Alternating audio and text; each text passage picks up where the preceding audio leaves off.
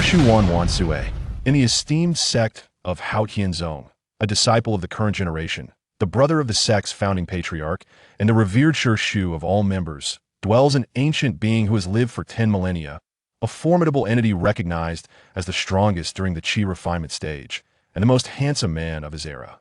Su Fan has finally emerged from his seclusion. As a prodigious talent destined to face his 12th thunder tribulation during the Qi refinement stage, he resolved to venture forth in search of rare heavenly materials and earthly treasures to prepare for his tribulation and to strive for the 12th layer of Qi refinement. The outcome: Su Fan, all I wish is to undergo a tribulation. Must you all provoke me? Chapter 1. I beg you not to cultivate immortality. The mountains rise and fall, enveloped in ethereal purple mist, as the first rays of dawn disperse the night and stars, casting light upon the entire Haotian Sect. The palaces and pavilions amongst the forest stand tall, exemplifying the sect's great fortune. This place is one of the immortal cultivation sects in Bixia City, Haotian Sect, which has been passed down for over 10,000 years. At the back mountain of Haotian Sect lies a secretive area, forbidding entry to the uninvited. On a lowly hill of azure stone, overgrown with moss, records of Haotian Sect indicate that this was once a cave abode where a powerful figure from the sect would enter seclusion, emerging only once every millennium. Each emergence would summon thunder from the heavens, with tribulations rolling forth. Another millennium has passed. Within the azure stone hill, in the cave abode, a man of extraordinary presence and unparalleled beauty sits cross-legged, his long hair cascading down his back, exuding an unmistakable celestial aura. Surrounding his body, spiritual energy blossoms like lotus flowers, radiant with hues of every color, his skin akin to finely polished jade, glowing with light. He has maintained this posture for an entire year. My name is Su Fan, and I am in a state of utter panic, for once again, I find myself marked by the thunder tribulation. I say once again because this is not my first time. I truly cannot comprehend why I must face a thunder tribulation for merely breaking through a minor realm in the Qi refinement stage. Su Fan's heart is filled with torment as spiritual energy flows through his meridians. His cultivation stands at the 11th layer of Qi refinement. Just one step remains for him to ascend to the 12th layer of Qi refinement. Yet he hesitates. Su Fan attempts to circulate his spiritual energy to breach the barrier of the 12th layer. The barrier is as thin as a membrane, easily pierced with the slightest touch. Just as Su Fan's fingertips brush against this membrane, a resounding rumble erupts from the heavens, as purple clouds swirl and flashes of lightning illuminate the sky. Within Haotian Sect, from the sect leader to the most humble disciples, all gaze upward. The current sect leader, Zhongshan Feng, stands atop the leader's peak, looking towards the horizon in astonishment. Is it true that there exists a cultivator of the tribulation stage within Haotian Sect? Zhongshan Feng's face reflects his disbelief. In the next instant, the purple clouds vanish. Confused, Zhongshan Feng wonders. A moment later, the purple clouds re-emerge, and once again they dissipate. Zhongshan Feng's expression shifts from astonishment to disdain. Will you, or will you not undergo the tribulation? Brother, I have brought sunflower seeds, peanuts, and fine wine. Let us sit and wait. Elder Ji Yun Shi, her brows elegantly arched, dressed in a white floral gown, approaches with a graceful demeanor. Wait for what? Zhongshan Feng inquires, puzzled. To witness another's tribulation. Ji Yun Shi replies with a smile, her gaze hinting at a desire for amusement. Thus another year passes. The sunflower seeds and peanuts are consumed, yet the thunder tribulation remains elusive. The members of Haotian Sect grow accustomed to this unusual occurrence. In the back mountain, Su Fan continues to probe. I shall attempt once more without entering. He strives to pierce this membrane, and the thunder tribulation approaches. He withdraws his spiritual energy, and the tribulation fades. Will you not cease your torment? Su Fan is driven to despair. For an entire year, every time he attempts to break through to the 12th layer of Qi refinement, he is instantaneously targeted by the will of heaven. Should he dare to pierce the membrane, he would be struck by lightning. How can this feel so akin to guilt? For over 10,000 years, that fellowly Haotian has ascended for over 10,000 years, yet here I am, still at the 11th layer of Qi refinement. I, Su Fan, refuse to accept this. Today I must break through. With determination in his heart, Su Fan channels all his spiritual energy, fully prepared to make the leap. Thunder rumbles ominously as purple clouds churn. Lightning crackles violently. Forget it, forget it. My life is paramount. I shall not break through. Su Fan retracts his spiritual energy back into his dantian, yet the storm clouds remain. Peering through the azure stone barrier, Su Fan perceives the lightning forming two characters in the clouds. "Huh, you are quite impressive." Su Fan sighs. "How arduous this is for me." A millennium ago, Li Haotian, the founding patriarch of Haotian Zone, established the sect here, widely opening its doors. In that ancient era of immortal cultivation, he achieved dominance. Su Fan is the first-generation disciple of Haotian Zone, possessing unmatched beauty and extraordinary talent. In merely a month, he ascended from an ordinary mortal to a cultivator of the first layer of chi refinement. On the day of his breakthrough, thunder roared, summoning the tribulation. Li Haotian was filled with elation. This was a thunder tribulation, an event reserved for those at the tribulation stage. How extraordinary must Su Fan's talent be to invoke the jealousy of the heavens and draw down such a tribulation? As a peak cultivator of the tribulation stage, Li Haotian personally intervened to shield Su Fan from the thunder. A mere cultivator breaking through to the first layer of chi refinement could summon a tribulation. His future was boundless. Thus, Li Haotian postponed his ascension, deciding to wait until Su Fan matured into a powerful figure capable of succeeding him as the leader of Haotian Zone before ascending himself. Su Fan did not disappoint. 2 months later, he broke through to the second layer of chi refinement. Once again, thunder roared, and the tribulation descended. This time, the might of the tribulation doubled. Li Haotian was ecstatic and intervened once more, shielding Su Fan from the thunder. Yet this time, he sacrificed his treasured Tun Ding. By this point, some within Haotian Zone had begun to sense something amiss. 3 months later, Su Fan broke through once again, reaching the third layer of chi refinement. Thunder rumbled ominously, and the tribulation returned. Will this never end? Li Haotian was beside himself. For the future legacy of Haotian Zone, he joined forces with the sect elders to shield Su Fan from the tribulation. This time, nearly half of Li Haotian's treasures were destroyed, and the elders collectively regressed a realm in their cultivation. 4 months later, Su Fan broke through once more. Li Haotian, after the fourth thunder tribulation was endured, one night, Li Haotian sought out Su Fan. 10 jars of Zue Xianjiao were laid out on the table. Su Fan, from today onward, I, Li Haotian, shall consider you my sworn brother, Li Haotian proclaimed, downing an entire jar of wine. Leader, this is unacceptable. How can I be your younger brother? Su Fan exclaimed in shock. Li Haotian, slightly inebriated, insisted, no, I am your younger brother. Su Fan retorted, I am not that old. Su Fan's feelings for Li Haotian were complex. After all, he had helped him survive 4 tribulations.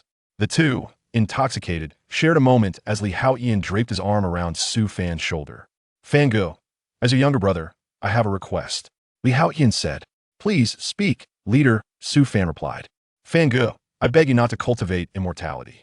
You undergo a tribulation for every layer you ascend, and there are 12 layers in the chi refinement stage. Li Haotian's face was etched with despair. Leader, I do not wish for this either, Su Fan replied, feeling both wronged and handsome in his appeal. At that moment, Li Haotian was entranced. Damn it, why is this guy so handsome? Li Haotian quickly turned his head away. Fango, it's not that I do not wish to assist you. You may manage 1 or 2 tribulations, or even 3 or 4 with some difficulty, but 5 or 6 tribulations would be beyond the capacity of any renowned sect. Li Haotian gazed down at the floor. But leader, I truly desire to cultivate immortality, Su Fan replied earnestly. Li Haotian's expression grew grave. Are you certain? Do you truly wish to pursue this path? Seeing his demeanor, a glimmer of hope ignited within Su Fan. Leader, I know you will help me, Su Fan said. Li Haotian sighed, and suddenly, golden light radiated from him. In the night sky, purple clouds gathered, and thunder rumbled ominously. Li Haotian's body soared into the air, ascending toward the clouds. A voice resonated from above. Fango, cultivate well. I cannot endure this any longer. I shall ascend first, and if I have the chance to return, I will surely bring grass to your grave. Li Haotian's first ascension, thunder tribulation, was, in fact, the 5th tribulation he had endured. From that moment onward, no one within Haotian Zone paid any mind to Su Fan. That once promising genius faded into obscurity, and as his peers ascended or aged, the members of Haotian Zone completely forgot Su Fan's existence, leaving behind only fragments within the sect's ancient texts. Li Haotian, once I ascend, I shall surely adorn your grave with a tuft of grass. With this thought, Su Fan spoke in a fit of anger. Due to the necessity of facing tribulations upon any breakthrough, Su Fan turned to cultivate martial arts of the mundane world to prolong his lifespan. After all, even at the 12th level of the Qi refinement stage, one's lifespan barely exceeds a century. This practice continued for over 10,000 years. Su Fan himself was perplexed as to why he had yet to perish and still retained his handsome visage. If his striking appearance had invoked the jealousy of the heavens, then I, Su Fan, would not willingly abandon this charming face. Throughout these millennia, Su Fan had navigated through 7 lightning tribulations by relying on his own strength. With no assistance at hand, he meticulously prepared himself each time before confronting the tribulation. This time, Su Fan possessed a 70% confidence in overcoming the impending tribulation. 70%, that is quite a significant probability. Perhaps I should take the plunge. Su Fan mused. After pondering for a moment, he spat in disdain. Su Fan, you truly seem to be getting ahead of yourself. That individual next door would not dare to face the tribulation without at least 100% certainty, yet you feel emboldened with a mere 70. Life is singular. I cannot allow my own missteps to result in its premature end. Very well. I shall prepare further and, in the process, see how the sect has fared over the years. Su Fan rose, retracting the radiant aura that enveloped his skin back into his being. Upon glancing upwards, he remarked, "You have not departed yet?" Su Fan sneered. "I shall not face the tribulation now. If you possess the capability, come and strike me." Boom! A bolt of purple lightning struck the mountain. Su Fan's expression twitched, and he chuckled. "I was merely jesting, my friend. Why do you take it so seriously?" Chapter 2. Emergence from Seclusion. During the grain rain season, as peach blossoms wither and pear trees bloom, the harmonious balance of fortune and misfortune is observed. Before the mountain gate, a grand archway stood tall, inscribed with the ancient characters Haotian Zone. This plaque was personally penned by the sect's founding ancestor, Li Haotian. Surrounding the archway, flowers flourished and butterflies danced in the air. Numerous disciples of Haotian Zone stood on either side, awaiting the arrival of their junior brothers and sisters. Elder Ji Yunxi was also present beneath the archway. Ji Yunxi, with her elegantly arched brows and graceful demeanor, captivated many male disciples with her every smile and frown. She addressed them with a smile. "Soon, we shall commence the grand ceremony for the new disciples of Haotian Zone. As senior brothers and sisters, remember to set a good example and not tarnish the reputation of our sect." The disciples bowed in unison. "We shall keep this in mind." Shortly after, a middle-aged man clad in a black robe approached. Although his countenance was stern, the joy in his eyes was unmistakable. Zhang Shanfeng, the current sect leader of Haotian Zone, had attained the pinnacle of the Golden Core stage. However, his hair was not long and flowing, but rather a neatly trimmed black and white buzz cut. His hair was so meticulously groomed that it appeared as if it had been professionally styled. Following him were 20 figures, both young men and women, the new disciples recently inducted into Haotian Zone. Upon witnessing the mist-shrouded peaks and the abundant spiritual energy of Haotian Zone, the new disciples were filled with excitement, standing in 2 rows, curiously gazing at the distant mountaintops. Each of them possessed a certain aptitude for cultivation and was experiencing the legendary existence of a celestial gate for the first time, rendering their curiosity inevitable. Ji Yunxi hurriedly approached, nodding in greeting. "Brother Master, thank you for your efforts." "Junior sister, how are the preparations for the ceremony?" Zhang Shanfeng inquired seriously. Ji Yunxi replied, "Everything is ready. We can begin as soon as the appointed time arrives." Zhang Shanfeng remarked, "I did not expect to receive so many disciples this time. I, Zhang Shanfeng, have not let down the ancestors of Haotian Zone." At that moment, he allowed a genuine smile to break forth. "Brother, it is only 2 more than the previous session." Ji Yunxi rolled her eyes. Zhang Shanfeng's expression faltered, turning away. Does the brother not care for his dignity? Just then, a wave of black mist suddenly appeared on the horizon, surging toward Haotian Zone like a tsunami. The entire sky was enveloped in darkness, and the surroundings instantly dimmed. "Not good. Protect the junior disciples." Zhang Shanfeng shouted urgently. Under the archway, Many disciples summoned their spiritual instruments and swiftly ushered the new disciples into the archway. A palpable sense of oppression approached, causing the mountain to tremble. Are there monsters coming? Mother, I just began cultivating. I do not want to die. I do not wish to cultivate anymore. I want to go home. Several new disciples with fragile nerves turned pale, exclaiming in terror. Fortunately, the senior brothers and sisters conjured a protective shield of spiritual energy, safeguarding them within. The black mist loomed over the mountain gate of Haotian Sect, within which two enormous crimson eyes emerged, fixating intently on Zhang Shanfeng. His expression turned grave, and his robes billowed in the wind, accentuating his masculine demeanor. What brings you to Haotian Sect? Zhang Shanfeng inquired, his mind connected to the storage ring, ready to attack at any sign of danger.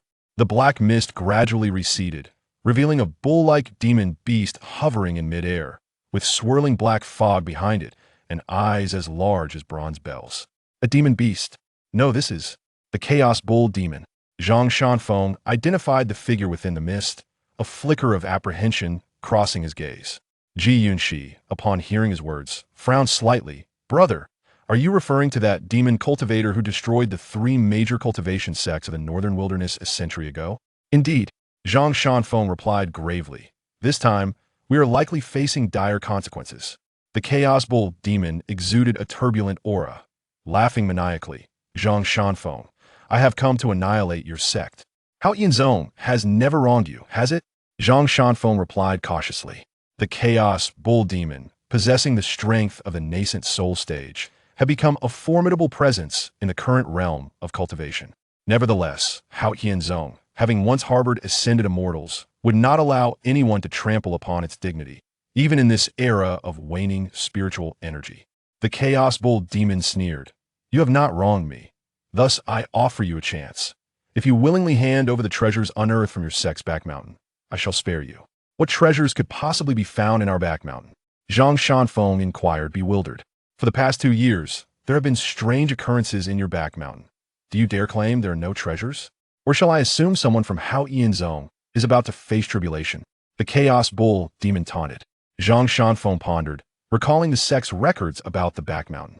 Seeing Zhang Shanfeng's silence, the Chaos Bull Demon stepped forward, growling, It seems you do not intend to comply. I shall take matters into my own hands. Boom! The black clouds churned as a massive bull hoof descended upon the gate of Haotian Sect. Yunshi, take action, Zhang Shanfeng commanded, as a flying sword emerged from his storage ring, positioning itself before him. 9 Nether Sword Technique. The surrounding sword shadows surged forth, charging toward the descending hoof. Impudent demon, today I shall purge the demon from the realm of cultivation. Ji Yunshi declared coldly, summoning a spiritual sword that she swung in a graceful arc through the air. Junior sister, be careful, Zhang Shanfeng urged anxiously. A wave of sword energy shot forth from Ji Yunshi's sword. Zhang Shanfeng felt a chill as he watched his neatly styled hair fall before his eyes. Alas, he had failed to intercept it, and his hair had been sheared once again.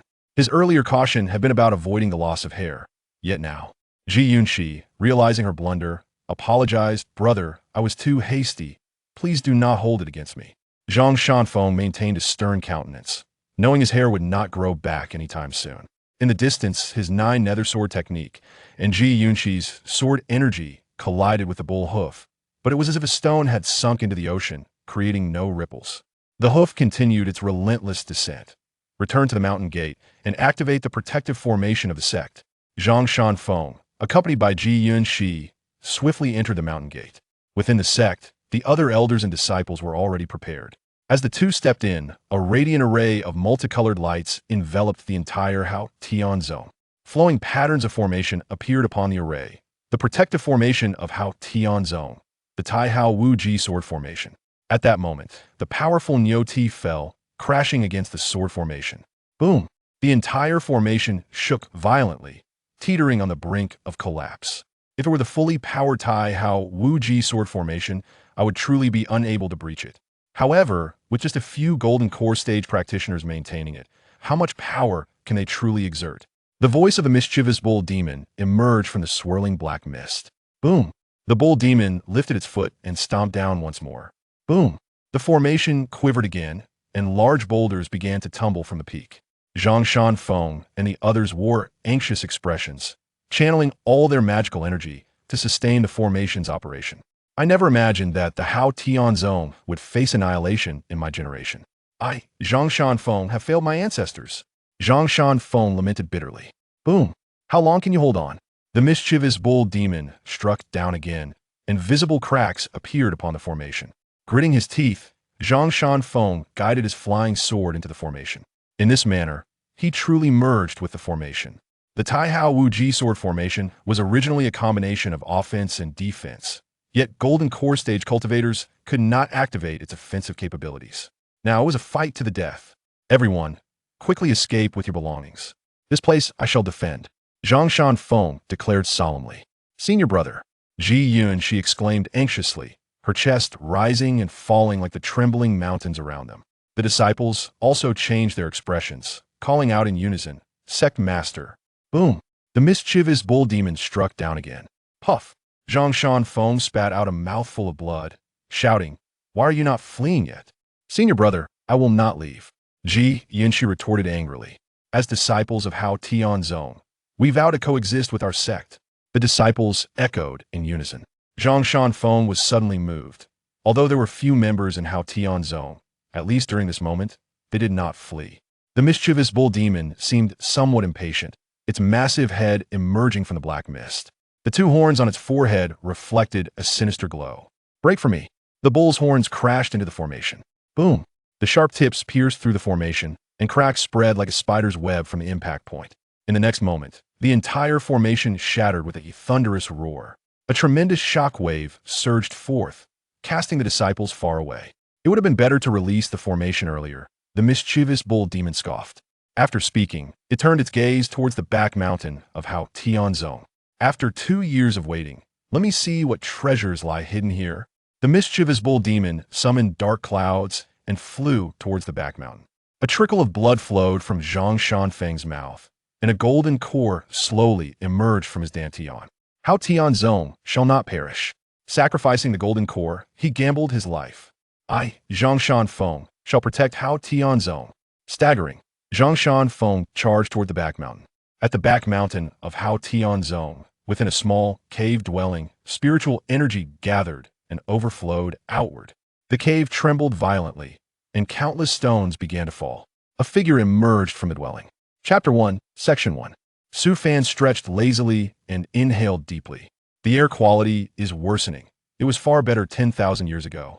He wore only a loose pair of white shorts, revealing a robust physique, with long hair, cascading down, exuding an irresistible charm. In the distance, a dark cloud suddenly descended. As the dark cloud dissipated, the mischievous bull demon revealed itself.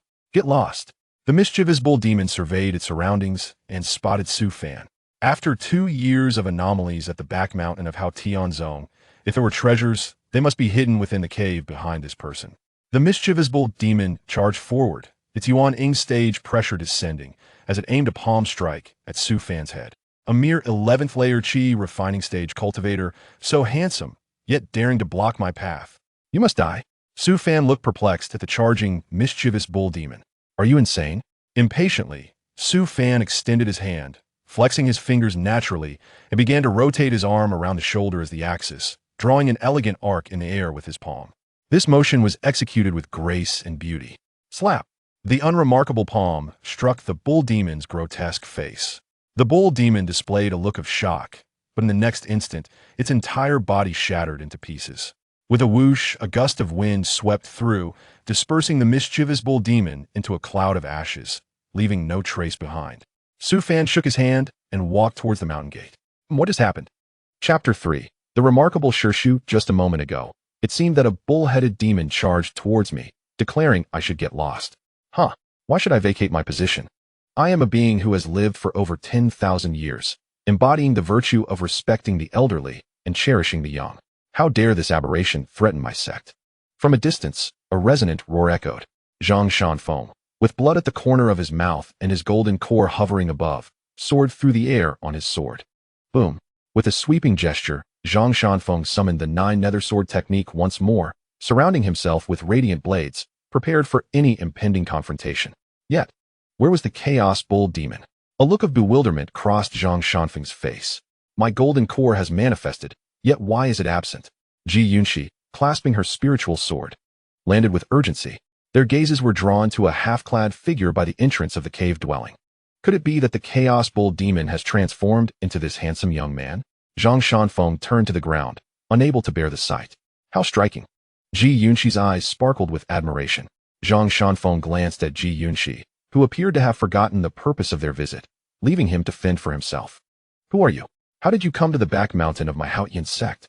Zhang Shanfeng inquired solemnly. Li Haotian is my younger brother, Su Fan replied calmly. Internally, he rolled his eyes, recalling that it was he who had once suggested such a relationship. He should not be surprised by the ensuing complications.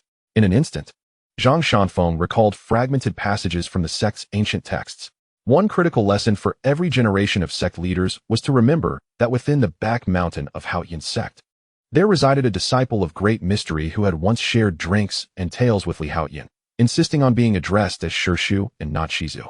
Zhang Shanfeng had contemplated this Shishu emerging during his generation, yet he never anticipated such youthfulness. Shouldn't he be a venerable elder with a head full of white hair? What does it mean to have a handsome figure emerge instead? Are you truly Shishu Su? Ji Yunxi exclaimed as she discarded her spiritual sword and rushed towards Su Fan, inspecting him with keen interest. My, what an impressive physique. I wonder what it feels like to touch. Zhang Shanfeng hastily retracted his golden core and artifacts into his dantian, performing a respectful bow and saying, I am Zhang Shanfeng, the 57th generation sect leader of Haotian Sect, and I welcome you, Shishu, from your seclusion. Shishu is so handsome. Ji Yunxi gushed, her infatuation evident. Su Fan inwardly acknowledged her perceptiveness. Her expression, akin to a sky dotted with twinkling stars, was captivating. Do rise. There is no need for formalities in my presence henceforth. Su Fan spoke gently. Yes, Shishu, Zhang Shanfeng replied, releasing his clasped hands. Observing the two youthful figures before him, Su Fan felt a wave of nostalgia. 57 generations have passed. This time, I must succeed in transcending tribulations. If not, what will become of Li Haotian's ascent to true immortality? The gratitude for 4 tribulations endured remains etched in my memory, and the gravesite must be adorned with more grass. Speaking of grass, why does the sect leader's hairstyle appear so peculiar? As for that female elder, her demeanor was somewhat tempestuous, yet her gaze, well, such is the plight of the handsome. What brings you both here? Su Fan inquired. Reporting to Shishu, a Yuan-Ing realm demon cultivator intruded upon our sect, and we pursued it here. Disturbing your seclusion was truly unavoidable, Zhang Shanfeng explained. Upon hearing this, Su Fan paused. A Yuan-Ing realm demon? I felt nothing. Could it have lost its way? I sensed no presence, but if it is indeed a Yuan-Ing realm demon, it must possess some skills in concealing itself. You should not linger here. Ensure that disciples do not approach the back mountain in the future, just to be cautious, Su Fan advised earnestly. Is there anything we should prepare for your return from seclusion, Shishu? Zhang Shanfeng asked. Su Fan intended to respond, but reconsidered his status. It would be inappropriate to trouble the younger generation. No need for preparations. I shall find a place to reside in the back mountain, Su Fan replied. Shishu, I can assist you in finding a suitable spot, Ji Yunxi offered enthusiastically. No, I prefer solitude for now, Su Fan replied softly. Ji Yunxi pursed her lips and said, Then I shall not intrude, but do not hesitate to seek me if you require anything. After Zhang Shanfeng and Ji Yunxi departed, Su Fan sought a level area. The previous dwelling had been destroyed, and he needed to construct a new abode. His foremost task upon emerging was to gather items that would aid in transcending tribulations. In the past several millennia, each emergence had been for this sole purpose. Yet, as spiritual energy dwindled, these items became increasingly elusive, and he had no idea when he might gather them all.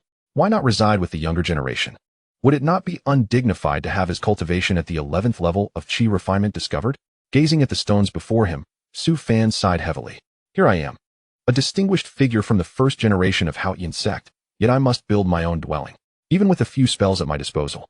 My current cultivation limits their effectiveness. Perhaps I am the most unfortunate of transmigrators. After 10,000 years, others would have elevated to supremacy, while I linger at the chi refinement stage. 10,000 years can sometimes feel rather dull. However, Su Fan has adapted to this lifestyle. One must always possess aspirations, such as ascending to immortality.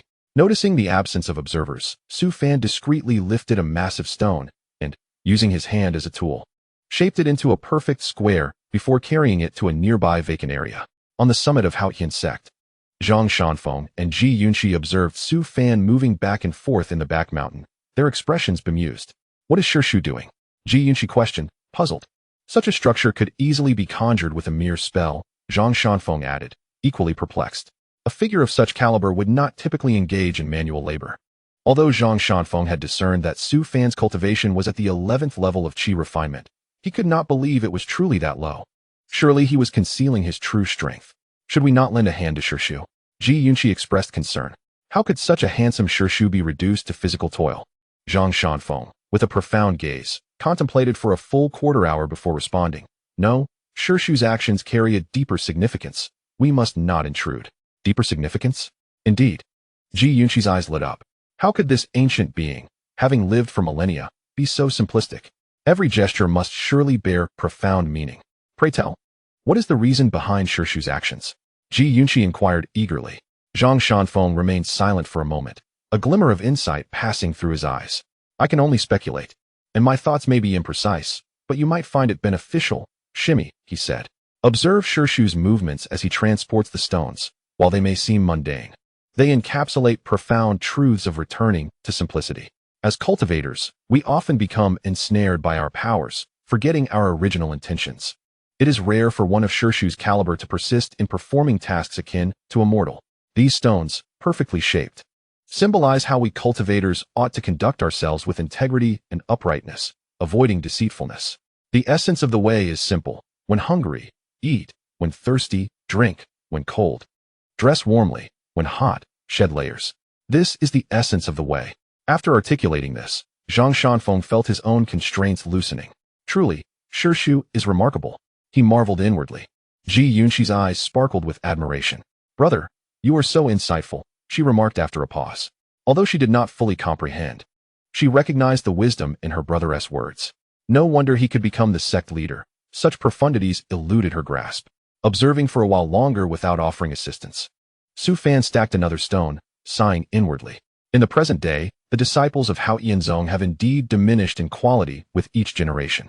Atop the main peak, Zhang Shanfeng and another descended the heights to preside over the grand initiation ceremony for new disciples. In the glory days of Haotian Sect, the number of disciples exceeded 10,000, and the initiation ceremony was a magnificent spectacle. Alas, those days are long gone. To say that there are even 100 disciples now would be a challenge. After the ceremony concluded, 20 eager young men and women, filled with curiosity, stood at the entrance of the main hall.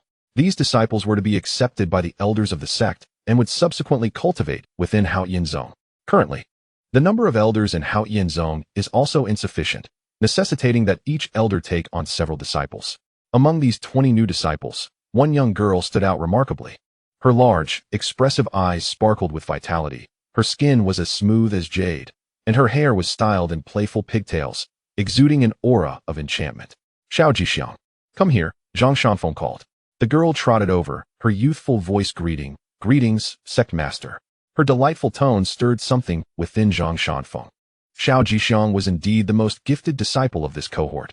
Originally, Zhang Shanfeng intended to take her as his apprentice. However, with the arrival of his uncle from seclusion, he had a change of heart. Xiao Jixiang, within our sect resides a formidable elder. Following him will lead to boundless prospects. Would you be willing to become his disciple? Zhang Shanfeng inquired. I am willing, Xiao Jixiang replied, albeit nervously. This sect master is quite peculiar. The butcher from the neighboring village sports a hairstyle like that, she thought. Very well, I shall take you to meet my uncle, Zhang Shanfeng smiled. With such talent and her adorable appearance, following his uncle would indeed promise a brighter future. In the days to come, Haotian Sect shall rely on you, he remarked as he led Xiao Jixiang towards the back mountain. Meanwhile, in the back mountain, Su Fan had already constructed a dwelling. Given my current cultivation level in the qi refining stage, I can only set up a sturdy and protective formation. This way, it won't easily collapse, Su Fan mused, stroking his chin. If he were to grade this stone house, he would bestow it a score of 99 out of 100. It simply needed 2 more bricks. He picked up 2 green bricks from the ground. At that moment, Zhang Shanfeng and Xiao Jixiang descended gracefully from the sky, the mist beneath them gradually dissipating. Uncle, Zhang Shanfeng greeted with a respectful gesture. Su Fan turned around, holding the 2 green bricks, his expression stern as he fixed his gaze on Zhang Shanfeng. You come only after the house is built. Is this intentional? And why have you brought a young girl with you? Do not think that just because she is adorable, you can evade criticism, Su Fan admonished. Zhang Shanfeng stared back at Su Fan, while Xiao Jixiang observed both men curiously. Is this truly my uncle? He appears so youthful, standing together. It is as if the sect master is the uncle, she thought. Noticing that Su Fan had yet to speak, and instead was fixated on him while holding the bricks. Zhang Shanfeng felt a tightness in his chest. What is my uncle trying to convey with those bricks? Suddenly, a realization struck him. Uncle, you are holding 2 bricks to tell me that, like these humble bricks, with diligent refinement, one can achieve great accomplishments, correct? Su Fan. Before Su Fan could respond, Zhang Shanfeng continued. Thank you for your guidance, uncle. I understand now. I will work diligently, for if I do not solidify my foundation, I shall never break through to the Yuaning realm. By the way, uncle, Xiao Jixiang is the most talented among the new disciples. I am rather dull-witted, and I hope you can mentor her. Xiao Jixiang, do not hesitate to pay your respects to your master, Zhang Shanfeng instructed sternly. As Xiao Jixiang prepared to kneel, Su Fan's expression changed, and he quickly interjected, Wait, my dear disciple, it is truly a pity for you to merely serve as a sect master. Wait, does my uncle have more teachings? Zhang Shanfeng looked at Su Fan eagerly. Su Fan, with a slight headache, glanced at Xiao Jixiang. This disciple was certainly not meant for him. However, Zhang Shanfeng had acted without permission and needed a lesson to remind him of his place. A lesson, but not too severe, he chuckled to himself. Clearing his throat, Su Fan asked, What is your current cultivation level? I am but a dullard. Having reached the peak of the golden core stage, Zhang Shanfeng replied. At the peak of the golden core, your understanding of techniques should be quite proficient. Su Fan observed calmly. Zhang Shanfeng responded, My disciple follows the path of sword cultivation, so my understanding of techniques may not match yours, but within the sect, it is adequate. As he explained, his mind began to wander. What does my uncle mean by that? Is he implying that sword cultivators must not neglect techniques? Su Fan took 3 steps back, moving aside as he said slowly, Today, with nothing else to do, I shall assess your understanding of techniques. It would be a waste to not utilize such a capable assistant. Just look at the houses built for disciples on the main peak compared to my stone dwelling. While it may suffice for shelter, it certainly lacks elegance befitting my status as your uncle. Zhang Shanfeng nodded lightly. May I ask how you wish to assess me, uncle? It is quite simple. With abundant materials at hand, let us use them to test your techniques.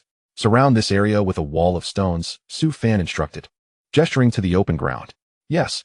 Zhang Shanfeng raised his hand, forming a technique with his fingers. The stones that had been piled on the ground began to levitate, and the spiritual energy surged forth like a flowing ribbon, lifting the stones and placing them neatly in the designated area, while the earth itself seemed to rise to fill the gaps.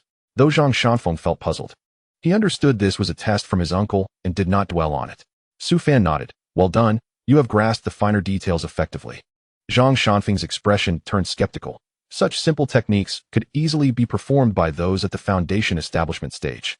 Continue to demonstrate your techniques and construct wooden pillars here. Su Fan directed, pointing at the stone house. Remember not to rush. Techniques demand precision. Ensure the spacing between the pillars is appropriate, and their appearance matters too. Zhang Shanfeng took Su Fan's words to heart, raising his hand to manipulate the spiritual energy. The trees were neatly severed at the base and transformed into wooden beams midair, descending gracefully and dividing perfectly. In just a brief moment, a small courtyard began to take shape. Su Fan glanced at his own dwelling, pleasantly surprised that it exceeded his expectations. Indeed, I am a genius, he thought. Your understanding of techniques appears commendable, Su Fan remarked with satisfaction. Thank you for your praise, uncle. Zhang Shanfeng bowed respectfully. Meanwhile, Xiao Jixiang watched the two with wide eyes. Isn't this just house building? Can this also assess one's understanding of techniques? She thought. Sectmaster, you are truly impressive. The courtyard you built is both beautiful and sturdy, Xiao Jixiang exclaimed. Do not envy, Xiao Jixiang. Once you begin your cultivation, you too will learn various techniques. Zhang Shanfeng replied with a smile. My power enhances this structure. Even 100 years of wind and rain shall not weaken it. Before Zhang Shanfeng could finish his sentence, a terrifying surge of spiritual light descended from the heavens. Boom! The light struck the newly constructed courtyard, instantly causing cracks to spread across the stone walls, and the wooden pillars of the roof shattered one by one.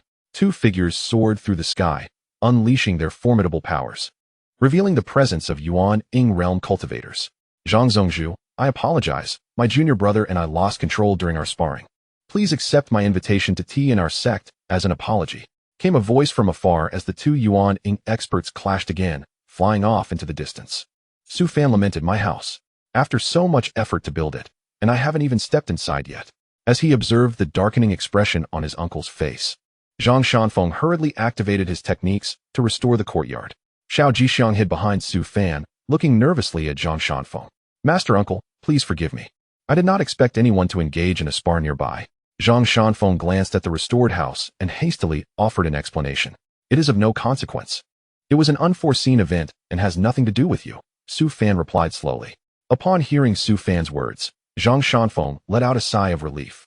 "In that case, I shall not disturb you any further, Master Uncle."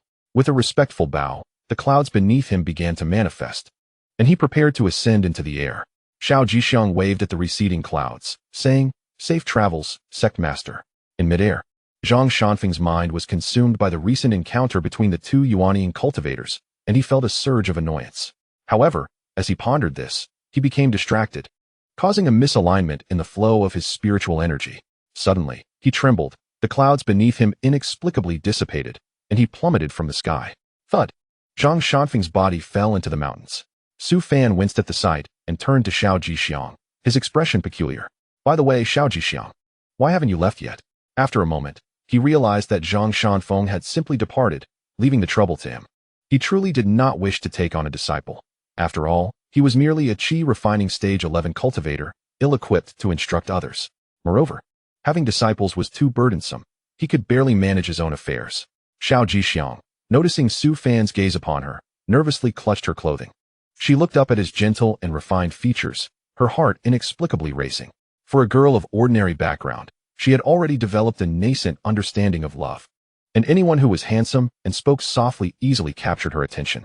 In her village, many at her age were already engaged, and her mother had mentioned that she, too, would encounter such a fate. Little did she expect to meet someone like him within the confines of a cultivation sect. And even the most handsome man in her village paled in comparison to this master uncle. However, his expression seemed somewhat stern. Had she inadvertently offended him? Her mother had warned her that there were many rules within the cultivation sect, and it was easy to offend them. What should she do? Had she truly crossed a line with Master Uncle? As she pondered this, Xiao Jixiang grew increasingly anxious, her large, watery eyes fixed on Su Fan, exuding an air of vulnerability. This helpless demeanor startled Su Fan. He could hardly withstand it. Was she not the epitome of cuteness? "I shall teach you cultivation, but you must call me Master Uncle like the others. Ultimately, our relationship is not that of a master and disciple, understood?"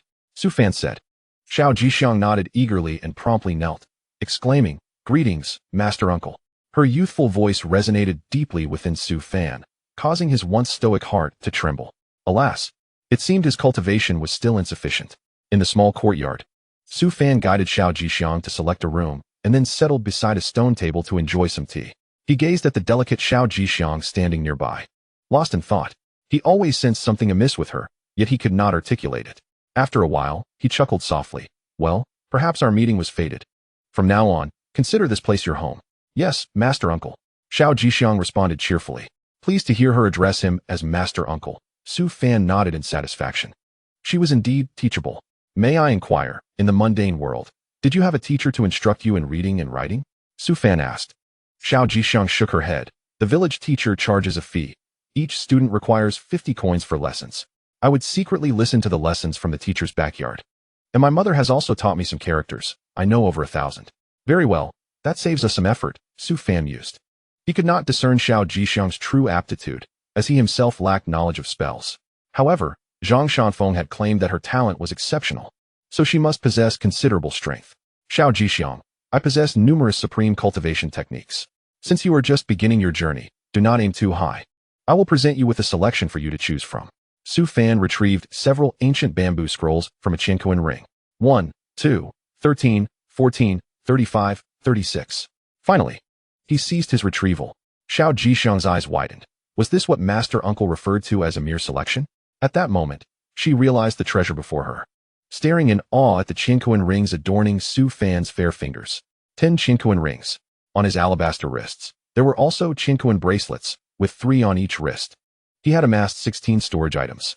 Did Master Uncle not find it burdensome to wear so many ornaments? "Choose," Su Fan instructed. Xiao Jixiang's gaze was fixed on the ancient cultivation techniques, her breath quickening. These were indeed methods of cultivation. Master Uncle had generously offered her such a bounty to select from. He was truly kind to her. Haotian Dawangshan Heart Method.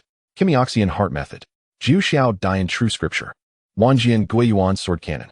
Tilting her head, Xiao Jixiang scanned the bamboo scrolls. Have you decided which technique to cultivate? Su Fan inquired gently. Master Uncle. May I take them all? Xiao Jixiang asked. Su Fan replied. Are children these days so greedy? One must not be overly ambitious. You can only choose one. Su Fan said with a stern expression.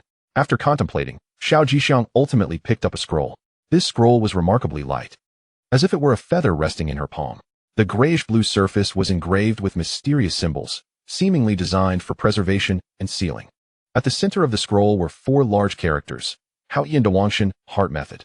The sensation of holding it was peculiar, akin to caressing a warm jade, devoid of coldness, instead exuding an indescribable comfort. Master Uncle, I choose this one, Xiao Jixiang declared, her excitement palpable. With this, I shall be able to soar through the skies. When my mother sees me next, she will surely be astonished.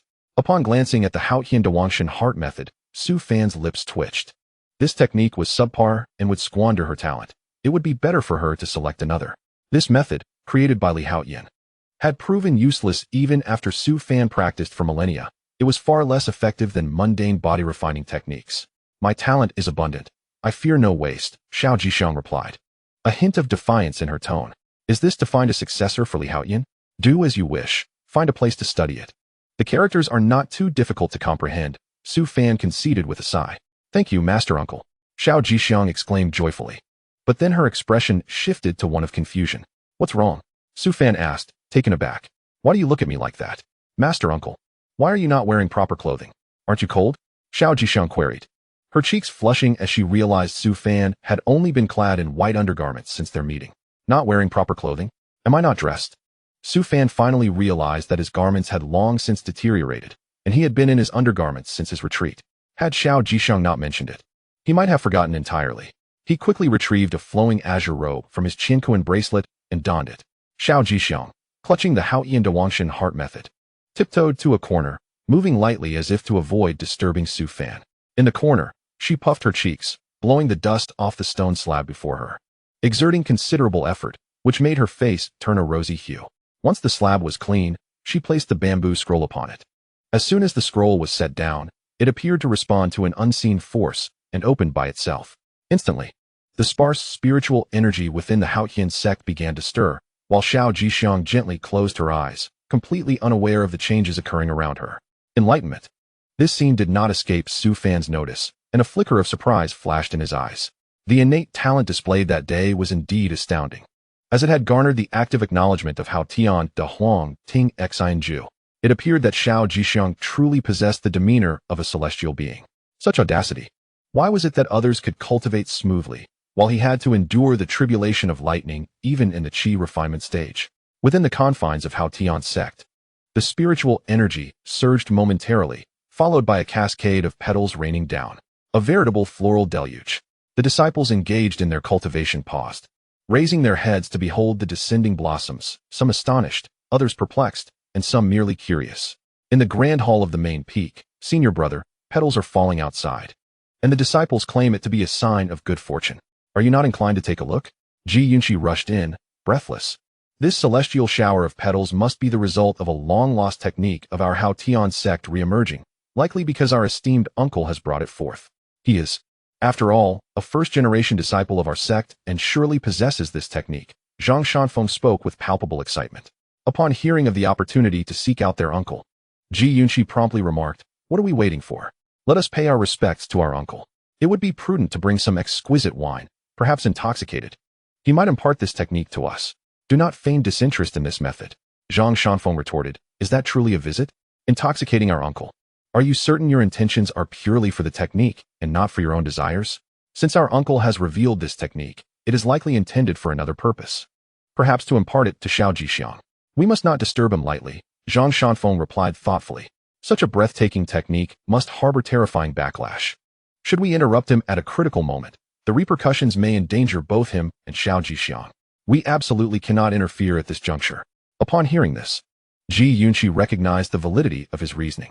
The more formidable the technique, the more dire the potential backlash. If their intrusion were to harm their uncle, it would indeed spell trouble. You're right, we cannot proceed now. I shall instruct someone to seal off the path to the back mountain. She hurriedly declared as she exited to arrange for the blockade. Zhang Shanfeng felt a sense of relief. Ever since meeting their uncle, he had begun to intuit the motives behind his actions. Perhaps this was indeed a form of care from their uncle. After all, why was it that only he could discern their uncle's intentions within the entire Haotian Sect? As expected, their uncle likely yearned for someone to comprehend him. After years of seclusion, it must have been arduous for him. They ought to strive for a deeper understanding of his intentions moving forward. Was their uncle grooming Xiao Jixiang to become the future sect leader by imparting this technique to her? Zhang Shanfeng mused. Indeed, within the entire sect, it would be challenging to find another disciple with such extraordinary talent. Once Xiao Jixiang reaches the golden core stage, I shall step aside and focus on my own cultivation. Chapter 6. I shall prepare for you. Observing Xiao Jixiang entering a state of enlightenment, Su Fan could not help but feel a twinge of envy. How wonderful it was to cultivate normally. A sudden pang of hunger struck him, prompting Su Fan to pat his belly. After such a prolonged period of seclusion, he had nearly forgotten what hunger felt like. As Xiao Jixiang had just entered enlightenment and would not awaken for a while, it would be prudent to seek sustenance first. After all, Xiao Jixiang was still an ordinary person and had yet to master the art of fasting. Indeed, teaching could be quite troublesome. Exiting the small courtyard, Su Fan made his way down the mountain. He maintained a sense of awareness as he traversed the back courtyard, ready to return at the first sign of anything approaching. At the entrance to the back mountain, several disciples stood guard, their eyes sharp, scrutinizing even the slightest disturbance. Suddenly, a crisp sound of a branch snapping echoed behind them, startling the disciples, who swiftly turned to investigate. Who goes there? Su Fan approached leisurely, casting a calm glance over the disciples. The moment they laid eyes on Su Fan, they were momentarily taken aback. A celestial being? Had a deity descended? One female disciple stared intently at Su Fan's face, her usual fierce demeanor giving way to shyness as she tucked her hair behind her ear. I have just emerged from seclusion on the back mountain of Haotian Sect. Do you happen to know where I might find something to eat? Su Fan inquired softly. The disciples, realizing the significance of a senior from the back mountain emerging, were taken aback by how different this esteemed figure appeared from their expectations. One male disciple hesitated, while the female disciple, emboldened, spoke first. Senior, I know the way. To where? Su Fan asked. Senior, the location is a bit secluded. Allow me to lead you there, she replied with a bright smile. Very well, Su Fan agreed, not giving it much thought. Despite the inadequacy of this generation's disciples, their warmth was commendable. As she gestured for him to follow, Su Fan felt a twinge of curiosity but did not dwell on it, simply following the female disciple. As they walked toward the front courtyard, Su Fan took in the surrounding scenery. The view from the main peak was indeed splendid, and the spiritual energy was more abundant than at the back mountain, making it quite suitable for newly initiated disciples to cultivate. The female disciple led the way, feeling both nervous and elated, as it was her first encounter with someone so handsome. Describing him as a celestial being was not an exaggeration. After years in Haotian Sect, she had grown weary of her fellow disciples, and now, encountering such a remarkable person, she could not let the opportunity slip by. Before long, the female disciple had brought Su Fan to the disciples' quarters, a courtyard designated for female disciples. As they approached, the fragrant scent of flowers wafted through the air. Su Fan suddenly halted. Are you certain this is the dining area? Rest assured, senior. I often prepare meals myself, and I shall attend to you shortly. The female disciple replied, blushing with a smile as she led Su Fan into her room. Having never entered a female disciple's quarters before, Su Fan noted its cleanliness, though the floral scent was somewhat overwhelming. The female disciple brought him to the table and gently said, Please wait a moment. I shall prepare it for you. Thank you. Su Fan expressed his gratitude. Yet, the female disciple did not prepare food, but rather made her way to the bed, shyly sitting on the edge and casting a glance at Su Fan before slowly drawing the curtains. In the next instant, a pink garment was tossed out, landing squarely before Su Fan. His brow furrowed as an unsettling feeling washed over him, watching as more garments were flung out, culminating in a bright red bodice that only confirmed his growing unease. This was not a meal. It was an attempt to seduce him. Immediately, Su Fan rose, his expression cold, not uttering a word as he swiftly exited the room. The winds of fate had turned. How could he trust so easily? Upon leaving the disciples' quarters, Su Fan inquired with several passing male disciples until he finally located the dining area. After arranging for a meal to be prepared, he made his way toward the back mountain. At that moment, News of a celestial being gracing the world began to spread throughout Haotian Sect. In the courtyard, Xiao Jixiang had just awakened from her enlightenment, gazing around in confusion. What just transpired? Why do I feel as if my mind has expanded with so much knowledge? Is this also part of a celestial's cultivation process?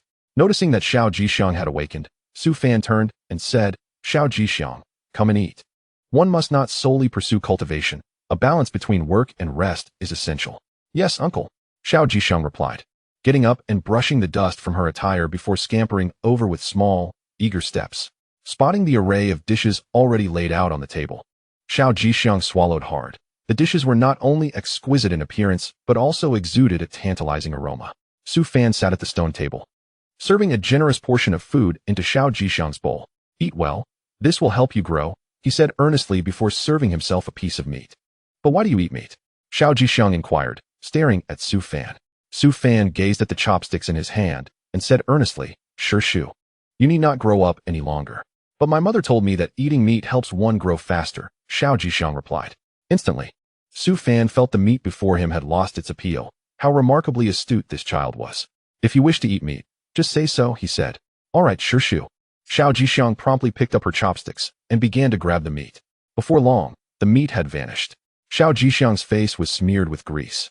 Yet she showed no sign of stopping, and even took the time to serve vegetables to Su Fan. Sure Shu, can I now fly and traverse the heavens? Su Fan was taken aback. Hey, little one, while your appearance may be charming, your thoughts are quite fanciful. I cannot even fly. Why not? When will I be able to fly? Those in the Jindan realm can walk on air, or you may use a flying magical artifact. Oh, Xiao Jixiang lowered her head, her thoughts wholly consumed by the notion of flying, especially after witnessing Zhang Shan Feng soaring through the skies, which filled her with envy. Sure Shu, let us eat first. We can talk afterward, Su Fan said sternly. This little girl was far too chatty. She could not even eat peacefully, proving to be quite the handful.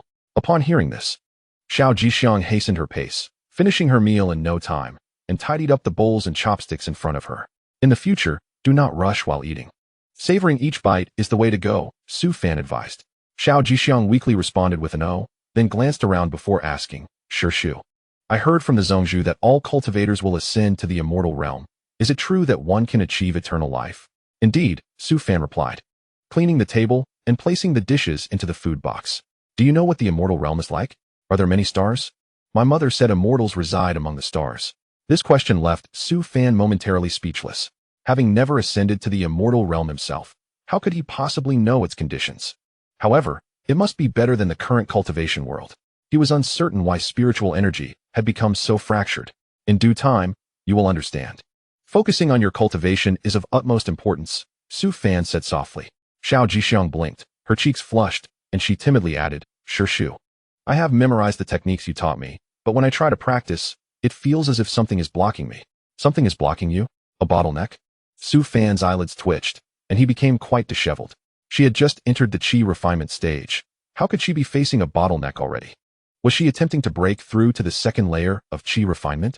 He had practiced the Haotian Dewangding heart method, and to this day, he had seen no results. How could she have such an effect? By the way, how does one overcome a bottleneck? Come, I shall teach you how to punch, Su Fan said solemnly, so that when you venture out, you may have the means to defend yourself against demons and malevolent spirits. Why should I go out? Xiao Jixiang asked. You cannot be so cautious at such a young age. This simply will not do. Do you not wish to return to see your family? Su Fan frowned.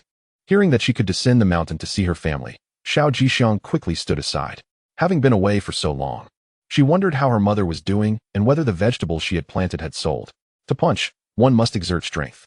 The most potent form of strength is the Longxiang power, so watch closely, Su Fan said, raising his left hand and slicing through the air in a dragon-like motion.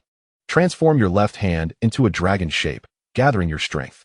He then raised his right hand, creating an arc in the air, resembling an elephant swinging its trunk. Transform your right hand into an elephant shape, complementing the power of your left hand. Only then can you fully unleash the strength of your arms. Xiao Jixiang watched in wonder, her eyes filled with questions. Is this truly how one channels energy? It looks more like random movements. And the way you move your right hand seems like a rainbow. A dragon for the left hand, and a rainbow for the right. Su Fan calmly retracted his fist and said, practice the posture first. Remember, do not rush. Yes, Xiao Jixiang responded, imitating his movements with great effort.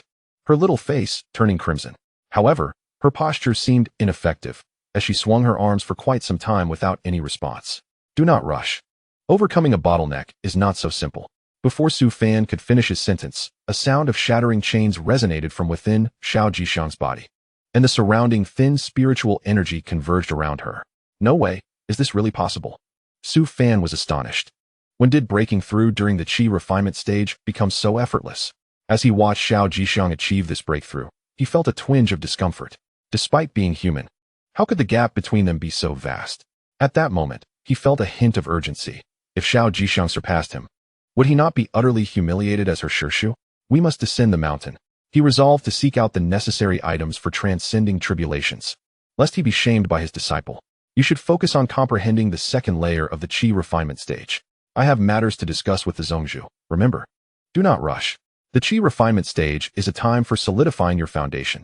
It is essential to hone your skills. Su Fan said with a serious expression before turning to leave. Having emerged from seclusion, he was determined to acquire the means for transcending tribulations. Reaching the 12th layer of Qi refinement was the final stage before foundation establishment. Su Fan believed that during foundation establishment, he should no longer require transcending tribulations, right? Chapter 7. Are we of the same generation as the Zhongzhu? In the grand hall of the main peak, Zhang Shanfeng and Ji Yunxi stood before a towering statue, accompanied by a middle-aged man with dark skin, dressed in tattered coarse clothing. The man's attire was ragged, and his body bore numerous wounds, evidently inflicted by wild beasts. The Haotian Sect was situated deep within the mountains, making the journey arduous for an ordinary person. At that moment, Su Fan entered the hall. Shirshu, Shirshu, Zhang Shanfeng and Ji Yunxi called in unison, though their gazes were somewhat different. You may continue your work. I merely came to observe, Su Fan said as he found a chair to sit down. Zhang Shanfeng nodded and turned his attention to the middle-aged man, inquiring, what has happened? Respected immortals, there are demons wreaking havoc in Bixia City. We beseech you to save our lives. The middle-aged man, filled with hope, knelt before them, repeatedly bowing his head. Zhang Shanfeng raised his hand to gently wave, sending forth spiritual energy to halt the man's actions. Do not rush. Slaying demons and dispelling evil is the duty of our cultivators. Please explain the situation clearly. Zhang Shanfeng said with a furrowed brow. The middle-aged man hastily replied, Respected immortal, there is a deep lake 20 miles from Bixia City, known for its mirror-like surface, which we call Mirror Lake. The entire city relies on this lake for sustenance, but half a month ago, strange occurrences began.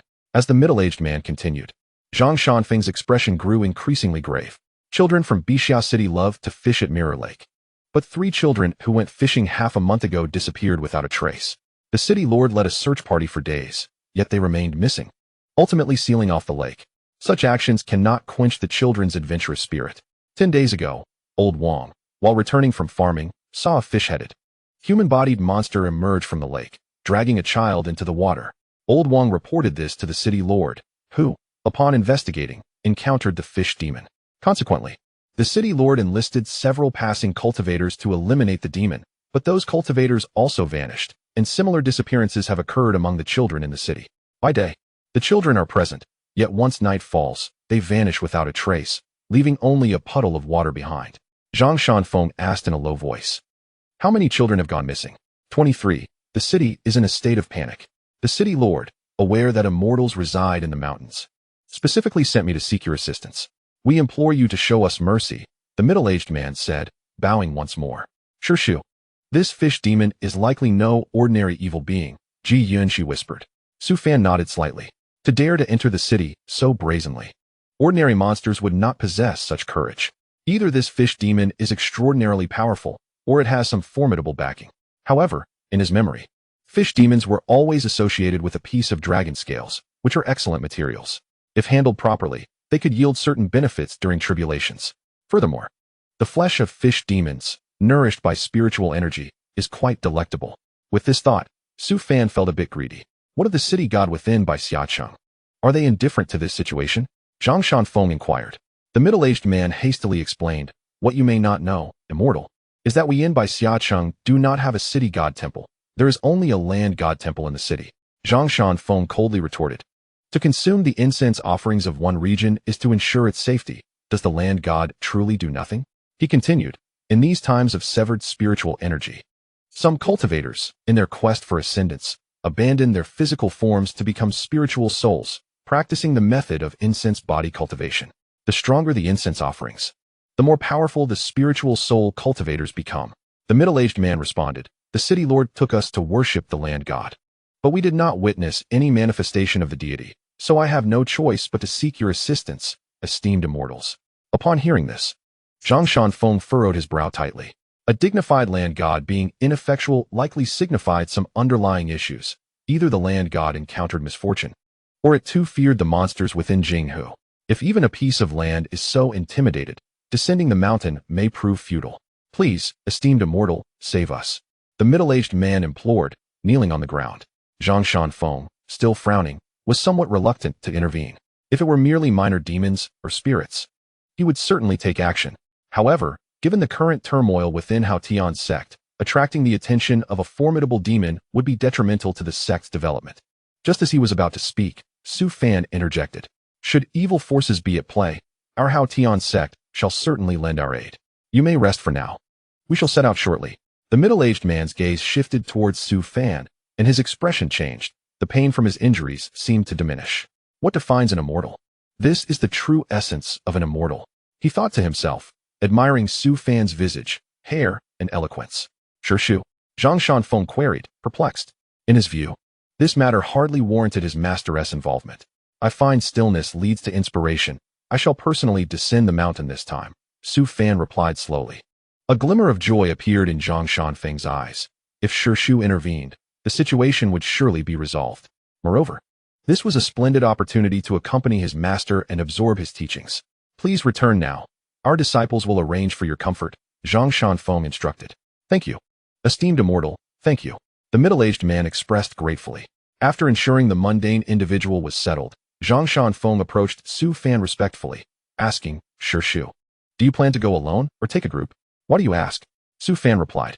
"Our sect's disciples have not ventured out for training in quite some time. Since you are present, I wish to bring some disciples down the mountain for a look." Zhang Shanfeng explained. "Very well, you may arrange it as you see fit," Su Fan consented. He could discern Zhang Shanfeng's genuine dedication to Haotian Sect. In truth, given his talent, he should have long since transcended the Yuanying stage. Yet for the development of the sect, he had sacrificed much time. Beside them, Ji Yunxi, hearing of their descent, quickly interjected, "Shu, I wish to go too. I am so bored on the mountain." "Junior sister," Zhang Shanfeng frowned. "Now that the third senior brother has not yet recovered from his injuries, what will happen to the disciples' cultivation if both of us leave the sect?" "I don't care. I want to go. I want to descend the mountain with Shu." Ji Yunxi pouted defiantly. Su Fan replied gently, "Zhang Shiji is correct. Xiao Jixiang has already reached the second layer of qi refining. During my time away, you can guide her cultivation and teach her some simple spells." At this, Ji Yunxi eagerly nodded her head like a chick pecking at grains. "Rest assured, Shu, I will certainly guide Xiao Jixiang well." Zhang Shanfeng was taken aback. "What? Is my authority as sect leader no longer effective? Notify everyone. Gather all disciples who are not in seclusion to the sect's grand hall," Zhang Shanfeng commanded. The sect's bell tolled, and the disciples hurriedly made their way to the main hall. Inside, Su Fan sat calmly on a chair, contemplating the matters he needed to address upon departing from seclusion. The foremost priority was to face the tribulation. The items within his Qian Kuan Jie and Qian Kuan Zhua were insufficient to withstand the impending lightning tribulation. Secondly, he aimed to assist Haotian Sect in repaying the favor owed to Li Haotian from years past. Otherwise, he would feel remorseful when tending to his grave. How many sects have such a legacy spanning millennia? Had it not been for his occasional interventions, Haotian Sect would have long since vanished into the annals of time. After a while, the sect's disciples gathered in the grand hall. Although Haotian Sect had declined, the remnants of its former glory were evident. With over 100 disciples at the foundation establishment and qi refining stages, not counting those in seclusion. What do you think the sect leader summoned us for? I am on the verge of a breakthrough. Who knows? It must be something significant. Who is that person? He seems like an immortal. It's him. The celestial being who appeared on the back mountain. I never expected he would stand alongside the sect leader. The disciples murmured among themselves, casting curious glances at Su Fan. Zhang Shanfeng cleared his throat and declared, "Silence." Immediately, the grand hall fell silent. "I have summoned you all for two matters. Firstly, this esteemed individual is our predecessor, Su Fan Shu. He has been in seclusion on the back mountain. From now on, Address him as Shu. Any breach of this will be dealt with according to sect rules. This title was Su Fan's own preference. Being called Shizu would only make him seem old. Over the millennia, he had preferred to be called Shu. It sounded much more pleasant, particularly when a beautiful maiden spoke it in a sweet, soft tone. Upon hearing this, the disciples were left in stunned silence. Did the sect leader just refer to him as Shu? Does that not place us on the same level as the sect leader? What kind of logic is that? Is this the main point? Our sect actually has a predecessor in seclusion. In the future, if we have cultivation questions, we can ask Shu. The disciples grew excited, eager to approach Su Fan for guidance on their cultivation. Zhang Shanfeng raised his hand, signaling for silence, and continued, secondly, a demon has appeared in by Xiacheng. The city lord has sent for our assistance, and I plan to take 3 disciples with me. Who wishes to volunteer? Upon hearing they were to descend the mountain, the disciples hesitated. Their cultivation levels were insufficient, and they truly did not want to face the dangers below. Previously, some senior brothers had descended to eliminate demons, but none had returned, leaving behind several spirit tablets in the sect's spiritual shrine. I am willing to go. A Foundation establishment male disciple suddenly exclaimed. I too wish to go slay the demons. I shall go as well. All those who spoke were Foundation establishment disciples. None from the Qi refining stage dared to voice their intentions. Even if they wished to descend, Zhang Shanfeng would not permit it. Their cultivation was too low, and they had learned too few spells to make such a venture prudent. Zhang Shanfeng scanned the willing disciples and selected 3 individuals. You 3 shall accompany me. Prepare yourselves. We will set out with Shu shortly. Upon hearing Shu would also be going, the 3 disciples were filled with delight, while the others who were not chosen felt immense disappointment. This was a rare opportunity to interact with Shu. A few pointers could prove invaluable to their cultivation.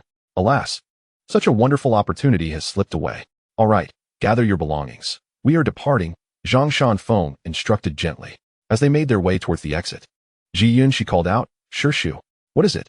Su Fan inquired, puzzled. You forgot something, Ji Yun, she replied. Su Fan furrowed his brow.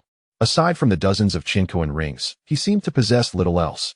These rings were all securely stored within his Qinkuan ring, layered one upon the other for safety. After pondering for a considerable time, Su Fan finally inquired, what is it? Ji Yunqi giggled, wrapping her arms around Su Fan's. Master Uncle, have you forgotten about me?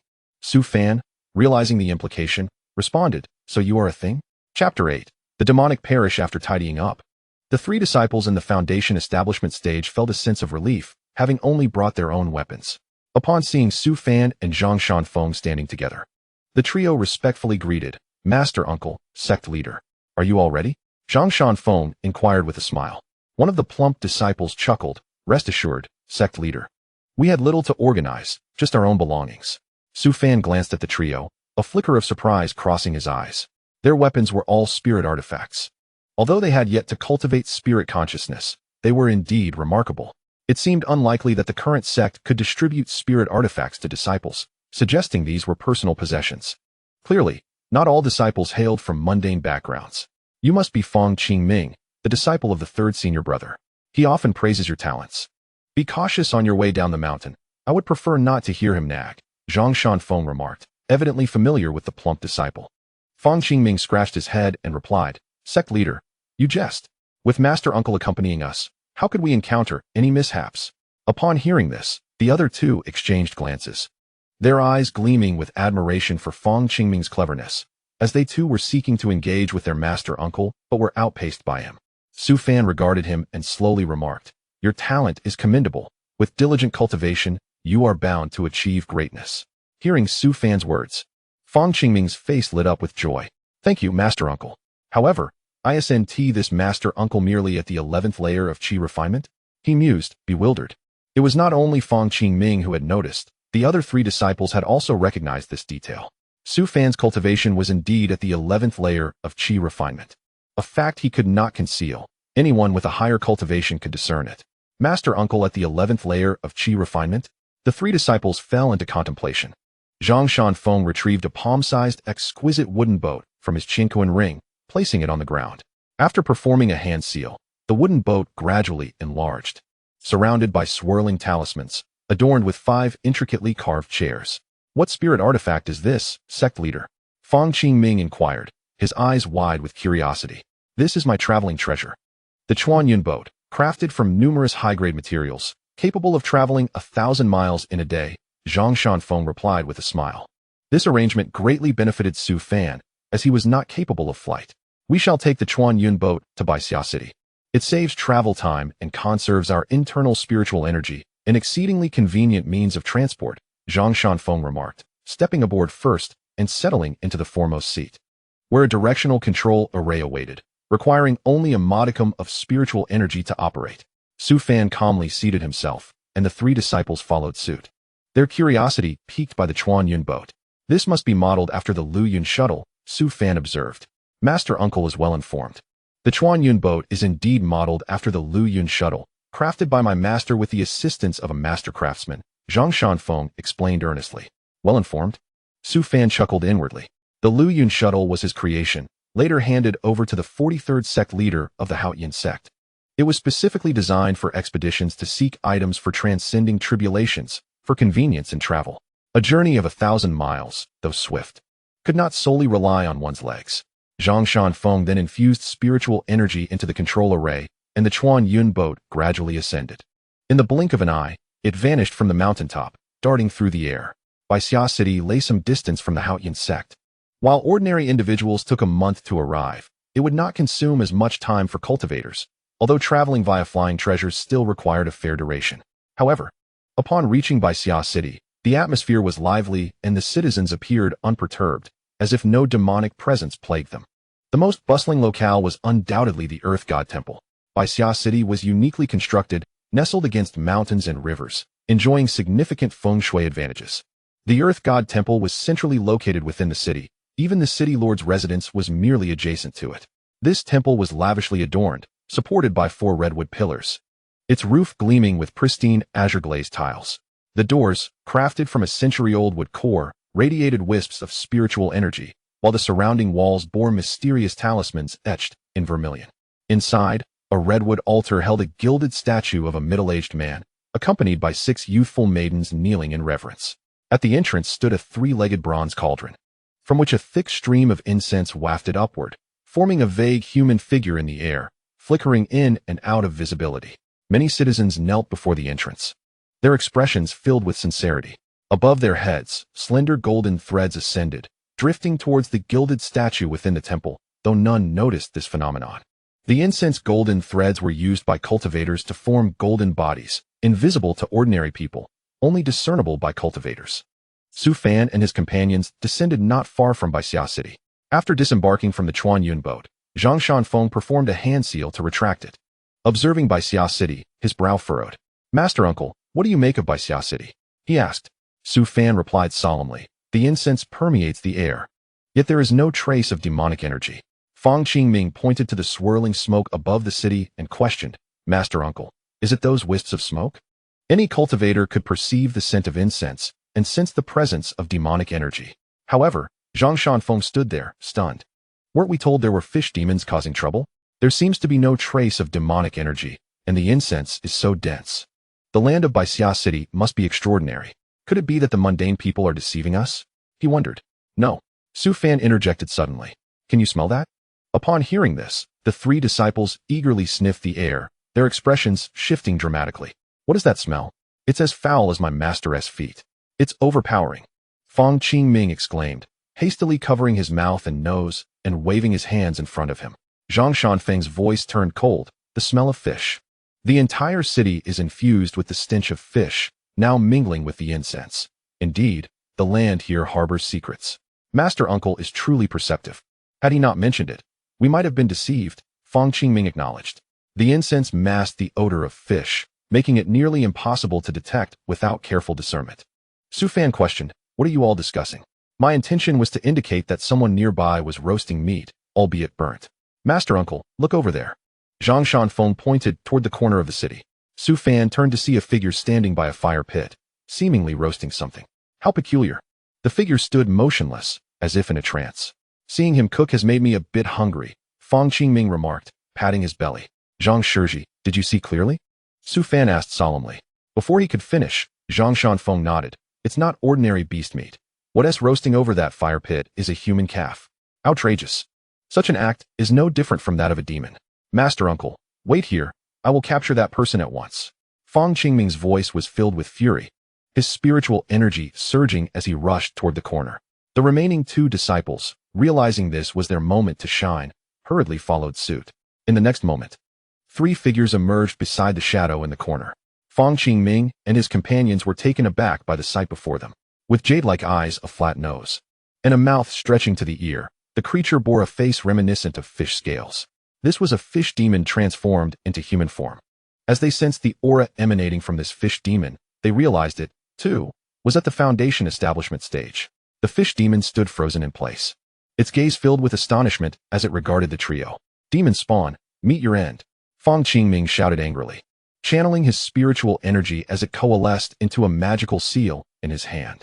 With a swift movement, the remaining male and female disciples unleashed their spiritual weapons, which pierced through the fish demon's body in an instant. The demon let out a painful howl before reverting to its original form, flailing helplessly amidst a pile of garments before falling silent. The 3 Foundation establishment disciples had joined forces to eliminate it in a heartbeat. They turned their gazes towards the remnants nearby, a flicker of sorrow and indignation crossing their expressions. Within the city, incense burned abundantly, yet outside, monsters preyed upon the innocent. The local deity of Bixia City colluded with these fiends, an egregious crime indeed. As nature's essence spread and the foul energy dissipated, the female disciple murmured incantations, a soft golden light emanating from her form. Fang Qingming and another male disciple were similarly enveloped in a golden glow. From the fire pit before them, a shadow resembling a child ascended, its eyes still clouded with confusion, slowly drifting towards the heavens. Not far away, Su Fan observed the golden light enveloping the trio, nodding with a smile. The light of virtue. These 3 disciples were fortunate indeed to have garnered a trace of it. Their future cultivation would be shielded from inner demons. Master Uncle, what do you think of these 3 disciples? Zhang Shanfeng inquired with a smile. Su Fan nodded and replied, to attain the light of virtue at such a young age bodes well for their future, as long as they maintain their true intentions in their cultivation. Achieving the yuaning stage will be no issue. Chapter 9. Free delicacies. After the female disciple completed her ritual, her expression calmed considerably, though the anger in her eyes remained evident. The fish demon had appeared outside Bixia City, yet no one had noticed. It was tragic that such a young child had already entered the cycle of reincarnation. After a while, the trio managed to compose themselves and turned towards Su Fan, their steps heavy with the weight of their emotions. Su Fan maintained a calm demeanor. Over the millennia, he had encountered countless such situations and had long grown accustomed to them. Zhang Shanfeng consoled, do not take it too much to heart. This cannot be blamed on you. The reason for bringing a few disciples out for experience is precisely to expose them to such events. The disciples nodded, though remnants of their anger lingered. Had they arrived a moment earlier, Su Fan chose not to elaborate further as he led the way towards the city gate, with Zhang Shanfeng and the 3 disciples trailing closely behind. At the city gate, 2 teams of individuals stood in neat formation along the bluestone path, while a middle-aged man clad in a green floral robe stood in the center, his expression stern and somewhat portly. Upon spotting Su Fan and his group entering, the man quickly approached, a fawning smile replacing his serious demeanor. May I inquire if you are esteemed immortals from Haotian Sect? The middle-aged man addressed Zhang Shanfeng respectfully. Zhang Shanfeng nodded. Indeed, we hail from Haotian Sect. May I ask your name? I am Yin Yuan Hao, the city lord of Bixia. I have been awaiting your arrival daily, he explained promptly. Su Fan glanced at Yin Yuan Hao, detecting no trace of demonic aura. He appeared to be an ordinary man. However, this city lord stood at the entrance while, a mere few hundred meters away, a fish demon was preying upon the populace, and he did nothing to intervene. What a commendable city lord indeed. Yin Yuan Hao continued, after your arduous journey, why not allow us to rest first? I have prepared excellent guest rooms and a special feast in your honor. That can wait. You should send someone to seek assistance. The city does not appear to harbor any monsters. What is going on? Zhang Shanfeng asked, furrowing his brow.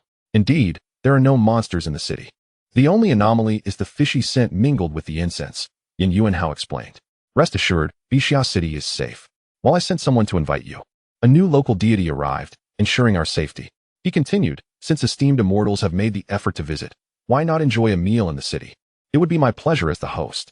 Zhang Shanfeng frowned slightly, contemplating for a moment before replying. Very well, let us proceed as you suggest. Master, I shall go purchase some food. It has been a long time since I descended the mountain, and I am quite hungry, Fang Qingming exclaimed, promptly heading towards a street vendor. The remaining 2 disciples followed suit, eager to explore the city now that it was deemed safe. Su Fan, too, said nothing further and accompanied Fang Qingming, feeling a pang of hunger after such a prolonged seclusion. Seeing Su Fan join them, Zhang Shanfeng did not attempt to dissuade him, but instead inquired further about the situation from Yan Yuanhao. The streets of Bixia City bustled with activity. Vendors calling out their wares. Candied hawthorn, free of charge. Delicious braised pig knuckles, fresh out of the pot. Don't miss out. The group arrived at a stall selling candied hawthorn. The vendor was startled by the sudden crowd and eagerly exclaimed, "Please, try my candied hawthorn. It's free of charge." "Free? Wouldn't that mean you're losing money?" Fang Qingming asked suspiciously. "Not at all. I always profit from making candied hawthorn," the vendor replied, beaming with pride. Intrigued by this claim, the group exchanged curious glances, while Su Fan furrowed his brow, sensing that something was amiss. "I'll take 4 skewers to try," Fang Qingming said, handing 1 skewer to Su Fan before the others divided the remaining 3 among themselves. As he beheld the glossy red candied hawthorn, Fang Qingming could not resist swallowing hard before taking a big bite. The sweet and sour flavor burst in his mouth, but soon a bitter taste emerged, growing increasingly pronounced with every chew. "Ugh!" Fang Qingming spat it out, grimacing. "This candied hawthorn is terrible. It's unbearably bitter, and there's an odd flavor as well." The vendor chuckled. "That's right. I never claimed my candied hawthorn was delicious." "What?" Fang Qingming exclaimed, bewildered. The vendor continued with righteous indignation. "If it's free, it's good. If it's not, of course, I'll charge for it. Each skewer costs 5 coins. 4 skewers total 20 coins. Please pay up." He extended his hand towards Fang Qingming. Initially, Fang Qingming considered drawing his sword, but he realized that it would be unbecoming for a cultivator to haggle with a mere mortal. Moreover, his master uncle stood nearby. With reluctance, Fang Qingming took out a few coins. The vendor was nearly bursting with joy. At that moment, Su Fan suddenly raised his hand, blocking Fang Qingming. "Master uncle?" Fang Qingming was taken aback. Su Fan picked up a candied hawthorn and took a bite, his face lighting up with delight as he savored it. This candied hawthorn is truly delightful. His dreamy gaze and look of ecstasy nearly convinced Fang Qingming and the others. Could it really be that delicious? The vendor was momentarily stunned. After finishing a skewer of hawthorn, Su Fan remarked, "Good sir, you are truly generous. Such delicious candied hawthorn is offered for free. I shall not hold back." With that, Su Fan grabbed all the remaining skewers. "You can keep 1 for yourself. We shall take our leave now." He tossed out the parting words and turned to leave with Fang Qingming and the others. By the time the vendor realized what had transpired, Su Fan had already distanced himself. The vendor stood there, bewildered. "Master uncle, was that candied hawthorn truly so delicious?" Fang Qingming queried, perplexed. Su Fan spat, "Not at all." "Then why did you claim it was delicious?" Fang Qingming pressed. "I simply did not wish to spend any money," Su Fan replied. Understanding dawned upon Fang Qingming and the others. Their admiration for their master uncle deepened. He truly lived up to his reputation. Su Fan curled his lips and tossed the candied hawthorn in his hand into the Qinkuan ring. He truly believed he could swindle me out of my money. How naive. After the group meandered along the street for a while, they returned to Zhang Shanfeng's side. Upon seeing their return, Yan Yuanhao immediately smiled and said, "Esteemed immortals, the hour is getting late. Why not come to my place?" Zhang Shanfeng glanced at Su Fan, only to find Su Fan gazing skyward at a 45-degree angle. His eyes appeared somewhat unfocused, slightly dreamy, and imbued with a profound, melancholic depth. There must be profound meaning behind my master's gaze. It seems my master intends for me to handle this matter. I cannot let him down. Zhang Shanfeng discerned the implications from Su Fan's expression. At that moment, Su Fan shook his head, inwardly lamenting. This candied hawthorn is truly unpalatable. Zhang Shanfeng turned to Yan Yuanhao and said, "Then, we shall trouble the city lord to lead the way." Yan Yuanhao beamed and waved his hand, saying, "Please." The group made their way directly to the city lord's mansion. Under Yan Yuanhao's arrangement, they each settled into their respective rooms, with Su Fan's room being the most secluded, tucked away in a corner of the small courtyard. This courtyard had been specially prepared for the disciples of Haotian Sect, and it was impeccably clean, devoid of any dust. Yan Yuanhao dismissed the other attendants and approached Zhang Shanfeng, inquiring with a smile, "Esteemed immortals, how long do you plan to stay? What does this mean?" Zhang Shanfeng pondered in confusion. Yan Yuanhao chuckled awkwardly and explained, "Now that the city is stable, we mortals would not dare to disrupt your cultivation." Zhang Shanfeng's heart grew increasingly puzzled by Yan Yuanhao's reaction. Logically, as cultivators, their presence among mortals should evoke eagerness for them to remain. especially since there are those among the mundane who hope to be discovered for their cultivation potential. Yet, Yin Yuanhao seemed to prefer their prompt departure. Rest assured, once we have thoroughly investigated this matter, we shall take our leave, Zhang Shanfeng said slowly. Moreover, the mortal realm can also temper our hearts in cultivation. This endeavor can only benefit us. Yin Yuanhao was taken aback, bowing respectfully to Zhang Shanfeng, and then greeting Su Fan and the others before turning to leave. After his departure, Zhang Shanfeng approached Su Fan. Master, there is something amiss with this city lord. Oh, Su Fan replied nonchalantly. Zhang Shanfeng continued. As a mere mortal, he should not possess knowledge of our cultivation levels, yet his attitude is peculiar, as if he knows I am the sect master.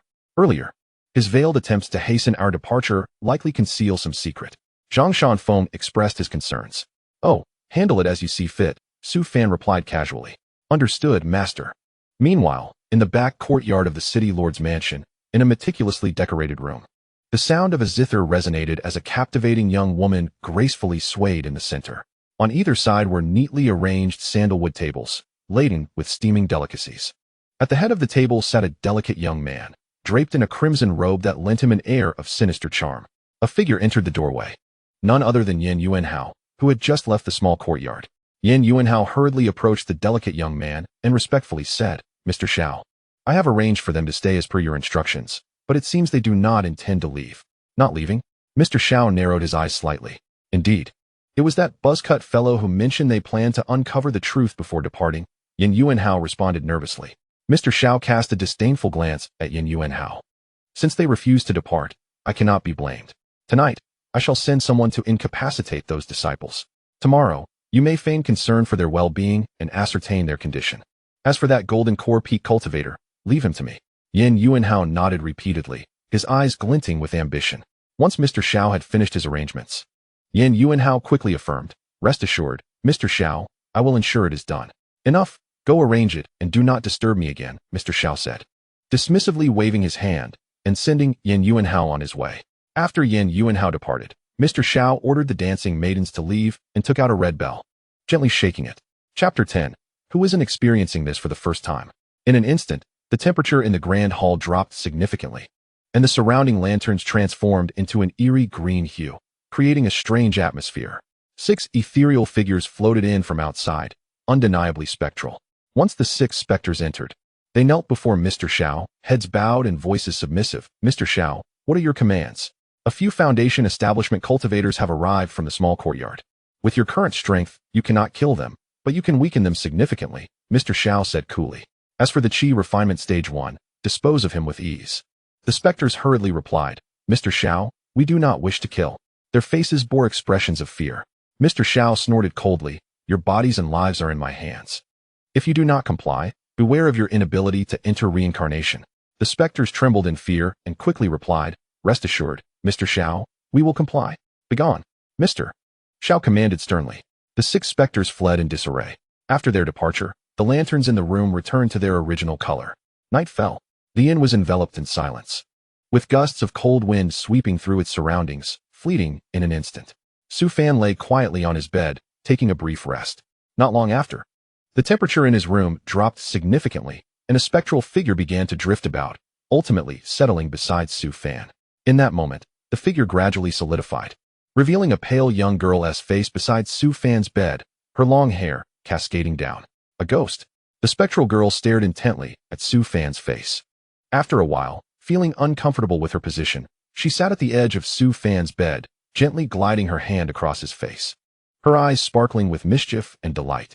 This man, though merely at the Qi refinement stage, is quite handsome, the ghost mused. After observing for a while, she seemed unsatisfied, slowly floating up and hovering above Su Fan. The next moment, she suddenly descended, landing directly on Su Fan's chest, pressing her head tightly against him, savoring the strong, rhythmic beating of his heart. Thump, thump, thump. The heartbeat resonated in the quiet space, adding an unusual sound. I'm trying to sleep. Don't crush me, Su Fan murmured, rolling over and casually shoving the specter away. The ghost. What just happened? The ghost looked astonished. Su Fan emitted a soft snore, continuing his slumber. What is going on? I clearly had him pinned down. Even if he woke up, with his power, he should not be my match. The ghost pondered in confusion. Unfortunately, I must fulfill Mr. Zhao's orders, or I will be the one to perish.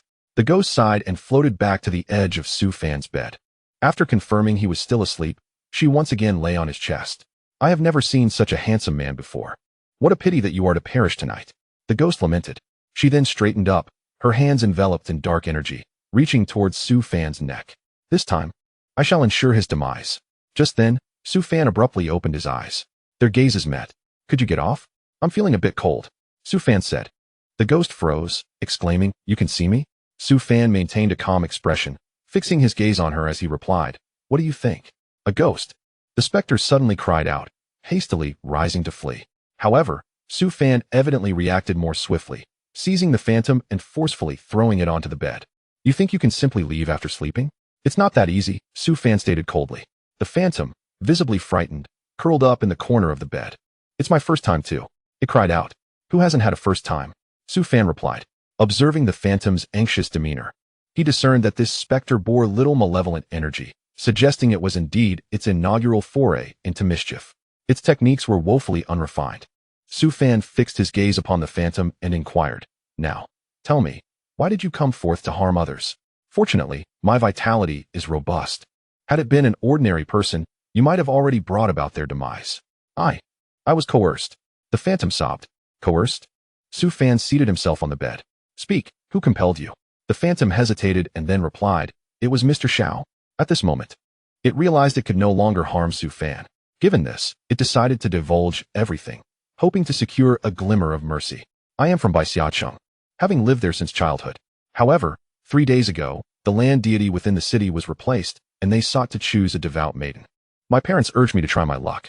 The phantom continued, becoming increasingly animated, nearly collapsing into Su Fan's embrace in tears, fearing another blow from him. It restrained itself and lamented, But that night, I was killed by the land deity, my body sealed within the land temple, and my soul captured by that deity. Mr. Xiao is the new land deity, and he forces us to do his bidding, or else he won't allow us to reincarnate. Since you can see me, I hope you can help me to unseal my physical form so that I may reincarnate. Upon hearing this, Su Fan's expression darkened. The land temple again. Previously, when the fish demon attacked, the land deity had remained indifferent, and now the bodies of phantoms were also sealed within the temple. The new land deity of Baixiacheng was indeed audacious. Given that all these events were intertwined with the land temple, their previous suspicions might not have been unfounded. The land deity of Baixiacheng truly had ties with the demons. A fish demon had perished today, surely the aberrations in Jing who were now aware. And it wouldn't be long before they made their move. After a moment of silence, Su Fan made a decision. He must visit the land temple tomorrow. Little nobleman, may I leave? The phantom implored, huddled in the corner of the bed, its tone ethereal. Su Fan, disinterested, waved his hand and replied, You may go. Tomorrow, I shall visit the land temple, and I will also find a way to handle your physical form to facilitate your reincarnation. Thank you, little nobleman. In my next life, I shall serve you faithfully, the phantom expressed gratefully before floating out of the window. Su Fan chuckled. Oh really? You wish to bring misfortune upon me in your next life? That's quite an aspiration. After ensuring no malevolent entities were watching, he returned to bed to rest. While he found peace, Fang Qingming and the others were not faring well. Though Wang Luofei was a female cultivator, her aura was still appealing to phantoms, especially with 2 specters in her room. In the early morning, Su Fan awoke early, recalling something he had seemingly forgotten. As he stepped outside, he noticed Zhang Shanfeng and others standing in the courtyard. Upon seeing the weary faces of Fang Qingming's disciples, he finally remembered his oversight. Although he had dealt with the phantom, he had neglected to inform Fang Qingming and the others. After some contemplation, he decided it was best to let it be. A few phantoms were hardly lethal and could be considered a form of training. Sect Master, last night phantoms invaded. Although we detected them, our cultivation levels made it exceedingly challenging to contend with them, Fang Qingming said, his dark circles betraying his exhaustion. His eyes were vacant, and he appeared lethargic. Phantoms drain vital energy. Indeed, it is difficult for ordinary cultivators to defend against them. Even that female disciple, Wang Luofei, was affected. Su Fan noted with a smile as he approached. At that moment, he caught sight of Yan Yuanhao leading a group inside, prompting a sudden realization. Oh my back! Oh my heavens! Su Fan exclaimed, clutching his head with one hand and his waist with the other, producing peculiar sounds. What is Master Uncle doing? Fang Qingming and the others exchanged puzzled glances. Yan Yuanhao entered, and, upon witnessing their condition, A flicker of satisfaction crossed his eyes. "Good morning, esteemed immortals. I have arranged for breakfast," he announced. Zhang Shanfeng replied. "Thank you, but we have been abstaining from food for many years and do not require breakfast." Yin Yuanhao, not insistent, smiled and remarked, "You all seem to be in poor condition. Did you not rest well last night? We practiced all night, hence our current state." "You need not worry, City Lord," Zhang Shanfeng replied, his expression grim. He had already deduced that this incident was likely connected to Yin Yuanhao. His early morning inquiries were clearly an attempt to gauge their situation. Just then, a guard rushed in. "City Lord, it's bad news. Civilians are returning from outside the city, and there seems to be unusual activity at Jinghu. It appears a demon may emerge," the guard reported, kneeling. Yin Yuanhao's expression changed drastically as he inquired sternly, "Is this true?" The guard confirmed, "The waters of Jinghu are turbulent. It is feared that a great demon is on the prowl. What shall we do?" Yin Yuanhao exclaimed, turning to Zhang Shanfeng. "Esteemed immortal, we are relying on you." As he spoke, he began to kneel. Thud. He fell to his knees. "What? No one is stopping this," Zhang Shanfeng declared, "with demons wreaking havoc at Jinghu. We cultivators have an obligation to act. I shall go to Jinghu to vanquish the fiends." He then turned to Fang Qingming and the others. "You shall remain in the city lord's residence to recuperate until I return. On my arms." Su Fan continued his charade. Fang Qingming and the others urgently protested, "Sect Master. What can you do in your current state?" Zhang Shanfeng admonished. With that, he leaped into the air, stepping on the clouds and soaring into the distance. Fang Qingming glanced at Su Fan, wishing to seek his counsel. "Oh my heart." Fang Qingming swallowed hard. "Perhaps it's best to let it be." Behind a distant rockery, Mr. Xiao stood with his hands clasped behind his back. "Strange, this Qi refinement stage fellow hasn't perished?" Mr. Xiao murmured, but upon seeing Zhang Shanfeng depart, he swiftly turned and transformed into a streak of red light, closely following him. Yin Yuanhao, with a serious demeanor, addressed the assembled immortals. "The esteemed immortal has gone to exterminate the demons. I cannot neglect you. Please, follow me. Let us first nourish ourselves and prepare a banquet for the esteemed immortal's triumphant return." Chapter 11. Do you dare to move against me without knowing who I am? City Lord Yin, you may proceed. We shall arrive shortly, Su Fan interjected. Yin Yuanhao paused, smiling. "Very well, esteemed immortals, do join us." Once Yin Yuanhao departed, Su Fan immediately reverted to his usual self. The phantom invasion last night was a conspiracy orchestrated by this city lord and the new land deity against them. Today's banquet would likely be the moment they struck. "You all should heed my cues," he instructed the others. Upon hearing Su Fan's words, Fang Qingming and the others turned their attention to him. "Master Uncle, you were acting?" Wang Luofei asked, astonished. Su Fan raised an eyebrow. "What? Do you think a few phantoms could pose a threat to me?" "I was presumptuous," Wang Luofei quickly responded, nearly forgetting who her master uncle was. Although he appeared to be merely at the 11th layer of Qi refinement, his true prowess was undoubtedly far beyond that. "Follow me. Once we resolve this matter, we will head to Jinghu," Su Fan declared as he stepped away, with Fang Qingming and the others following suit. In the main hall of the city lord's residence, Su Fan and his companions sat, each appearing somewhat drained and pallid. The host, Yin Yuanhao, glanced at them and remarked with a smile, "Dear immortals, do not be anxious. Let us savor the delicacies while we await our esteemed companion. I am certain that his prowess is formidable and he will ensure that no demon escapes." He beckoned. "Let the feast commence." A procession of maidservants entered the grand hall, each bearing silver trays from which wafted an enticing aroma of delectable dishes. "Recently, I have acquired a splendid brew, crafted from spirit fruits. Today, I shall present it to the 4 esteemed immortals as a gesture of hospitality." Yin Yuanhao turned to glance at Su Fan and the others. A beautiful maid approached gracefully, carrying a tray adorned with a jug of wine and several cups. Yin Yuanhao quickly lifted his own cup and declared, "Come, dear immortals, please indulge." Su Fan, unreserved, raised his cup and drank deeply, the liquid slipping smoothly down his throat. However, Fang Qingming and the others noticed Su Fan's expression but merely lifted their cups without drinking. Seeing Su Fan consume the wine, Yin Yuanhao's smile widened. The wine had been laced with poison, a deadly concoction prepared by Mr. Xiao.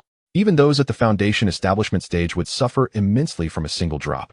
Having consumed the antidote earlier, Yin Yuanhao felt no trepidation regarding the toxin. For a while, he focused intently on Su Fan, anticipating a scene of agony and pleading. Yet, Su Fan remained unfazed, continuing to enjoy his meal and drink. Yin Yuanhao thought, how is this possible? Could the poison be ineffective? What treasure does this boy possess that allows him to resist the toxin? As time passed, Yin Yuanhao grew increasingly anxious. Come, let us have another toast. This time, he approached Su Fan, personally pouring him another cup from the jug. Su Fan, maintaining his silence, drank it all in one go, with the third and fourth cups consumed. The jug had been replenished twice, yet Su Fan exhibited no reaction, not even a furrowed brow. Yin Yuanhao, filled with frustration, pondered, what in the world is happening? Why does the poison have no effect on this boy? Is Mr. Zhao's concoction flawed? Realizing his plan to eliminate Su Fan and his companions had unraveled, Yin Yuanhao fell to his knees, pleading, Immortal, spare my life. I was coerced into this. It was Mr. Zhao who forced me by threatening my family. If I did not comply, he would have exterminated them all. Su Fan coldly inquired, where is Mr. Zhao now? Yin Yuanhao hastily replied, he has gone to Jinghu, intending to strike against your master. The poison in the wine was also his doing. I was compelled to act against my will. Uncle Master, what should we do now? Fang Qingming asked urgently. The demons at Jinghu are numerous. The sect master may be in peril.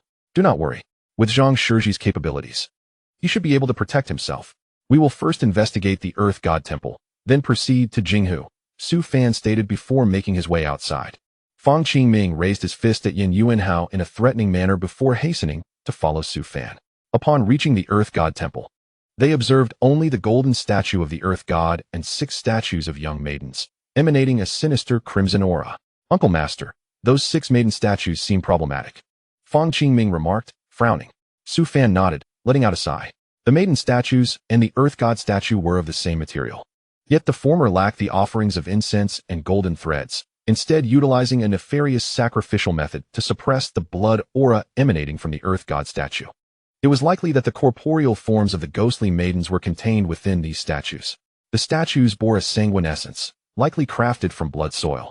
And to suppress this essence, a golden body was employed. The combination of blood soil and golden body was contradictory, violating common sense. Su Fan elucidated, moreover. The maiden statues radiate a yin energy, suggesting that there is something else contained within. It appears that Mr. Zhao practices some sort of sinister cultivation method. Upon hearing this, Fang Qingming and the others' pupils dilated in disbelief as they gazed at the statues. The Earth God of Bixiao City was indeed audacious. Should other righteous cultivators of incense and spirit discover this, they would undoubtedly obliterate him. Uncle Master, what should we do now? Fang Qingming and the others were somewhat bewildered, as this was their first encounter with such a situation. Let us dismantle it, Su Fan replied calmly. Fang Qingming and the others were taken aback, questioning, is that really appropriate? Yet, despite their words, their eyes sparkled with eagerness. What is inappropriate about it? The Earth God is merely a cultivator. He absorbed the faith of incense and is meant to protect the populace. Since he refuses to uphold his duty, he might as well vacate, Su Fan declared. Uncle Master is right. Fang Qingming and the others began to understand. Truly, their mentor's words held profound wisdom. The 3 charged forward, casting spells as they struck. Boom. The sign of the Earth God Temple shattered, crashing to the ground. The surrounding populace gasped in shock, fleeing in terror. They were no fools. Upon witnessing Fang Qingming's spell, they understood that cultivators had arrived and that this was clearly no place for them. Cease at once. A harsh voice echoed from behind Su Fan, revealing an elderly beggar with a grim visage. Continue the dismantling, Su Fan calmly commanded. Fang Qingming and the others resumed their efforts, toppling the gilded statue of the Earth God, which shattered with a resounding crash. Seeing their refusal to heed his warning, the old beggar emanated a palpable pressure of the golden core stage, bearing down upon Fang Qingming and the others. Get lost. Su Fan strode forward, striking the old beggar with a single blow. Bang! The golden core pressure dissipated, and the old beggar was sent hurtling backwards, crashing into the temple. The old beggar exclaimed, You are not at the Qi refinement stage.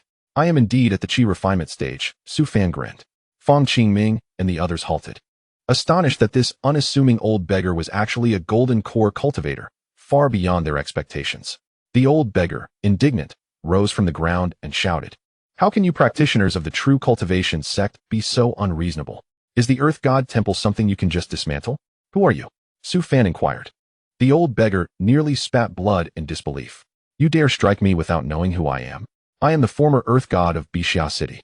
Ah, a former one. Su Fan replied dismissively. What do you mean by that? The old beggar's expression hardened. Suddenly, Su Fan's figure appeared right before him. Mr. Zhao perpetrated his misdeeds in the city while you were absent. Now that the land temple is to be demolished, you choose to appear? Do you not feel ashamed to be so cowardly towards the weak while being bold against the strong? Su Fan spoke coolly. The old beggar fell silent for a moment.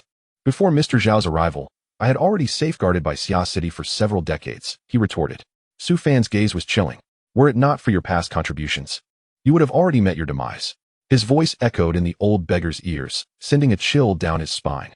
Continue with the demolition, Su Fan commanded. Fang Qingming and the others immediately responded, yes. The three disciples were visibly excited. It was their first time witnessing their master's might. Though somewhat rudimentary, his power was undeniable. Even the land deity of the Golden Core stage had fled. Who else could stand against him? The old beggar felt a surge of fear.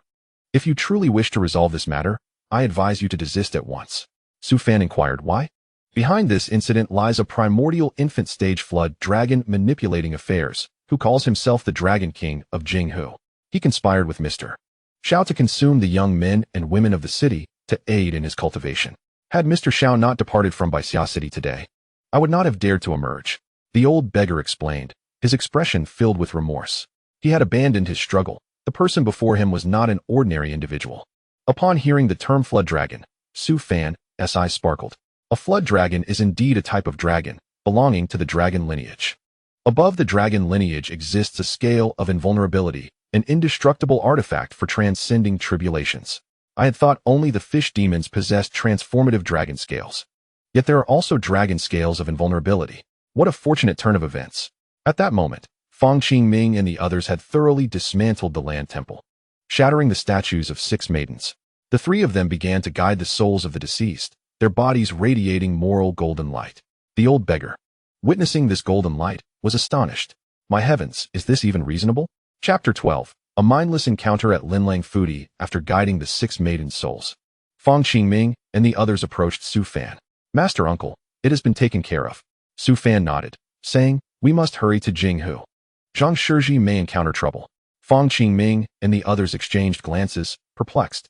Isn't Jinghu merely home to some fish demons? The sect master should be able to handle it alone. The land deity, who clung to his age, mentioned that a flood dragon resides within Jinghu. It is likely that Zhang Shizhi cannot cope alone. Su Fan cast a disdainful glance at the old beggar on the ground. The esteemed land deity of Xia City fled at the sight of a formidable foe. What a cowardly wretch. The old beggar had not anticipated encountering someone like Su Fan and awkwardly smiled at Fang Qingming and the others. You still dare to smile? If it were not for your cowardice, we would not have been drained of our yang energy by those malevolent spirits. Fang Qingming feigned to strike. But Su Fan directly intervened. The matter of Xia City ends here. Mind your own affairs, Su Fan said coldly. With that, he turned and departed. Fang Qingming and the others glared at the old beggar before hastily following Su Fan outside. Jinghu is located 20 miles from Xia City, even at full speed. They would arrive in time, yet so much time had passed, and they were uncertain of Zhang Shanfeng's condition. Less than 10 miles from Jinghu, they encountered a group clad in matching blue robes with white clouds, each exuding an air of arrogance, clearly members of a significant sect. Leading them was a middle-aged cultivator who, upon seeing Su Fan and his companions, immediately discerned their cultivation levels. Please halt. This area is a training ground for our Linlang Fudi, where demons and monsters abound. It would be best for you to leave. Linlang Fudi. Su Fan was taken aback and turned to Fang Qingming and the others. He had been in seclusion for quite some time and had not heard of this Linlang Fudi. Master Uncle, Linlang Fudi is a cultivation sect that suddenly emerged 2,000 years ago, occupying Linlang Mountain in the northern wilderness, relatively close to Qingyan Sect. Fang Qingming explained in a hushed tone. A force that arose 2,000 years ago. How could Su Fan know of it? He seemed to have been in seclusion at that time. We are disciples of Haotian Sect. Our sect master has already proceeded to Jinghu, and we hope you do not obstruct us. Fang Qingming saluted them respectfully. Haotian Sect? The expression of the Linlang Fudi members shifted oddly. As a sect in the northern wilderness, they had certainly heard of Haotian Sect, a legacy that had endured for millennia. Each time it seemed on the brink of collapse, it somehow managed to endure a bit longer. However, the present-day Haotian Sect had declined, and Linlang Fudi was poised to surpass it. In the past, they might have yielded. But now there was no need. What could Haotian Sect do? Do you expect another Li Haotian to emerge from you? The leading cultivator laughed. Enough. Do not think to pressure us with the name of Haotian Sect. We are not swayed by such tactics. Since Zhang Zongzhu has already gone to Jinghu, we shall escort you there, out of pity for your plight. Hearing this, Fang Qingming was about to become furious, but Su Fan restrained him. There is no need for arguments here. We are still unaware of the situation at Zhang Shanfeng's side. If we waste any more time, it may become even more perilous. Let us move swiftly. There are numerous demons in Jinghu, Su Fan calmly urged. The leading cultivator regarded Su Fan with surprise, not expecting this Qi refining 11th layer cultivator to speak up. In their Linlang Fudi, a Qi refining stage disciple would not even dare to speak. Indeed, Haotian Sect was becoming increasingly dismal. Their disciples were commanded by a mere Qi refining stage cultivator. Zhang Shanfeng was truly regressing. Who could argue with that? In our Linlang Fudi, a Qi refining stage disciple would likely not even dare to step outside the sect. Only a small sect like Haotian Sect would allow such behavior. Small sect? You overestimate them. Who knows when they might suddenly vanish? The disciples within Linlang Fudi began to chuckle, their gazes towards Su Fan filled with disdain and scorn. Fang Qingming wanted to reveal Su Fan's identity, but Su Fan shook his head. We must leave. We cannot afford to waste any more time. He immediately surged ahead, and Fang Qingming and the others quickly followed, fearing they would hold him back. After all, they were fledgling disciples. Had they encountered anyone else today, they would likely have been dealt with. The leader of Linlang Fudi scoffed. Elder, should we dare to act? The sect master of Haotian Sect is at Jinghu. I have heard he is a peak golden core cultivator, a disciple suddenly reminded. The elder of Linlang Fudi retorted, one should not dismantle a person's efforts. You go back to the outer gate and return to the inner gate when you have thought things through. The elder coldly dismissed his disciple and led the group toward Jinghu. The disciples who had been eager to disrupt stood perplexed, unable to comprehend the situation, watching in bewilderment as their companions departed. It seemed the elder was speaking the truth. Why had he suddenly been relegated to the outer gate? At Jinghu, Mr. Xiao stood atop the water in his crimson robe, surrounded by a multitude of fish demons, a murderous aura enveloping the area. Zhang Shanfeng stood at the lake's edge, his Taoist robe stained with blood from the fish demons he had slain. Numerous spectral fish corpses lay scattered around him. Monsters, today you shall undoubtedly perish. Zhang Shanfeng wielded his spirit sword, surrounded by swirling sword energy, resembling a celestial swordsman descended to earth. I did not expect you to withstand for so long. I truly underestimated you. Mr. Xiao sneered. In that case, let me send you to Fengdu City. By the time you arrive, you will surely encounter your remaining disciples. Upon hearing this, Zhang Shanfeng's heart sank as he recalled Su Fan and the others left in the city. However, knowing that Su Fan remained behind brought him some relief. With his master watching over them, Fang Qingming and the others would be safe. Xian Yin binding immortal array. Mr. Xiao suddenly let out a sharp reprimand, and the fish demons surrounding him swiftly took flight, launching an assault towards Zhang Shanfeng. Instantly, Zhang Shanfeng became alert, wielding his sword and scanning the vicinity for the approaching fish demons. These creatures were all at the Jindan stage, and their formations were quite peculiar, seemingly constituting a formation specifically designed for malevolent beings. The air around the formation was thick with swirling black smoke, within which bizarre symbols continuously shifted. My Xian imprisoning immortal formation was crafted precisely for individuals like you. I trust that Zhang Zhongzhu can endure until noon, Mr. Xiao sneered coldly. Zhang Shanfeng raised his sword, unleashing a silver-white sword qi that struck the Xian imprisoning immortal formation. With a resounding bang, the sword qi exploded. Yet the formation remained unscathed, as if it had absorbed the very essence of his attack, causing the black smoke to grow even denser. This formation can absorb attacks. Zhang Shanfeng mused. Do not waste time. None who have been ensnared by the Xian imprisoning immortal formation have ever escaped, especially since the formation's core is not easily identifiable. Mr. Xiao laughed triumphantly, thoroughly pleased with his formation. At that moment, a group of figures rushed in from a distance. Among them 4 individuals in the forefront, followed by a throng of others. Upon their arrival, Su Fan and his companions halted, glancing towards the ensnared Zhang Shanfeng, and, relieved to see he was unharmed, let out a sigh of relief. We made it just in time. The elder from Linlang Fudi, who followed closely behind, cast a bewildered glance at Su Fan's group. What a peculiar situation. Those 3 junior cultivators from the foundation establishment stage are already panting. Yet this Qi refining stage junior shows no sign of fatigue. As a cultivator at the early Jin dance stage, he thought to himself that he would not have followed if not for the sake of his disciples. Covering nearly 10 miles, the run had certainly consumed a considerable amount of energy. Observing the current situation, he felt a sense of ease, realizing there was no formidable Yuan Ying stage monster present, allowing him the opportunity to engage in battle. Foul creature, we are from Linlang Fudi. Surrender at once. The elder from Linlang Fudi revealed his identity upon arrival, seemingly hoping to leverage his status to intimidate Mr. Xiao. Mr. Xiao let out a derisive snicker, dismissing him. Linlang Fudi? The leader of Haotian Sect is already trapped by me. Do you, a mere early Jin Dan cultivator, dare to provoke me? Impudent demon. Elder Wang is our alchemy elder from Linlang Fudi. Do you dare to speak so arrogantly? Today, I shall slay demons and eradicate evil, so you may witness the might of Linlang Fudi. Attack. Let Haotian Sect see the strength of Linlang Fudi. The disciples of Linlang Fudi, reckless and undeterred, charged forward with weapons drawn, regardless of their chances of victory. Elder Wang beamed with pride, nodding in approval. Indeed, my disciples of Linlang Fudi should act this way. All disciples who slay fish demons shall be rewarded with a spirit stone upon return. Watching the fearless disciples, Su Fan's lips twitched in contemplation. These individuals from Linlang Fudi are truly courting death. Mr. Xiao flicked his sleeve, and a crimson aura surged forth, violently striking the charging disciples. In the blink of an eye, half of Linlang Fudi's disciples lay dead or wounded. Fang Qingming licked his lips and remarked, Master Uncle, have the people from Linlang Fudi gone mad? They likely left their brains at home. Pay them no mind and focus on Zhang Shizhi's situation. Su Fan, uninterested in their antics, turned his gaze back to Zhang Shanfeng. Zhang Shanfeng continued to strike within the Xian prisoning immortal formation, but his attacks could not breach the formation, and his spiritual energy was waning. Su Fan rubbed his nose and then settled down to contemplate the formation. Seeing Su Fan's actions, Zhang Shanfeng's eyes lit up with a glimmer of inspiration, and his thoughts began to stir. What does Master Uncle mean? Is he signaling me to calm down amidst my frantic attempts? Though this formation possesses its unique traits, it is not insurmountable. Master Uncle is evidently testing my abilities with this formation, having provided me with a hint.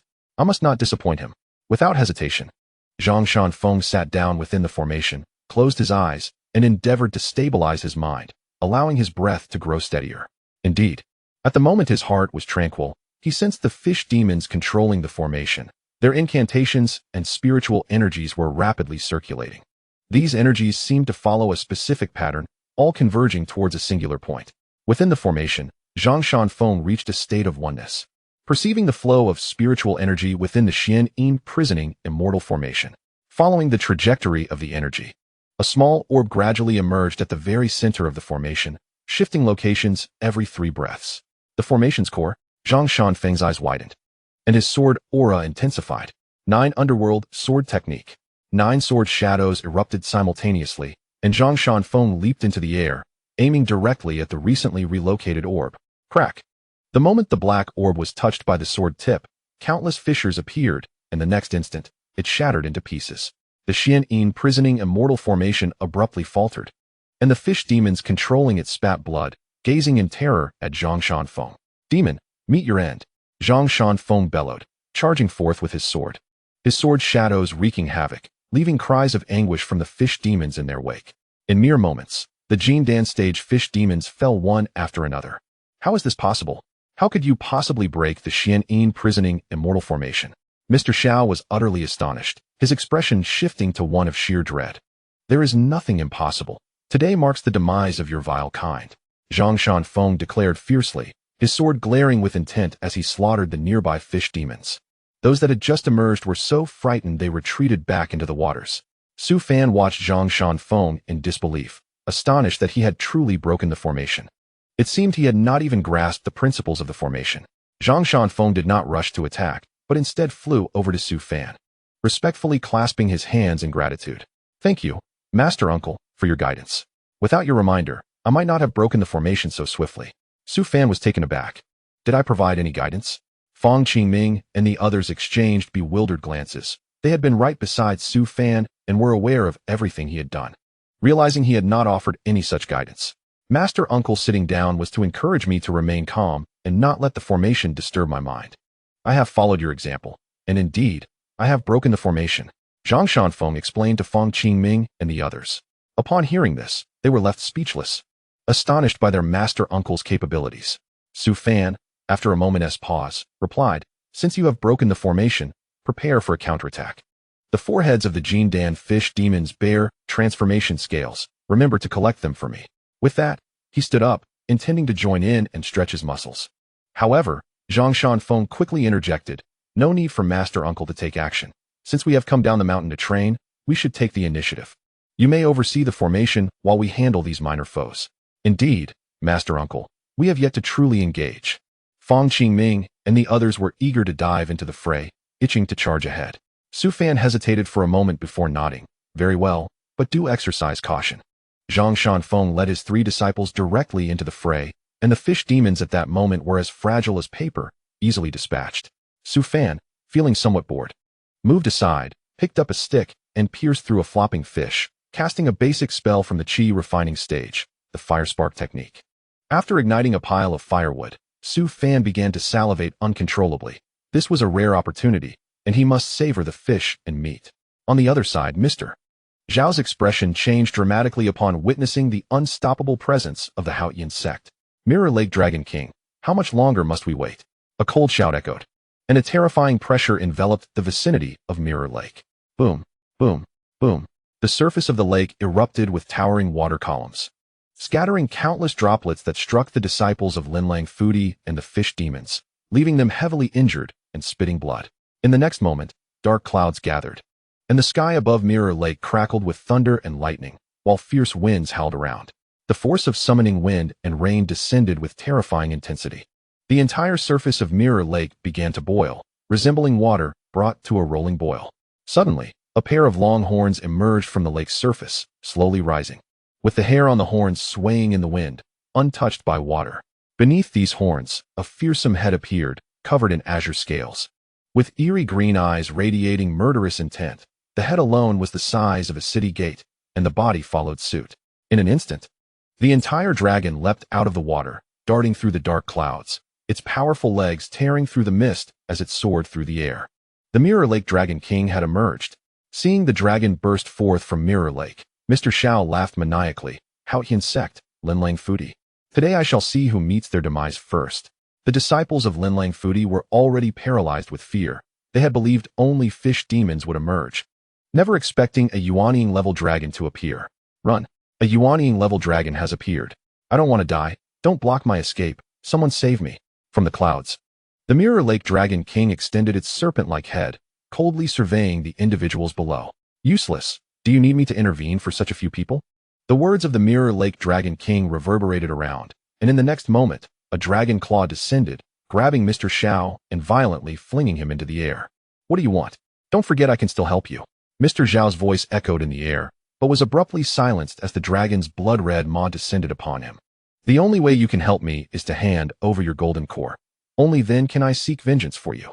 The Mirror Lake Dragon King turned its gaze downward, its aura intensifying once more. After consuming so many children, along with Mr. Zhao's golden core, he was on the verge of breaking through to the mid-stage of the Yuanying realm.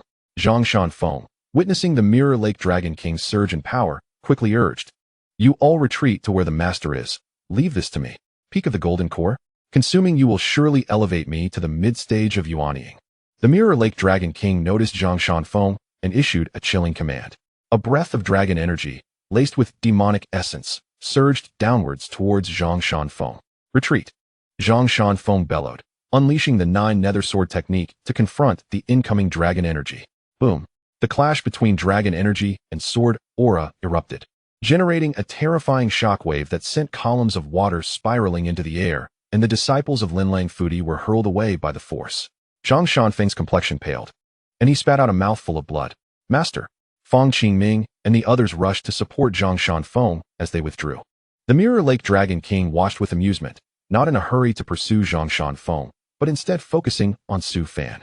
Su Fan's gaze was icy as he held a piece of half-cooked fish in his hand, while the small fire beneath his feet had been extinguished by the waves. My fish was almost ready to eat. Intrigued, the Mirror Lake Dragon King noted, "A Qi refining stage cultivator dares to meet my gaze?" The dragon's aura surged, and a dreadful pressure descended upon Su Fan, snapping nearby trees in half as they fell.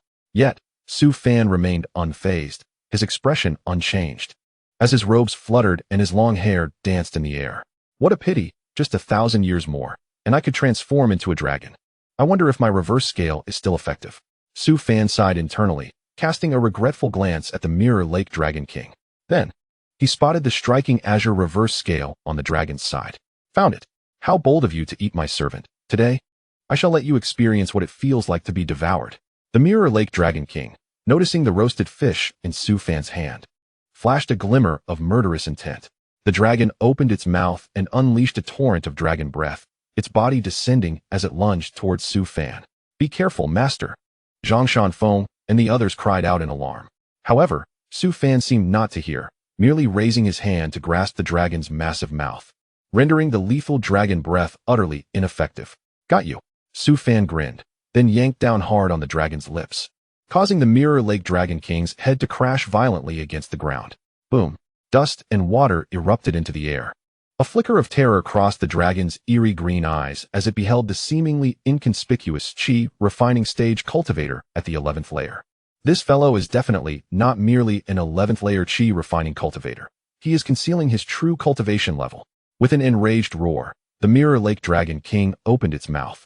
But before it could react, Su Fan's fist descended, sending the surrounding dust swirling away with the force of his strike. Bang! A thunderous explosion rang out amidst the dust, and a rain of blood fell from the sky. What had been a turbulent scene moments ago transformed into calm as the blood rain fell, dissipating the chaos. As the dust settled, everyone stood in stunned silence. Before them lay a massive dragon body, headless and sprawled on the ground, its neck nearly covered in blood. A strong metallic scent rising into the air. In front of this dragon carcass stood a diminutive figure, nonchalantly tearing off a piece of dragon scale. Master, what level of power do you possess? Fang Qingming swallowed hard, his throat dry. Did a Yuanying level dragon just die? Don't just stand there. Hurry and help your master collect the dragon's blood and flesh. It can be used for body tempering. Zhang Shanfeng, leaning against a tree, feigned calmness as he spoke. He had clearly witnessed Su Fan obliterate the Mirror Lake Dragon King's head with a single punch. Just one punch. It was terrifying. The strongest aspect of a Yuanying level dragon was its own body, yet it had been defeated by their master in a single blow. Their master truly lived up to the title, a blessing for our Haotian Sect. Meanwhile, the disciples of Linlang Fudi were already dumbfounded. Although they were unsure of what had just transpired, it was evident that the death of the Mirror Lake Dragon King was somehow connected to Su Fan. One elder stared at Su Fan in horror, recalling how they had previously mocked the senior. What should we do? Should we apologize now? What just happened? A Yuanying level dragon was killed by a Qi refining stage cultivator? Whoever dares to speak ill of Qi refining cultivators again, I will smash their head. Who exactly is this person? I feel as though he is intentionally concealing his true strength. One thing was certain, remove the notion of seams. This senior was definitely hiding his power. Otherwise, how could he have exploded a dragon's head with a single punch? Chapter 14. Not to disappoint Master's kindness after tearing off the reverse scale. Su Fan wiped it clean and carefully placed it into his Qiankuan ring. His confidence for facing the tribulation had increased yet again. With a bit more effort in finding other items, reaching the 12th layer of Qi refining would surely be achievable. He glanced over at Fang Qingming and the others who were busy collecting dragon blood and flesh. Su Fan reminded them, make sure to look for dragon pearls. They can be used to maintain the sect's grand formation. Although he had spent millennia at the Qi refining stage, the knowledge he had accumulated over these years had reached an astonishing level. Fang Qingming held a dark yellow pearl, roughly the size of a watermelon, and smiled as he explained, rest assured, Master, I've already got it. The Qin family excels in butchering. Beside the corpse of the Jiaolong, a disciple raised his head and offered an awkward smile. With a swift motion, he severed the Jiaolong's body with remarkable proficiency, skillfully opening it up. This was another disciple, Chen Yuan. Su Fan took note of both Fang Qingming and Chen Yuan, one possessing a keen nose and the other adept at dismemberment, both of whom would undoubtedly prove useful in the future. Luo Fei, you need not accompany them in collecting. Instead, prepare yourself by the Mirror Lake, Su Fan said slowly. Wang Luo Fei glanced at Su Fan, puzzled, and inquired, prepare? What should I prepare, Master Uncle? To perform the rite of passage. Su Fan replied before turning to approach Zhang Shanfeng, who appeared to be gravely injured.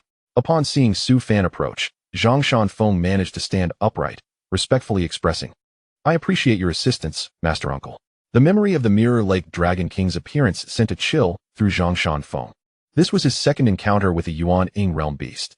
The prior encounter with the chaotic bull demon had vanished into the back mountains, and now, with the emergence of the Mirror Lake Dragon King, it seemed significant events were imminent in the northern wilderness. No matter, how severe is your injury? Su Fan inquired calmly. Master Uncle, worry not. I am not severely injured, A brief rest will suffice, Zhang Shanfeng assured him.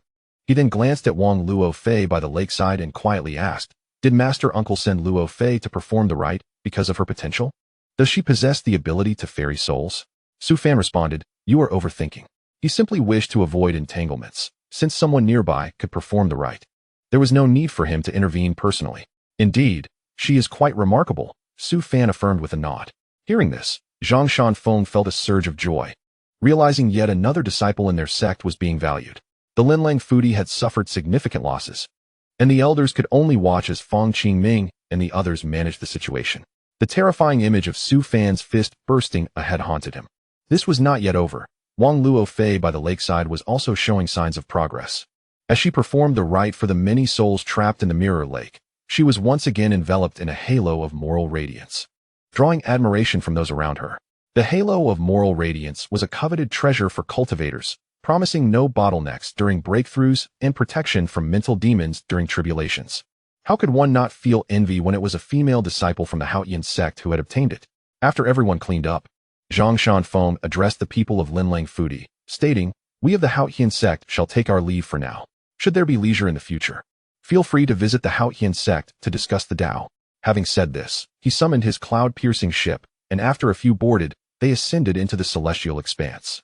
The elder of Linlang Fudi regained his composure, glancing at the severed limbs of the Jiaolong by the mirror lake, a flicker of satisfaction appearing in his eyes. "Fortunately, some remains are left. Otherwise, we would truly be at a loss," he mused.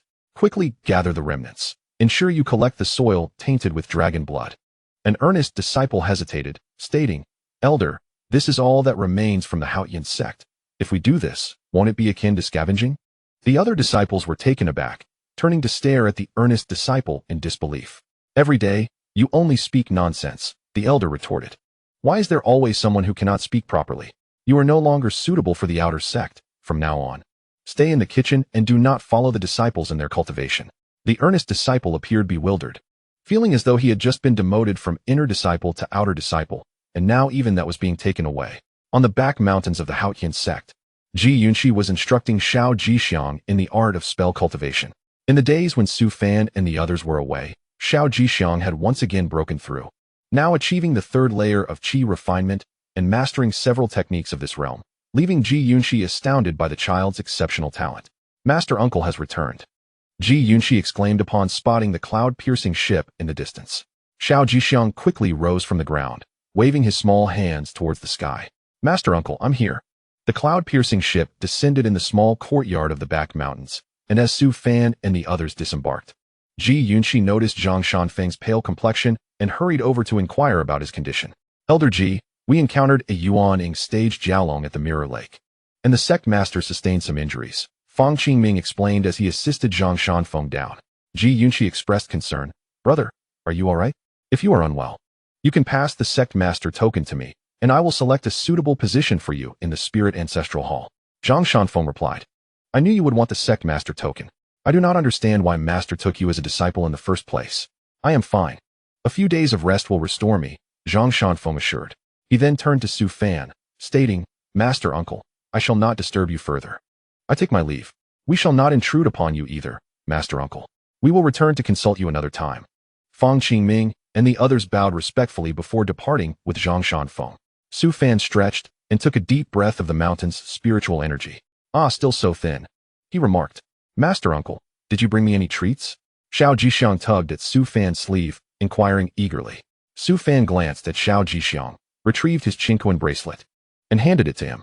"Everything is inside. Go find it yourself."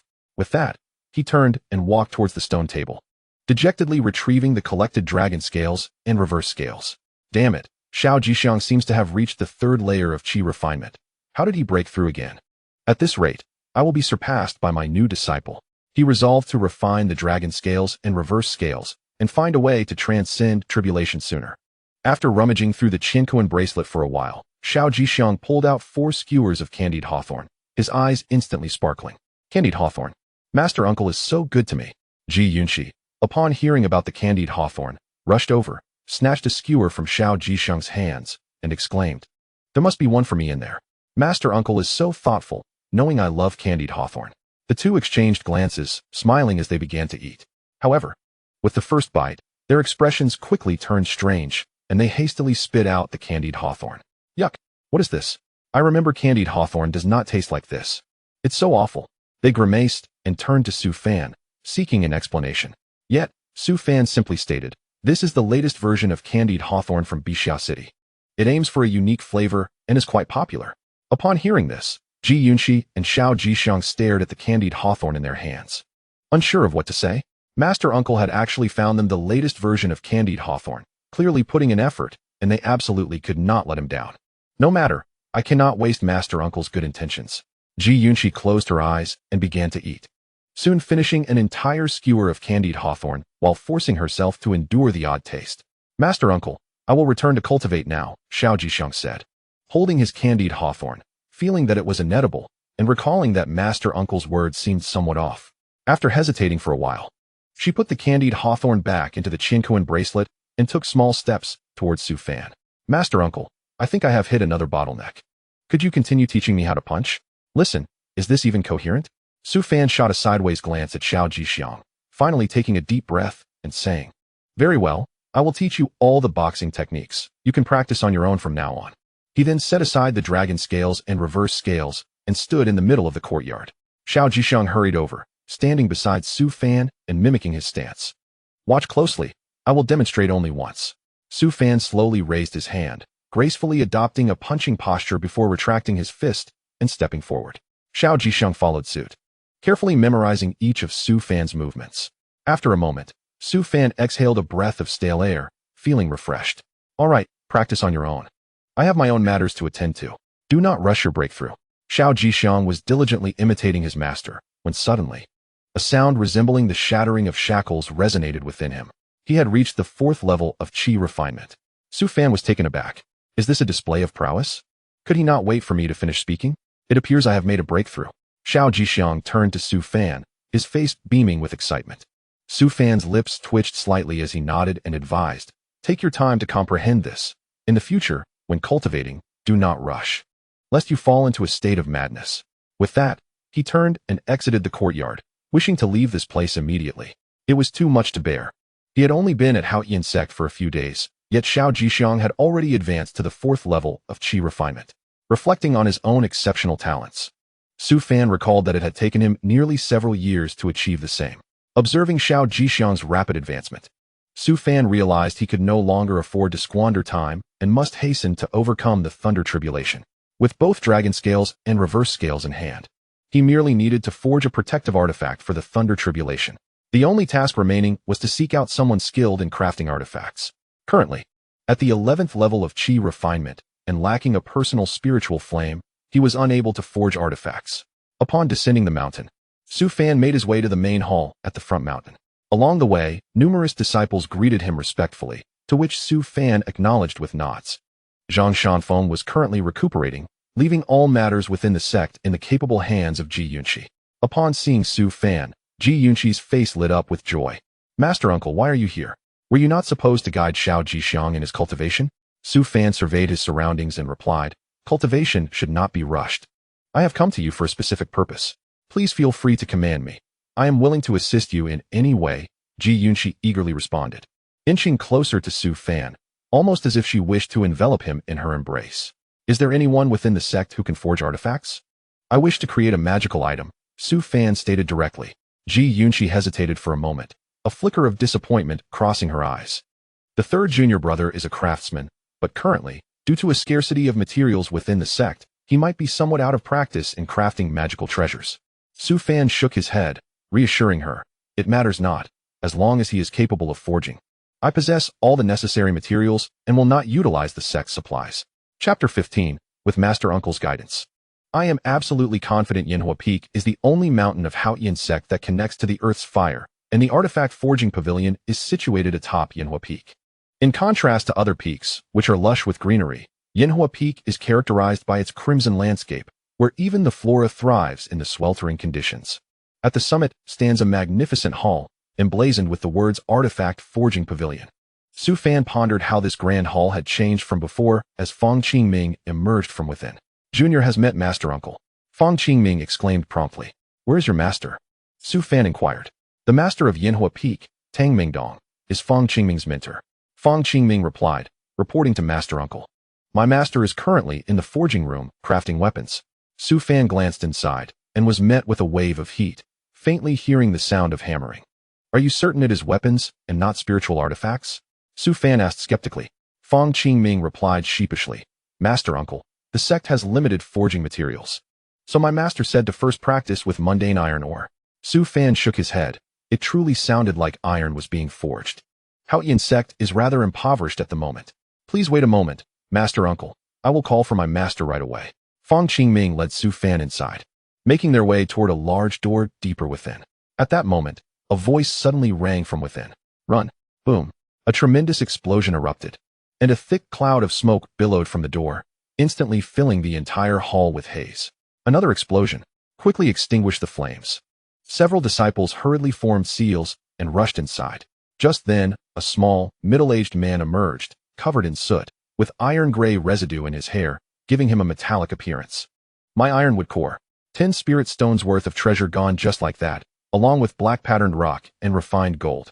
The man cried out in anguish, watching the smoke billow. His expression was one of deep despair. Cough, cough. Su Fan cleared his throat.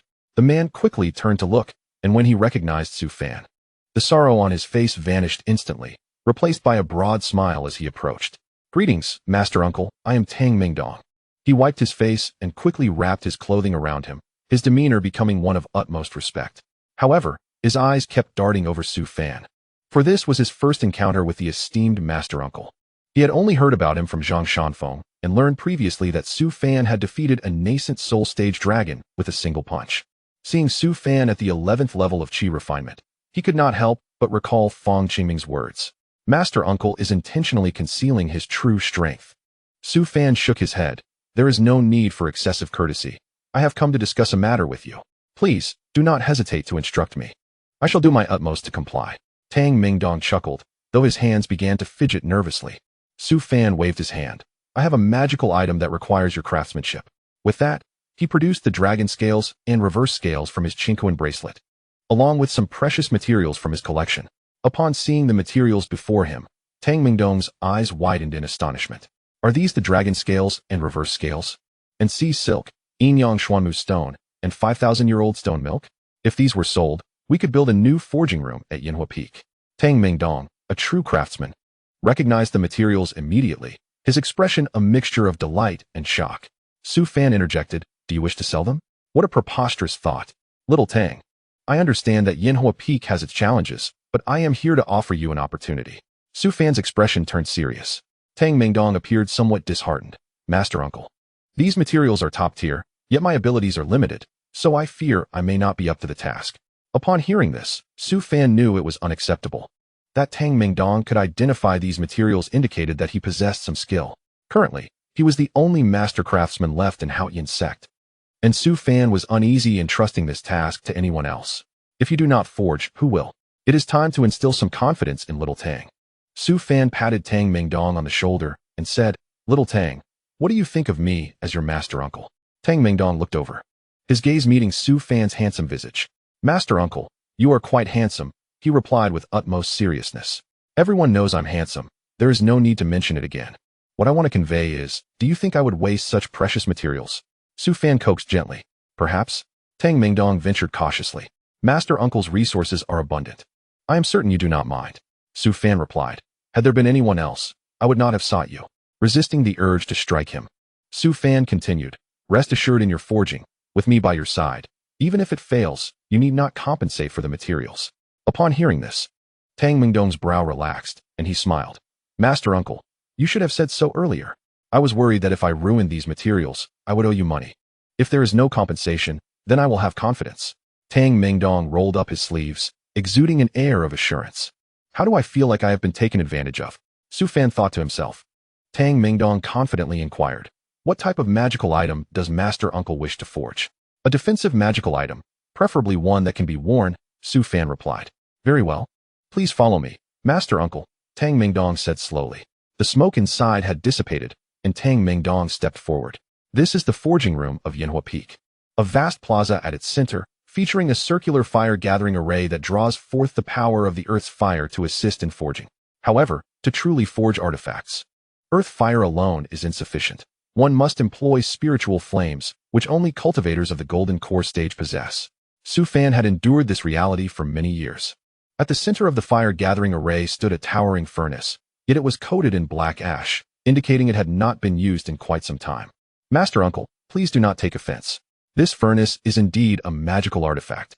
Yet it has not been utilized for a considerable time due to the absence of suitable materials, Tang Mingdong replied with a smile. Qingming, go fetch the disciples to observe closely.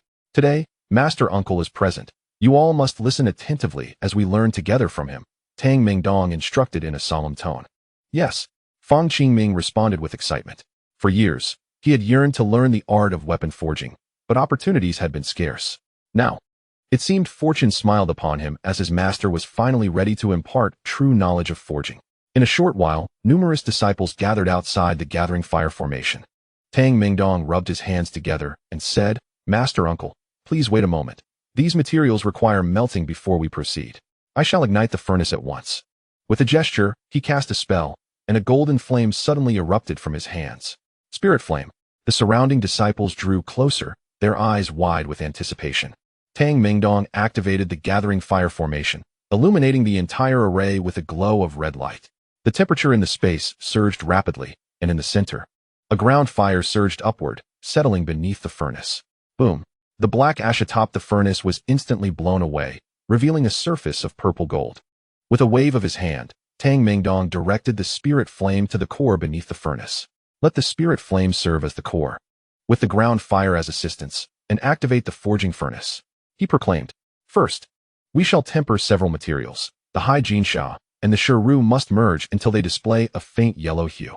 At which point we will add the Yin-Yang Shinmu stone, Su Fan advised slowly. Understood, Master Uncle, Tang Mingdong responded, lifting the furnace lid. The Hai Jinsha and Shiru, under the manipulation of his mana, entered the forging furnace. Time trickled away. Su Fan nodded in satisfaction. Tang Mingdong's skills were indeed commendable, demonstrating unparalleled control over the flames that even some Yuanian cultivators could not achieve. The spirit flame blazed while the ground fire roared. Once the Yin-Yang Shinmu stone was added, the entire furnace transformed into a shade of purplish red. With the reverse scale as the core and the transforming dragon scale as adjunct, inscribed the runes, Su Fan continued. At this moment, Tang Mingdong's expression turned serious as he focused intently on the furnace. The crafting of such a treasure posed a significant challenge for him. However, with Su Fan's guidance, every obstacle was effortlessly surmounted. Concentrate the spirit. Inscribe the runes. Tang Mingdong executed ancient seals, which fell into the forging furnace. His eyes seemingly able to pierce through the furnace's exterior, continuously stirring the materials with his spiritual energy. For an entire month, Tang Mingdong's spirit flame never extinguished. This was a considerable drain on him, underscoring the necessity of the gathering fire formation as an aid. Under the bright moon and sparse stars, the firelight before the forging pavilion soared. Master Uncle, the furnace is nearly ready, Tang Mingdong announced earnestly. Wait a moment, Su Fan interjected suddenly, extending his hand to bite a small incision into his palm. Now, open the furnace. At the sound of his command, Tang Mingdong swiftly retracted the spirit flame, causing the surrounding temperature to plummet. Bang! The lid of the furnace flew off, landing on the ground. A suit of armor soared from the furnace, shimmering with a crystalline luster under the moonlight, accompanied by faint sounds of dragon roars, signaling its extraordinary nature. However, Su Fan abruptly waved his hand, letting a drop of blood fall onto the armor. In an instant, the blood enveloped the armor, its radiance subdued, returning to a state of tranquility. Master Uncle, are you using your blood for the final tempering? Tang Mingdong inquired with curiosity. In a sense, Su Fan replied, one must acknowledge the bond through blood. For such a precious artifact deserves immediate recognition. Lacking divine consciousness, I am compelled to resort to this ancient method. Tang Mingdong was convinced. His excitement bubbled over as he declared, Master Uncle, I shall not disappoint you. The scaled armor you required has been successfully forged. This was his first time crafting such a remarkable artifact, one worthy of being regarded as a treasure of the sect. Artifacts possess various ranks. Beginner-level spirit tools are the most common, intermediate artifacts are rare, and high-level ones are referred to as treasures. Should a spirit be born from this artifact in the future, it would rightfully be deemed a top-tier treasure. Su Fan gazed at the scaled armor before him, feeling immense satisfaction. At least this artifact had not squandered his materials. Master Uncle, Why not bestow a name upon this scaled armor? Perhaps it will resonate throughout the realm of cultivation in the future, Tang Mingdong suggested, his face alight with enthusiasm. Su Fan, having named many artifacts in the past, had seen almost all of them perish under the tribulations of lightning. He sighed, since the forging was accompanied by the sound of dragon roars. Let us call it the Longming armor. After stating this, he carefully stored the Longming armor within his Qingquan bracelet, knowing it was crucial for his success during the tribulation and must be safeguarded meticulously. Xiaotang, you performed admirably this time. I have nothing else to offer. Merely some forging tomes to pass on to you, Su Fan said, holding several books in his hands. As he beheld the tomes on forging, Tang Mingdong's hands trembled with excitement. Titles such as 8 Gates Divine Forging Method, Spirit Platform Chaotic Hammer Technique, and Biyun Tian Forging Insights were all long-lost classics of forging, nearly impossible to find in the entire realm of cultivation. He never expected Master Uncle to possess such a wealth of knowledge and to bestow it upon him. Thank you, Master Uncle. In the future, whenever you wish to forge an artifact, do not hesitate to seek me out. I shall devote myself entirely to your needs. Tang Mingdong was nearly moved to tears, ready to kneel in gratitude. Su Fan waved his hand dismissively. Enough, Xiaotang. You must strive forward. Opportunities will certainly present themselves. In that case, I shall not disturb you further, Master Uncle, Tang Mingdong replied respectfully. Chapter 16. The arrogant sovereign of Zhonglei Cave Heaven. On the 7th day of the 7th month, with clouds and rosy skies, fortune descends. Before the peak of the Haotian Sect, the ground bore the image of the yin-yang fish, enveloped in swirling purple mist, while the central gathering spirit array operated smoothly. Disciples filled the stone platform, absorbing the morning's purple aura. In the distance, a cloud ship traversed the misty clouds, surrounded by onlookers, all exuberantly gazing down upon the Haotian Sect. On the side of this cloud ship, for radiant characters inscribed with runes glimmered, Zhonglei Cave Heaven. This sect, Zhonglei Cave Heaven, shared the same status as Haotian Sect among the northern wilds cultivation sections. Although it had only been established for nearly a millennium, its strength was not to be underestimated. Emperor Chao Qingtian, donned in white robes and adorned with a jade flute, had long hair flowing in the wind. His youthful visage perpetually graced with a confident smile. Behind him stood Elder Yunfu of Zhonglei Cave Heaven, who bore a sword box upon his back, nurturing his sword. Your Majesty, the Haotian Sect has arrived, Elder Yunfu announced slowly. Chao Qingtian glanced at the nearby peaks and smiled, saying, during today's competition, remember not to tarnish our reputation. I expect nothing less than a flawless victory. Not a single person from Haotian Sect shall win. Elder Yunfu nodded. Rest assured, Your Majesty. With the strength of Zhonglei Cave Heaven, defeating Haotian Sect will be a simple task. For this competition, Elder Yunfu had even brought along his personal disciple, a prodigy who had reached the 4th level of qi refining in just a year. Chao Qingtian smiled with pride, casually uttering a command, proclaim. Elder Yunfu bowed respectfully and proceeded to the edge of the cloud ship. Zhonglei Cave Heaven has come to pay respects. Haotian Sect, do not delay in welcoming us. The cloud ship of Zhonglei Cave Heaven slowly descended above the martial arts arena of Haotian Sect, prompting the practicing disciples below to disperse. Curiosity piqued. Upon seeing the arrival of Zhonglei Cave Heaven, Zhang Shanping's expression darkened. Senior brother, that Chao Qingtian is too arrogant, brazenly intruding upon our Haotian Sect. Ji Yunqi frowned. Zhang Shanping shook his head. Let it be. Those with good intentions do not come, and those who come are not good. Let us see what he intends this time. The entire northern wild knew that Zhonglei Cave Heaven was the most ostentatious sect, with all disciples clad in white, pretending to be celestial beings who had descended to the mortal realm, further embellishing their sect as a paradise. The individuals from Zhonglei Dongtian regard themselves with an air of superiority, looking down upon other cultivation sections. They frequently engage in sparring matches with other sects, forcibly creating a sense of significance for themselves, and have garnered quite a reputation throughout the entire Beihuang. Observing the atmosphere, it seems today they have come specifically for the Haotian zone. Zhang Zhongzhu, your hair has yet to grow after all this time. A voice echoed from Yun Fan before anyone even laid eyes on the speaker. Shortly thereafter, amidst the gazes of the disciples of Haotian zone, a figure clad in white gracefully descended, standing before Zhang Shanfeng with the poise of a swan gliding across water. Zhang Shanfeng replied with a cold smirk. What brings you, Sovereign Chao, to my Haotian zone today? Do not take it to heart. We merely seek a friendly exchange. Chao Qingtian responded slowly. After all, we are all cultivation sects of Beihuang. There is no need for hostility. Cut the nonsense. You have come for a fight, haven't you? Bring it on. Ji Yunqi retorted with a look of disdain. Chao Qingtian displayed a confident smile. How have you been, Fairy Yunqi? Do you have any intentions of joining Tsang Lei Dongtian as an elder? Of course, becoming the sovereigness consort is also an option. Dream on. Even if I were blind, I would not choose you, Ji Yunqi snorted. If we are to fight, let us do so. We are all aware of your nature. Once the battle is over, be quick to leave, she added. Zhang Shanfeng did not refuse.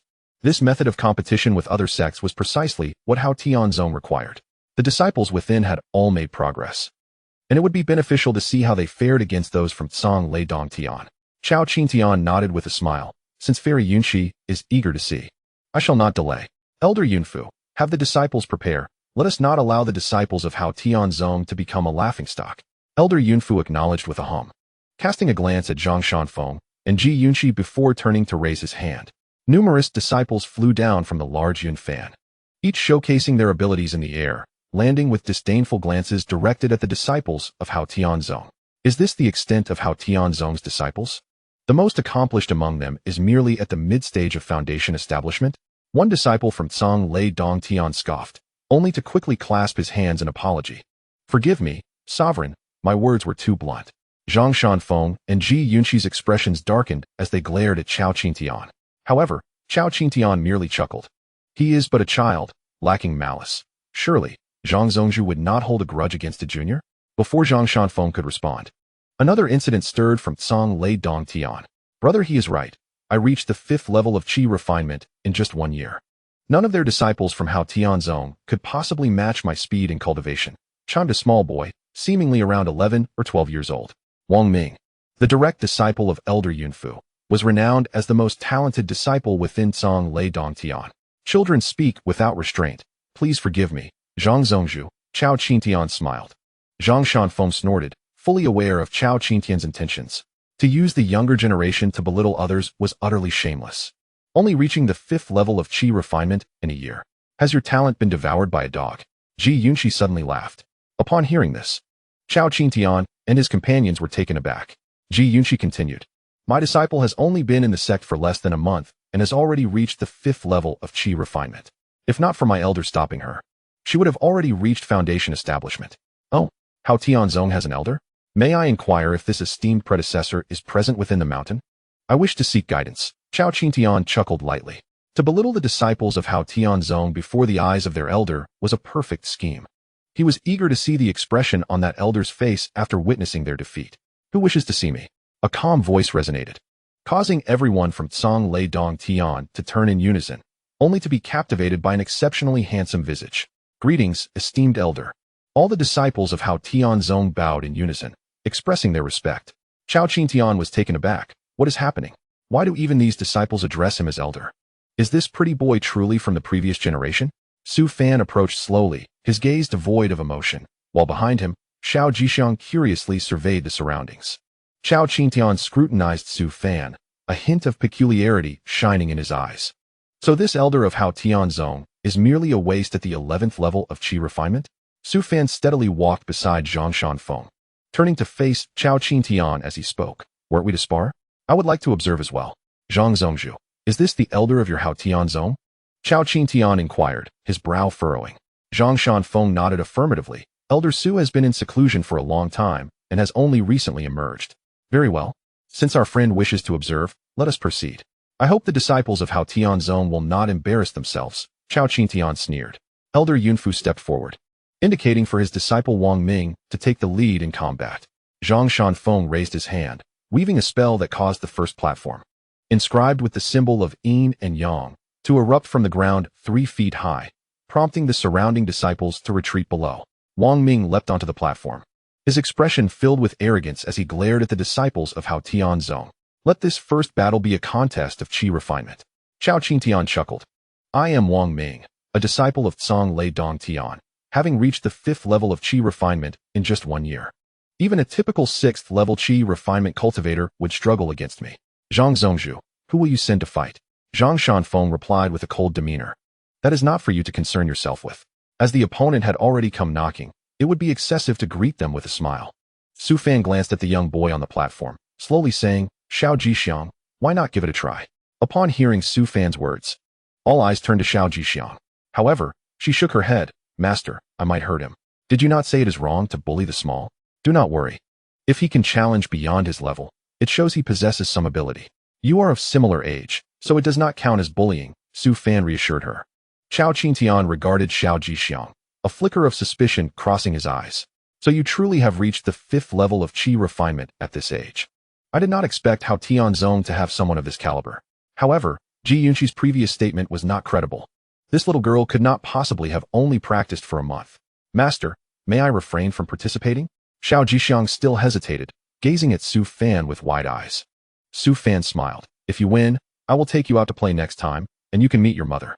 Hearing that she could descend the mountain to see her mother, Xiao Jixiang's eyes turned crescent-shaped as she eagerly nodded. Master cannot lie. Those who do will turn into little dogs. Rest assured, I will certainly take you down the mountain, Su Fan assured her. Soon, they witnessed Xiao Jixiang stepping towards the open space, her eyes filled with joy. Wang Ming, seeing that his opponent was a girl, wore a look of disdain. Pointing at Xiao Jixiang and taunting, "You are my opponent? What can a 5th level qi refinement practitioner do? Be careful, I am quite impressive." Worried about hurting Wang Ming, Xiao Jixiang offered a gentle warning. However, Wang Ming clearly dismissed it, beckoning with his finger, "I will give you 3 moves, come at me. So no one can say I am bullying you."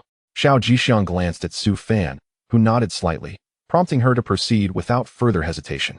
She raised her hand, executing a spell that summoned a circular lotus seal, a petal-formed hand reaching out towards Wang Ming. The Haotian plucking flower technique. Su Fan recognized Xiao Jixiang's spell with a hint of surprise in his gaze. Wang Ming regarded the petal hand with contempt, scoffing, "Little girl, do you think these flowers and plants can contend with me? I won't show mercy. Humph, you may not even be older than I am." "Stop pretending to be an adult," Xiao Jixiang retorted, her fingers deftly weaving through the spell. "After a year of cultivation, I have already reached the 5th level of qi refinement. Those of the same realm within the sect are no match for me. Bring it on. I shall demonstrate a single strike that will ensure your defeat," Wang Ming declared with an air of pride. Suddenly, a petal-shaped palm shot forth, aimed directly at Wang Ming. A flicker of mockery crossed his eyes as he quickly dodged to the side. "Is this all you've got? Merely ornamental, yet ineffective. Is this the extent of what the Haotian Sect has taught you?" However, the petal palm seemed to anticipate his movement, dispersing mid-air into a cascade of falling petals.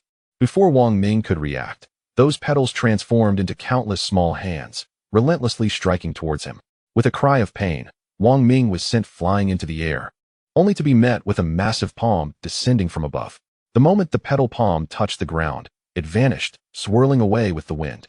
Wang Ming lay on the ground, a pained expression on his face, blood trickling from the corner of his mouth.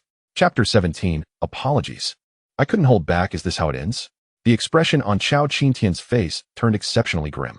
Wang Ming, regarded as a genius within their sect, had been defeated by a single strike, leaving their pride in tatters. Just moments ago, they had boasted about Wang Ming's ability to challenge those above his level. Yet he hadn't even had the chance to retaliate. "Chao Huangzhu, how can your disciple not even defeat someone of the same realm, let alone a higher one?" Zhang Shanfeng remarked with a smirk. Chao Qingtian tightly gripped his jade flute, his smile turning sour. Historically, challengers who surpass their realms are few and far between. It is only natural for my disciple to face defeat, and perhaps today's loss is not entirely a bad thing. His words incited laughter from the members of the Haotian Sect, who had just been boasting about their disciple's prowess, and were now beginning to justify their failure. The Songlei Cave Heaven truly did not wish to lose face. Chao Qingtian glanced at the members of the Haotian Sect and proposed, "Why not proceed to the second round? The competition among Foundation Establishment disciples is the main event." With that, he signaled to Elder Yunfu. Elder Yunfu selected a high-level Foundation Establishment disciple from among the many. "Mei Miaobing, do you have confidence in winning?" The disciple known as Mei Miaobing stepped forward confidently, assuring, "Rest assured, Elder, I will not lose." Su Fan glanced at Mei Miaobing, his heart lightened. "What a magnificent name. Perhaps we should find an old comrade to challenge him?" Zhang Shanfeng, observing Mei Miaobing's entrance, felt uncertain, as the highest-level Foundation Establishment disciple in the Haotian Sect was merely mid-level, making victory against a high-level opponent quite challenging. They were likely to lose this round. Disciple Fang Qingming wishes to compete with Taoist Mei. A disciple from the Haotian Sect stepped forward, his eyes filled with determination. Since returning from Bixia City, Fang Qingming had advanced to mid-level Foundation Establishment with the aid of dragon blood and flesh. Yet facing the high-level Mei Miaobing was still somewhat daunting.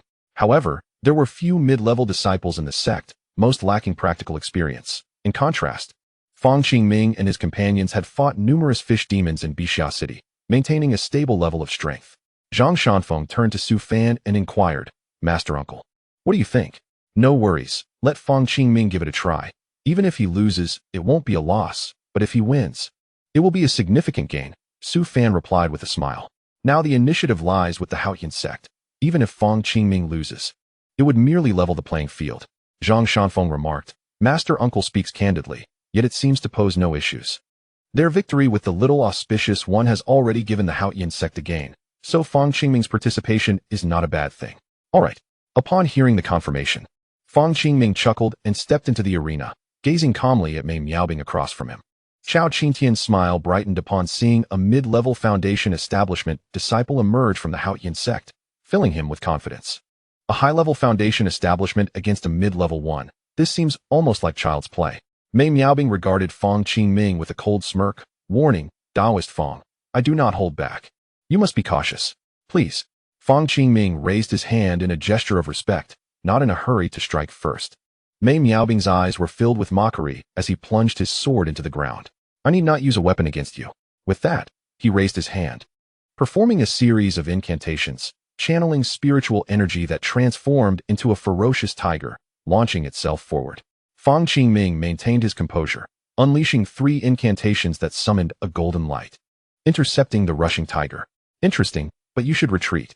Illusory beast technique. Mei Miaobing struck again, his hands manifesting grotesque beast heads.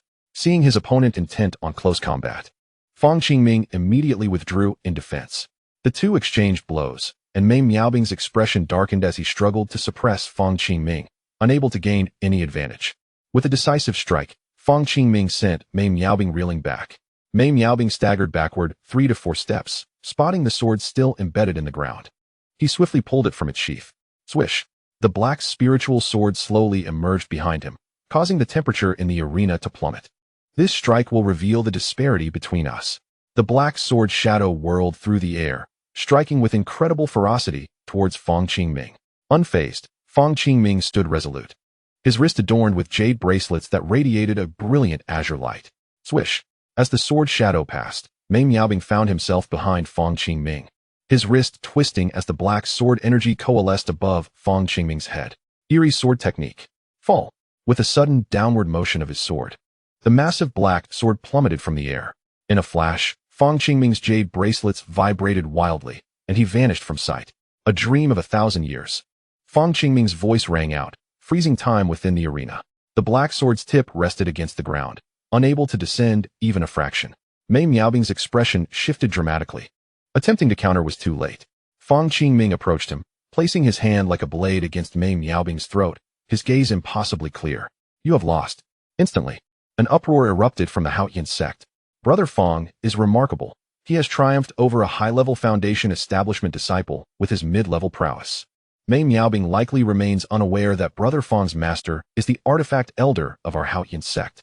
Ha ha, Brother Fang has trained alongside the Master Uncle. Not just anyone can defeat him. Chao Qingtian's face turned ashen as he coldly remarked, "Zhang Zhongzhu, this round should not count. Your disciple used a spiritual weapon to win. Had it been a direct confrontation, he would have lost." Hearing this, Su Fan chuckled. "Chao Huangzhu, do you have any sense of shame left?" Su Fan shook his head with a smile, stating, "Mei Miaobing is a high-level foundation establishment disciple and also used a spiritual weapon. It is entirely reasonable for my disciple, Fang, to win with one. Are we to say that only your Tsang Lei Cave Heaven may utilize spiritual weapons in this contest?" Chao Qingtian was momentarily speechless, waving his hand dismissively. "Fine, we concede this round." This time, their Tsang Lei Cave Heaven had lost all face. Defeated by a single strike in chi refinement, and then again in a few exchanges during the foundation establishment round, truly humiliating. Seeing his disciples appear disheartened, Chao Qingtian grew anxious. It would not do to let this incident dampen their morale. Since his disciples had lost, he would take it upon himself to reclaim honor from the elders. Isn't Su Fan a master uncle of the Haotian Sect? If he can defeat him, the entire Haotian Sect would surely be humiliated. "Taoist Su, I have recently made significant progress in my cultivation. Would you kindly offer some guidance?" Chao Qingtian turned to address him. Upon hearing this, Zhang Shanfeng and the others were utterly astonished. They had not expected Chao Qingtian to be so audacious as to challenge Su Fan.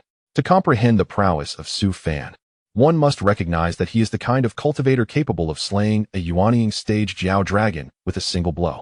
In contrast, Chao Qingtian is merely at the pinnacle of the Jindan stage. How could he possibly compete with Su Fan? Are you certain? Su Fan inquired, eager to regain his dignity. Chao Qingtian nodded affirmatively. Naturally, I am certain. Would you be willing to offer guidance with your strength, Dao friend Su? Very well. Su Fan readily acquiesced. He retrieved his Longming armor, and in an instant, the area reverberated with the sound of a dragon's roar. While he stood with his hands clasped behind his back at the center of the clearing. You may strike. If I take even a single step back, I shall concede defeat. He donned the Longming armor to assess its capabilities and to see if a Jindan pinnacle cultivator could leave a mark upon it. Chao Qingtian's expression darkened, yet he paid no heed to Su Fan's magical artifact. After all, he was a Jindan pinnacle cultivator, easily capable of dealing with a Qi refinement stage 11 cultivator. Be cautious, Dao friend Su, he exclaimed coldly, raising his hand to unleash a palm strike. The impact stirring the air and accompanied by the sound of thunder. Bang! Su Fan did not evade in the slightest, allowing the palm to strike him directly. However, the blow seemed to inflict no damage, merely ruffling his clothing and hair. The Longming armor had effectively absorbed all harm. Do it again, Su Fan stated calmly. A flicker of ferocity crossed Chao Qingtian's eyes as he soared into the air, summoning thunder and lightning, a small dark cloud forming above, crackling with energy. Nine Heavens Thunder Art. Crack! A silver bolt of lightning descended, striking Su Fan directly, swiftly followed by 3 more arcs of electricity. Crack! Crack! The ground beneath Su Fan charred black, yet he remained unfazed, showing no signs of injury. Ah, this Longming armor is quite impressive. It should prove invaluable during tribulation. Chao Qingtian continued to summon lightning in the air, but failed to inflict even the slightest harm upon Su Fan, while his own spiritual energy dwindled significantly. This contest is meaningless. You wear a magical artifact that I cannot breach, and you cannot harm me either, Chao Qingtian remarked darkly. Agreed. Then I shall remove the Longming armor. However, I may still strike, so do be wary, Su Fan replied, removing the armor, which caused a glimmer of surprise in Chao Qingtian's eyes. There was an opening. Without hesitation, Chao Qingtian leaped forward, enveloped in crackling electricity, launching his attack. Su Fan regarded the incoming Chao Qingtian and raised his hand casually, as if swatting away an annoying mosquito. Crack!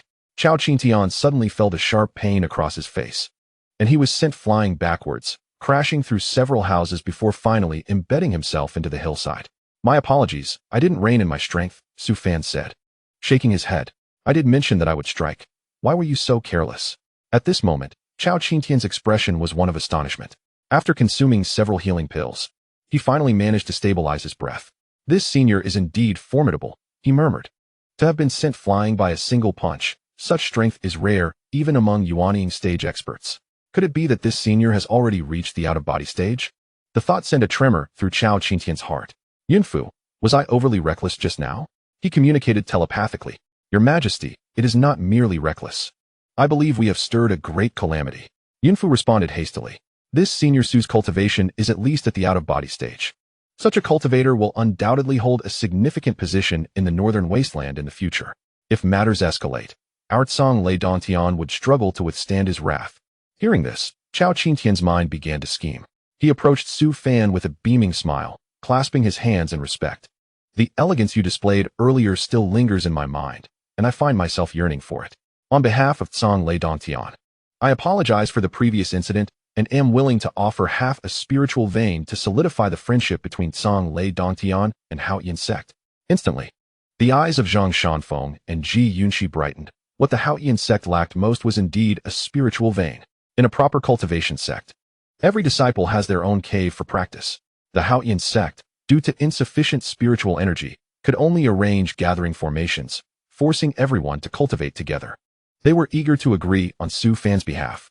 Su Fan noted their expressions and replied coolly, such trifles should be discussed with Zhang Shiji. With that, he turned to leave, disinterested in the matter. Zhang Shanfeng approached Chao Qingtian with a smile. Chao Huangzhu, is your half-spiritual vein large or small?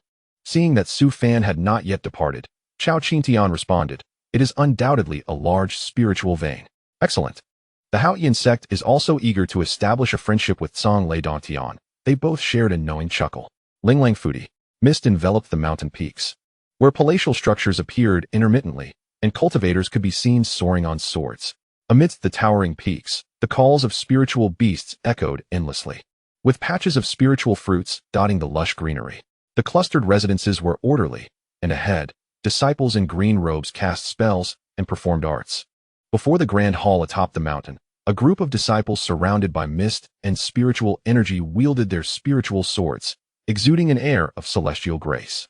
Inside the grand hall, two middle-aged men sat across from each other, a chessboard set between them, one half adorned with pieces and the other with wine vessels. These two were the sovereigns of Linglang Fudi, and if Zhang Shanfeng were present, he would undoubtedly recognize them as the very individuals who had previously battled in midair and inadvertently destroyed Su Fan's residence. Li Shiwang, do we have any news of that senior from Jinghu who felled a dragon with a punch? Jun Wuxing inquired, setting down his wine cup. The disciples returned and reported on the events at Jinghu. It seems this senior is a martial uncle of Zhang Shanfeng, yet I had never heard of him before. Li Shiwang replied slowly. Jun Wuxing nodded thoughtfully. If the Haotian Sect possesses high-level cultivators, the dynamics of the entire northern wasteland could change. In that case, let us take this opportunity to meet this esteemed senior and extend an invitation to our bald-headed brother for tea. He chuckled. Haotian Sect. Linglang Fudi has come to pay a visit to the Haotian Sect. Zhang Shanfeng turned to see the unexpected visitors, puzzled. Brother, do you think they also seek to compete in skill? Ji Yunqi frowned. Let us go out to greet them. Zhang Shanfeng replied as both stepped out of the grand hall. Elder, he had just disembarked from the flying vessel, instructing his accompanying disciples to present the spiritual fruits. He then clasped his hands and smiled. Zhang Zhongzhu, it has been a long time. How have you been? He was the elder who had led the team from Bixiao City, and had Su Fan not intervened, the members of Linglang Fudi would have surely been annihilated. Elder He, you still possess your former charm since our last parting in Bixiao City. Zhang Shanfeng returned the courtesy. Please, let us proceed to the grand hall for tea and discussion. As they entered side by side, Ji Yunqi instructed her disciples to prepare the finest tea. Inside the grand hall, Zhang Shanfeng eyed the spiritual fruits with curiosity. Elder He, may I inquire about the purpose of Linglang Fudi's visit to the Haotian Sect? He asked, a hint of suspicion in his heart. Elder He sipped his tea and replied, I have come at the behest of the two sovereigns to invite you and your esteemed sect's martial uncle for tea and philosophical discourse. To express gratitude for your assistance in Bixiao City. Too kind. Since it is an invitation from your sovereigns, I shall not refuse, Zhang Shanfeng smiled. However, our martial uncle is still in the rear mountain, and I must consult him before proceeding. Elder He quickly responded, no worries, we can go together. It has been a while since I last saw that esteemed senior. The memory of his prowess when he felled a dragon with a punch lingers vividly in my mind. Please. In the rear mountain, Su Fan was contemplating how to confront his adversaries. After all, the materials in his possession had dwindled, and for the tribulation. Besides his body and the Longming armor, he required further preparation. In order to procure some materials using spiritual stones, should I ask Tang Shizhi to continue refining for me? Su Fan contemplated the spiritual stones in the courtyard. Considering that Xiao Jixiang was merely at the 5th level of qi refinement and did not require an abundance of spiritual stones for cultivation. Just as Su Fan pondered how to manage the spiritual stones, 3 figures gradually approached from a distance. Turning his head, Su Fan recognized Zhang Shanfeng and Ji Yunqi, accompanied by a somewhat familiar middle-aged man. Indeed, he couldn't quite recall where he had seen him before. Junior has met the esteemed Shirshu. Henan Shan, elder of Linglang Fudi, greets the senior. The 3 clasped their hands in respect. Su Fan waved his hand and inquired, what brings you all here? He then turned his attention to elder Henan Shan, suddenly recalling that this individual had led the disciples of Linglang Fudi to their demise at Jinghu. Shirshu, Linglang Fudi has invited us for tea and discussions, and thus we have come to disturb you, Zhang Shanfeng respectfully stated. Su Fan stroked his chin, his gaze sweeping over Henan Shan. Linglang Fudi was indeed a significant force in the realm of cultivation. Perhaps they possessed something he needed for his tribulation. It might be worthwhile to take a look. Very well, when shall we depart? Su Fan readily agreed. Henan Shan beamed with delight and replied, our flying vessel is at the main peak. Seniors may head there at any time. Shirshu, I wish to accompany you. You mentioned bringing others last time. Ji Yunqi suddenly interjected. Su Fan's lips twitched.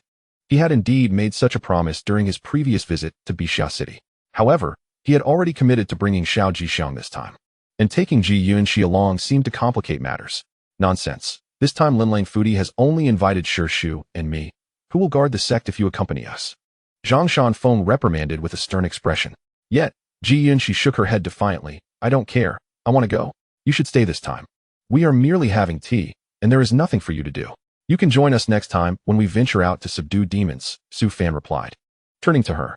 All right then, Shi Shu. Ji Yunxi smiled and nodded, before turning and flying back towards the main peak. Zhang Shanfeng exclaimed. Do you only listen to Shi Shu? My authority as sect leader seems to be diminishing. The group boarded the flying vessel heading to Linlang Fudi. With Su Fan standing quietly in a corner, his expression tranquil. Zhang Shanfeng, an elder, he engaged in light-hearted conversation about Bixia City, both expressing their sentiments. The most lively presence aboard the vessel was Xiao Jixiang, for whom this was her first journey on a flying vessel, opening yet another doorway to a new world. Shi Shu, look over there. Such a large bird, she exclaimed, pointing at the scene below, where numerous monkeys seemed equally imposing. Su Fan had taken Xiao Jixiang out with the intention of allowing her to observe how disciples of other sects cultivated, hoping that upon their return, she would visit her family. Yet, he found himself regretting this decision. Chapter 19. One remark from you surpasses a decade of cultivation. Linlang Fudi. A series of palatial structures sprawled across the landscape, surrounded by mountains that bowed in reverence. The sound of bells resonated through the peaks, and amidst the clouds, cranes danced in flight, while young disciples soared through the skies on their swords above the grand halls. In the martial arena, two figures stood at the center, the yin and yang symbol beneath them slowly rotating, as spiritual energy actively converged around them. Outside the arena, a throng of spectators gathered, their numbers surpassing that of Haotian Sect on several occasions. Jun Wuxing glanced at the approaching flying vessel, taking a hearty swig of wine. Damn it! Must I personally welcome them? Haotian Sect hasn't sunk to such depths, has it? Beside him, Li Shiwang offered a nonchalant response, choosing not to engage further. After all these years, you still feel the need to put on a facade in front of me. It's truly tiresome. Jun Wuxing feigned anger. Does saying a single word cause you harm? It does, Li Shiwang replied slowly. Instantly, Jun Wuxing's expression soured, rolling up his sleeves in a fit of fury. Li Shiwang. Are you looking for a fight? Last time, I was merely being lenient. Do you truly believe I cannot defeat you? You cannot defeat me. Li Shiwang raised an eyebrow. Faced with such a personality, Jun Wuxing found himself at a loss, for Li Shiwang spoke nothing but the truth. As the vessel drew nearer, Jun Wuxing craned his neck for a better view. Which of Haotian Sect's elders is aboard? I see quite a few people on that vessel. The most handsome one. Li Shiwang replied. Are you serious? Jun Wuxing's surprise was evident. Li Shiwang nodded solemnly. He had already spotted the striking figure standing on the side of the vessel. Indeed, there were many individuals aboard, but their Linlang Fudi robes made it easy to distinguish who was not one of them. Zhang Shanfeng's distinctive buzz cut was immediately recognizable, and the little girl beside him was likely also from Haotian Sect. However, the true strength of this mysterious elder remained unknown. Moments later, the vessel descended before the assembled crowd, capturing the attention of all at Linlang Fudi. Henan Shan approached Su Fan and gestured for him to enter, with Zhang Shanfeng and Xiao Jixiang closely following behind. Su Fan surveyed the surroundings of Linlang Fudi, feeling a twinge of envy. Undoubtedly, the location of Linlang Fudi was exceptional, nestled between mountains and rivers, with dragon veins supporting its presence. Below the main peak, two spiritual veins converged, making it a rare find. If Haotian Sect were situated in such an area, its disciples would likely be at the foundation stage. Zhang Sect leader. What a pleasure to see you. Today we must indulge in several cups together. Jun Wuxing stepped forward, disregarding Su Fan, and immediately engaged in idle chatter with Zhang Shanfeng. Li Shiwang shook his head helplessly and approached, positioning himself in front of Su Fan, bowing respectfully. I have met the esteemed Su Xianbei. Su Fan paused, perplexed. You know me? I do not know you personally, but I am aware of your deeds.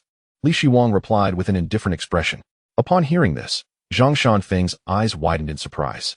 He knew Li Shiwang to be a laid-back individual fond of the arts, possessing terrifying talent in cultivation, and currently the strongest in Linlang Fudi. His reputation in the northern wilderness was immense, known as the Invincible in the nascent soul stage. Though he was merely at the high tier of the nascent soul stage, even those at its peak were no match for him, leaving many in the northern wilderness astounded. However, Li Shiwang's words were indeed ambiguous. Only the past leaders of Haotian Sect would be privy to Su Fan's affairs, as the northern wilderness could not possibly be aware of his existence. His statement seemed to be a test of sorts. Su Fan had not confined himself to the northern wilderness during his seclusions, and since he had never offended any sects there, it was reasonable for them to be unaware of him. Li Shihuang appeared intriguing, attempting to probe his identity right from the start, perhaps harboring doubts about his status as an elder. Outside, people speculated that he was from the previous generation, yet Li Shihuang did not share this view. He had encountered all the members of Haotian Sect from the previous generation and had never come across someone like Su Fan. Li Shihuang, I thought you preferred to remain silent. Why are you suddenly so chatty? Jun Wuxing observed in surprise. Li Shihuang sighed internally, wondering how he had befriended such a foolish companion. Senior, let us enter and converse. The fragrant tea of Linlang Fudi is just ready. Perhaps you might partake? Li Shihuang invited, turning to Su Fan. Su Fan nodded gently and stepped towards the grand hall of Linlang Fudi, with Zhang Shanfeng and Xiao Jixiang closely trailing behind. The disciples of Linlang Fudi were also puzzled by Su Fan's identity. Within the hall, Li Shihuang gestured for the tea to be served. His gaze fixed intently on Su Fan. He discerned that Su Fan's aura was distinct from theirs, creating an enigmatic presence. Yet his cultivation at the 11th level of Qi refinement was undeniable. Yet, how could such a person possibly defeat a dragon in the nascent soul stage with a single punch? Even he would not dare to claim such a feat. It seems that this senior possesses a concealed treasure of hidden realms, and their low profile is likely a means to avoid unnecessary trouble. Senior, this is freshly picked fragrant tea, perfect for this moment. Li Shihuang gestured invitingly. Su Fan lifted the teacup and took a sip, smiling as he said, "This is exquisite tea, brimming with spiritual energy. It must have grown near a spiritual vein. Otherwise, such abundance of spiritual energy would be impossible. You are indeed perceptive, Senior. This tea grows atop a spiritual vein, absorbing its energy for nourishment. There is only one such plant in the entire Beihuang," Li Shihuang replied slowly. Meanwhile, Jun Wuxing, holding his wine gourd, drank continuously, puzzled by Li Shihuang's sudden verbosity. Usually, Li Shihuang was as reticent as a stone. Today, he seemed quite talkative, a curious occurrence. Recently, I have been encountering obstacles in my cultivation, and my heart remains unsettled. I wonder if the senior has any advice? Li Shihuang respectfully inquired after setting down his teacup. Su Fan chuckled inwardly. It was evident that there was a matter at hand. A tranquil heart brings coolness. Perhaps you are overthinking, Su Fan spoke casually. However, everyone present was taken aback, gazing at Su Fan in astonishment. A tranquil heart brings coolness. Wasn't this a profound answer to their confusion? In this era of stagnation in spiritual energy, they had long lost their focus in cultivation. How could they discuss ascending to the immortal realm? Zhang Shanfeng, observing Su Fan's serene demeanor, marveled internally. His master truly had the wisdom of millennia, and even a casual remark could yield great insights. Li Shihuang and Jun Wuxing exchanged glances, both equally astonished. They felt the shackles upon themselves loosening significantly, and a breakthrough seemed imminent. Hearing your words, I have gained more than 10 years of cultivation. They both bowed in gratitude. Previously, Jun Wuxing had looked down upon Su Fan. For being at the 11th level of Qi refinement seemed insufficient, but now it was different. Just one phrase had brought them considerable benefit. How could someone like this merely be at the 11th level? Su Fan thought, confusion? I was merely rambling. Why do they all believe me? Senior, should I encounter difficulties in my cultivation in the future, I hope you can offer guidance once more, Li Shihuang said respectfully. Su Fan smirked, feeling exasperated. He was already overwhelmed with his own matters. How could he possibly assist others? Cultivation should follow the natural course. Relying solely on others is akin to drifting without roots. In an attempt to decline, Su Fan began to ramble again. Yet, to Li Shihuang and the others, this sounded different. Wasn't the essence of all things the way of nature? They, as cultivators, were ultimately part of nature. It was unexpected that such a simple truth, like the rootless floating of duckweed, had eluded them. Truly, the senior had returned to a state of simplicity and purity, a realm that they could only aspire to reach. Senior, I, Li Shihuang, wish to forge a heavenly alliance with Linlang Fudi, so that our two sects may advance together henceforth. Li Shihuang was completely captivated, promptly clasping his hands and expressing his thoughts. With Su Fan as a senior, their future cultivation would undoubtedly flourish. Upon hearing this, Zhang Shanfeng regained his composure and held Su Fan in even higher regard. You should discuss this matter with my nephew Shanfeng. I am merely a master uncle of the Haotian Sect. Speaking to me is of no use. Su Fan waved his hand and smiled. He naturally found Linlang Fudi to be a delightful place. Since the opportunity had presented itself, he would not let it slip away. Zhang Shanfeng quickly said, That sounds wonderful. Let us advance together henceforth.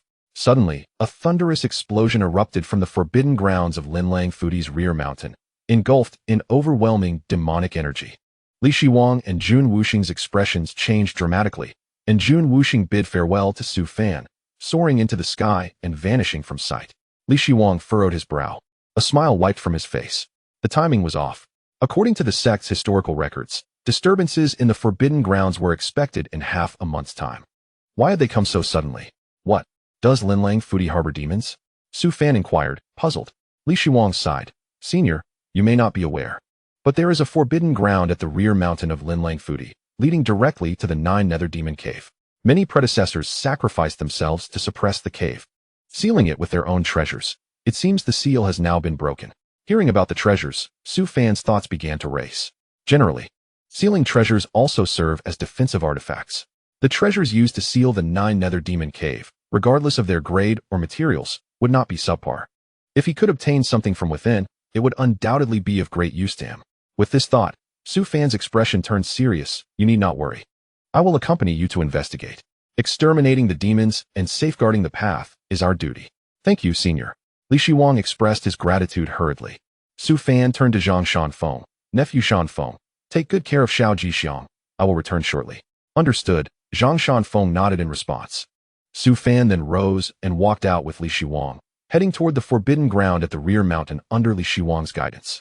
As they approached the vicinity of the rear mountain, they could already sense the demonic energy, and upon looking up, the depths of the rear mountain were shrouded in thick black mist, with demonic energy soaring skyward. Witnessing this scene, Li Shiwang silently cursed under his breath. The demonic energy this time was far more terrifying than before. It seemed that the demons within the 9 Nether Demon Cave were about to emerge. As Su Fan observed the swirling demonic mist, he furrowed his brow. The spiritual energy in the front mountain surged harmoniously, while the rear mountain was indeed permeated with demonic energy, indicating the emergence of a powerful demon. Upon reaching the edge of the forbidden ground, Jun Wuxing's expression grew grave as he continuously channeled spiritual energy to control the formation, preventing the demonic mist from leaking out. Li Shiwang, it seems we are in grave danger at Linlang Fudi, Jun Wuxing stated solemnly. Glancing at the swirling demonic mist, Li Shiwang felt a tremor in his heart.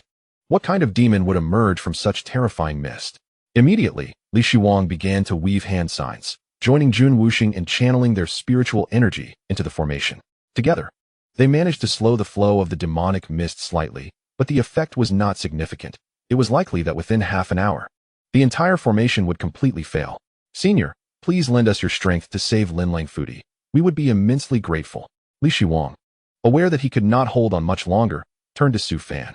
Jun Wuxing hastily added, we implore you, Senior Su, to assist us. If you save Linlang Fudi, we shall reward you handsomely. Hold on, I will first go in and take a look, Su Fan said, stepping into the demonic mist alone. Deep within the forbidden ground, a profound passage resembling a giant mouth descended into darkness, with black demonic mist surging from within. At the bottom of the passage, countless demons of various forms gathered together. Some bore sharp horns, others had bat-like wings, all with menacing and terrifying appearances. Leading them was a demon towering 8 feet tall, adorned with dark red patterns, his crimson eyes sending chills down one's spine. We welcome the Demon Lord's emergence. The gathered demons roared in madness upon seeing the 8-foot demon. The Demon Lord Chonghai surveyed the crowd of demons and laughed maniacally. After 2,000 years, I have finally awaited this day. The little ones of Linlang Fudi can no longer hinder us. Today marks the doom of the human race. As soon as the Demon Lord's words fell, the surrounding demons raised their arms and shouted in unison, the human race's doom. The human race's doom. In an instant, the demonic energy within the cave surged and soared. Racing up the passage, the Demon Lord Chonghai waved his hand and laughed. Today, we shall break through here and seize Linlang Fudi, reviving the glory of our demon clan, enveloping the entire realm of cultivation in the terror of our 9 Nether Demon Cave. Long live the Demon Lord. The demons echoed with spirited enthusiasm. The Demon Lord Chonghai gazed up at the passage overhead, his eyes filled with longing for freedom and excitement. In the next moment, he vanished from his location, unleashing a tremendous surge of demonic energy that soared towards the upper passageway. Upon entering the demonic mist, Su Fan ventured deeper, searching in the central area. Along the way, he stumbled upon numerous treasures, albeit only spiritual artifacts and magical tools. all devoid of their spiritual entities.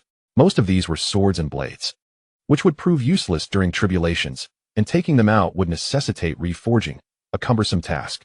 Thus, he continued his search, hoping to find a few protective treasures. As he journeyed westward and reached the central zone, the demonic energy had thickened to the point of coalescing into a liquid form, and Su Fan could feel the dampness beneath his feet with every step. Indeed, the central area was replete with protective items. However, they were merely spiritual artifacts, and he had yet to encounter a single true treasure. Suddenly, a rune-engraved umbrella caught his eye, igniting a spark of interest within him. A genuine treasure. This was the first he had found, and its umbrella shape made it a suitable defensive item for traversing tribulations. The only regret was its lack of a spiritual entity. Otherwise, its efficacy during tribulations would have been greatly enhanced. However, as he reached for the umbrella to examine it, the demonic energy from the entire rear mountain erupted violently. As if the seal had been broken, countless streams of demonic energy surged skyward, and the mist began to overflow outward. Su Fan gazed at the ascending demonic energy, his expression turning peculiar. He had narrowly avoided disaster. This umbrella seemed to be a sealing artifact, and by removing it, he had directly shattered the seal in this area. Outside the forbidden zone, Li Xiang felt the aura of Demon Lord Chong Hai, his face turning ashen. Beside him, Jun Wusheng was struck to the ground by the force of the demonic energy. "Did you sense the aura of Demon Lord Chong Hai?" Li Xiang asked, his voice trembling. The spirit-severing stage, it's even stronger than recorded in the texts. Jun Wusheng hurriedly flew over, channeling his spiritual energy into the sealing formation, whispering, "Will Senior Su be all right? Even if he conceals his strength, he likely cannot surpass the spirit-severing stage. This may indeed spell doom for our Linlang blessed land.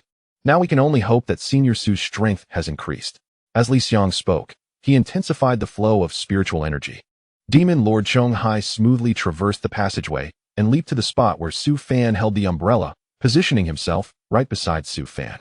Behind him, grotesque demons emerged, their fierce visages scanning the surroundings, ultimately focusing their gaze on Su Fan. In that moment, Su Fan found himself surrounded by the entire demon horde. Seeing another presence nearby startled Demon Lord Chong Hai, who initially thought someone had come to thwart him. Yet upon sensing that the individual was merely a waste of the 11th layer of chi refining, he dismissed him.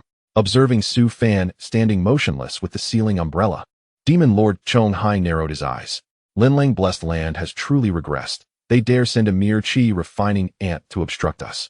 Do they look down upon us from the 9 nether demon cave? Demon Lord Chong Hai glared down at Su Fan, his demonic energy swirling ominously.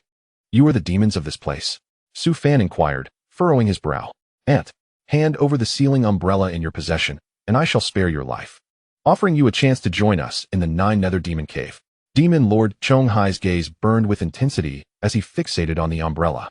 If they could destroy it, they would no longer fear Linlang blessed land and could easily conquer the realm of cultivation. Su Fan tossed the sealing umbrella into his Qinkuan bracelet, retorting, "Why should I surrender what I have found to you?" At this declaration, Demon Lord Chong Hai's demonic energy surged violently, sweeping towards Su Fan.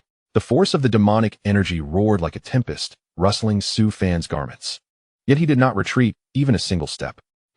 Demon Lord Chong Hai was taken aback by Su Fan's lack of reaction, momentarily suspecting that his prolonged sealing had left him weakened. "Killing him will serve as an appetizer before my departure."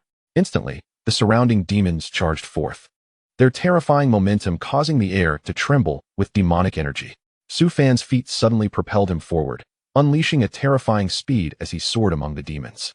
The demons screamed in agony, flung backward like cannonballs, many even being cast into the passageway, sending those ascending into disarray.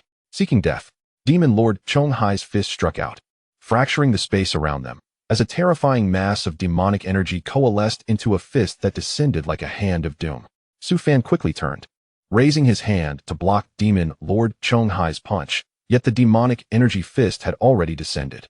A resounding boom echoed, dust and mist erupted, reverberating throughout the heart of the Forbidden Zone. Sensing a more formidable demonic energy than before, both Li Xiang and Jun Wusheng felt a surge of trepidation. Under such terrifying demonic energy, can Senior Su withstand it? "Li Xiang, we can still flee," Jun Wusheng shouted urgently. Li Xiang shook his head resolutely. "We must hold our ground. Even if it means death, we cannot allow this demon to emerge and wreak havoc upon the realm of cultivation." An insignificant ant dares to obstruct me, truly seeking death, Demon Lord Chong Hai sneered coldly. But just then, a series of light coughs echoed through the dust. Cough. My clothes. Demon Lord Chong Hai turned to see Su Fan, his expression furious, glaring at him. The earlier attack had merely torn his clothing. How is this possible? You aren't scathed? Without uttering a word, Su Fan raised his hand and struck forward. Uffed. Demon Lord Chong Hai's eyes bulged in rage as he spat blood, plummeting toward the passageway of the 9 nether demon cave. Such a ruthless human, concealing his strength to trap me. After 2,000 years, Linling Blessed Land remains so insidious. I will return. Ultimately, Demon Lord Chong Hai roared as he fell back into the 9 nether demon cave, his proclamation echoing throughout the rear mountains' forbidden land. The surrounding demons were left dumbfounded, staring at Su Fan as if witnessing a ghost. Run. The demon lord has been defeated. This human cultivator has concealed his strength. We must flee quickly. Seal the passage. We cannot allow him to enter.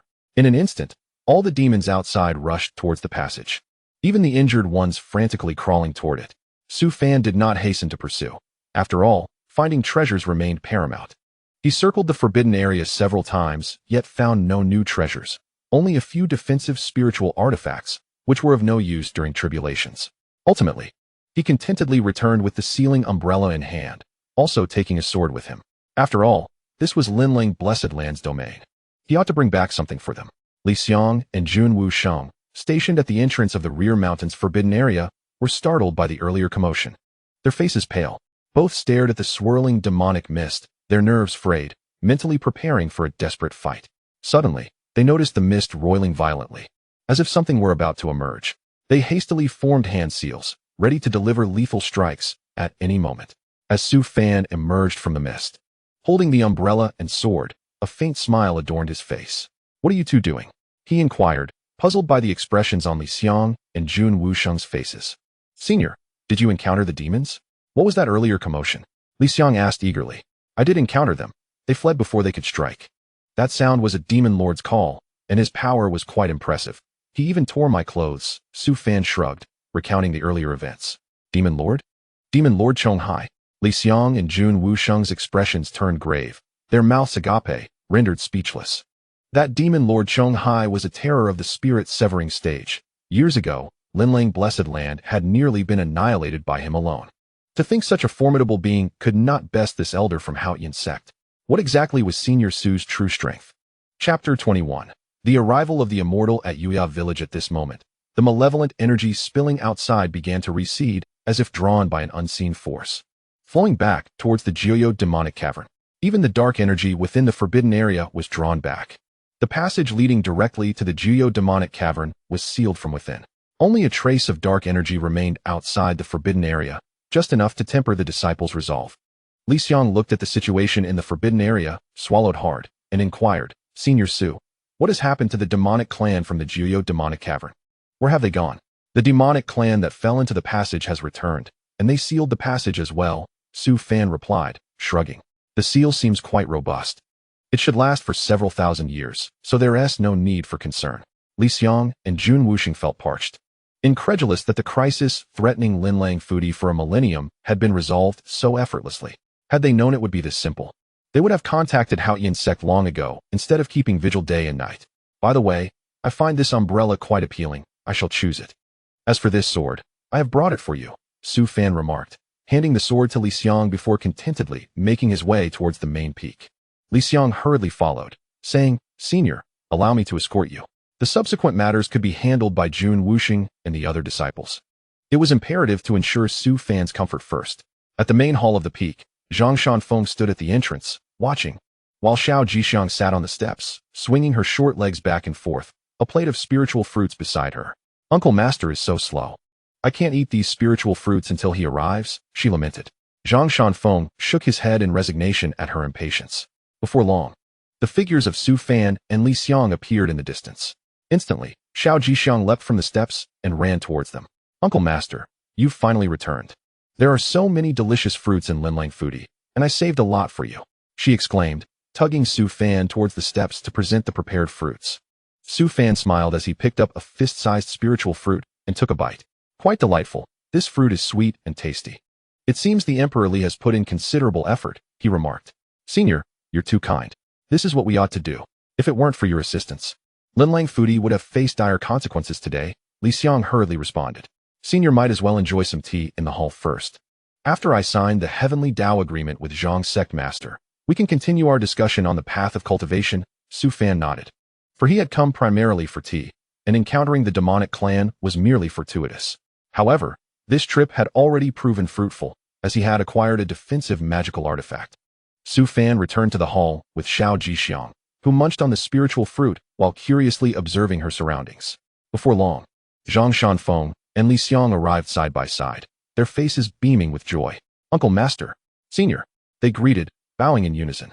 Su Fan calmly inquired, has the agreement been finalized? Senior, the Heavenly Tao Agreement requires the Sect Master's golden seal, which I did not bring on this outing. We will need to return. Zhang Shanfeng explained. Emperor Li will accompany us, and we will establish the Heavenly Tao Agreement at Haotian Sect. Rest assured, the agreement is already prepared. You may review it at your convenience, Li Xiang added, producing a jade scroll and respectfully placing it beside Su Fan. Su Fan smiled. There is no need for such formality. I trust Linlang Fudi. Since we need to return, let us establish the agreement at Haotian Sect. Then shall we embark now? Li Xiang suggested. Now, Su Fan expressed his confusion. The situation at the forbidden area is precarious. Would it not be unwise to leave so suddenly? Li Xiang waved his hand reassuringly. Do not worry, my brother will handle it properly. This matter should not be delayed. Establishing the agreement is beneficial for the entire northern wasteland. His words held merit, as all matters within Linlang Fudi were managed by Jun Wuxing. While he was responsible for greeting incoming guests, Linlang Fudi traditionally operated with two emperors, one overseeing internal affairs and the other external. Su Fan nodded. Very well. Then we shall return. Upon hearing they would be going back, Xiao Jixiang eagerly approached Su Fan. Uncle Master, when will we visit my mother? Zhang Shanfeng, understanding her longing for home, hesitated to refuse, recognizing that denying such a request would be cruel for a child. Uncle Master, Xiao Jixiang's home is not far from the sect. We can stop by along the way. Su Fan turned. Then let us make a stop. I will take Xiao Jixiang to visit her home, while you return to Haotian Sect to handle the agreement. Wonderful. I can see my mother now. You are the best. Uncle Master. Xiao Jixiang beamed with joy. Yuya village was not too distant from Haotian Sect, nestled amid mountains and rivers, a veritable paradise. Su Fan and Xiao Jixiang set sail in a flying vessel, while Elder he prepared an abundance of spiritual fruits for her, engaging her in friendly conversation. Meanwhile, Zhang Shanfeng and Li Xiang discussed the intricacies of cultivation. Xiao Jixiang accepted the spiritual fruits graciously, understanding that one should not return empty-handed to her village.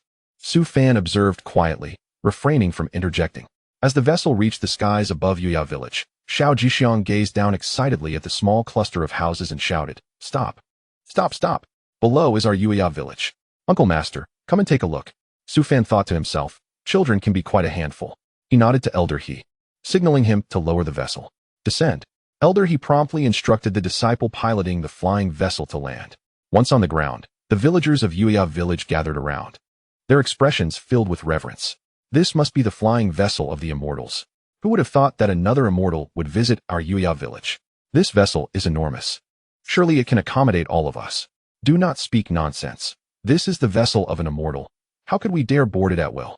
Xiao Jixiang, unable to contain her excitement, leapt from the vessel, clutching the spiritual fruits as she ran out.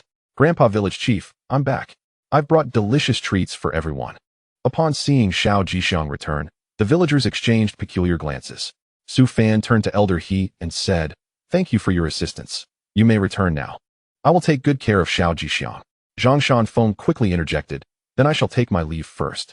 Uncle Master, if you need anything, you may directly summon any nearby disciples. We have contact disciples stationed outside Yuya village. I will await your return at Haotian Sect, Senior, Li Xiang respectfully added. Then, Su Fan leaped down from the vessel and walked towards Xiao Jixiang. Once the flying vessel departed, the villagers of Yuya village reluctantly withdrew their envious gazes and turned their attention to Su Fan. Xiao Jixiang began distributing the spiritual fruits, introducing Su Fan, Grandpa Village Chief.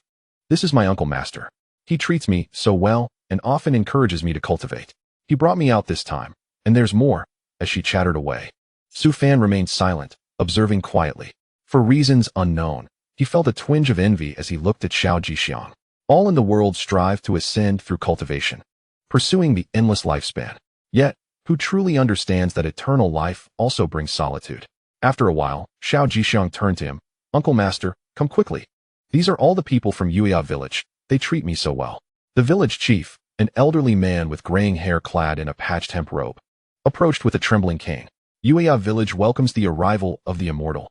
Su Fan quickly extended his hand to support the village chief, smiling. There is no need for such formality. I am merely accompanying Xiao Jixiang home for a visit. The crowd around them was momentarily taken aback by his words. Unlike the other celestial beings who would have preferred them to kneel in reverence, this striking young immortal was distinctly different. In terms of elegance, this handsome youth truly embodied the essence of an immortal. Village chief, why hasn't my mother come out? I specifically returned to see her, Xiao Jixiang exclaimed, scanning the surroundings for her mother but finding no trace of her. The village chief hurriedly replied, your mother is at home. She didn't know you had returned. Go and see her quickly. She has been missing you dearly. Upon hearing this, Xiao Jixiang immediately dashed off towards her home, with Su Fan calmly trailing behind. Once inside the village, Su Fan inexplicably sensed something amiss. The villagers' gazes were peculiar, starkly contrasting with those of the welcoming group outside. When he turned to look, he noticed that the village chief and the others had already departed. After walking a few steps, he heard the sound of reading. In a dilapidated courtyard to his left, a group of children was reciting passages from bamboo scrolls. In front of them stood a middle-aged scholar, his attire somewhat disheveled, yet exuding an air of refinement as he observed the children with satisfaction.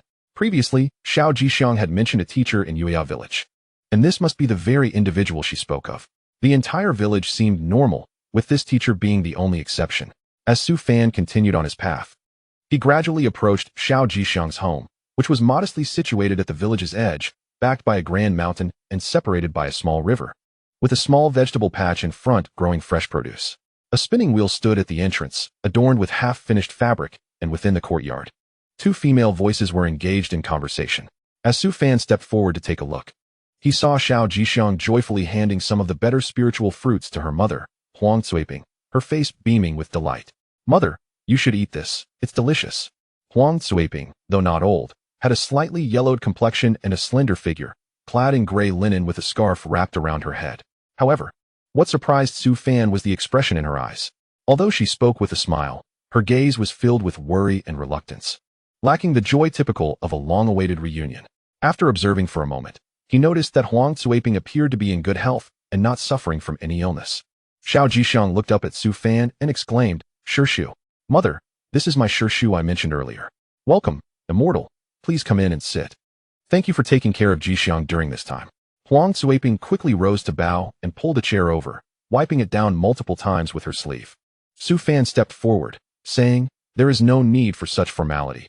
I merely brought Xiao Jixiang back to visit. I had promised her, but I was delayed by numerous matters. Huang Cuiping replied, your presence is far more significant. I am already delighted that Jixiang has returned. She affectionately stroked Xiao Jixiang's head. Yet Su Fan could still perceive the lingering sadness in her eyes. Since arriving at Yuya village, Su Fan had felt something was off, and Huang Cuiping's reaction only heightened his suspicions. The reunion of mother and daughter should have been a joyous occasion.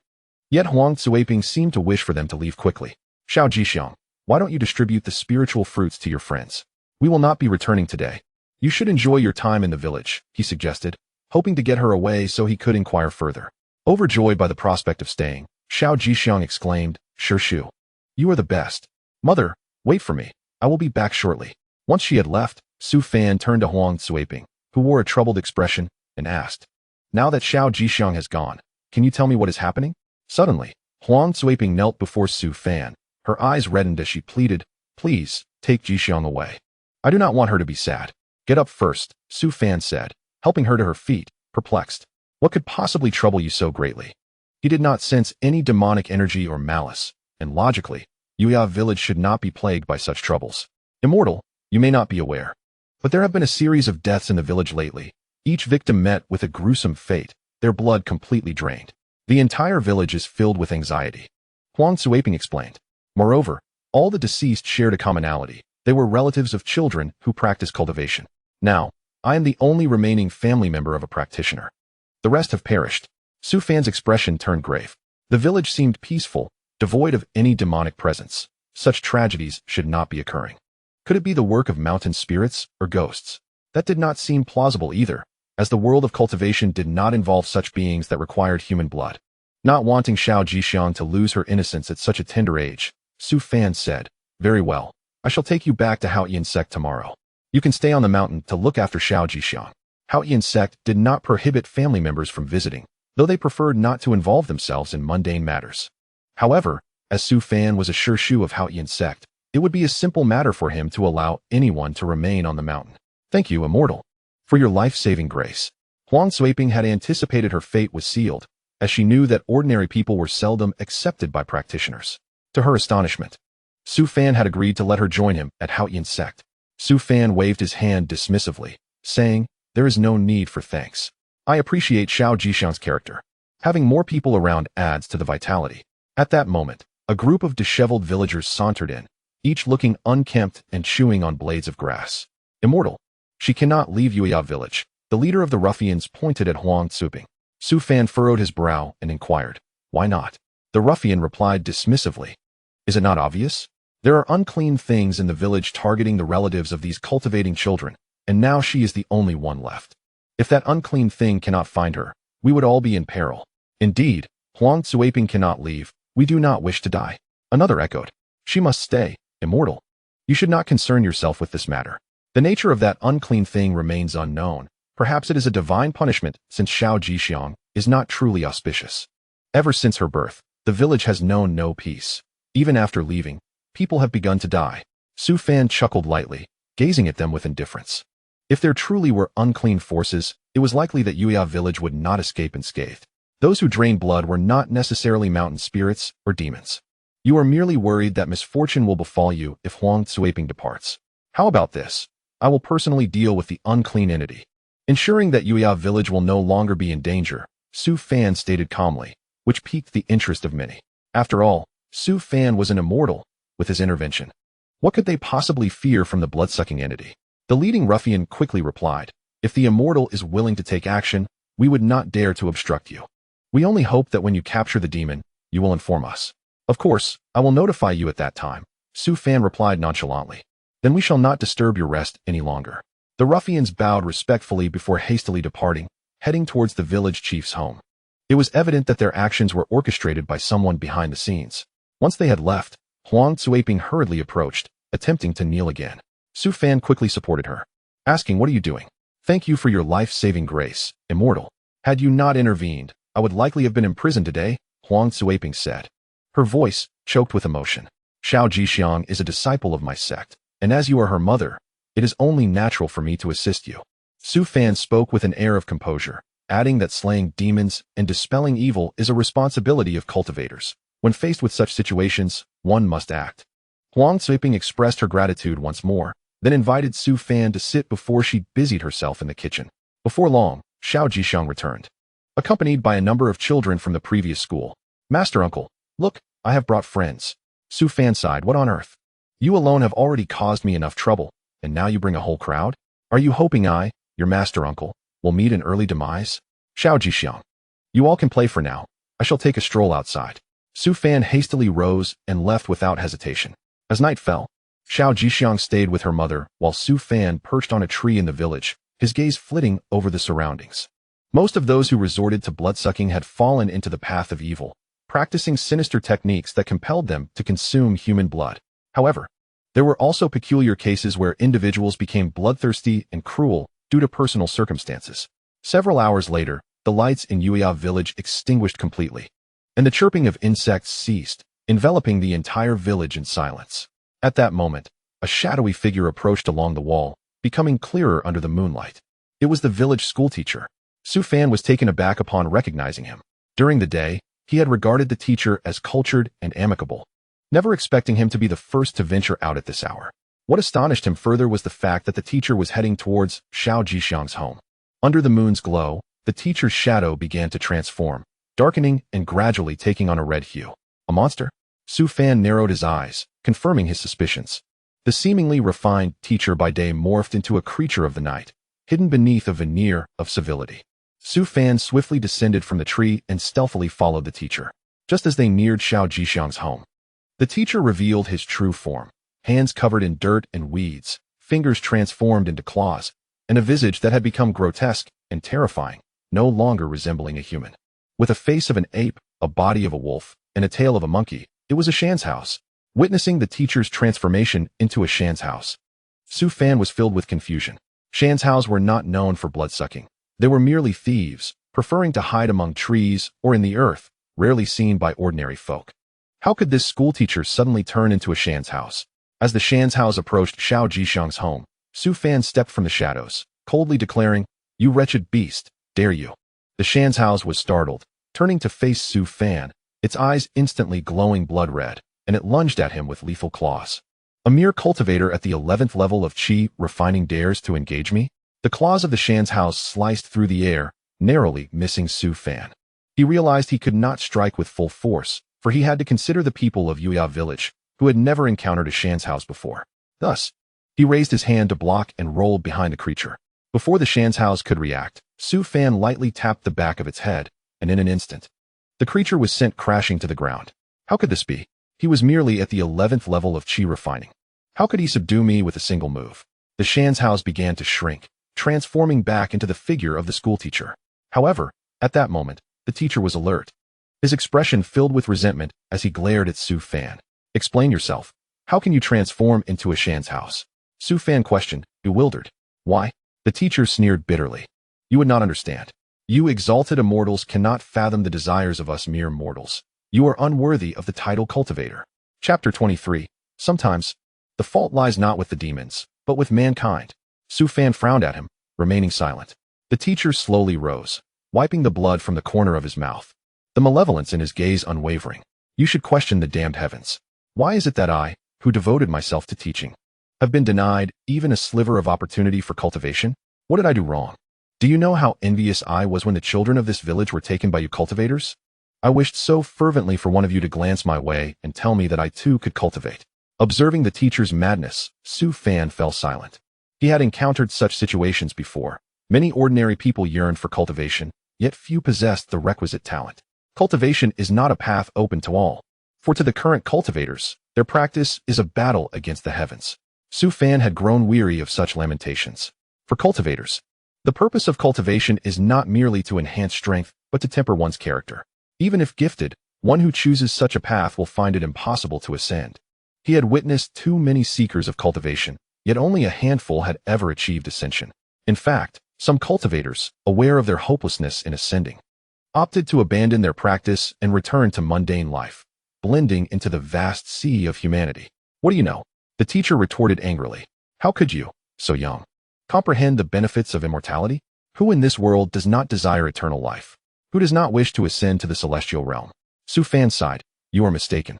Eternal life and ascending to the celestial realm are not the same." He, having lived for millennia, was the most qualified to speak on this matter.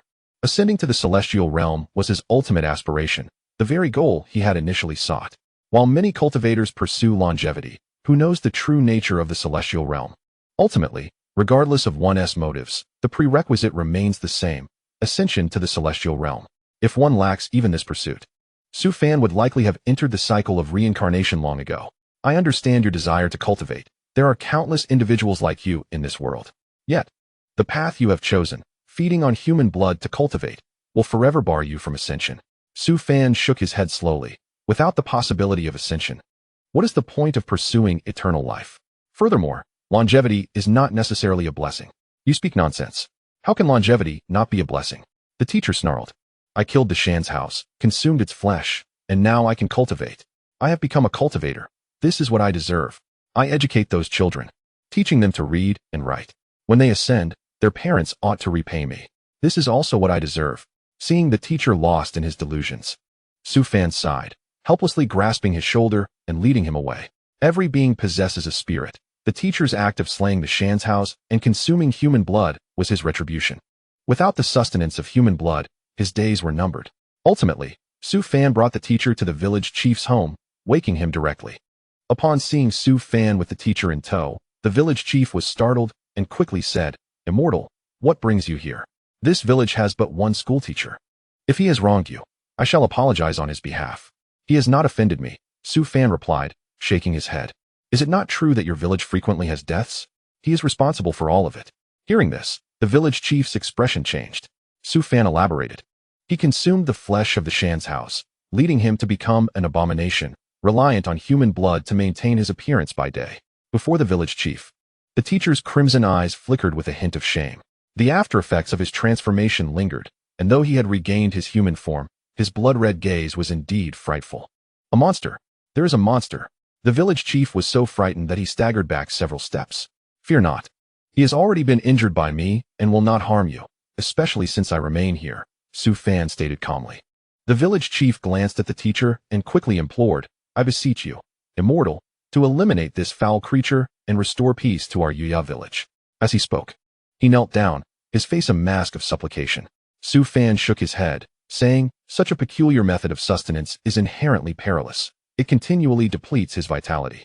Tonight, he cannot draw blood, and given my severe injury to him, he may not witness the dawn of tomorrow. Thank you, esteemed immortal, for your life-saving grace. I, as the elder of Yuya village, express my profound gratitude, the village chief said, once again bowing deeply. Su Fan cast the teacher to the ground and remarked, now, I shall take Xiao Jixiang and her mother away. You will not obstruct us, will you? This is the fortune of Huang Tsuiping. I would naturally not stand in your way, the village chief hurriedly replied. Su Fan then stood quietly to the side, while the village chief summoned the local ruffians from earlier to bind the teacher to a tree. As dawn broke, the villagers of Yuya learned of the teacher's predicament and hurried over to voice their grievances. What a heartless scoundrel. He appeared so respectable, yet turned out to be a monster. Thankfully, my dog did not come to harm. Otherwise, I would have raised his ancestral grave. They lamented, in the future. We must be more discerning when dealing with the teacher. We owe our safety to the immortal's intervention, otherwise, we would all be in danger. A wave of gratitude washed over the crowd, and Su Fan, feeling overwhelmed, gestured for them to cease their expressions of thanks. Meanwhile, Xiao Jixiang and her mother were also taken aback by the events unfolding. Shortly thereafter, Su Fan led them away from Yuya village, heading toward Haotian Sect. While the disciple responsible for communication urgently notified the sect, Zhang Shanfeng and Li Shiwang came out to greet them.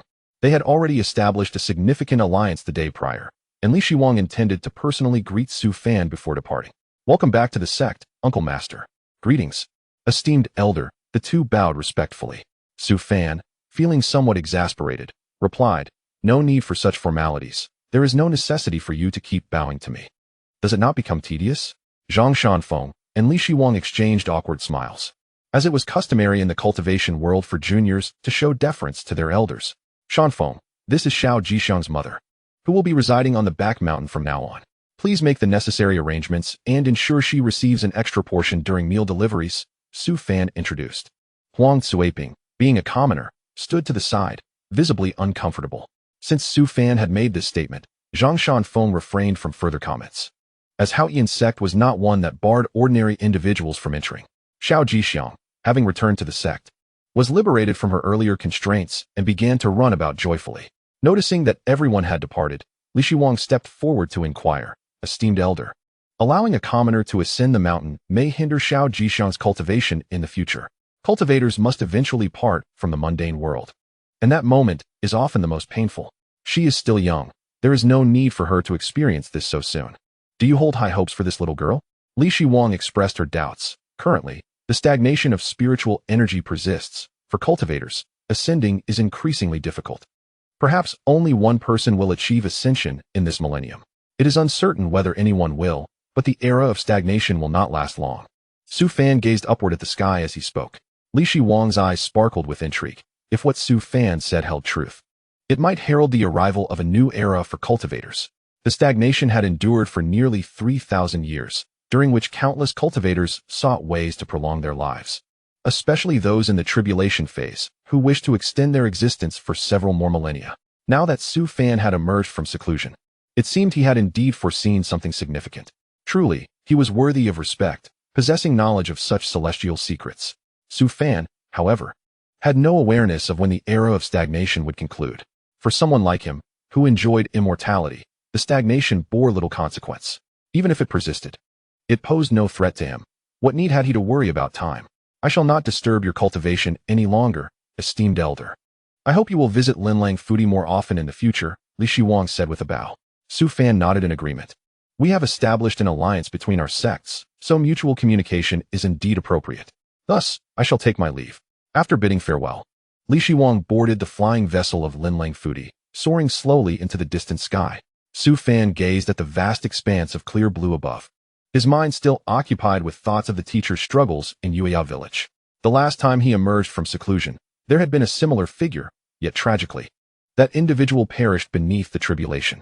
Considering the passage of time, it was perhaps time to pay a visit to that person's south resting place. After all, he still owed them a drink. At that moment, Zhang Shanfeng descended from the back mountain and landed directly before Su Fan. Uncle Master, I have heard that a mountain demon has appeared in Yueyao village. Such demons typically come in pairs. Shall I eliminate them now? Zhang Shanfeng declared with righteous fervor. Su Fan, however, shook his head. There is no need. While mountain demons are indeed fearsome, they pose no threat unless provoked, at times. It is not the monsters that err, but rather humanity. Your noble intentions are admirable, Uncle Master. I find myself lacking in comparison, Zhang Shanfeng acknowledged. Having come to a realization, I may need to leave for a while. Please keep an eye on the sect in my absence, and attend to Xiao Jishan's cultivation as well. I will return promptly once I have completed my business, Su Fan said, turning slowly. Upon hearing that Su Fan intended to depart alone, Zhang Shanfeng urged, let me accompany you. Perhaps I can be of assistance. I am merely going to pay my respects to a friend. After such a long seclusion, I find I have nearly forgotten my old companions, Su Fan smiled. You should focus on taking care of the sect. Remember to visit Linlang Fudi often. Their spiritual energy is abundant, and bringing the disciples there for practice could be beneficial. I understand, Zhang Shanfeng replied, his eyes gleaming with determination. May I borrow your Chuanyan ship?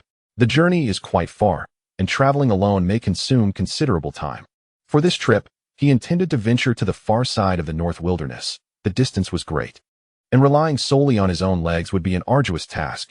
Zhang Shanfeng handed over the Chuanyan ship, explaining the control incantations before asking, when do you plan to depart? 3 days from now, Su Fan replied. Chapter 24. The Celestial Shop on the 4th day of the 10th month. The white tiger heralded the year's end, a portent of calamity.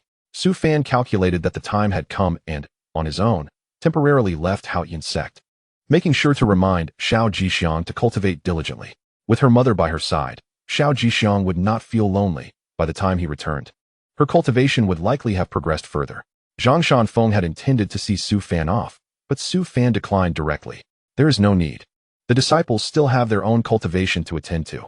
Please do not disclose my departure. Should any trouble arise, contact Linlang Fudi directly. Before leaving, Su Fan handed Zhang Shanfeng several volumes of lost Haotian Sect scriptures, ensuring he left with peace of mind. His destination was Haoyue City, which was a journey of over half a month. Eager not to miss the appointed time, Su Fan hastily set out. After over half a month of traveling on the Chuanyan ship, he finally entered the vicinity of Haoyue City and could not help but reflect on the dramatic changes that had taken place. The number of cultivators here far exceeded those in Haotian Sect. Every city was bustling with them. Even those in the Yuanying stage, who could lead sects, were commonplace. Towering trees filled the dense forests, and numerous roads spanned across, with spiritual beasts darting about. Within this forest stood a city constructed of white jade, bustling with the sounds of commerce as cultivators descended from the skies, stepping into the city. Above the entire city, faintly shimmering talismans indicated that an anti-flight barrier surrounded the area. Haoyue City held a renowned reputation in the North Wilderness, as it was the birthplace of the last individual to ascend to the immortal realm before the era of stagnation in the cultivation world. It could be said that Haoyue City served as a pilgrimage site for the entire North Wilderness and the cultivation realm. Outside the city, amidst the dense forest, Su Fan gazed at the ancient tree before him, which had lived for nearly 3,000 years, a smile gracing his lips. This tree was one he had planted with Lin Yin in the past. Lin Yin had been his closest friend during his last retreat, once hailed as the foremost prodigy of the cultivation realm. Alas, Su Fan drew a simple symbol on the ground with his finger, appearing as though he was merely doodling. Yet, for him, this symbol held profound significance. When he first encountered that friend, the two had used this symbol as a token of their bond, one that only those privy to their connection could comprehend. He then produced prepared yellow paper and incense, kneeling on the ground to light them, murmuring, "Young Lin, your fate has been unfortunate. You failed to transcend the tribulation. I warned you not to rush, yet you would not listen. Now, I am burdened to pay my respects. Wait, my brother, I intend to continue my own tribulation. Once I ascend to the celestial realm, I shall burn offerings from there for you. The wine I owe you will be repaid. Do not fret." After a while, as the yellow paper and incense burn away, Su Fan gazed at the distant Haoyu city, memories flooding back. He had witnessed young Lin ascend step by step from the first layer of qi refinement.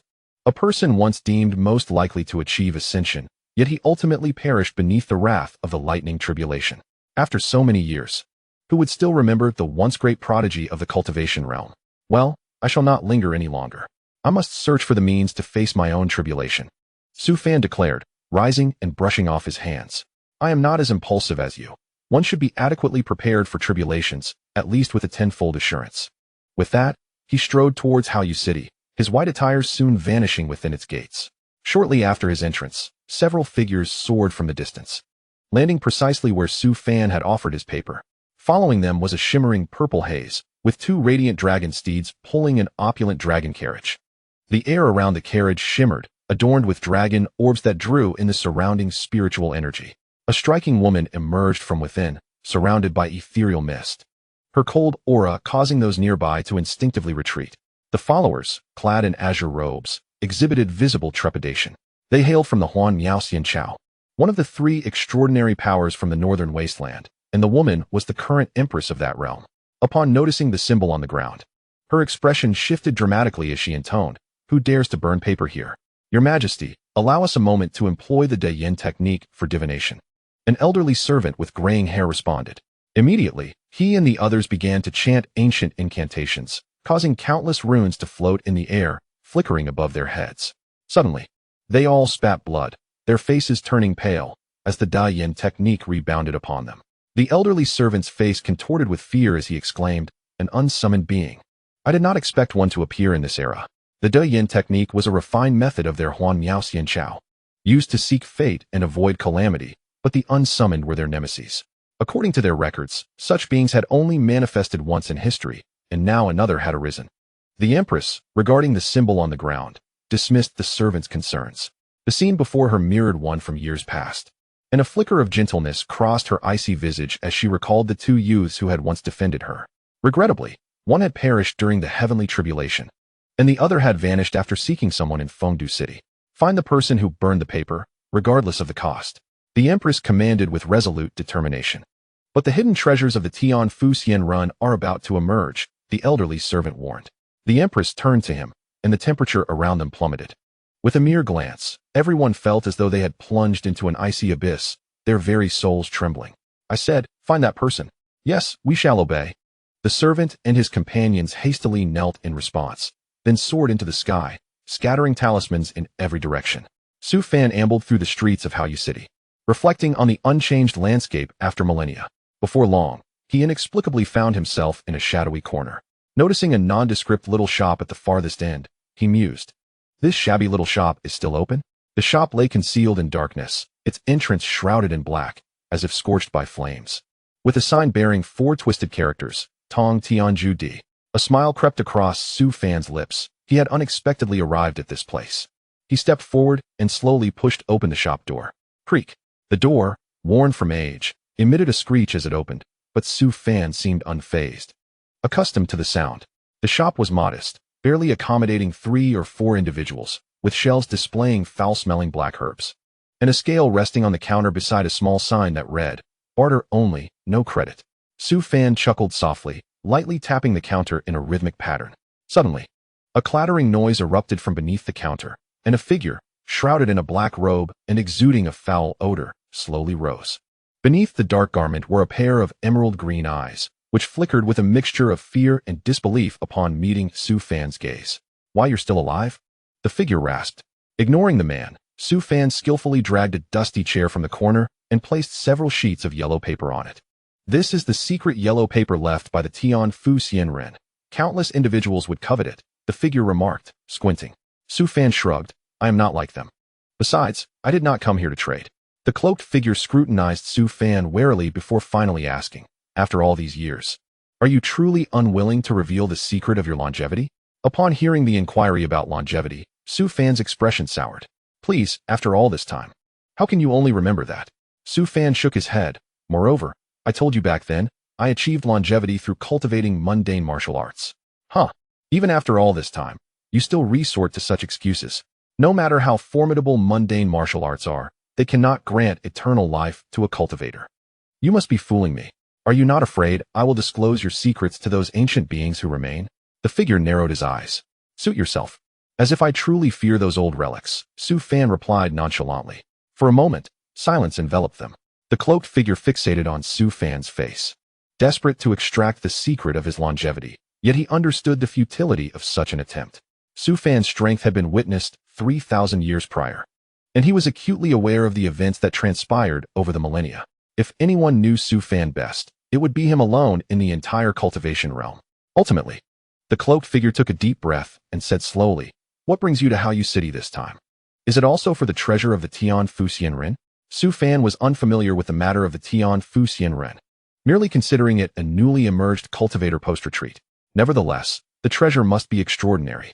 Only those who could claim the title of Xian Ren would possess a trove of valuable items, perhaps even something he could use during his tribulation. What is the nature of this Tian Fu Xian Ren's treasure? Su Fan inquired, curiosity piqued. The cloaked figure glanced at Su Fan and coldly replied. The last person to ascend to the celestial realm before the stagnation era was the Tian Fu Xian Ren. His lingering treasure is said to be hidden near Haoyu City, and rumors suggest it is about to surface. Cultivators from across the northern wasteland are flocking here, even those from other regions. Upon hearing this, Su Fan's interest was instantly ignited. A person who has ascended to the realm of immortals must surely possess treasures for transcending tribulations, and even the materials are likely to be abundant. This journey is imperative. Do you not intend to take a look inside? Su Fan inquired, raising his gaze. I shall not go. I do not favor overly bustling places.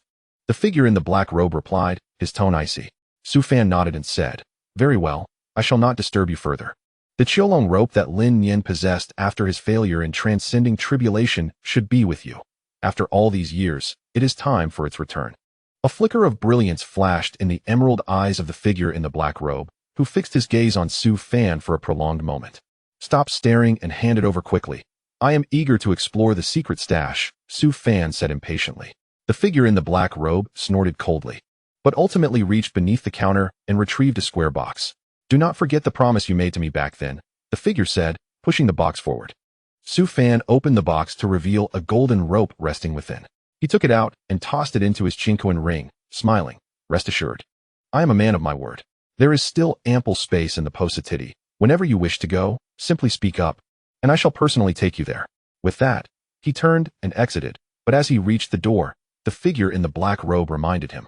Be wary of the people from the Wushan Dao Palace. They have been secretly seeking your whereabouts. Chapter 25. Su Clan's deceptive tactics stepping out of the dark alley. Su Fan glanced around before making his way to a tavern. Since he had resolved to visit the location of the Tianfu Immortal's secret stash, it was prudent to linger in Haoyu City until the day of its unveiling arrived. Moreover, he knew nothing of the Tianfu Immortal, and the tavern would provide an opportunity to gather information. Almost all the taverns in Haoyu City were monopolized by cultivators, with several large sects occupying each establishment, leaving little room for lodging. Given the early hour, Su Fan intended to first gather intelligence before seeking accommodation. If all else failed, he could return to Tongtianju Di for shelter. At the Shuiyun Tavern, Su Fan sat in a corner, ordered a few appetizers, and laid out a pair of chopsticks opposite him, listening to the discussions of the surrounding cultivators. Hey, have you heard? The people from the Huanmiao Celestial Dynasty have arrived today, and even the Empress is staying at this Shuiyun Tavern. I heard that too, but it seems they are already searching for someone. The emergence of the Tianfu Immortal's secret stash has attracted many, and numerous formidable elders have already appeared in the southern part of the city. While he did not retain every detail of their conversation, Su Fan etched the location of the southern part of the city in his memory. With so many people gathered, it stood to reason that numerous wealthy and influential cultivators would be present, making it an excellent opportunity to deceive them.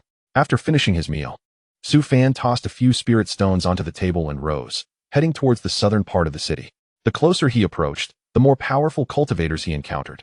Initially, he saw only a few Yuanying-level cultivators, but soon they multiplied, and it was not uncommon to meet one who was a Jindan Yuanying. As he surveyed the area, Su Fan recognized several prominent figures from the past and stealthily edged away. These individuals had survived for millennia and were evidently seeking a glimmer of hope within the Tianfu Immortal's secret stash. After all, the longer they delayed, the more hopeless their situation became. To avoid attracting trouble, Su Fan found a slightly secluded corner and, ensuring no one was watching, retrieved a black gauzy robe adorned with crimson pihua flowers from his chinquan ring, complemented by a white bone mask that appeared quite fearsome. After donning the attire, he held a tattered paper lantern in hand, within which flickered a blue flame, causing the surrounding temperature to grow unnervingly cold. Confident that he would not be discovered, Su Fan sat down on the ground, listening to the conversations of passers-by. Strange, why does it feel so chilling during broad daylight? I thought I was the only one sensing it, but it seems you all feel it too? Could it be that the secret stash is about to emerge? And this is a warning for us. Some long-lived individuals caught sight of Su Fan and, upon a mere glance, their pupils constricted sharply, retreating with their disciples and warning them to keep their distance. Elder, who is that person? Even we of the Haotian Sect must retreat? A curious disciple inquired. Taking a deep breath, the elder, who had survived many years, displayed an expression of dread and caution. That is a guide from the Posititi, known for conducting clandestine transactions. Each guide is responsible for ferrying the souls of cultivators. One must never provoke them. A disciple questioned, what is Posititi? I have never encountered it in any texts. The elder replied, Posititi is the final stop to Interfingdu City, a gathering place for the living and the dead, and one of the forbidden areas in our cultivation world. We should leave here and discuss further. Seated on the ground, Su Fan scanned the faces of the vaguely familiar individuals, inwardly cursing the fools for still being alive. His guise as a guide from Posititi was primarily motivated by the neutrality of Posititi, which does not favor any sect, and is a force that commands respect in the cultivation world. Most importantly, it allows for discretion, as no one recognizes him. Not everyone fears the guides from Posititi. Some are audacious enough to seek transactions. The first to approach was a rotund man adorned in gold and silver, his ensemble of jewelry drawing attention. The gems adorning him were not mere trinkets, but rather of spirit artifact quality, and he sported a bracelet that emanated a faint aura of a magical item. A glimmer of intrigue flashed in Su Fan's eyes, and he immediately devised a plan to deceive this rotund man. Just the magical items alone suggested he had the backing of a substantial sect, and perhaps he could procure something to aid in his transcending tribulation. Exchanging items for information. You understand the rules, right? Su Fan recited the words of the guide from his memory. The rotund man nodded repeatedly, naturally approaching due to the guide's status. Immediately, the rotund man squinted and spoke. I know the rules, but are you certain you possess the information I seek?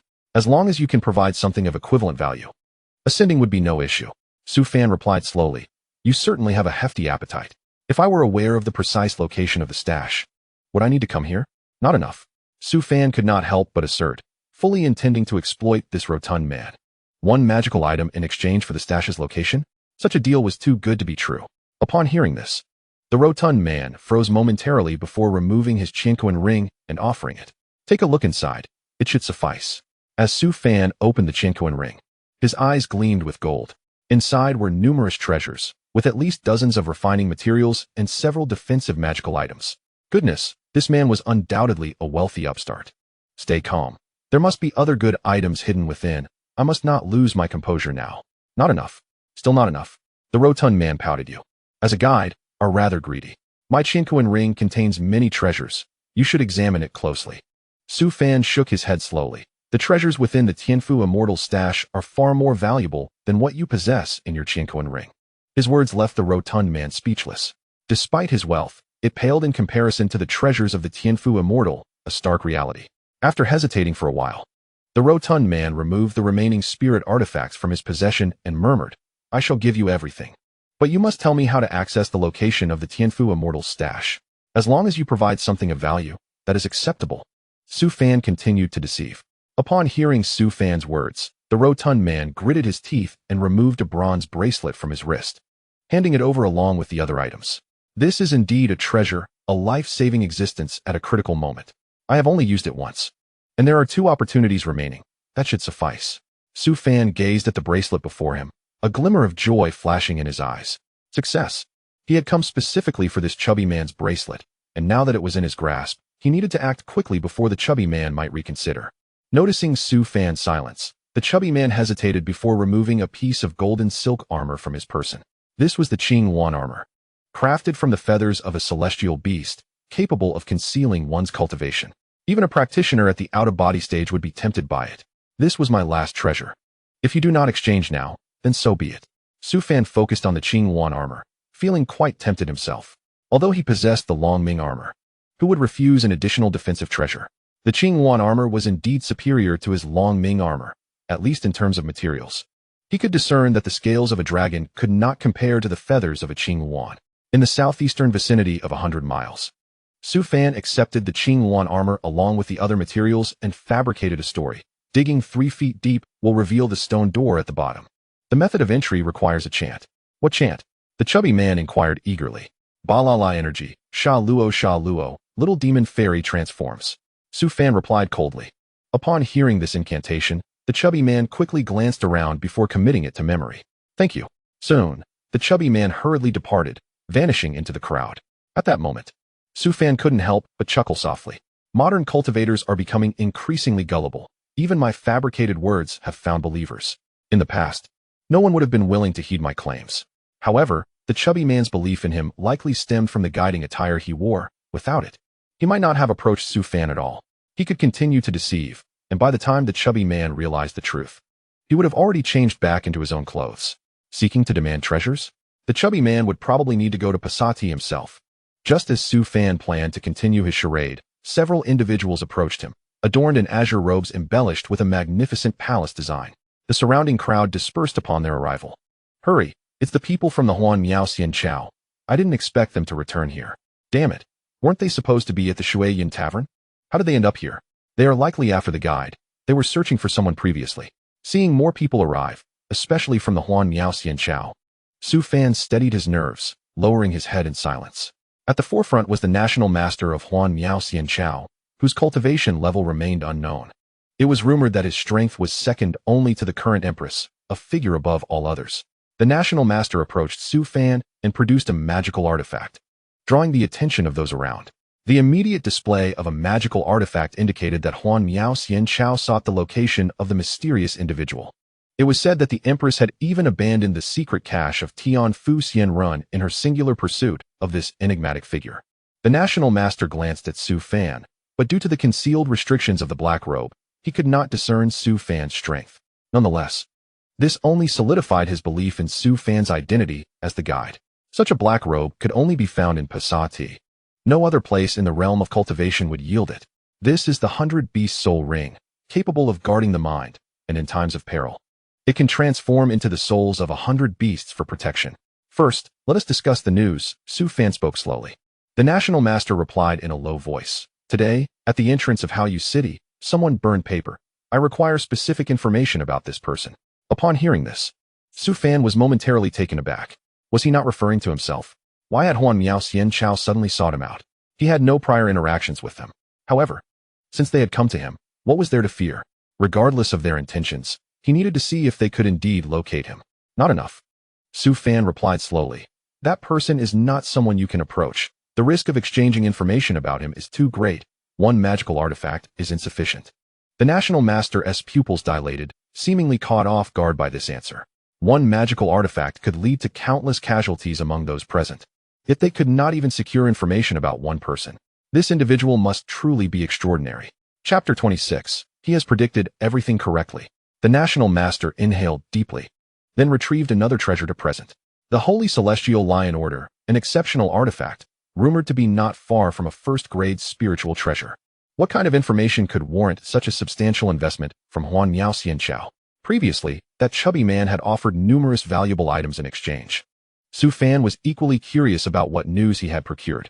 Gazing at the Holy Celestial Lion Order before him, Su Fan felt a tingling apprehension. Even a half-grade spiritual treasure had been produced. Huan Miaoxian Chao was truly relentless in their pursuit of him. Should he inform them that he would be heading to the secret cache? Is this sufficient now? The national master inquired in a grave tone. Su Fan hesitated for a moment, then nodded. It is sufficient. That person will go to the secret cache, and you should encounter him. The national master's expression shifted. Fixing his gaze on Su Fan, I asked for information about him. Tell me, is his surname Su? He seemed somewhat apprehensive, hesitant to directly utter Su Fan's name. However, this only confirmed to Su Fan that Huan Miaoxian Chao was indeed searching for him. Su Fan thought, no way they even know my name? I had no dealings with Huan Miaoxian Chao before my seclusion. Judging by your reaction, it seems to be true. The national master spoke gravely. I did not expect this fellow to reappear. Has he not perished in 3,000 years? With that, he turned and departed swiftly with the individuals from Haotian Sect, disappearing into the distance in the blink of an eye. Su Fan realized he could no longer linger. Seizing the opportunity while everyone was focused on Haotian Sect, he quickly blended into the crowd. Adeptly removing his black robe and mask and stowing them away in his Chinquan ring, vanishing among the throng. Where did the guide go? Damn it. I still wanted to exchange for the location of the secret cache. Where did he disappear to? Do not think about it. The guide's robe has restrictions. Unless he reveals himself, we cannot locate him. After leaving that area, Su Fan headed straight to Shui Yun Lu. The chubby man's Chinquan ring contained numerous spirit stones, sufficient for him to secure a small private room, albeit only in the back courtyard, as rooms within the tavern were priced higher. As Su Fan entered the back courtyard, the national master from Haotian Sect also arrived, directly making their way to the second floor. Currently, all the rooms in the tavern had been occupied by Haotian Sect, leaving outsiders no choice but to seek accommodation in the back courtyard. Su Fan realized that the national master had returned and recalled that Shui Yun Lu was the territory of Haotian Sect. What a predicament! Had he walked right into their trap? He absolutely could not encounter anyone from Haotian Sect who knew what would transpire. It was best to remain quietly in the back courtyard. In the southeastern vicinity of 100 miles outside Haoyu City, Hu Jinwan surveyed his surroundings, ensuring no one was following before exhaling in relief. He had not anticipated traveling such a distance. Speaking to himself, he removed his shoes and took off a Chinquan ring worn on his toe. The items previously taken by Su Fan were merely superficial. His true treasures were contained within this Chinquan ring, which he seldom used. Fortunately, I had a backup plan, otherwise I would have been thoroughly deceived. He then retrieved a magnificent garment from the Chinquan ring, adorned with flowing mysterious runes, far surpassing the Qingwan armor. It was evidently a first-grade spiritual treasure. Following that, he produced various spirit energy accessories, donning them one by one, nodding in satisfaction. Once he had everything in order, he glanced down at his feet, fingers forming a spell gesture. As the stones on the ground slowly levitated, they gradually expanded into half-human tall beings, their arms sharp as blades. This was the art of stone transformation. Digging here, 3 feet would suffice. Remember to inform me when you encounter a stone door or something similar. Hu Jinwan commanded these stone creatures to begin working for him, while he himself rested beneath a nearby tree. In just a short while, these stone beings had excavated 3 feet, but had yet to uncover any stone door. Hu Jinwan glanced around, feeling a twinge of regret for not having inquired further. Dig around. I refuse to believe this misfortune. With that, the stone creatures resumed their frenzied digging in all directions. This time, they indeed unearthed something, a stone door. If Su Fan were present, he would surely be rendered speechless for a long while. His earlier words had seemed fictitious. Who could have known that there would truly be a stone door here, and that this rotund man had actually unearthed it? Hu Jinwan gazed at the stone door before him, his eyes sparkling with excitement, as though he could already envision the treasures of the Wanfuxian. He waved his hand, causing the stone creatures to revert back into mere stones, and he leapt forward to inspect the door. The material of the door was peculiar, shimmering with starlight and adorned with strange patterns. Was this an array? Hu Jinwan scrutinized the patterns, filled with perplexity. This stone door did not lead to a hidden treasure, but instead represented an independent array. Could it be that entering the hidden treasure required the operation of an array? What was the incantation again? Clearing his throat, Hu Jinwan focused on the array and recited, Balala energy, Shaluo Shaluo, little fairy transformation. A gentle breeze swept by, causing the surrounding grass to sway, yet there was no change whatsoever. Hu Jinwan thought, have I misremembered? No, the guide had indeed told him that incantation, Balala energy, Shaluo Shaluo, little fairy transformation. This time, Hu Jinwan raised his voice, passionately proclaiming the incantation. However, the surroundings remained unchanged, and even the independent stone door array showed no response. After a moment, Hu Jinwan realized his folly and muttered, Foolish me, arrays do not operate on incantations. The incantation must be used only after activating the array. Enlightened, he squatted beside the stone door, intently observing the array. Soon, he retrieved some spirit stones from his Chinquan bracelet and carefully placed them down. With a click, the first spirit stone landed in the corner of the array, causing the runes on the stone door to slowly illuminate, while the surrounding spiritual energy began to surge towards it. It worked. Hu Jinwan burst into laughter, eagerly continuing his task. The second stone fell, and the runes began to float upward. The third stone landed, causing the spiritual energy to swirl in the air. enveloping the ruins. By the eighth stone, the entire stone door erupted in a blinding radiance, and a golden beam shot skyward, piercing through the clouds. In an instant, the people of Haotian City noticed the commotion and hurried towards the golden beam. Hu Jinwan watched as the center of the beam unfolded like a scroll, revealing a vortex door brimming with spiritual energy right before his eyes. "My treasure, here I come," he shouted, Balala energy, Shaluo Shaluo, little fairy transformation. The moment he finished speaking, he felt a powerful force pulling him towards the vortex door. As the arriving cultivators gathered, they gazed in astonishment at the vortex door, suspended in midair. Is this the hidden treasure of the Tianfu Xianren? How could it open early? Wasn't it said to be another half a month away? Cursed, some speculated that someone had discovered the treasure's location, thus arriving first. Immediately, one individual leaped into the air, charging towards the vortex door, but before he could reach it, a terrifying pressure descended from above, forcefully suppressing him. The others watched in bewilderment. At that moment, someone was suddenly pulled upwards, disappearing into the vortex door in the blink of an eye. What's happening? Why could he enter? Confusion spread among the crowd. Yet soon after, another was drawn in, and many young disciples among the newcomers were similarly absorbed. Su Fan's heart raced upon witnessing the emergence of the golden beam. This place felt eerily familiar.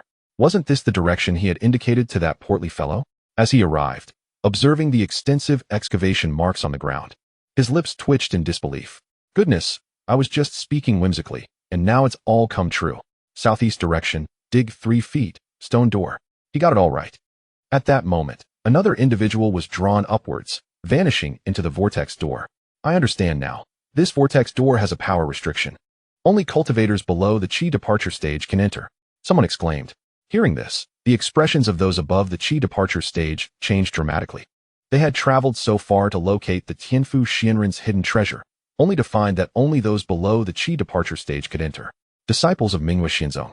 Those below the Qi departure stage, enter together, and remember to seize all treasures. The larger sects began issuing commands, urging their disciples to enter. Those who had come alone could only watch in frustration, regretting their earlier decisions. Su Fan hesitated about whether to enter when a lecherous old man approached and grabbed his arm, saying, "Young brother, could you do me a favor?" As he spoke, he produced a pearl-like spirit artifact from his robe. Su Fan did not rush to accept it, but instead smiled mockingly. "Are you asking me to go in and help you find something?" The old man nodded. "It is rumored that there is a half-sprout of the immortal herb within the hidden treasure of the Tianfu Xianren. If you retrieve it for me, I assure you, I will not treat you poorly." The immortal herb was indeed a remarkable item, said to be an exquisite herb imbued with celestial energy, capable of transforming into a humanoid form to cultivate Tao. Any ordinary cultivator who approached would be influenced by its potent effects, enhancing their strength in mere moments. If one were fortunate enough to consume even a bite, they could potentially achieve immortality. The reason Tianfu Xianren ascended to the celestial realm was due to his continuous cultivation beside this half-immortal herb, surpassing countless geniuses in his ascent. Su Fan was aware of the effects of the immortal herb. If it truly existed inside, he would undoubtedly bring it back to Haotian Sect for nurturing. One spirit artifact for a half-immortal herb? Do you take me for a fool? Su Fan retorted coldly, tossing the pearl back. The old man had thought that since no one was around Su Fan, he was merely a naive newcomer to the cultivation world. But he was surprised to find that he had heard of the immortal herb's legends. However, he was indeed in dire need of it, and did not wish to give up so easily. With the young generation around them occupied, those below the Qi departure stage had mostly entered. This young man before him was not to be missed. Consider this spirit artifact a gift from me. You go in and take a look to see if there truly is an immortal herb, all right? The old man could not discern Su Fan's cultivation level, but his otherworldly aura was indeed extraordinary. It was likely that no ordinary cultivator would possess such a presence. Chapter 27. The frustrating 5-element game. Take a look inside. Without a moment's hesitation, Su Fan accepted the spirit artifact, smiling. That's simple. You can rest assured. After receiving the spirit artifact, Su Fan stored it in his storage ring. As he activated the ring, his cultivation level was revealed. The lecherous old man froze in surprise. You are only at the 11th level of Qi refinement. Su Fan replied. Puzzled. Yes, is there a problem? What is someone at the 11th level of Qi refinement doing here? The menacing aura of the lecherous old man suddenly became apparent. At the 11th level of Qi refinement, entering would be akin to delivering oneself as a meal. He had thought that this fellow would at least be at the nascent soul stage. Just as he was about to take action, a voice interrupted. Wait. The lecherous old man turned to see a burly man, bare-chested, with a dragon tattoo coiling around his arm, followed by a dozen or so female disciples at the golden core and nascent soul stages. Upon catching sight of the burly man, the old man's eyes narrowed sharply, and he approached with a beaming smile. Shinran Huanyo, when did you arrive? You didn't notify us, and we could have welcomed you properly. The burly man ignored the old man and focused his gaze on Su Fan, saying, Young man at the 11th level of Qi refinement. Would you like to serve as my attendant? Su Fan thought. This fellow is quite ugly, yet his imagination is rather grand. He even dares to think of having an attendant. However, it was not entirely surprising that Jinren Huanyo had his sights set on Su Fan, as his countenance was indeed strikingly exceptional. Rest assured, my disciples will protect you once you enter, Jinren Huanyo continued. As a young one at the 11th level of Qi refinement, you are likely to perish within. It would be wise to seek a more reliable protector. Su Fan chose to disregard him and scan the surrounding crowd. The number of individuals below the out-of-body stage was dwindling. If this continued, the Ancient Ones would surely take notice of him.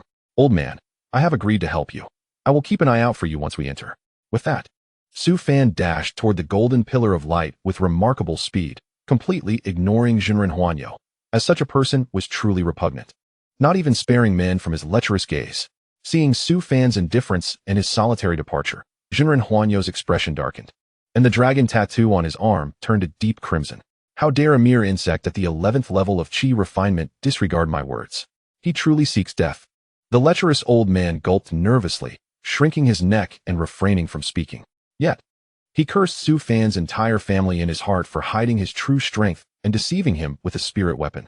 This young man was undoubtedly courting disaster. Jinren Huanyo cast a glance at his disciples and coldly commanded, Disable his Dantian and bring him out.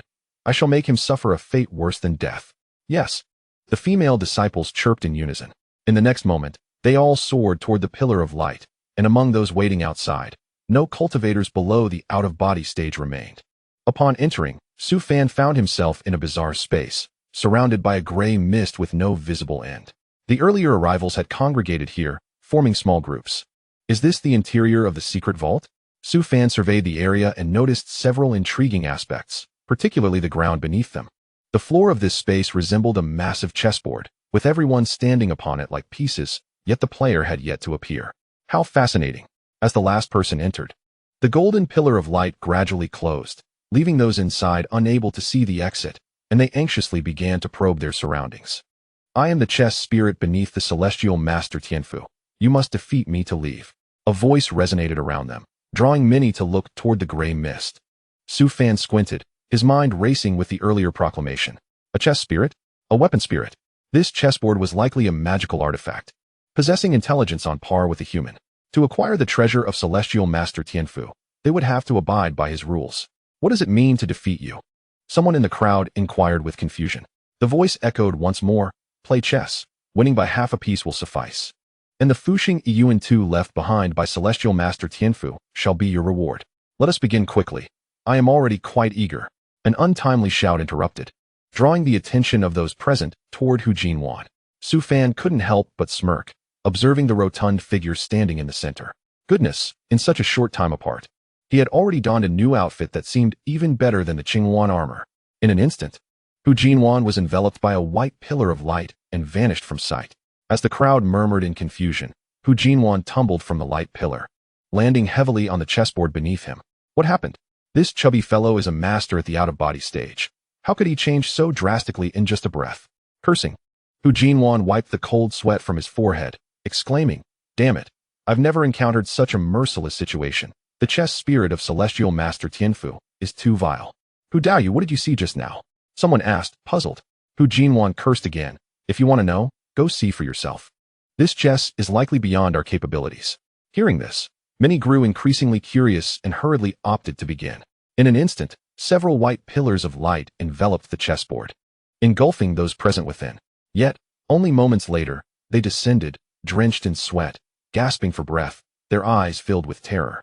This piqued Su Fan's curiosity, prompting him to choose to play chess as well. As the pillar descended, he felt a wave of warmth envelop him, quite comforting. At that moment, a shadowy figure appeared across from him, expressionless, merely a simple silhouette. Soon after, a chessboard was placed between them, with a box of exquisite pieces set diagonally. Use your preferred method.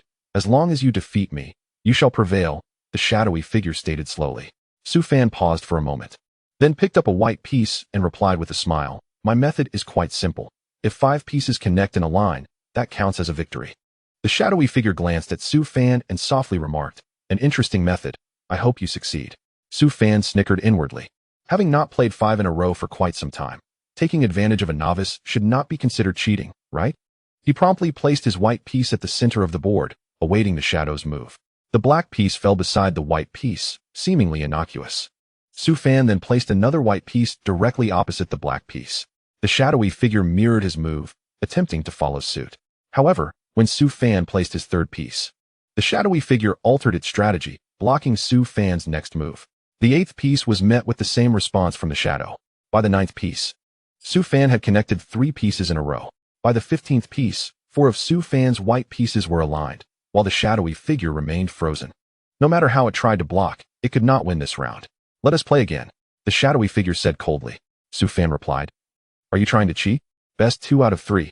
Just win one more game, the shadowy figure insisted urgently. Su Fan chuckled. No need to continue. In 5 in a row, you are no match for me. Just let me take that map and leave. Best 2 out of 3. I am the one who sets the rules here, the shadowy figure retorted with a menacing tone. Fine, you win, Su Fan conceded. The two engaged in another round. Reaching the 23rd piece, with Su Fan's 4 pieces aligned once more, the shadowy figure stared at the board for a long moment before finally saying, let us play again. Best 3 out of 5. Again, best 4 out of 7. In the end, Su Fan lost track of how many games they had played, waving his hand. I must say, your cheating is rather creative. After so many rounds, you still haven't T1. What is the point of continuing? I am certain I will win the next round, the shadowy figure declared with unwavering confidence. Please find someone else. I shall not accompany you any longer. Kindly escort me out, Su Fan stated impatiently. The dark figure paused momentarily before handing over a chess piece, saying, this is Fu Sheng Yuan 2. It is now yours. You are free to leave the chess game at your discretion. With that, he released Su Fan from the white light column. Unlike others who tumbled down, Su Fan emerged steadily. The surrounding individuals were engrossed in their chess matches with the shadow within the light column.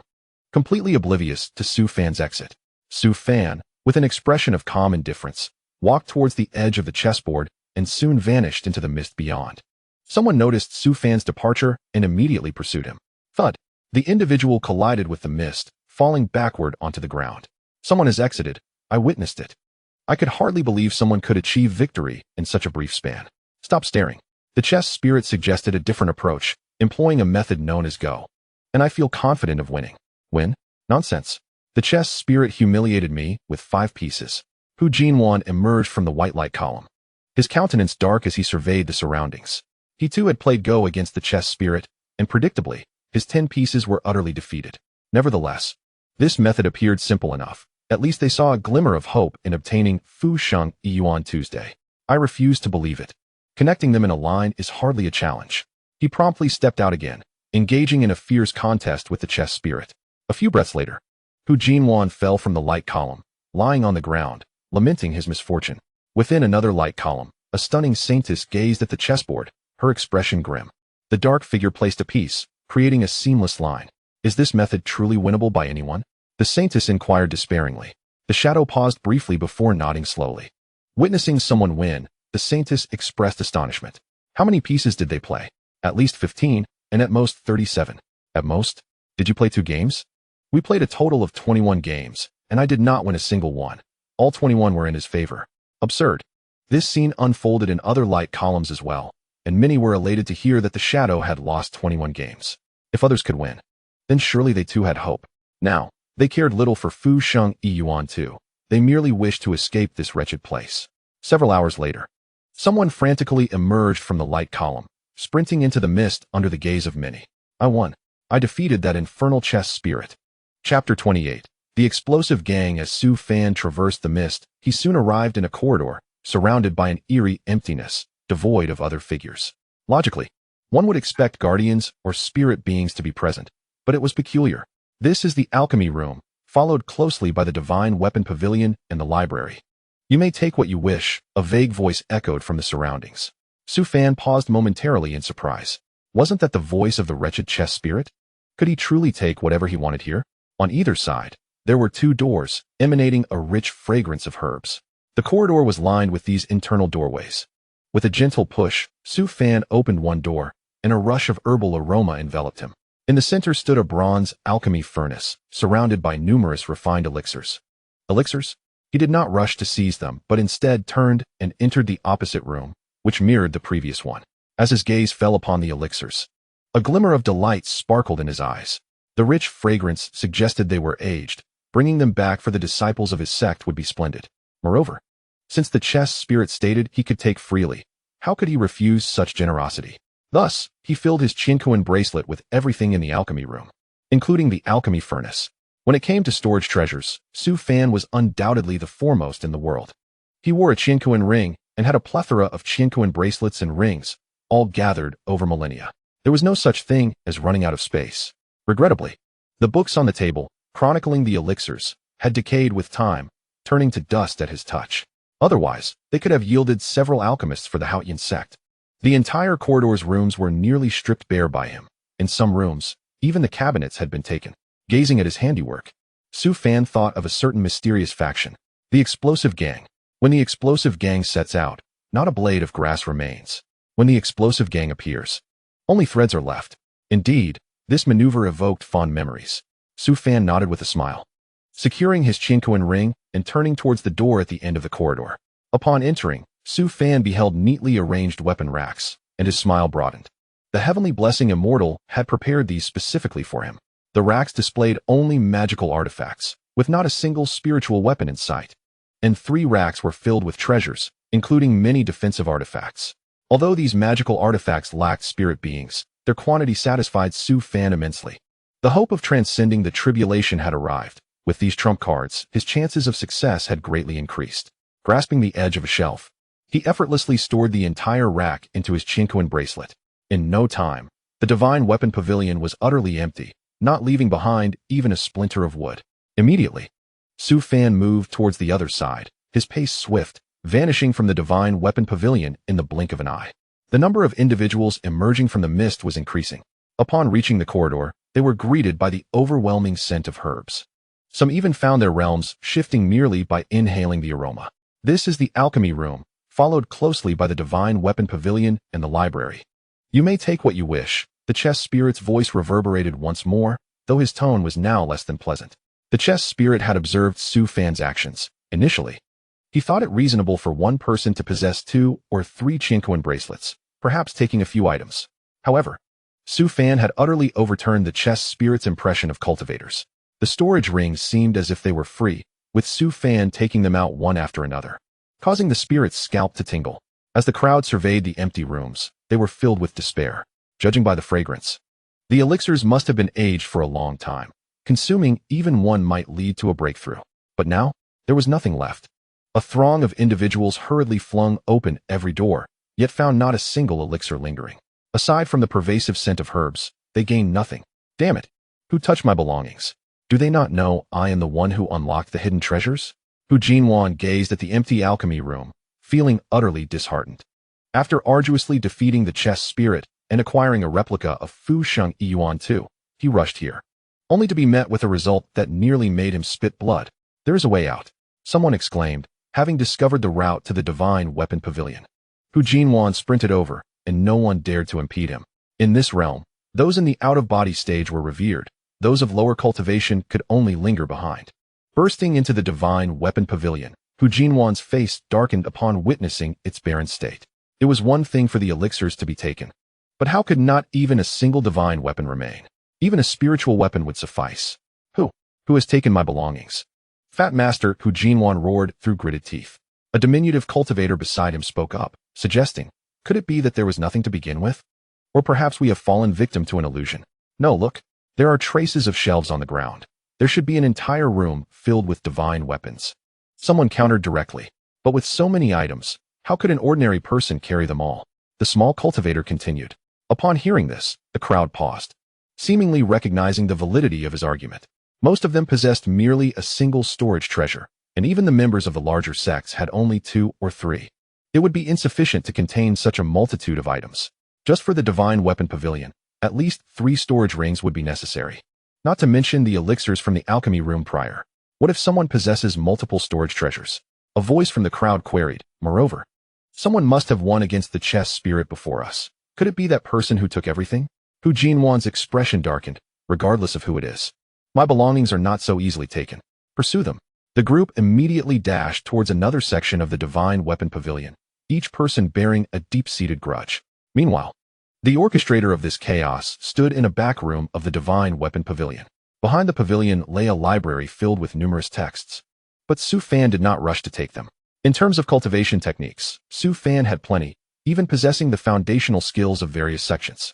The artifacts left behind by the Tianfu elder were of no interest to him. The only reason he remained was that his journey had reached an impasse. The library offered no other exit, suggesting that this was indeed the final destination. This revelation surprised Su Fan, the illustrious Tianfu immortal who ascended to the celestial realm. Seemingly possessed no spiritual treasures, few would believe it if told. He had not encountered any immortal medicine either and could only search for a way out within the library, hoping to uncover hidden passages. After a prolonged search, he found no secret mechanisms, while the cacophony of shouts and curses from outside gradually approached. Considering the time, the individuals from the chess spirit should be arriving soon, and knowing he was not a malicious figure, it was better to leave the library's texts for them. As a crowd surged into the library, they immediately began to frantically seize the texts, wholly oblivious to Su Fan's presence. Hu Jinwan tossed several volumes into his storage ring, visibly relaxing. At least this isn't a total loss. In the blink of an eye, the surroundings had been ransacked, and everyone turned alertly to their surroundings. The only spoils left were these texts, which might contain records of the Tianfu Immortal's ascension secrets. Thus, it was imperative to secure all of them. However, the onlookers were not naive, and with several experts present, if they truly decided to fight, they would likely gain little. I say, everyone, let us know when to stop. We have already gained an advantage over those behind us. There is no need for a deadly struggle here, Hu Jinwan urged, noting the hostile gazes around him. The space was limited. If a fight broke out, they would all likely be implicated, potentially trapped here. It appears there is no exit. Could this truly be the end? Someone remarked, acknowledging the situation. The others also redirected their attention, scanning their surroundings, completely unaware of Su Fan's existence. After all, he was merely at the 11th level of Qi refinement. His presence made little difference. The number of newcomers swelled, yet few managed to seize any items, leaving those arriving with faces of regret. Let us search for an exit. There must be one, Hu Jinwan stated resolutely. He was the first to begin examining the walls, meticulously checking for any signs. The others followed suit, eager to discover a way out. Just then, the entire room began to tremble as if on the verge of collapse, prompting everyone inside the library to rush outside at breakneck speed. Su Fan, however, did not hasten to leave. Instead, he scrutinized the walls, trying to ascertain the cause of the tremors. Oh, there's even a Qi refinement level 11 here, Hu Jinwan remarked, curiosity evident in his gaze. I say, kid, what brings a mere Qi refinement cultivator here? Are you not afraid of perishing? Not afraid, Su Fan replied calmly. Wait a moment, your voice seems familiar. Have we met before? Hu Jinwan suddenly inquired, fixing his gaze on Su Fan. Is that so? I certainly haven't seen you before. Su Fan replied with an impassive expression. Hu Jinwan scrutinized him for a while, unable to recall where he had encountered Su Fan, and finally shook his head in resignation. Never mind, you seem quite handsome. You must belong to a significant faction. Why not cultivate with me? Fat Master has some renown in Beihuang Prefecture, Hu Jinwan chuckled. Su Fan cast a sidelong glance at Hu Jinwan and coldly remarked, There's a crack behind you. It must be an exit. Hu Jinwan turned to look, his face instantly lighting up with delight. Before them lay a square fissure that resembled a stone door, and as it appeared, the tremors in the room ceased. Ha ha. Fat Master is just lucky. I found a way out. Hu Jinwan rushed to the stone door, pushing against it with all his might, yet it remained unyielding. The others rushed in as well, joining the effort to push the stone door. After a considerable time, the group was panting heavily, but the door showed no signs of opening. Some even attempted to strike it with spells, but those proved less effective than their physical efforts. This cursed door cannot be opened. There must be another method, Hu Jinwan gasped as he sat down to rest. Su Fan glanced at the stone door, then slowly approached and pushed against it. With a resounding rumble, the stone door began to creak open under Su Fan's touch, leaving everyone sitting on the floor in shock. It actually opened? A mere Qi refinement cultivator managed to do what a group of Yuan Ying and out-of-body cultivators could not? Chapter 29. Vow of Transcendence and Slaying a Dragon. Gazing at the open stone door, the crowd swallowed hard. Was it possible that only a Qi refinement cultivator could unlock it? Tianfu Immortal has some peculiarities, Hu Jinwan muttered under his breath, quickly squeezing through the door.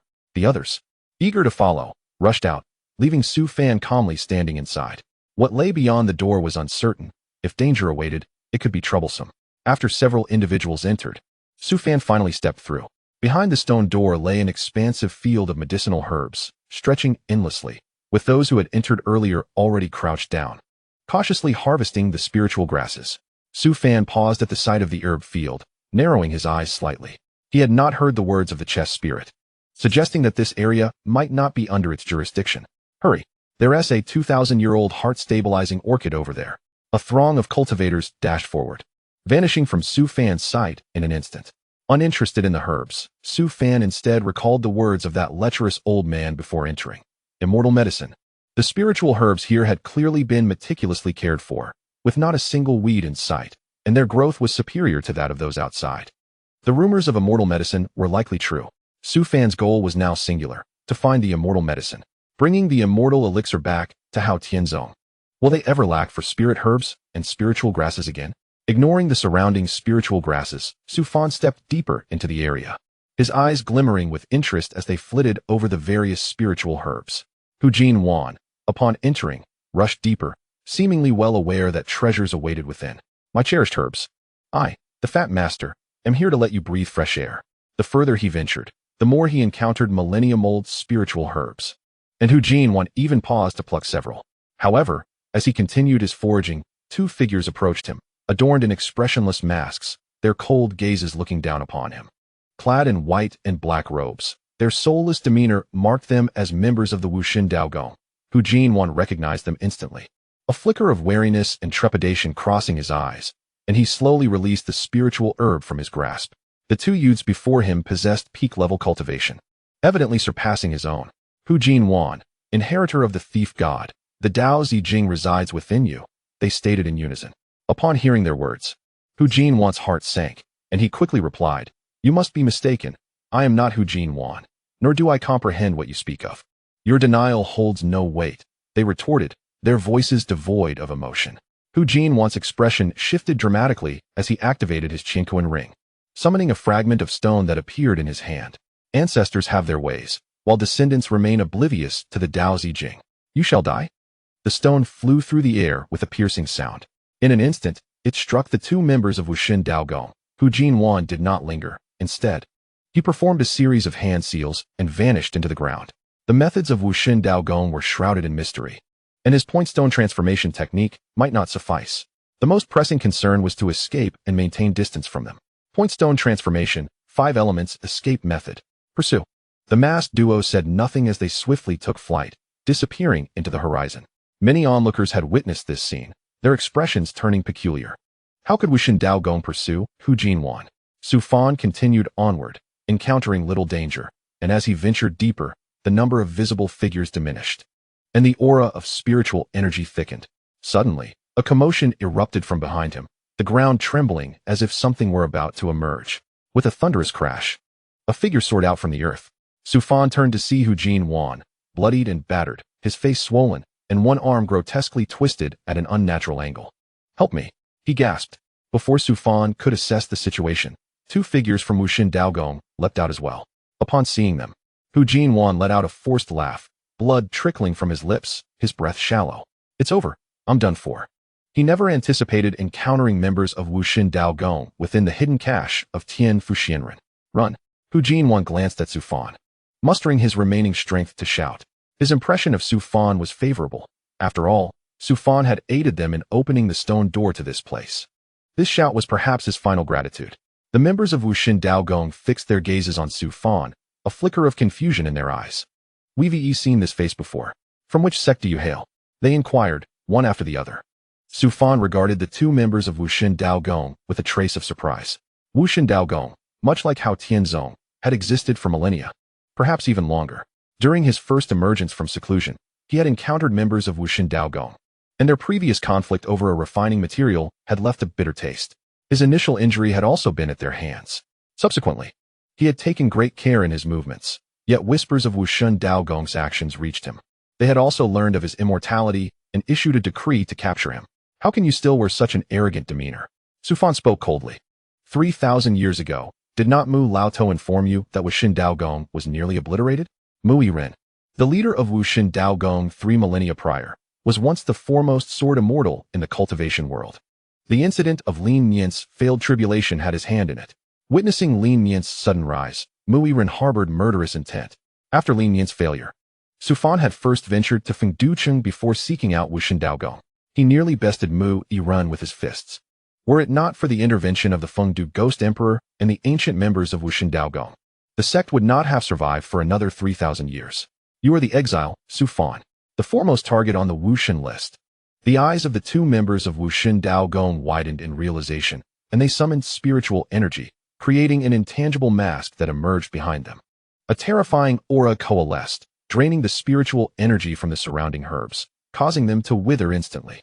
In a radius of several miles, the area fell into utter silence. Not a single herb or blade of grass remained. Su Fan remained unfazed. Since he was confronted by members of Wushun Daogong, there was no reason to let them leave unscathed. Onlookers turned their attention toward the unfolding scene, some bold enough to draw closer. Aspect of all beings. The two members of Wushun Daogong launched their attack, the mask behind them striking forth, transforming into diminutive faces in midair. Joy, anger, sorrow, happiness, surprise. Each aspect of humanity manifested and surged into Su Fan's being. With a subtle smile gracing his lips, Su Fan approached the two, step by step.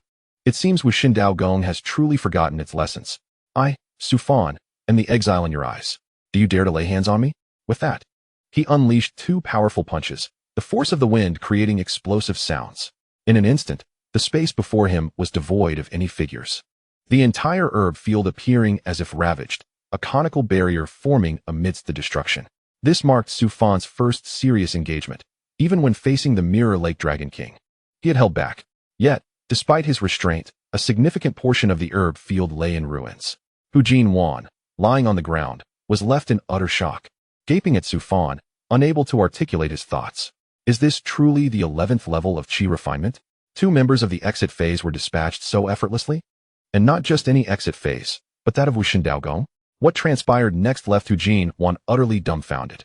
Su Fan retrieved a tome from his Qinkuan bracelet, seated himself on the ground, and began to recite its contents aloud.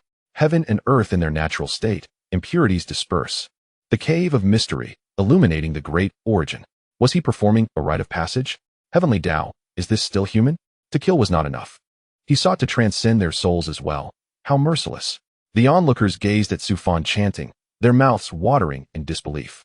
After a moment, Su Fan completed his rite and surveyed the crowd, his brow furrowing slightly. Seniors, we were merely passing through. We harbor no ulterior motives. The onlookers who had just witnessed Su Fan's decisive action began to voice their opinions. Although they were unfamiliar with the individuals from Wushun Daogong, they had all witnessed Su Fan's display of power. Su Fan gestured for them to approach. The group's expressions shifted dramatically as fear gripped them. They dared not entertain thoughts of escape and cautiously made their way over. Where could they flee in such a confined space? Su Fan retrieved a scroll from his Qinkuan ring, which appeared to contain around 10 pages, and tossed it to the onlookers. Swear an oath according to its contents. I prefer to address issues at their root, he said slowly. You wouldn't want me knocking on your door, would you? It's best to swear according to what's in there. Holding the scroll with its detailed Tian Dao oath, the onlookers felt parched. How ruthless. They had never encountered such an exhaustive Tian Dao oath in their lives. The scroll was meticulously crafted, leaving no detail unexamined, even encompassing the individuals around them. To prevent posthumous soul-searching, it even included countermeasures. Senior, are you certain you want us to swear? Chapter 30. A 50-page Tian Dao oath to consider. It was not that they were unwilling to swear.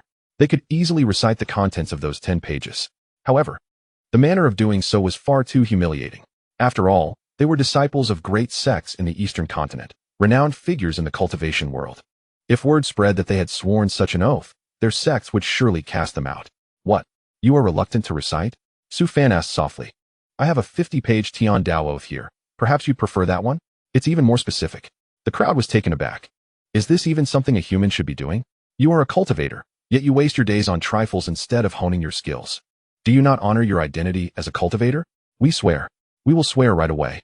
The group hastily began to recite the oath, stumbling over their words a few times, each error noted by Su Fan. The entire swearing process consumed nearly half an hour.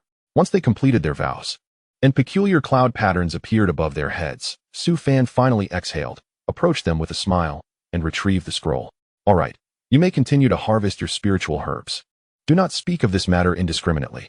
The group quickly turned and fled, regretting their decision to come over. How foolish to abandon the abundant spiritual herbs for such torment. Now they bore a psychological burden from that scroll, likely never wanting to hear the term Tian Dao oath again in their lives. Su Fan glanced at Hu Jinwan, who had recovered from his injuries and sat on the ground, staring at him in shock. Hu Jinwan possessed numerous spiritual herbs, perfect for healing. Noticing Su Fan's gaze, he felt a flicker of panic and quickly stated, Master Su, I voluntarily choose the 10-page Tian Dao oath. This was a testament to his sagacity. Having witnessed Su Fan's prowess firsthand, he knew better than to provoke him. Su Fan narrowed his eyes, asking, why did those from Wushan Daogong seek to kill you? Master Su, cannot we refrain from discussing this? I have my secrets as well, Hu Jinwan replied, a hint of grievance in his tone. If necessary, I can also swear the 50-page Tian Dao oath. Seeing his demeanor, Su Fan did not insist but tossed the scroll back to him, indicating he should swear. Hu Jinwan complied eagerly, articulating each word clearly, making no mistakes. The severity of the oath was unsettling. The vocabulary within made his throat dry. It even detailed the consequences of the Tian Dao's influence, comprehensive to an alarming degree. This was merely a 10-page scroll. How detailed could the 50 pages be? He promptly returned the scroll to Su Fan. Master Su, here is your scroll. I have completed the oath as you instructed and will ensure my silence henceforth. Very well. You may leave, Su Fan replied indifferently, casting the scroll into his Qinquan ring.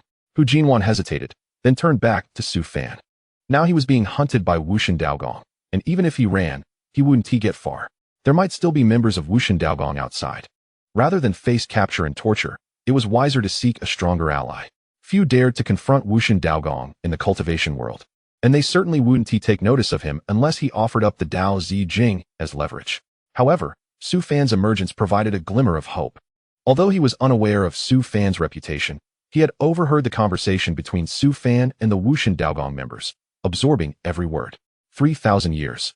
This striking young man had lived for 3 millennia and had even clashed with Mu Iran of Wushan Daogong. He was undoubtedly a formidable ally. Master Su, do you need an assistant? I'm willing to do any menial tasks. I promise not to speak back or retaliate, Hu Jinwan said, grinning broadly, almost ready to kneel before Su Fan in reverence. Su Fan raised an eyebrow. You wish to be my subordinate? Subordinate? Hu Jinwan was perplexed by the term but quickly replied, I would love to.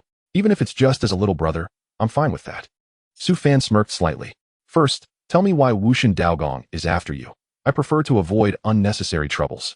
He remained curious about the reasons behind Hu Jinwan's predicament. The rotund man seemed only moderately wealthy. Surely, Wushan Daogong would not pursue him over such trivial matters. Hearing this, Hu Jinwan hesitated. The Dao Zi Jing was his greatest trump card and a closely guarded secret. He could not casually disclose it to outsiders.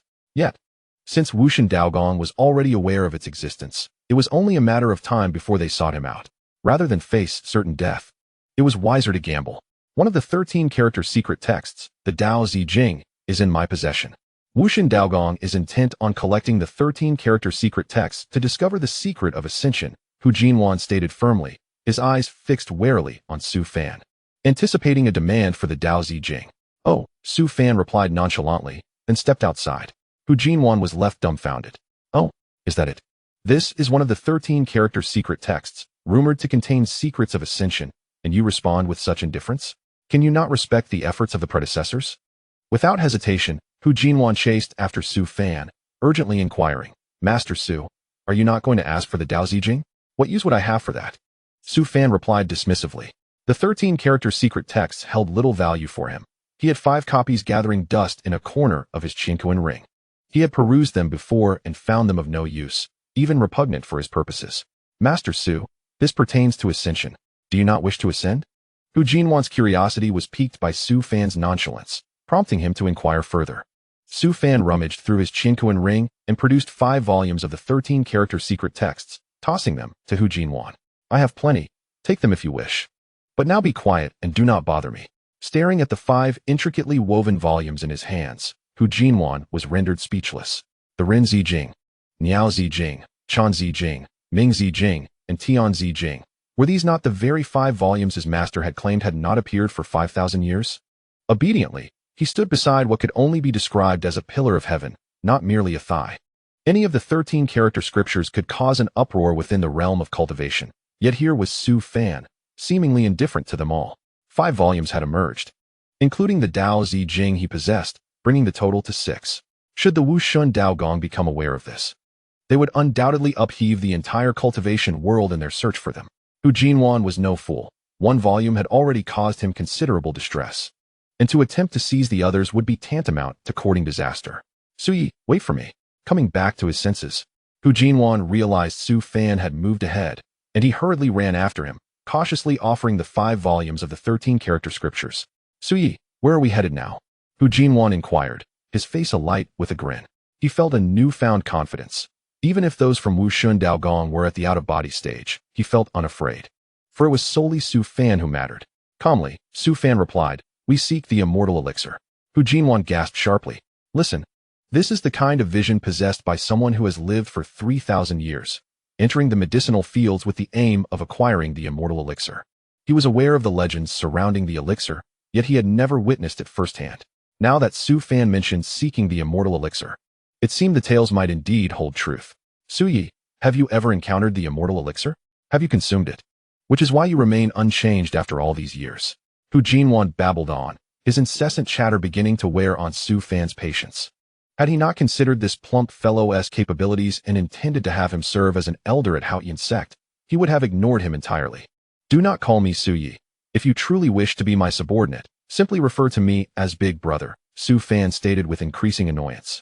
Hu Jinwan, eager to please, nodded vigorously. Isn't this just me taking advantage of you? How could a transcendent like you be my big brother? Su Fan narrowed his eyes and coldly remarked. If you continue to chatter and hinder my quest for the immortal elixir, I shall enlighten you on the terrifying aspects of the 50-page heavenly Dao Oath. At these words, Hu Jinwan immediately quieted, hastily covering his mouth and nodding. It was no joke. Even the mere 10 pages of the heavenly Dao Oath had cast a shadow over his heart. What would 50 pages do to him? Yet, truth be told, he was quite curious about the content of the 50-page oath. As they ventured deeper into the medicinal fields, Su Fan noted an increasing silence enveloping them. Apart from their footsteps and breathing, there was scarcely any other sound, and not a soul was in sight. After taking just a few steps, Su Fan halted, with Hu Jinwan standing beside him, eyes wide in astonishment at the scene before them. A towering willow tree blocked their path, its trunk as large as a small room, and its branches were fearsome and grotesque. Dark willow tendrils drooped down, covered in barbs, swaying gently in the air. Strange, Hu Jinwan exclaimed, observing that there was no wind. Yet the willow branches moved rhythmically, as if they had gained sentience. Big Fan, look up there, he whispered, pointing at the top of the willow tree. Su Fan raised his gaze, instantly narrowing his eyes. At the very top, several corpses of cultivators hung like lanterns from the branches. A spirit beast. It seems to be feeding. We should retreat, Su Fan advised, stepping back, with Hu Jinwan nodding in agreement, carefully following suit. Bloodthirsty spirit beasts detest being disturbed while feeding. Had they approached, it would have only brought them trouble. Once they distanced themselves from the willow tree spirit, Su Fan frowned and remarked, the willow tree obstructs our path. Taking another route might be unwise. We must devise an alternative plan. Big Fan, are you not a match for that willow tree spirit? Hu Jinwan asked, puzzled. Alone, I would have no issue, but you would surely be seen as food. If you insist on traversing this way, so be it. I am indifferent. Su Fan replied with a smile. Hu Jinwan stood by, clicking his tongue as his gaze wandered over the ancient willow.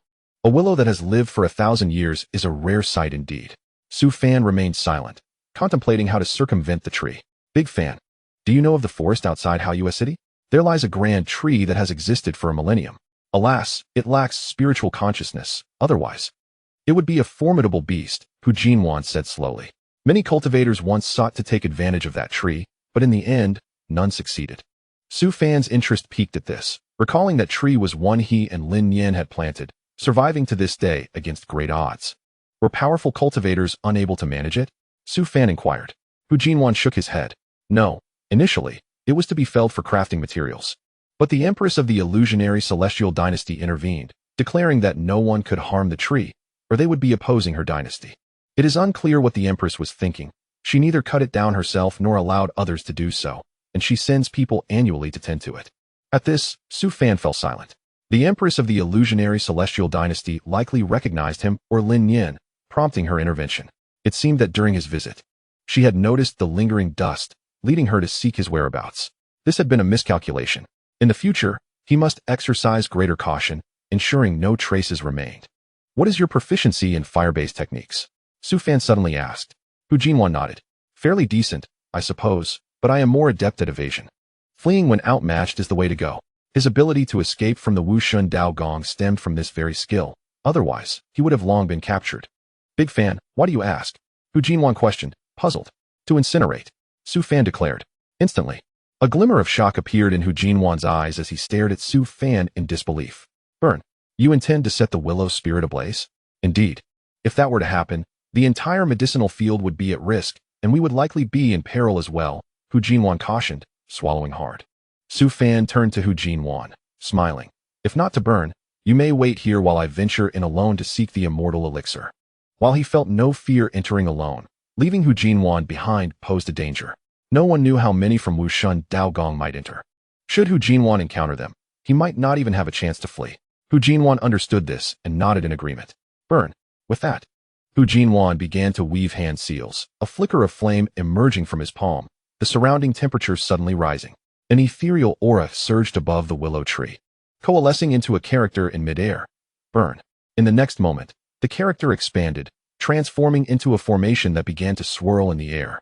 Hu Jinwan continued to weave his hand seals, beads of sweat forming on his forehead, indicating that this spell drained him considerably.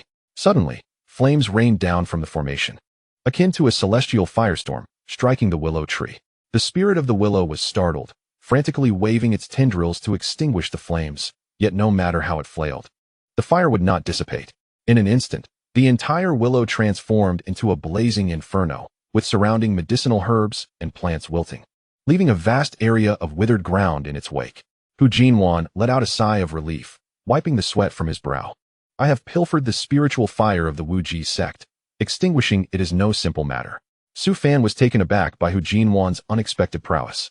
Realizing that for one harboring the Dao Zi Jing, acquiring such treasures was a trivial feat, it was likely that all his magical artifacts were obtained in similar fashion. Suddenly, from deep within the medicinal garden, a silver light shot forth, landing before the willow tree, and in the blink of an eye, it enveloped the area, surrounding the willow in an instant. The spirit fire was utterly isolated, not touching the surroundings. Su Fan gently squinted, directing his gaze toward the source of the silver light. Brother Fan, there is a master making a move inside, Hu Jinwan exclaimed eagerly. Su Fan smirked. I fear it is not a master. Why not try absorbing that silver light? Without hesitation, Hu Jinwan extended his hand, summoning a wisp of the delicate energy from the silver light, which gradually flowed into his body. Instantly, a warm sensation spread throughout him, and the injuries he had previously sustained began to actively mend. Not only that, but his past hidden wounds also healed at that moment. This was truly a miraculous elixir. Brother Fan, what on earth is this? Hu Jinwan asked, his eyes wide with astonishment. Su Fan replied with a smile, aside from the immortal elixir, what else in this world could possess such effects? It seemed his intuition was correct. The immortal elixir lay deep within, and it must be extracted. The immortal elixir. Ha ha ha, my luck is incredible. I have absorbed a trace of its medicinal essence. What a fortune! Hu Jinwan beamed with joy, eager to rush forward. Looking at the now harmless willow tree, Su Fan said, let us proceed. We must enter, lest the immortal elixir escape and cause us trouble. With that, the two stepped forward. As they passed the willow tree, Su Fan noticed it had begun to recover, likely to be fully restored in no time. The two quickened their pace and ventured into the dim forest. Upon entering, a wave of floral fragrance enveloped them, and they found spirit herbs scattered abundantly beneath their feet. Hu Jinwan's desire to gather the herbs surged, but knowing the immortal elixir awaited ahead, he suppressed his excitement. Emerging from the forest, they beheld a quaint bamboo cottage, surrounded by spirit herbs shimmering with a crystalline glow. A sight to behold. Hu Jinwan inhaled deeply, closing his eyes in satisfaction. This was truly a paradise. He wished to remain here for eternity. It would be worth it. Su Fan stepped forward, gazing at the cottage, the surrounding spirit herbs no longer captivating his attention. The bamboo cottage had no door, a misty aura swirled within. Enriched spiritual energy transformed into liquid, pooling across most of the interior. Within the spirit spring sat a graceful figure, scooping the water with her hands, allowing it to cascade down her arms, a scene difficult to articulate. Su Fan's eyes were clear, his heart untroubled, even harboring a peculiar thought. Such a beautiful back. How could one not find joy in a cupping treatment? Just then, as Su Fan contemplated whether to procure a set of specialized cupping jars, he heard a hurried splash from within the cottage. Looking up, he saw a woman clad in a green gauze robe standing nearby, enveloped in the mist, obscuring much of her features. "Shameless wretch, daring to peek while I bathe," the woman cried, her voice like silver bells in the wind, exceedingly melodious. Hu Jinwan, startled by her exclamation, snapped back to reality, only to find Su Fan standing at the entrance, confronting a woman radiating spiritual energy. "Brother Fan." Hu Jinwan rushed over, but upon catching sight of the woman at the door, he froze in place. Ugh! Just a moment of distraction caused Hu Jinwan to turn away, retching, his face paling. "What is this? The woman has a fine figure, yet her face is covered in dark hair, with a gaping mouth and mismatched eyes. Is she truly a woman?" He was utterly taken aback. Noticing Hu Jinwan's reaction, the woman lightly brushed her face, and the mist suddenly dissipated. An exquisitely beautiful visage emerged, causing even Su Fan's heart to flutter. A celestial beauty? Su Fan's nostrils flared as he caught a familiar scent, a slight smile gracing his lips. "I found it." This woman was the immortal elixir he sought. The fragrance matched precisely with that from the silver light. It seemed she was the one who had come to the willow tree's aid. Hu Jinwan stared, captivated by the now enchanting woman, his eyes widening in awe. Unable to blink. "Brother Fan, I have seen a fairy," he exclaimed with a foolish grin. Su Fan shook his head. "Fairy? She is the immortal elixir." Hu Jinwan was bewildered. The immortal elixir is a person? Surely this is a jest. How could this celestial maiden be the immortal elixir? Su Fan explained. "The immortal elixir has attained spiritual intelligence and taken on a human form. It is not unusual." Hu Jinwan quickly grasped the implication, his gaze toward the woman turning covetous. If he were to capture her, would he ever need to worry about a lack of spiritual energy during his cultivation? With the immortal elixir by his side, he could become the second Tianfu Xianren. Without hesitation, Hu Jinwan lunged at the woman at the door, shouting, "Brother Fan, let's seize her together." Before he could reach her, he was sent flying, the surrounding spiritual energy crashing down, pinning Hu Jinwan to the ground not far away. Su Fan remarked, "In a hurry, are we? If the immortal elixir were so easily captured, it would have been taken long ago. How could it fall into your hands?" The woman coldly inquired, "Who set the fire?" Su Fan pointed at Hu Jinwan, feigning ignorance. There was no other way. The fire was indeed Hu Jinwan's doing, and one must be truthful in such matters. With a wave of her hand, the woman summoned the surrounding spiritual energy, which violently slammed into Hu Jinwan. Lying on the ground, Hu Jinwan groaned, his expression filled with terror. "How tragic," the woman observed, not sparing Hu Jinwan a second glance. As if discarding trash, her gaze fixed solely on Su Fan. "You ought to be grateful that Xiao Lu is unharmed. Otherwise, you would not leave here today," she admonished.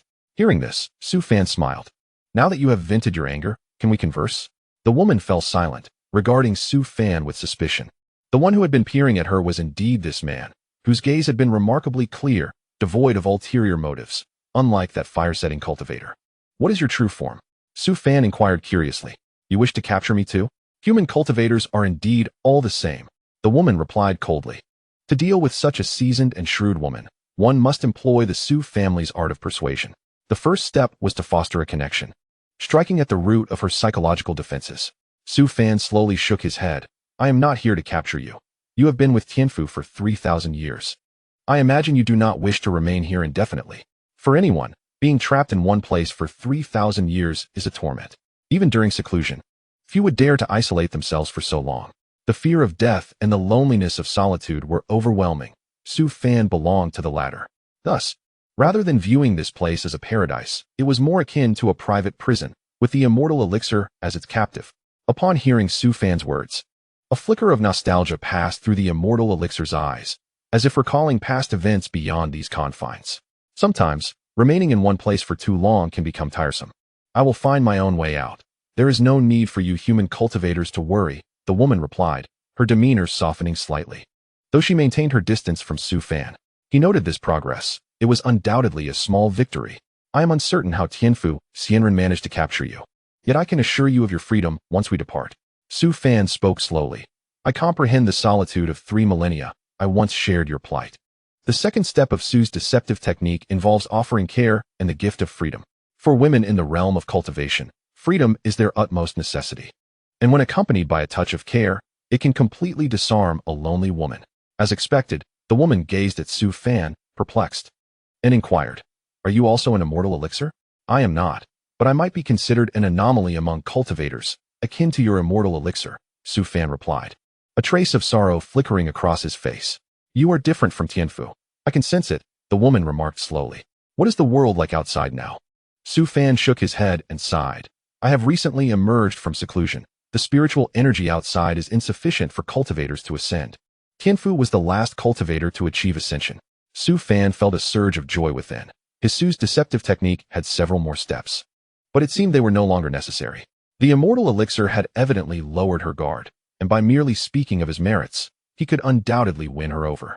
The third step involved sweetening the deal with enticing promises. "I came solely to escort you to my sect, where you will be entirely free to go wherever you wish.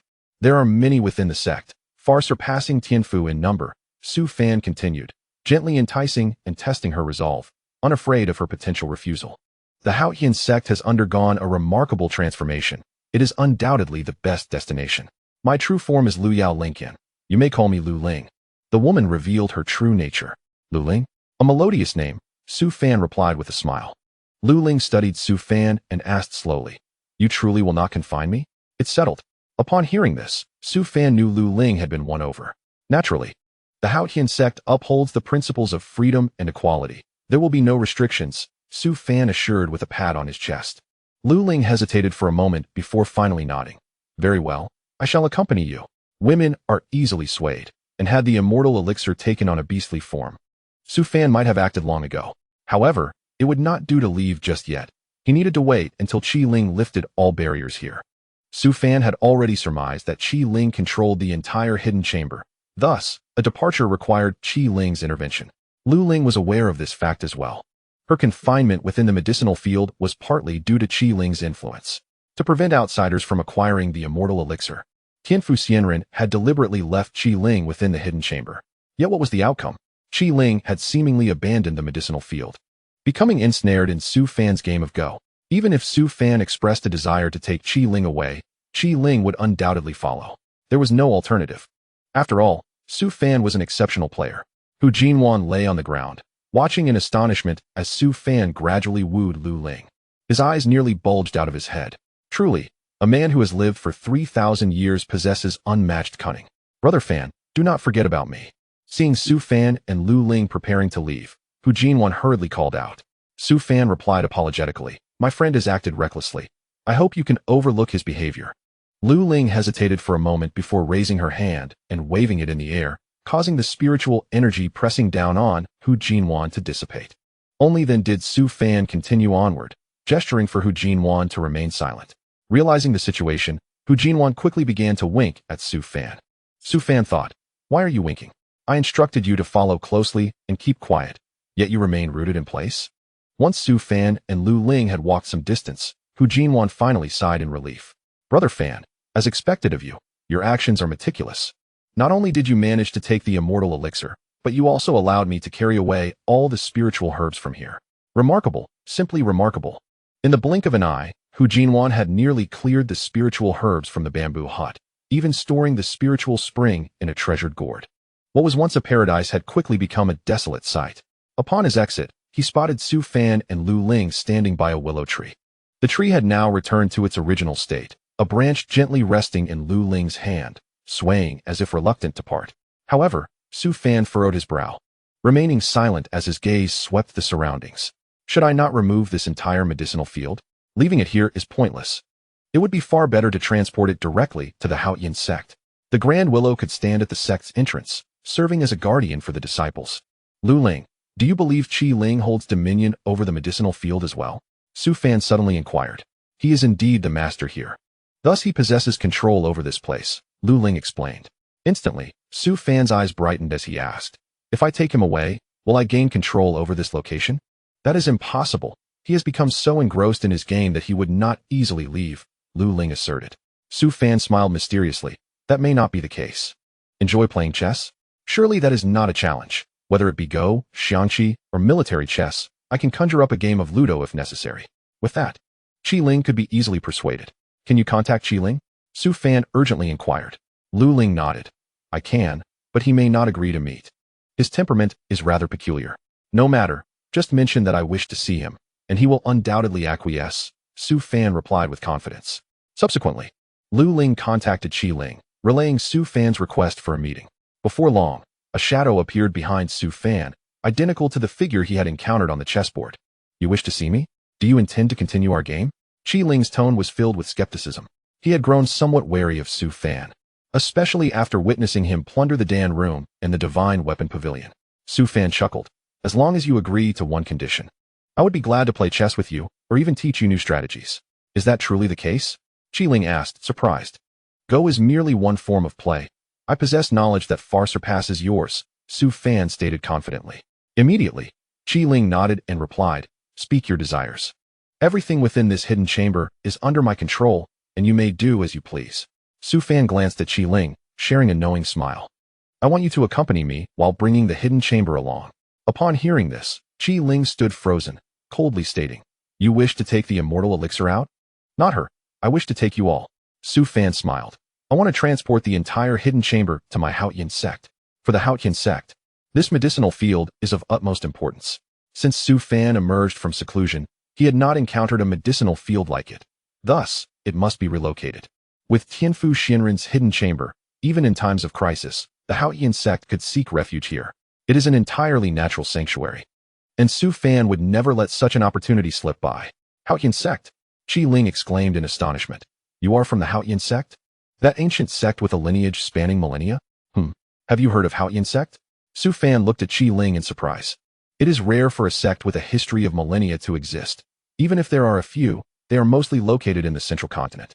The other 4 states each possess one, but within the northern wilderness, there exists only the Haotian Sect. With the decline of the Haotian Sect, not many are aware of its existence today.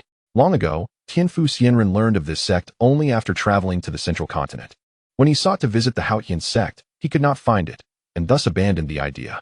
Qi Ling did not expect someone from the Haotian Sect to appear voluntarily, and moreover, to stand before him. You are aware of the Haotian Sect's existence? Su Fan suddenly furrowed his brow. Presently, the Haotian Sect has not fully risen. It is susceptible to being targeted by larger sects, so it is best to exercise caution. In the event that one day he is absent from the sect, it would certainly be troublesome if trouble were to come knocking at his door. Qi Ling nodded and remarked, Tianfu once expressed an interest in visiting the Haotian Sect, intending to see some treasures in the process, but regrettably, he has yet to find it. Tianfu. Su Fan firmly etched this name in his memory. He had not encountered him upon his previous exit, and this time, unexpectedly, he received an unforeseen boon. Fortunately, Tianfu had not located the Haotian Sect. Otherwise, given the sect's strength at that time, it would have been difficult to deter a cultivator in the tribulation phase. Setting that aside, what are your thoughts? Would you like to accompany me to the Haotian Sect? Su Fan inquired. Qi Ling bowed his head, falling into silence as if grappling with his thoughts. He had been tasked with overseeing the immortal medicine. But now that Tianfu had ascended, there was no longer any need for his vigilance. Rather than languish in waiting, it would be more worthwhile to take a chance and follow Su Fan to the Haotian Sect to witness what a millennia-old sect truly resembles. Very well, I agree, Qi Ling declared. However, Lu Ling cannot leave for the time being. Once we arrive at the Haotian Sect, I will personally release her. He still harbored some doubts regarding Su Fan's identity, as he had never set eyes upon the Haotian Sect. Su Fan smiled and nodded. That is only natural. Once we reach the Haotian Sect, I will have a means to prove it. Chapter 33. The birth of the first extortion king in the cultivation realm this time. It could be said that Su Fan emerged as the greatest victor, not only securing all of Tianfu's hidden treasures, but also bringing along Qi Ling and the immortal medicine. If the outsiders were to discover this, they would likely be infuriated to the point of spitting blood. Hu Jinwan cautiously approached, standing behind Su Fan and whispering, Brother Fan, everything has been handled. Su Fan asked, What have you handled? Hu Jinwan nervously glanced at Lu Ling and cautiously transmitted his voice to Su Fan. I have harvested all the spiritual herbs within, and I have also secured the spiritual spring, ensuring no traces remain. Su Fan's eyes widened in astonishment upon hearing this. He had just seized the entire hidden treasure, and now his own ally had taken it? A foolish ally indeed. However, Su Fan could only suppress his urge to spit blood and replied slowly. You'd best exercise some restraint. We shall depart once we are outside. Depart? Where are we going? Hu Jinwan queried in confusion. To the Haotian Sect. Su Fan responded nonchalantly. Hu Jinwan, unaware of the circumstances regarding the Haotian Sect, became curious after hearing that Su Fan also possessed a sect. Brother Fan is unafraid of the people from the Shindao Palace. Surely, his sect must be quite formidable, with tribulation phase cultivators likely aplenty. With this thought, Hu Jinwan grew increasingly excited. He was not merely clinging to any ordinary stronghold this time. Qi Ling glanced at Su Fan and asked, Do you require me to close the hidden treasure now? Not urgently. Su Fan responded with suspicion. Does Tian Fu not possess anything else? I did not encounter a single spiritual treasure at the Divine Arms Pavilion. Upon hearing this, Hu Jinwan's eyes widened in disbelief. Could it be that Brother Fan was the first to emerge and plunder the Pill Chamber and Divine Arms Pavilion? Qi Ling explained, during Tian Fu's tribulation, all of his spiritual treasures were destroyed. This hidden treasure is all that remains of his legacy. Indeed, one must not act impulsively during tribulation. Su Fan lamented inwardly, realizing that the past millennia spent preparing for his tribulation had left him nearly destitute. He needed to reassemble his resources. This time, the location for the tribulation must be chosen wisely, and all necessary preparations must be made. Observing the dwindling spiritual herbs around him, Su Fan said resolutely, Do not rush to close the hidden treasure. These spiritual herbs cannot be taken away by them. I will devise a way to ensure they remain. After stating this, Su Fan led Hu Jinwan away, leaving Qi Ling and Lu Ling both puzzled. The spiritual herbs had already been harvested. Reclaiming them from their hands would be utterly impossible. Hu Jinwan asked, Brother Fan, are you truly planning to seize items from them? Mind your phrasing. They are cultivators. How could one say seize? Su Fan chuckled. We must compel them to surrender willingly. He then shared his plan with Hu Jinwan. The latter's eyes sparkled with excitement as he became increasingly animated. Indeed, a person who had lived for 3,000 years possessed wisdom. This strategy was akin to striking without causing offense, a newfound knowledge acquired. Not far away, a disciple from the Wujiao sect was diligently uprooting a spiritual herb, his eyes filled with delight. This is the fifth one. My master will certainly commend me when I return. Just as he was about to leave with the spiritual herb, a voice suddenly called out from behind him. Fellow cultivator, please hold.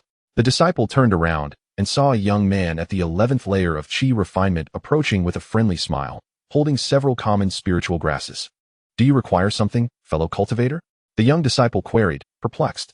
Facing a cultivator at the 11th layer of Qi refinement, he felt no need for concern, as he could easily overpower him with a single hand. Su Fan, wearing a congenial smile, hurried towards him and said, Fellow cultivator, before he could finish his sentence. Su Fan's expression abruptly changed, and he coughed up blood, hurtling backward. The young cultivator reacted swiftly, reaching out to catch Su Fan, but he was a moment too late. Fellow cultivator, I bear no enmity towards you. Why have you launched a surprise attack? Su Fan, blood staining the corners of his mouth, questioned in outrage. The young cultivator was taken aback. He had done nothing, and he wondered if someone was secretly plotting against him. This fellow cultivator, I did not strike. Please do not misunderstand, he pleaded. Su Fan retorted angrily. It is just the two of us here. Who else could it be? You clearly covet the spiritual grasses in my possession. The young cultivator found himself at a loss for words. He had indeed not attacked, and had even attempted to assist Su Fan. Just then, Hu Jinwan appeared from a distance, holding a recording stone. Hey, Wujiao sect. Are you bullying us loose cultivators because we lack backing? Upon hearing this, the young cultivator hastily retreated, his expression flustered. Fellow cultivator, please do not misunderstand. This has nothing to do with me. Misunderstand? Hu Jinwan replied coldly. I clearly witnessed you attack this young brother without cause.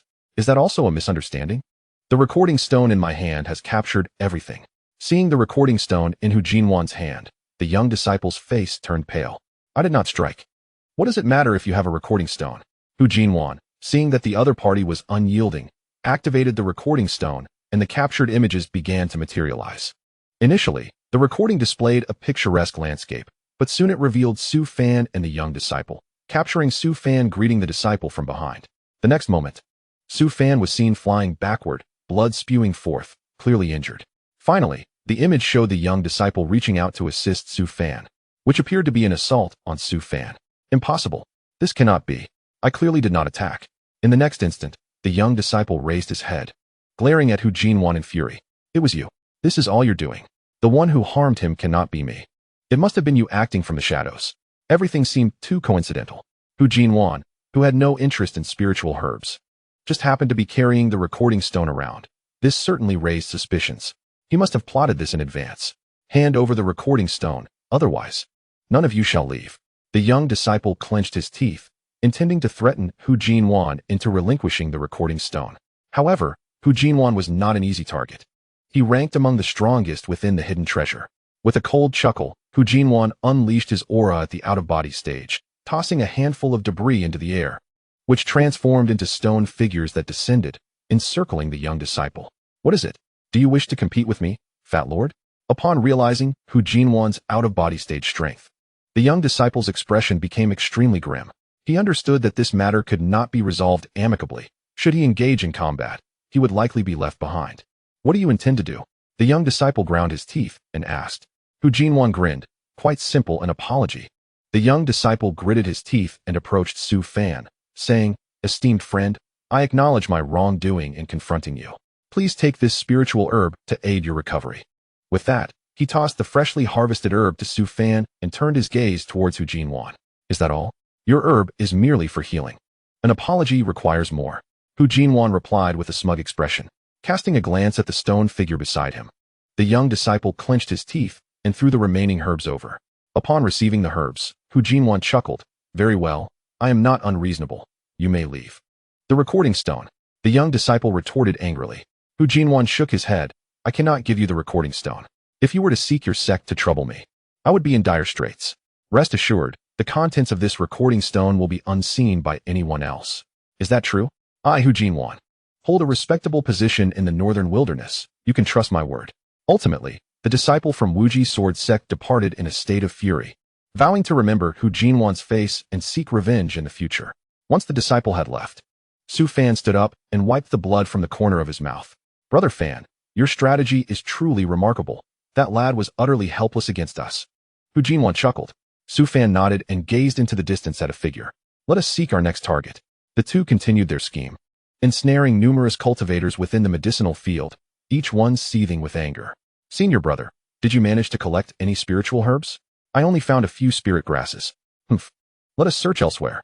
Taoist Wong, did you encounter a fat man? I was threatened by one. Fat man. No. How could I meet a fat man? Take care of yourself. I will continue searching for herbs. Regardless of how badly they had been swindled, none dared to speak out, as they were all from powerful sects and valued their reputations. Su Fan and Hu Jinwan ensnared whoever crossed their paths when encountering cultivators in the out-of-body stage. If Hu Jinwan could not prevail, he would switch with Su Fan. Su Fan would resolve matters with a single punch, followed by a humiliating recitation of the heavenly oath. Now, nearly all cultivators within the hidden cache had developed a fear of those in the chi refining stage, avoiding them for fear of hidden strength. Brother Fan, does this method have a name? It is truly effective, Hu Jinwan inquired with a smile. Su Fan glanced at him and replied, it's called collusion. Hu Jinwan noted this name, planning to find someone of lower realm to join him in future performances. Thus, the first king of collusion in the cultivation world was born. Once they had gathered a sufficient amount, Su Fan instructed the chess spirit to prepare for closing the hidden cache, as they could not be too ruthless. If they provoked those disciples, it could lead to trouble if someone stood up to reveal the truth. The disciples of the major sects were also empty-handed, having collected only a few spirit grasses. The chess spirit opened the exit and approached Su Fan, handing him a bronze key. This is the key to the hidden cache. When you reach Haotian Sect, simply activate it, and I will appear to confirm. Su Fan nodded in agreement, placing the key in his Qinquan ring before looking at Hu Jinwan. There may be people from the Wushan Dao Palace outside. Once you exit, head to a corner alley in Bixia City. There is a shop called Tongtian Juedi. We shall meet there. Upon hearing Su Fan's words, Hu Jinwan nodded in agreement and proceeded towards the exit, departing without delay. Farewell, esteemed friends of Haotian Sect. Su Fan bid farewell to the chess spirit and the immortal medicine before hastening towards the exit.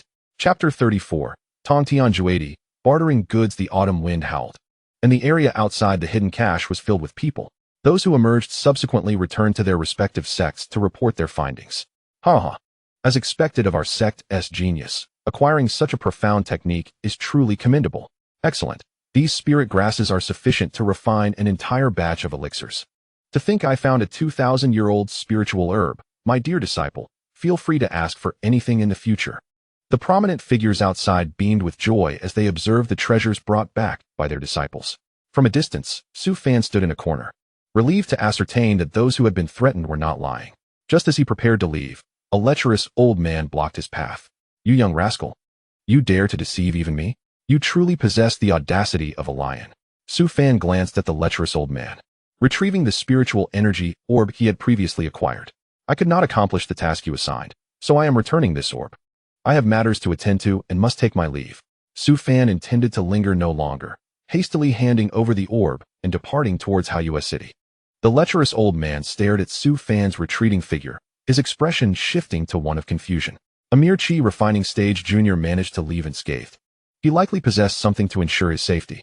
Additionally, the potent scent of medicine wafting from Su Fan suggested he had acquired a 1,000-year-old spiritual herb. What a cautious lad. Too bad, you should not have let me catch a whiff of your medicinal scent. Immediately, the lecherous old man followed closely behind, intent on finding an opportunity to strike.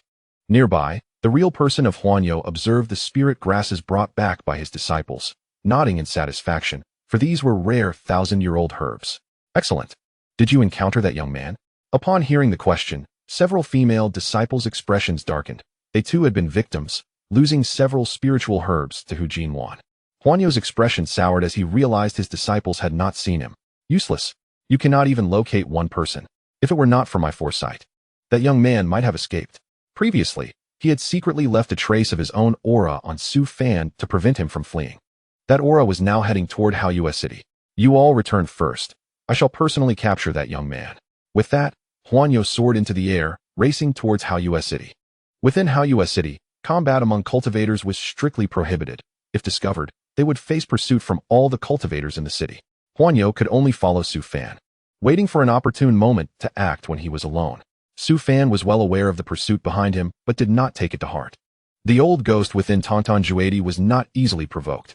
Even if Huanyo, a cultivator in the integration stage, approached, the old ghost could handle the situation deftly. Arriving at the Tonton Juedi shop, Hu Jinwan arrived first, taking in the decayed and dilapidated establishment with a tight feeling in his chest, as it was his first time discovering such a place in Haotian City. Before he could regain his composure, the figure of the old ghost in a black robe appeared behind him. Tonton Juedi, bartering goods. Hu Jinwan was startled and quickly sidestepped, standing beside the counter, his gaze scanning the old ghost, yet he could not discern the ghost's cultivation level, leaving him puzzled. What do you wish to exchange? The old ghost's eerie green eyes radiated coldness. I am here to wait for someone, Hu Jinwan stammered, swallowing hard. The old ghost's presence was unsettling, as if his very soul were being scrutinized by those green eyes. This is a place for business. If you are waiting, do so outside. Do not disturb my trade. The old ghost remarked, drifting into the counter as if his body passed through it. Witnessing this, Hu Jinwan was utterly astounded. In broad daylight, I have seen a ghost? Su Fan is the one who sent me here to wait, Hu Jinwan hurriedly explained. The old ghost paused momentarily, his green eyes sweeping over Hu Jinwan. But he did not insist on sending him away. Hu Jinwan noticed the yellow paper of a secret order laid out on the counter, causing his eyes to glimmer with excitement. The old ghost snorted coldly. Do not get your hopes up. Even if you sell the thievery scriptures, you cannot exchange it. You would do well to remain quietly, or I could turn you into a puppet before Su Fan arrives. Upon hearing this, Hu Jinwan's expression changed drastically. Staring in astonishment at the old ghost, he said nothing.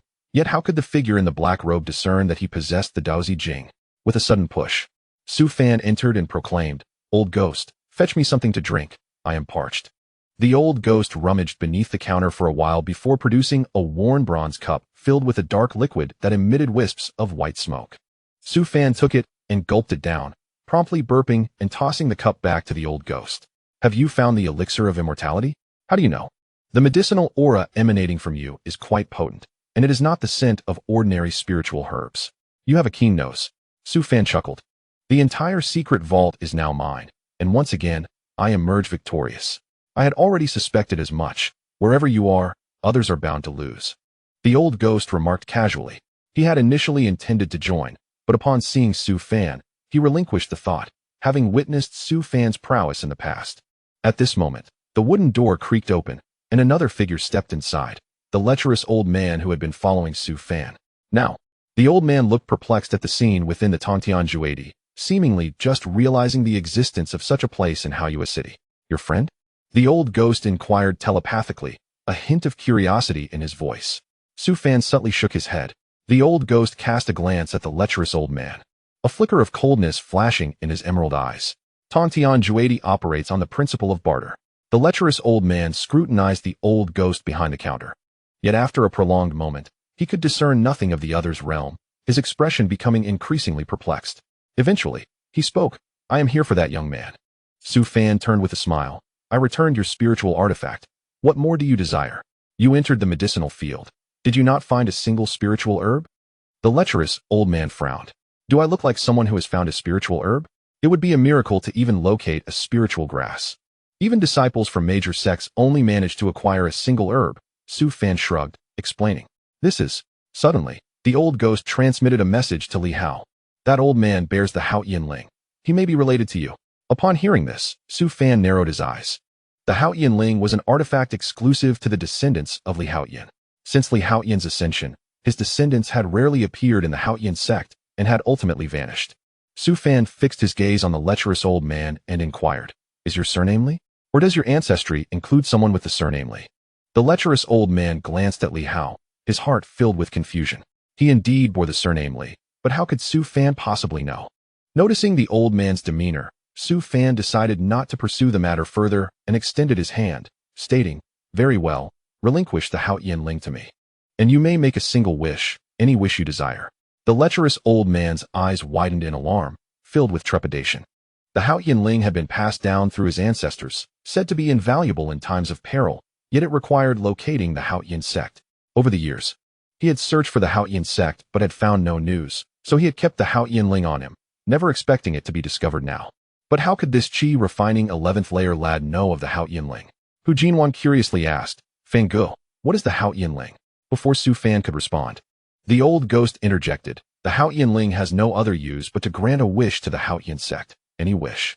To be honest, he had become quite interested in the Haotian Ling. He was in dire need of Su Fan's assistance. After all, the resources on the Bajuo were limited, and he could only seek Su Fan's help. Years ago, Su Fan had promised to help him find a better position, but after entering the coffin, it would not be easy to come out, requiring numerous longevity-enhancing treasures. He intended to use the Haotian Ling to exchange for such treasures. How do you know I possess the Haotian Ling? Who are you truly? The lecherous old man gasped in astonishment. Su Fan ignored him, his expression grave. You should decide quickly. Once I leave, the opportunity will be lost. The lecherous old man suspected a connection between Su Fan and the Haotian Sect, hesitating for a moment before gritting his teeth and producing a golden token. I have been trapped in the dividing spirit stage for many years, and now my time is running out. I wish to break through to the merging body stage. Su Fan was momentarily stunned. A breakthrough in cultivation seemed quite troublesome. He did not possess anything that could directly facilitate such a leap. As transcending a great realm was no simple feat, the old ghost spoke slowly. I can assist you. Give me the Haotian Ling, and I will immediately help you break through to the merging body stage. Hearing this, Su Fan could not help but laugh. Old ghost, are you trying to deceive me? He had already discerned the old ghost's intentions for the Haotian Ling, but did not intervene.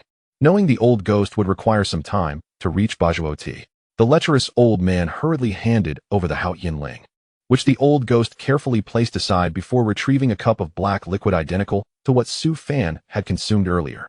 Drink this, and you shall immediately break through to the merging body stage. The lecherous old man frowned at the black liquid before him, feeling conflicted. Rest assured, the Haotian Ling is of great significance. I will not deceive you regarding this matter, for I need my establishment to continue running, the old ghost assured. The lecherous old man gritted his teeth. After all, remaining stagnant would lead to death, so he might as well take a gamble. He promptly drank the black liquid, and at once, spiritual energy surged, flooding into the lecherous old man's body. Before the eyes of everyone, his cultivation began to rise dramatically, dividing spirit mid-stage, dividing spirit high-stage, dividing spirit peak, merging body. His cultivation did not halt there. Spiritual energy surged wildly throughout the Tantian, and the lecherous old man's realm continued to soar. Merging body initial stage, merging body mid-stage, merging body high-stage. Finally, he reached the merging body peak before coming to a stop. Hu Jinwan watched in astonishment, pointing at the lecherous old man, unable to utter a word. He just broke through, and directly to the merging body peak? Goodness, what on earth was that black liquid? Earlier, Fan Good drank it without any reaction. When did breakthroughs become so effortless? Chapter 35. The peculiar death of Master Huanyo. Su Fan gazed at the now merging body lecherous old man with an expression of calm indifference, nodding with a smile. Although this method of enhancing cultivation was not ideal, it still held some utility.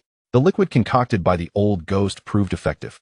Yet it could not genuinely confer the strength of the merging body stage. The lecherous old man's cultivation might have increased, but his true power remained at the dividing spirit initial stage. Normally, a cultivator would require the unification of their spirit and soul to attain the merging body stage. And without undergoing such a process, it ultimately could not be considered a true merging body. However, for one nearing the end of their life, this was already quite commendable, as it significantly extended their lifespan. I have merged, the lecherous old man exclaimed, excitement coursing through him as he beheld the changes in his body, his lips trembling. At this moment, streaks of black hair began to appear amidst his white locks, suggesting that extending his life by several hundred years was indeed feasible. Enough. You need not linger here. Go wherever you must. Do not remain beside me. Su Fan smiled and turned his attention to the old ghost. With the Haotian Ling in the old ghost's possession, it was he who would face the difficulties ahead, and trouble awaited him on the Bajuoti. Thank you. The lecherous old man bowed deeply to Su Fan and the old ghost before hastily departing, his footsteps quickening. He understood that those present were not to be trifled with. Su Fan was undoubtedly no mere chi refining 11th layer cultivator, and knowing when to withdraw was the wise course. Furthermore, the proprietor of the Tongtian Juedi was certainly not simple. He was likely among the pinnacle of the cultivation world. Just as he exited the door, the lecherous old man encountered Master Huanyo entering the alley. Instinctively, he intended to greet him. But recalling that he was now at the merging body stage, and even stronger than Master Huanyo, who was at the initial stage, he straightened his posture and approached with a smile. When Huanyu Zhenrun encountered the lecherous old man, a flicker of surprise crossed his eyes. What brings you here? And what is the meaning of your cultivation? The lecherous old man had just achieved a breakthrough, unable to suppress his aura, which Huanyu Zhenrun perceived with clarity. The peak of the combined stage. How could this be? Wasn't this old man only at the early stage of the separation?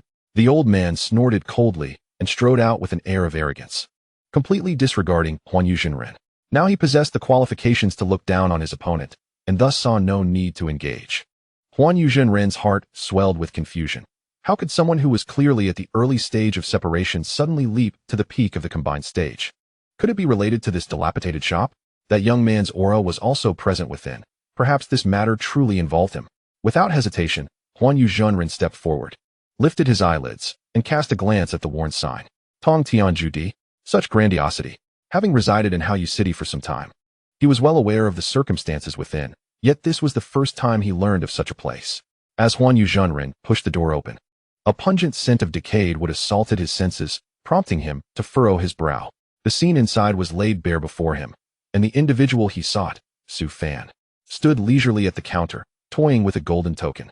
Upon seeing another visitor, the old ghost spoke coldly. Tongtian Juedi operates on a barter system.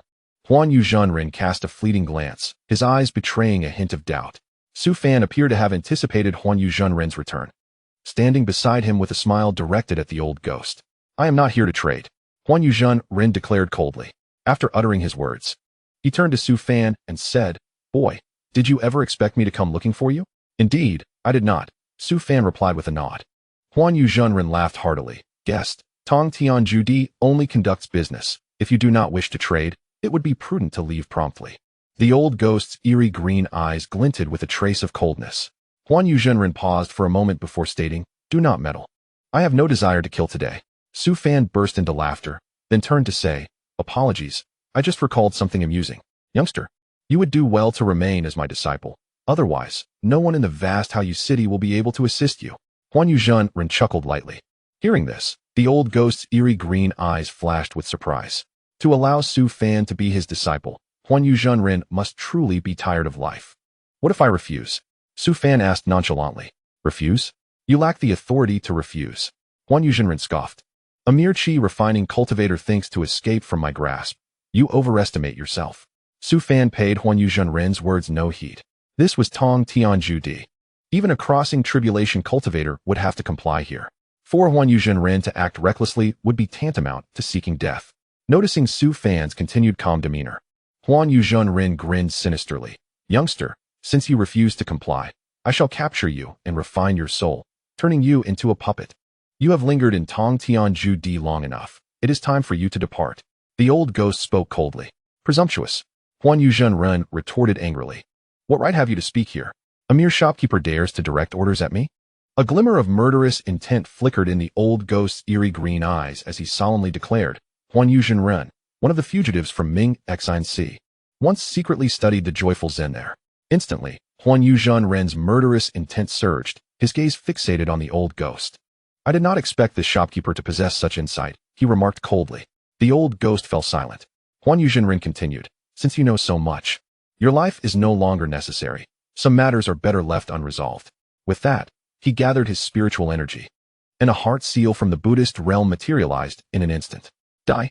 In an instant, Huan Yuzhenren vanished, directing the heart seal's golden light towards the old ghost. Boom. The instant the seal was released, it dissipated in the air, akin to a firework extinguishing in a flash. Thud. The next moment, Huan Yuzhenren's eyes widened in fury, and he collapsed to the ground, lifeless. The old ghost slowly traversed the counter, approached Huan Yuzhenren's side, and extended a skeletal hand, beckoning with a gesture. Huan Yuzhenren's Qinkuan ring immediately flew out, landing in the old ghost's palm. Observing the old ghost's bony hand, Hu Jinwan was filled with trepidation, feeling his throat dry and his soul tremble. What had just transpired? How had Huan Yuzhenren, who struck first, perished in an instant? The old ghost turned and tossed the Qinkuan ring to Su Fan, stating, I have no need for this. It is yours along with the Haotian Ling. With that, he produced a purple jar from his black robe and gently opened the lid. Instantly, a chilling voice echoed throughout Tong Tianju Di, and a layer of frost enveloped the surrounding cabinets, causing the shop's temperature to plummet. Hu Jinwan shivered uncontrollably, rubbing his arms. But his gaze remained fixed on the jar in the old ghost's hand. The demon soul jar of Huan Emotianren, Hu Jinwan exclaimed, his eyes wide in disbelief. The old ghost paid him no mind, merely placing Huan Yuzhenren's jar beside his corpse. The next moment, a massive black hand infused with demonic energy reached out from the jar, seizing Huan Yuzhenren's body entirely before slowly retracting back into the jar. The entire process unfolded swiftly yet bore an eerie quality. The old ghost glanced at Hu Jinwan and solemnly said, the old man Huan Mo ascended after crossing the tribulation but owed Tong Tianju Di an item, thus leaving behind his 9th grade spiritual treasure, the demon soul jar. If you wish to exchange it, you must offer a 9th grade spiritual treasure in return. Upon hearing this, Hu Jinwan hurriedly shook his head. Huan Emotianren was the first immortal of the demon realm, having paved a path for the demon clan's ascension, significantly impacting the future of many demons. If he were to acquire the demon soul jar, the entire demon clan would undoubtedly come seeking him, leaving him no chance to weep. Too bad it's not a defensive spiritual treasure. Otherwise, I might have utilized it, Su Fan sighed. After the old ghost carefully stored the demon soul jar, he approached and inquired, the Haotian Ling is in your possession. You know what I desire. You are putting me in a difficult position. Where am I to find you an item for longevity? Su Fan replied with a wry smile. You possess the immortal herb. The old ghost urged.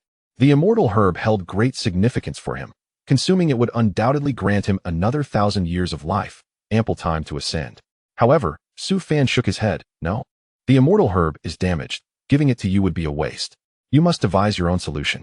The old ghost, recognizing Su Fan's need for the immortal herb, did not rush him to hand it over. Nonetheless, numerous heavenly materials and earthly treasures could extend life. It was not solely reliant on the immortal herb. Su Fan sighed. Very well, I shall assist you in your search, but you must also keep an eye out for defensive spiritual treasures, preferably of the highest grade. Understood. The old ghost replied. Su Fan picked up a yellow paper with a secret order from the counter, smiling. I will use one of these for now. Notify me when you head to Pashati. With that, he departed with Hu Jinwan, who nearly sprinted out of the alley, gasping for air outside. Just moments ago, he had felt as though he might perish from fear at the hands of the old ghost. His heart was racing wildly. We should leave the city and take a flying boat outside Haoyu City, Su Fan suggested, making his way toward the city gate, with Hu Jinwan closely following. For Hu Jinwan, today's experience was the most harrowing and exhilarating of his life. The appearances of Su Fan and the old ghost of Tong Tianju Di had revealed to him just how little he understood the realm of cultivation. Upon exiting the city, Su Fan retrieved the Chuan Yun boat, reciting the incantation to enlarge it. Brother Fan, are we really departing in this artifact? Hu Jinwan remarked disdainfully. Su Fan nodded. What other option do we have? You wish to embark on a journey to Haotian Zone, which is certainly feasible. However, given your current stamina, it may take you 2 years to arrive. At that moment, Hu Jinwan leaped into the spacecraft without hesitation. It was no jest. In 2 years, even if he did not exhaust himself, he would surely be discovered by the people of Wushan Daogong. It would be wiser to proceed with caution. Fanga, I was merely jesting. I was concerned that the vessel might not accommodate my stature, he remarked, acknowledging his own physicality. Chapter 36. The disciple is close on the heels of the master. Su Fan commanded the spacecraft to ascend, heading directly towards Haotian Zone. As Hu Jinwan sat behind him, he reflected on past events, hesitating for a considerable time before finally inquiring, Fanga, what exactly is Tongtianjuedi? And regarding the elder within, he cannot possibly be of the human race, can he? Recalling the elder's abrupt appearance and the unsettling scene at the counter, Hu Jinwan felt a wave of discomfort wash over him, particularly when those eerie green eyes seemed to pierce through him. Su Fan explained, this is a lengthy tale. Tongtianjuedi is the most peculiar existence within the realm of cultivation, where all transactions are conducted through barter, as you have likely witnessed.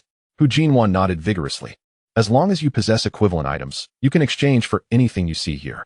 Su Fan continued, producing a piece of yellow paper bearing a secret decree, and smiled. For example, this yellow paper, which is among the most commonplace items in Tongtianjuedi, is simply a secret decree from Tianfu Xianren. The elder possesses quite a few of these. Hu Jinwan pondered, there seems to be a flaw in the barter system, does it not? You refer to lives, I presume? Su Fan chuckled. In the realm of Tongtianjuedi, a cultivator's life is indeed a commodity, if you can afford the price. The elder can assist you in eliminating your adversary, though there are limitations. Limitations?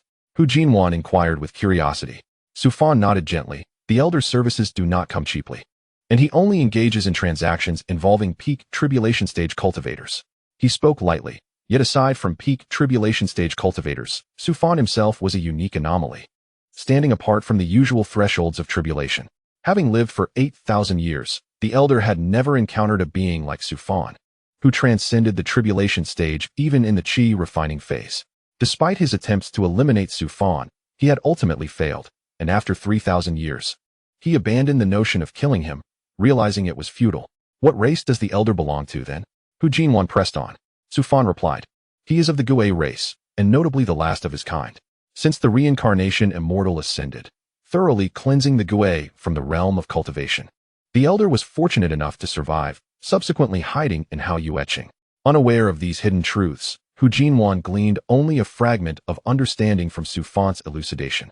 However, what intrigued him most was Su Fan's identity. Fanga, previously you mentioned having engaged with Wushan Daogong. Yet why is it that no one knows of this occurrence? Having surreptitiously witnessed numerous secrets, he was genuinely perplexed by this revelation. Had Su Fan not mentioned it, he might never have learned of it in his lifetime. Su Fan responded, would you proclaim to the world if someone struck you? Certainly not. I take pride in my reputation. Not only would I refrain from publicizing it, but I would also. Hu Jinwan abruptly halted, his eyes widening as he stared at Su Fan, who smiled knowingly and nodded gently. Indeed, as you well know, silencing others is a skill. Wushan Daogong, such a powerful entity, would undoubtedly be aware of this.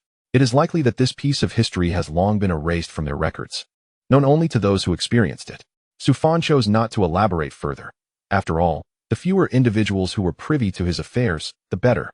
He had not anticipated that upon his return from seclusion, so many familiar faces would still be alive, all seemingly intent on persevering through the stagnation of spiritual energy before seeking ascension. On the 10th day of the cold moon, as the leaves fell and snow descended, Haofu flourished. The disciples of Haotian Zone diligently honed their skills on the main stage, and the entire sect bustled with activity. In addition to its own disciples, students from Tsang Leidong Tian and Lin Long Fu Di gathered to discuss doctrines and engage in cultivation sparring. In the distant sky, a slender boat approached. Su Fan gazed at the sect cloaked in snow, a flicker of joy illuminating his eyes. We have arrived. Hu Jinwan, upon hearing this, swiftly turned to peer beneath the cloud ship. A single glance revealed the snow-laden halls and pavilions, with clusters of people visible on the distant mountains. Is this Haotian Zone? Why does the spiritual energy seem so scarce? It is even less than that of many ordinary sections. Fanga, are you certain this is the place? Hu Jinwan queried with disbelief. He had envisioned Haotian Sect as grand and magnificent, its palatial structures suspended in midair, shrouded in mist, perpetually summer-like. Yet, the reality appeared quite ordinary, with disciples personally sweeping the snow. Were there no protective arrays in place? Why is there not a single UN-ing realm cultivator present? Su Fan replied with a smile. Indeed, this is Haotian Sect, albeit somewhat diminished in stature. However, now that I have emerged from seclusion, the decline of Haotian Sect shall cease. Casting a glance at Hu Jinwan, Su Fan asked, "What is it?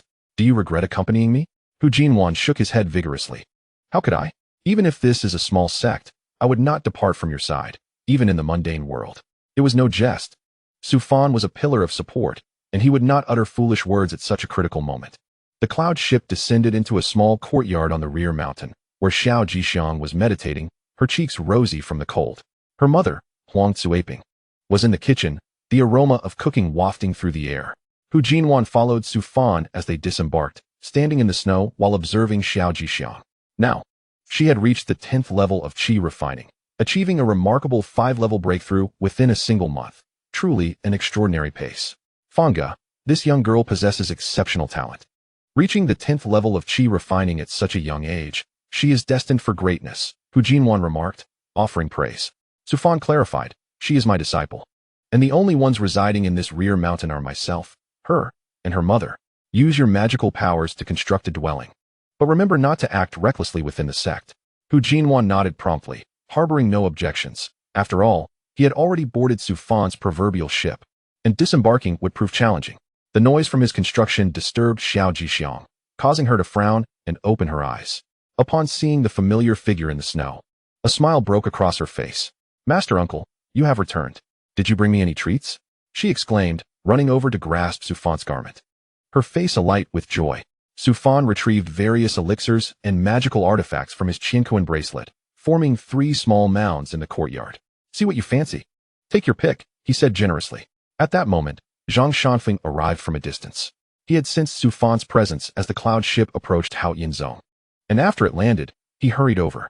Upon encountering Su Fan, Zhang Shanfeng promptly bowed in respect, saying, "Apologies for my late welcome, Master Uncle." "Not at all. You have your own matters to attend to. No need to welcome me," Su Fan replied, gesturing towards the 3 mounds. "By the way, gather the other elders and bring them here to account for these items, and afterwards, distribute them to the disciples." Gazing at the 3 mounds of treasures, Zhang Shanfeng swallowed hard, momentarily stunned. Where on earth could Master Uncle have ventured? Has he perhaps looted an entire sect's treasury? At this moment, Hu Jinwan approached, revealing the spiritual herbs from his own Qianquan ring, as all of these treasures belonged to Su Fan. The elixirs quickly piled up into a small hill, their fragrant aroma swiftly permeating the entire courtyard. "This is all from Fan Ge. As the sect master, it's your responsibility to manage this, old man." Hu Jinwan reluctantly shifted his gaze away from the elixirs. Only then did Zhang Shanfeng notice Hu Jinwan and, filled with curiosity, inquired, "Shirshu, who is this?" He could sense an aura emanating from Hu Jinwan that felt akin to facing a primordial beast. "What realm is this person at?" Su Fan introduced, "This is Hu Jinwan, who will be residing on the back mountain from now on. If you encounter any issues with your cultivation, feel free to consult him. He is a transcendent stage practitioner and will undoubtedly assist you." Hu Jinwan remarked, "Is this already arranged?" Zhang Shanfeng, quite perceptive, promptly replied, "Dao Yu Hu, we shall be in your care. Since Fan Ge has spoken, how could it be considered a burden? A trivial matter." Hu Jinwan feigned reluctance. Subsequently, Su Fan produced the key to the Tianfu Immortal's secret repository, turning to say, "From now on, the back mountain can be opened. I have a secret repository here, and I want the disciples to enter and cultivate within it." As he spoke, he activated the key, directly establishing the entrance outside the small courtyard. Zhang Shanfeng and the others followed Su Fan outside, gazing at the golden scroll passage that appeared at the courtyard's entrance. "What is this?" Zhang Shanfeng questioned, puzzled. Hu Jinwan cast a glance at the group, explaining, "This is the entrance to the Tianfu Immortal's secret repository. Fan Ge has brought the entire repository here. Those elixirs and spiritual artifacts are all from within." Upon hearing that Su Fan had brought back a secret repository, Zhang Shanfeng was equally astonished. He had heard of the Tianfu Immortal, the last immortal to ascend in the realm of cultivation. The repository must be extraordinary. He never expected it to be brought back by Shirshu.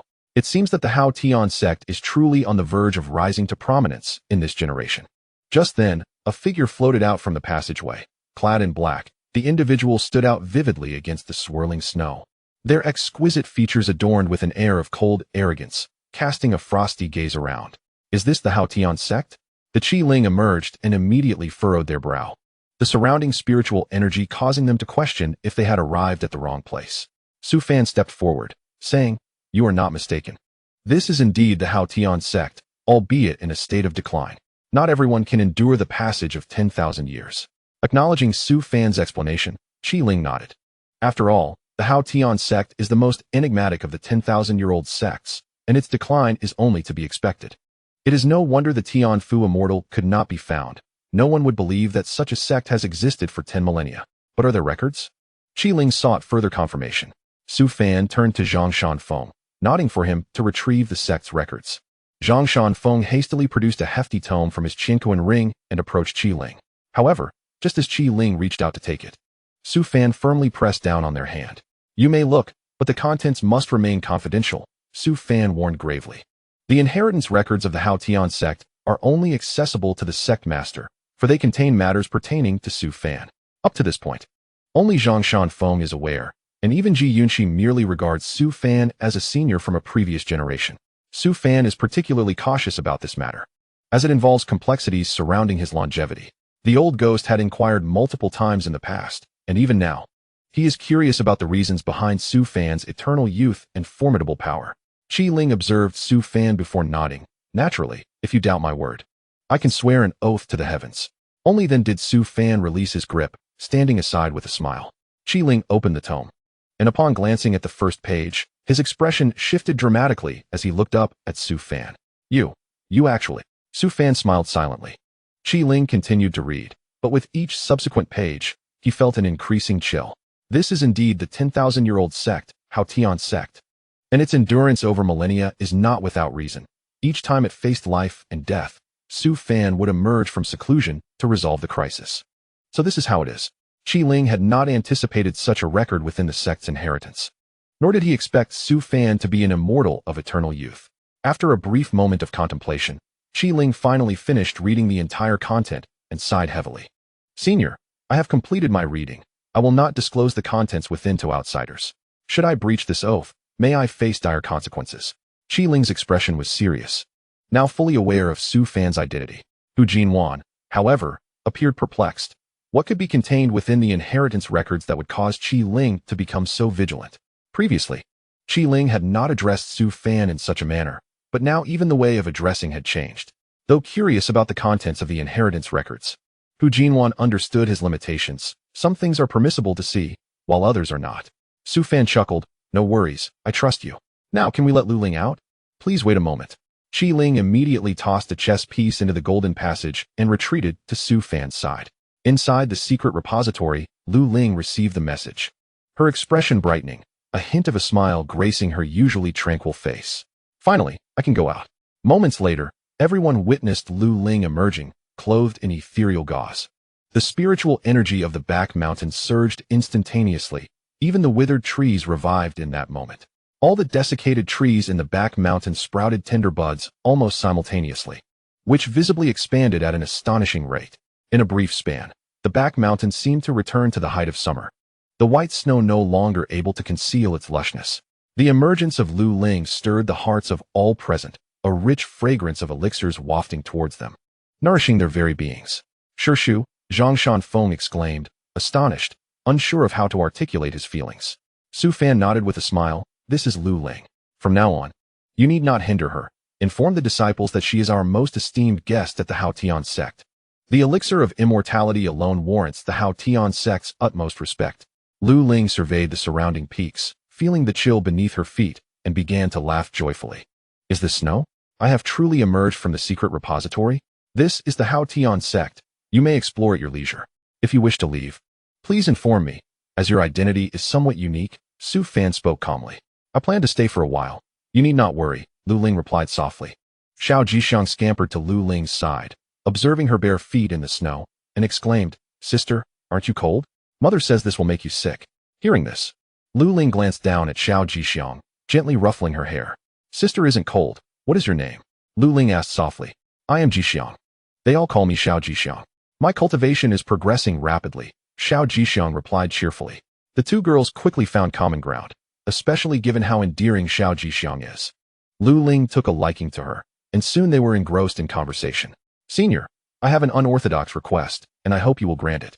Qi Ling suddenly spoke up from the side. Su Fan raised an eyebrow in curiosity. Feel free to speak your mind. Qi Ling replied slowly. I wish to remain at the Haotian Sect. If you trust me, I can merge with the sect's protective formation. Su Fan's heart leaped at the thought. The protective formation of the Haotian Sect currently lacks a spirit to control it, usually being activated by disciples and elders, requiring a significant amount of spiritual stones. If Qi Ling were to become the spirit of the protective formation, future disciples and elders would no longer have to toil so hard. That is certainly acceptable. But are you sure you wish to proceed with this? Su Fan pondered. To become a formation spirit means that your physical body will also become part of the formation, possibly even transforming into the core of the array. You may find yourself confined within the confines of the Haotian Sect. Rest assured, Senior. I believe in you and the Haotian Sect, the chess spirit replied earnestly. In the next instant, an idea flashed through Su Fan's mind, the plan to restore the Haotian Sect to its former glory. Aside from overcoming tribulations, he should assist the Haotian Sect in regaining its peak status, as this was ultimately his own sect. With the addition of the chess spirit, along with Hu Jinwan, the inheritor of the Dao Zi Jing, the resurgence of the Haotian Sect was imminent. Excellent. Su Fan nodded. Discuss this matter with Shizhi Zhang Shanfeng. You both may handle the specifics. If you wish to play chess in the future, feel free to find me in the back mountain. Thank you, Senior. The chess spirit exclaimed, filled with excitement. His decision to join the Haotian Sect was primarily influenced by Su Fan's presence. An immortal being such as Su Fan was undoubtedly trustworthy. As long as he remained alive, the Haotian Sect would never perish, signifying that the chess spirit could also attain immortality. Immediately, the chess spirit and Zhang Shanfeng began to deliberate in a corner. Zhang Shanfeng harbored some concerns regarding the chess spirit's inclusion, for the protective array of the sect was no trivial matter. Should the chess spirit turn traitor, it would lead to significant troubles. However, since Su Fan had already consented, it was reasonable to assume he had considered this aspect. With him present, there would naturally be no issues. Before his Shu, all conspiracies were mere dust. At that moment, Lu Ling approached softly, saying, I would also like to stay here, living together with Xiao Jixiang. Feel free. I promised you that I would never interfere with your decisions. Su Fan replied slowly. Thank you. Lu Ling nodded gently. Once she and Xiao Jixiang returned to their small courtyard, Su Fan finally let out a long breath. It's done. The immortal elixir remains within the Haotian Sect, henceforth. The sect will never lack for spiritual herbs and energy. Hu Jinwan quietly asked, Brother Fan, are you truly allowing them to stay? If the disciple of Tianfu Xianren finds out, it could lead to trouble. Tianfu Xianren, being an ascended figure, certainly had a legacy left behind. If they learned that the immortal elixir and the chess spirit had joined the Haotian Sect, they would undoubtedly cause disturbances. However, Su Fan remained unconcerned, shaking his head. Do not worry, by the time they arrive, the Haotian Sect will have already returned to its peak. During the sect's peak, even the powers of Zhongzhou would have to show deference. The group then returned to the small courtyard to discuss their future plans. The disciples cultivating within the Haotian Sect gazed in awe at the transformations taking place in the distant back mountain, particularly the influx of spiritual energy that prompted many disciples to break through on the spot. The disciples from Linlang Fudi and Tsang Lei Dongtian hurriedly contacted their sects to report the changes occurring within the Haotian Sect. Meanwhile, Chao Qintian and Li Xiangwang were equally astonished and made their way toward the Haotian Sect. Presently, Su Fan had gathered many items for his tribulation, yet he still felt underprepared, and he had not yet chosen an optimal location for the tribulation. It was worth noting that this was the first tribulation to occur during the Lingzhi era. Although it was not an ascension tribulation, its power was even more formidable. Su Fan took the initiative to locate a map of the vicinity surrounding the Haotian Sect, carefully selecting a suitable site. It was impossible to conduct the tribulation within the sect, as the heavenly tribulation was no light matter. Its descent could bring calamity upon the entire Haotian Sect. Thus a more distant location was prudent. As Hu Jinwan studied the Dao Zi Jing, he frequently cast glances towards Su Fan, curious about his activities. Brother Fan, what are you searching for on that map? Is there some treasure nearby? Hu Jinwan inquired. I'm selecting a location. Come help me, Su Fan beckoned. Hu Jinwan approached and, intrigued, asked, What are you selecting a location for? For the tribulation. Su Fan replied casually. However, Hu Jinwan stood frozen in place, eyes wide in disbelief. Tribulation. My goodness. Brother Fan, are you planning to challenge the Lingji era? It has been over 2,000 years since anyone has faced a tribulation. Why the sudden urge? Brother Fan, are you intending to ascend? Hu Jinwan gulped. Su Fan waved his hand dismissively. It's still early. You wouldn't understand. Just help me find the best spot on this map for the tribulation. Hu Jinwan then began to examine the map earnestly, eventually pointing to a location. This spot is quite good. It is surrounded by mountains, with a natural river flowing through it, and there is only one access point. Definitely a geomantic treasure. You have some knowledge in this area? Su Fan looked up and smiled. Brother Fan, after all, I am the inheritor of the Dao Zi Jing. Tomb raiding is part of the Dao Zi Jing, and the art of surveying is foundational knowledge, Hu Jinwan replied cheerfully. Su Fan was pleasantly surprised to have such a talented companion at his side, and he couldn't help but smile. He also found this location promising, though he still needed a few more items. Previously, he had rushed through tribulations, relying on luck, and had managed to succeed safely. This time, he intended to thoroughly prepare. Therefore, it was imperative to have a specialized item for the tribulation, a lightning rod. With so many spiritual tools and artifacts available, aside from distributing them to the disciples, there would still be plenty left for crafting the lightning rods. 5 peaks, 50 lightning rods, this should suffice. To be more cautious, it would be wise to forge additional ones. In addition to the 50 main rods, he planned to create 500 smaller rods to disperse the effects of the tribulation, thereby ensuring a measure of safety. After selecting the location, Su Fan asked Hu Jinwan to verify it. As Hu Jinwan was the expert who could ensure that the mountain ranges on the map corresponded with reality, Hu Jinwan complied eagerly. After all, he had little else to do and was reluctant to guide the disciples in their cultivation. This outing was a perfect opportunity to test the waters for some petty gains and see if he could acquire some spiritual artifacts. The spiritual energy that Su Fan brought back was meticulously counted by Ji Yunxi and the others. Aside from distributing spiritual artifacts to the disciples, about 4/5 remained. All the elixirs were collected by Ji Yunxi and the others, while the higher-tier magical artifacts were not easily distributed. With such an abundance of magical artifacts, they could serve as excellent rewards for the disciples. Su Fan took a portion of the spiritual artifacts and sought out Tang Mingdong to assist in forging the lightning rods. Given the quantity of spiritual artifacts, it was feasible to craft lightning rods of artifact quality, and once more materials became available, it would be possible to refine them into treasures or even spiritual treasures. Upon seeing the numerous spiritual artifacts Su Fan had brought, Tang Mingdong couldn't help but swallow hard. He had heard that Su Fan returned with plenty of good items and had initially thought to come and take a look. However, Ji Yunxi had firmly prohibited him from doing so, causing him considerable frustration. Shu, you are too kind. Why bring so many spiritual artifacts? I feel quite overwhelmed, Tang Mingdong remarked, rubbing his hands together as he gazed at the artifacts. Su Fan replied, what are you talking about? These artifacts are not for practice. I need your help to forge a set of items, and these artifacts will serve as materials. Su Fan continued slowly, if you wish to practice, you can go to the back mountain and take what you need. I have plenty of spiritual artifacts lying around. Hearing this, Tang Mingdong nodded vigorously. Shu, you jest. It is my honor to forge for you. Tang Mingdong chuckled. Can I really go to the back mountain and take them myself? Those items were originally meant for you. I have already discussed it with Shiji. Su Fan replied nonchalantly. Tang Mingdong promptly expressed his gratitude. Thank you, Shu. I would love to know what you wish to forge. I will absolutely produce it for you. Lightning rods, Su Fan said with a smile. Lightning rods? Tang Mingdong was taken aback. He had forged numerous spiritual artifacts and even crafted treasures, yet this was the first time he had heard of something like a lightning rod. Master Uncle, forgive my limited perspective, but what exactly is this lightning rod? Given its name, it should be a needle-shaped treasure. Yet such an object is difficult to forge due to its diminutive size, requiring considerable effort for inscription. Su Fan elucidated. The lightning rod is indeed needle-like, approximately 3 feet in diameter and around 20 zhang in length. For now, I require about 50 of them, 3 feet wide and 20 zhang long. Can this still be called a needle? Tang Mingdong questioned, perplexed. Master Uncle, are you certain? If forged in such dimensions, it would be more accurately termed a lightning staff. Such a large needle would be quite challenging to employ for a stealthy attack. What purpose do you have for it? Regardless of its name, can you forge it or not? Su Fan inquired with a smile. Such a large item is certainly feasible, yet it may only reach the level of a spiritual weapon. 5 pieces may not even qualify as a spiritual weapon. Are you certain you wish to proceed with the forging? Tang Mingdong asked. These spiritual tools can indeed be forged.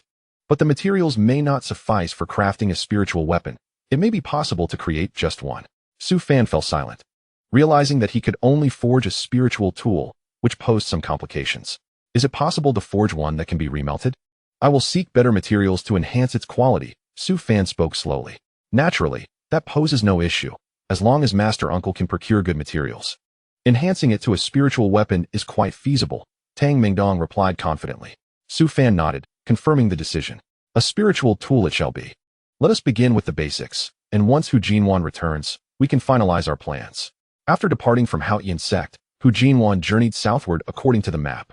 Unfortunately, there were no formidable cultivators nearby, or he might have attempted to test his luck. Before long, his expression shifted dramatically as a cloud sail approached him, exquisitely adorned. With 4 powerful characters inscribed on one side, Song Lei Dong Tian. This sight kindled hope within Hu Jinwan, for he sensed 2 Golden Core realm cultivators aboard the cloud sail, one of whom was at the pinnacle of the Golden Core stage, just a step away from the Yuaning realm. Although their cultivation levels differed, the cloud sail was impressive, suggesting its owners were not lacking in wealth.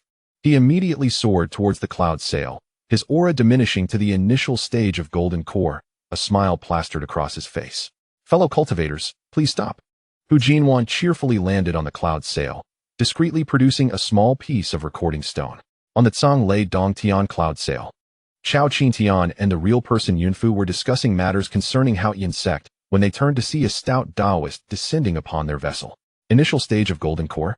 Chao Qin Tian furrowed his brow, a flicker of doubt crossing his eyes. Fellow cultivator, what brings you here? Elder Yunfu stepped forward to inquire first. Hu Jinwan approached with a cheerful demeanor, cupping his hands. Esteemed friends, I seek a location but have lost my way, wishing to inquire for guidance. As he moved closer, Elder Yunfu returned the gesture. Noticing Elder Yunfu raising his hand, Hu Jinwan recognized his opportunity and promptly spat out a mouthful of blood, propelled backward. Thud! Hu Jinwan crashed against the edge of the cloud sail, his corpulent form rebounding amusingly off the ground. However, neither Elder Yunfu nor Chao Qin Tian found the scene humorous. Their expressions shifted abruptly. Fellow cultivator, why did you ambush me? I merely sought directions. Hu Jinwan exclaimed in frustration. Elder Yunfu, taken aback, quickly clarified. Fellow cultivator, do not misunderstand. I did not strike first. He glanced at Chao Qin Tian, seemingly inquiring if it was he who had attacked. Yet, Chao Qin Tian appeared equally puzzled. Muttering, why did you attack just now? We of Tsang Lei Dong Tian are not scoundrels who ambush fellow cultivators. Elder Yunfu, was it not you who attacked? This is perplexing. Moments ago, he merely returned the courtesy without launching an attack at all. Your Majesty, I assure you, it was not my action. Elder Yunfu hastily explained. Chao Qin Tian frowned, coldly stating, is there someone else nearby? He released his aura to sense, yet detected no hidden presence, which only deepened his confusion. No one. Then what transpired just now? Hu Jinwan's face turned pale as he pointed at Elder Yunfu. Fellow cultivator, your treachery is evident. Seeing my inferior strength, you attempted to ambush me. How despicable. Elder Yunfu, flustered, replied, I did not strike first. Fellow cultivator, you must not speak carelessly. Although I, Yunfu, lack fame in Beihuang, I would not resort to such tactics for notoriety. At that moment, Hu Jinwan brandished the recording stone, coldly retorting, I have been concealing this recording stone in my sleeve. We shall see the truth. Upon seeing the recording stone in Hu Jinwan's hand, both Chao Qin Tian and Elder Yunfu's expressions darkened. This certainly appeared premeditated.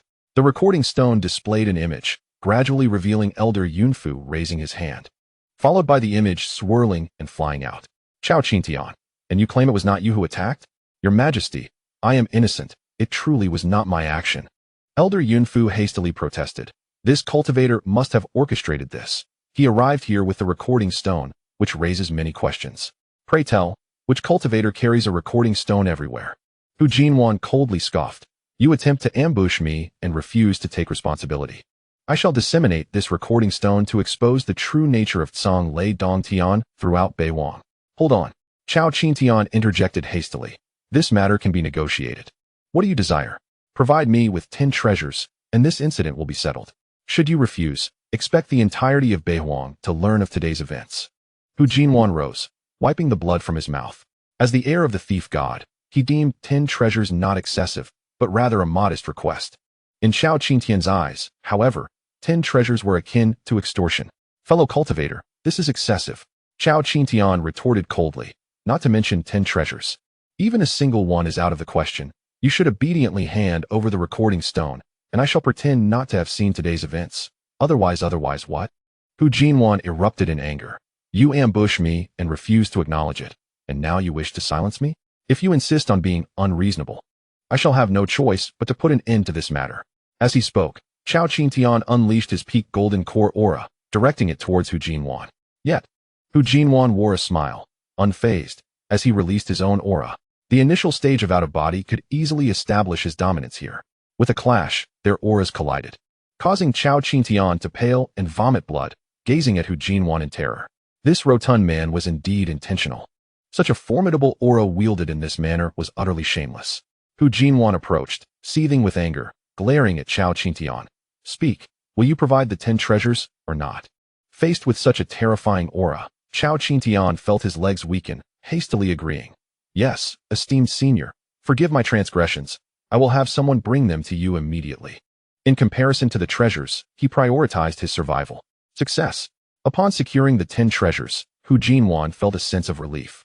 It must be said, Fang Ji's method of opportunistic scheming was indeed effective. It posed no risk of offending others while yielding treasures, a most comfortable arrangement. After acquiring the 10 treasures, Hu Jinwan, grinning, declared, Very well, you may depart. Refrain from ambushing fellow cultivators in the future, lest you encounter a ruthless killer. With that, he soared into the distance. Sensing another flying vessel approaching, Chao Qingtian's expression soured as he gazed at the approaching figure. What on earth is happening? When did the cultivation world acquire such a trend? In the distance, aboard the flying vessel of Linlang Fudi, Li Xiang appeared calm, engrossed in a tome he studied with great diligence. At this moment, a shout echoed from a distance. Fellow cultivator, please pause. Chapter 39. The two great sect leaders expressed their grievances, a grand blunder. At the Yanhua peak of the Haotian Sect, Su Fan briefly explained the situation regarding the lightning rod to Tang Mengdong, confirming the matter for now. Once Hu Jinwan returned and verified that the feng shui of the location posed no issues, he would personally visit to assess the situation, as it was prudent to proceed with caution in such matters. In the distant sky, a cloud ship sailed slowly, soon entering the territory of the Haotian Sect. The cloud ship did not hurry to land, but hovered in midair. Above the Haotian Sect, a black and white aura shimmered as a protective barrier gradually manifested, followed by the appearance of a figure cloaked in black atop the cloud ship. Chao Qingtian and Elder Yunfu exchanged glances, recalling the events that had just transpired. What brings you to the Haotian Sect? The Qi Ling inquired slowly. Hearing this, Chao Qingtian exhaled in relief and replied, We, from the Tsang Lei Cave, heard that Senior Su has returned and came to pay our respects. May I ask who you are? Upon learning that they had come to visit Su Fan, the Qi Ling did not hinder their entry, as many disciples from Tsang Lei Cave resided within the Haotian Sect. I am the spirit of the sect's protective formation. Please do not cause any disturbances within the sect, the Qi Ling stated coldly, raising a hand to gently wave, creating an opening in the protective formation that allowed the cloud ship to enter. Chao Qingtian felt the formidable aura emanating from the protective formation, a flicker of awe passing through his eyes. The existence of a formation spirit was not something easily achieved. Cultivating one required immense human and financial resources, which most sects would not frivolously expend. With the formation spirit now present, the Haotian Sect was sure to gain renown in the northern wilderness in the days to come. Thank you, Chao Qingtian said with a bow, allowing Elder Yunfu to maneuver the cloud ship into the Haotian Sect. Your Majesty, the aura radiating from this formation spirit is quite powerful. It seems this protective formation could withstand the assault of a core formation stage cultivator, or perhaps even stronger. Elder Yunfu conveyed through thought. Chao Qingtian nodded gently, replying telepathically, Do not speak carelessly. The Haotian Sect is no longer what it once was. We may need to show deference. Soon, the cloud ship landed at the main platform, where disciples from Tsang Lei Cave, practicing within the Haotian Sect, approached with respectful expressions. We pay our respects to your Majesty and greet Elder Yunfu. They chorused, their voices ringing like bells in the sky. As Chao Qingtian and Elder Yunfu descended from the cloud ship, they were astonished by the rich spiritual energy surrounding them. Such dense spiritual energy was even beyond what Tsang Lei Cave possessed. Elder Yunfu whispered to Chao Qingtian, Your Majesty, look towards the back mountain. Chao Qingtian turned to see the back mountain lush and verdant, with greenery spreading across the hills, spiritual energy manifesting as mist enveloping the area, creating a scene reminiscent of a celestial paradise. This sight left both Chao Qingtian and Elder Yunfu in disbelief. Even in the midst of the cold moon season, when trees shed their leaves, how could there be such vibrant greenery? Moreover, the mist formed from spiritual energy clearly signified auspiciousness. Could there be treasures hidden in the back mountain? After a moment, Chao Qingtian regained his composure and quietly remarked, "The back mountain is the domain of that esteemed elder. It appears he has employed significant means to completely mobilize the spiritual energy of the Haotian Sect, resulting in this magnificent spectacle."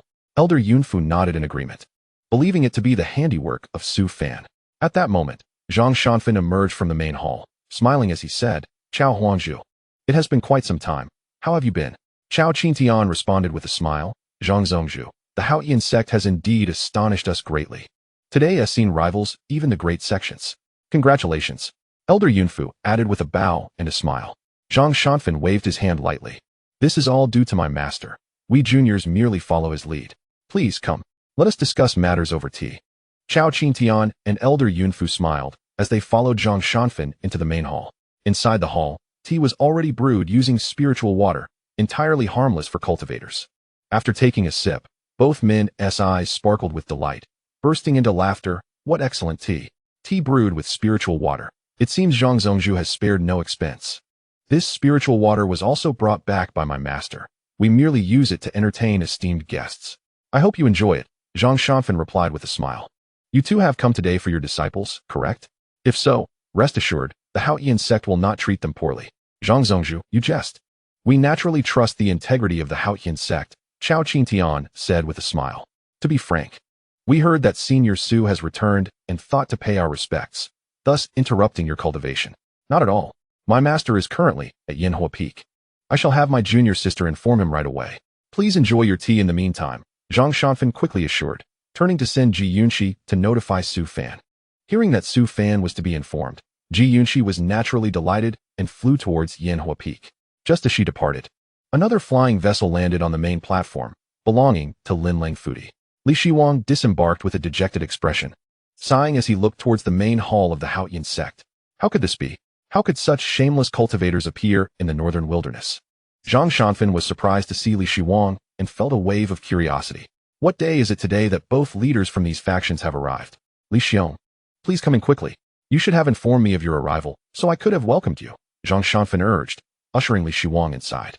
Upon seeing Chao Qingtian and Elder Yunfu also present, Li Shiwang was momentarily taken aback, but quickly resumed his forlorn expression. The two men enjoying tea nodded to Li Shiwang, acknowledging him, as they usually had little interaction, given that Linlang Fudi's power was far beyond that of Tsang Lei Cave. "Sigh, notifying you would have been futile. I have only added to your troubles," Li Shiwang lamented, sitting down to take a sip of tea. Even though it was tea brewed with spiritual water, he had no heart to savor it now. Zhang Shanfan inquired, "Li Xiong, have you encountered a dilemma? Your current demeanor is quite unlike you. Don't even mention it." "I am too embarrassed to say." Li Shiwang sighed deeply, his gaze filled with sorrow as he stared at the ceiling of the hall. Chao Qingtian, noticing Li Shiwang's state, seemed to recall something and quickly asked, "Li Daoyu, have you encountered a cultivator at the out-of-body stage?" Li Shiwang turned in surprise. "You have encountered one too?" At this revelation, both parties wore expressions of despair. They were clearly figures of prominence, yet they had been deceived midway, unable to retaliate against their adversary. And revealing it would be humiliating. "Everyone, what do you mean? Is there an out-of-body stage cultivator lurking nearby?" Zhang Shanfan asked in confusion. Chao Qingtian sighed. "Zhang Zongzhu is unaware. We encountered a cultivator on our way here who concealed his cultivation and tricked us. The gifts we intended for Senior Su have been seized by that scoundrel." "What?" Zhang Shanfan exclaimed in shock. Such an outrageous act from a distinguished out-of-body stage expert. Not only that, it seems he has deceived both our factions. Li Shiwang lamented with indignation. "I also brought many items, all of which have been taken by that scoundrel. I had intended to present them to Senior Su, but now I must request his assistance." The two aggrieved individuals immediately found a sense of camaraderie, sharing a mutual sympathy. Zhang Shanfan slammed his hand on the table, declaring angrily, "Rest assured, I shall certainly discuss this with my master and request his intervention to eliminate such thieves." He also considered asking Hu Jinwan for assistance, but knowing that Hu Jinwan now only followed Su Fan's orders, he feared that such a request would be in vain. Just then, Su Fan entered, accompanied by Ji Yunxi, his expression calm as he inquired, "What is it that you wish to discuss with me?" The few individuals in the hall quickly rose, bowing in greeting. "We pay our respects, senior." "We pay our respects, master." Su Fan waved his hand. "Please sit." "Did you wish to discuss something earlier?" Zhang Shanfeng poured a cup of tea for Su Fan and hurriedly said, "The Emperor Chao and Brother Li were deceived on their way here, and they even had the congratulatory gifts they brought taken away. It can be said that they suffered a significant loss. I earnestly request my master uncle to take action against the bandits." Chao Qingtian, Elder Yunfu, and Li Shiwang spoke in unison. "Is there really such a thing? Which sect does that person belong to?" Su Fan inquired with a frown. Li Shiwang quickly replied, "I could not discern the origin of that individual, but he is a stout cultivator. I exchanged a few blows with him, and his technique of turning stone into flesh is remarkably exquisite. Moreover, he also possessed a shadow stone and approached us under the pretense of asking for directions, only to inflict severe injuries and blame us. It is utterly shameless." Chao Qingtian said, his face filled with anger. It was evident that they were all somewhat exasperated by Hu Jinwan's treachery. However, upon hearing this, Su Fan's expression turned grave. A stout cultivator, a technique of animating stone, a shadow stone. How does this sound so much like that scoundrel Hu Jinwan? Could it be that Hu Jinwan encountered them and resorted to this deceitful tactic? The mere thought of such underhanded methods only solidified Su Fan's conviction that Hu Jinwan was behind this, and his countenance grew darker. This shameless scoundrel, even deceiving his own people. Cough, cough. I will ensure justice is served regarding this matter. Please stay at Haotian Sect for a few days. When that person arrives, I will certainly make him apologize to you," Su Fan said calmly. A glimmer of intelligence flashed in Li Shiwang's eyes as he asked, "Senior, do you know that stout cultivator?" Instantly, several pairs of eyes turned towards Su Fan. With a sigh, Su Fan nodded and replied, "Indeed, I am acquainted with him. Shanfeng's disciple has also met him. I brought him back this time, not expecting he would trick you. This is truly excessive. Are you referring to Hu Daoyu?" Zhang Shanfeng asked, puzzled. "I asked him to assist me with some matters, and I did not foresee he would commit such an act. I must take responsibility for this," Su Fan affirmed. At this moment, Zhang Shanfeng's temper completely dissipated. After all, Hu Jinwan was considered one of their own at Haotian Sect, so if he deceived others, it could only be deemed unfortunate for the victims. They would still need Hu Jinwan's guidance in their future cultivation, as cultivators at the out-of-body stage were quite rare. Su Fan rose and said, "You all should remain for a few days. I have matters to attend to. Once Hu Jinwan returns, I will naturally bring him to you. Shanfeng, please take good care of them." "Rest assured, senior. I will not neglect them," Zhang Shanfeng replied, seeing Su Fan off. Su Fan felt somewhat embarrassed remaining there. Having one of his own pilfer the gifts brought by others, the situation had turned quite absurd. When he returned, he must give that shameless scoundrel a good scolding. Chapter 40. When one grows sleepy, someone offers a pillow. How comfortable. After Su Fan departed, Chao Qingtian hurriedly inquired about the events that transpired. Zhang Shanfeng then explained, "My master uncle returned from his journey with a friend at the out-of-body stage, who will henceforth be responsible for the cultivation of our disciples at Haotian Sect. The individual you encountered was most likely him." Upon hearing this, both Chao Qingtian and Li Shiwang's expressions shifted. Did this not imply that there was now a cultivator at the out-of-body stage overseeing Haotian Sect? If so, the path to the rise of Haotian Sect would be considerably broader, and it would not be long before their name echoed throughout the northern wilderness. With the protective formation of the sect, the aura transforming into mist, guidance from an out-of-body cultivator, coupled with Su Fan's unfathomable strength, the resurgence of Haotian Sect to its former peak was not far off. "Then I must congratulate Sect Master Zhang," both Chao Qingtian and Li Shiwang said, clasping their hands in salute. The Linlang blessed land and Haotian Sect shared a heavenly covenant, and the rise of Haotian Sect would benefit them immensely. Meanwhile, Song Lei Dantian also seemed to be leaning closer, evidently optimistic about Haotian Sect. Elder Yunfu glanced at the disciples cultivating outside and quietly transmitted a message to Chao Qingtian. "Your Majesty, the rise of Haotian Sect is a certainty. With that esteemed senior present, there will undoubtedly be no mishaps. We should make a decision." Song Lei Dantian had the shortest establishment time and relied solely on Chao Qingtian's support. While bullying weaker sects was feasible, it paled in comparison to standing against Haotian Sect and Linlang Blessed Land. Perhaps they should focus on their own cultivation.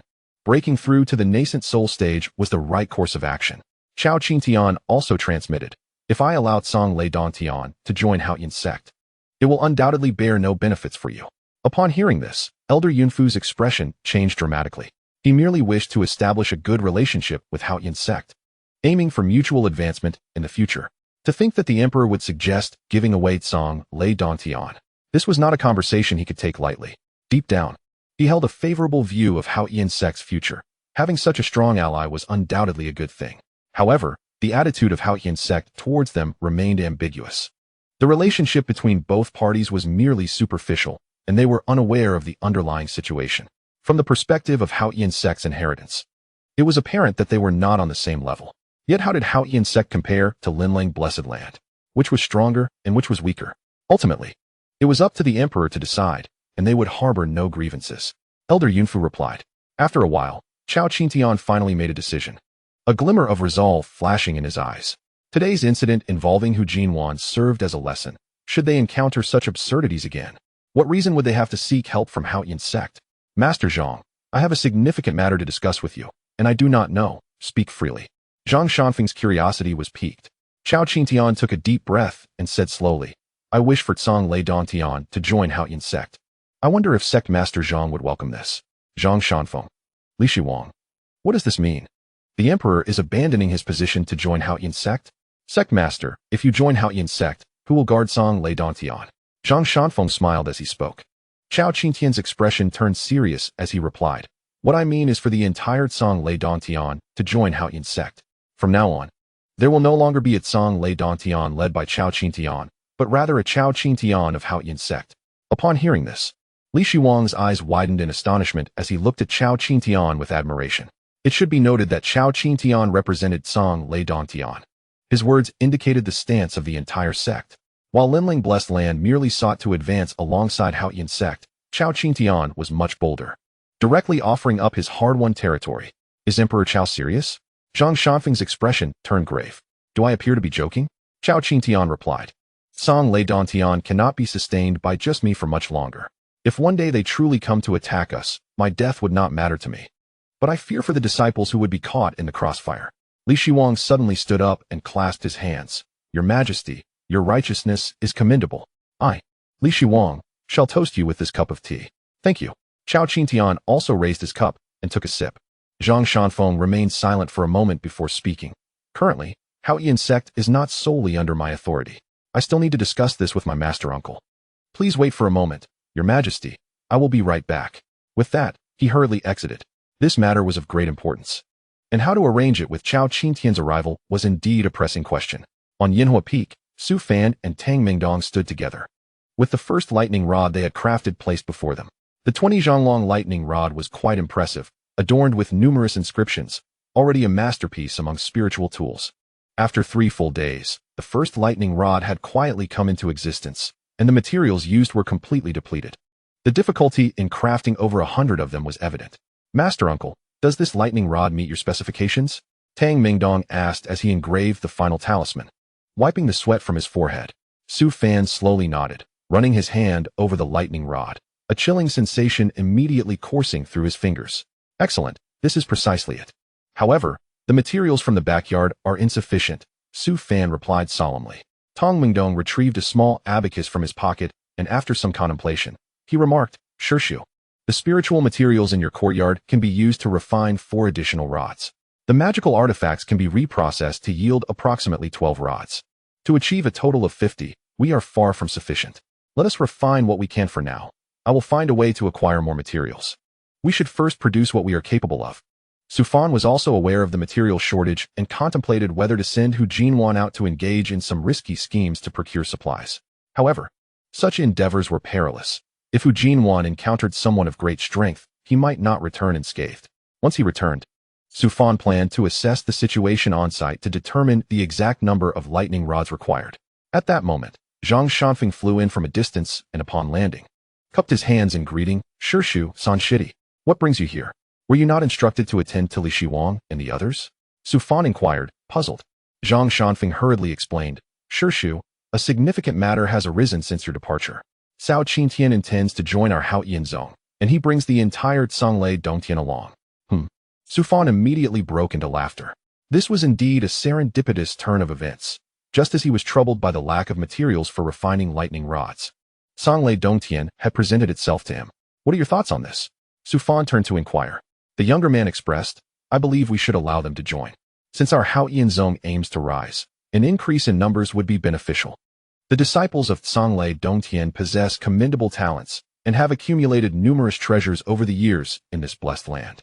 Their arrival would bring us nothing but advantages. Zhang Shanfeng laid out his thoughts, eager to hear Su Fan's perspective.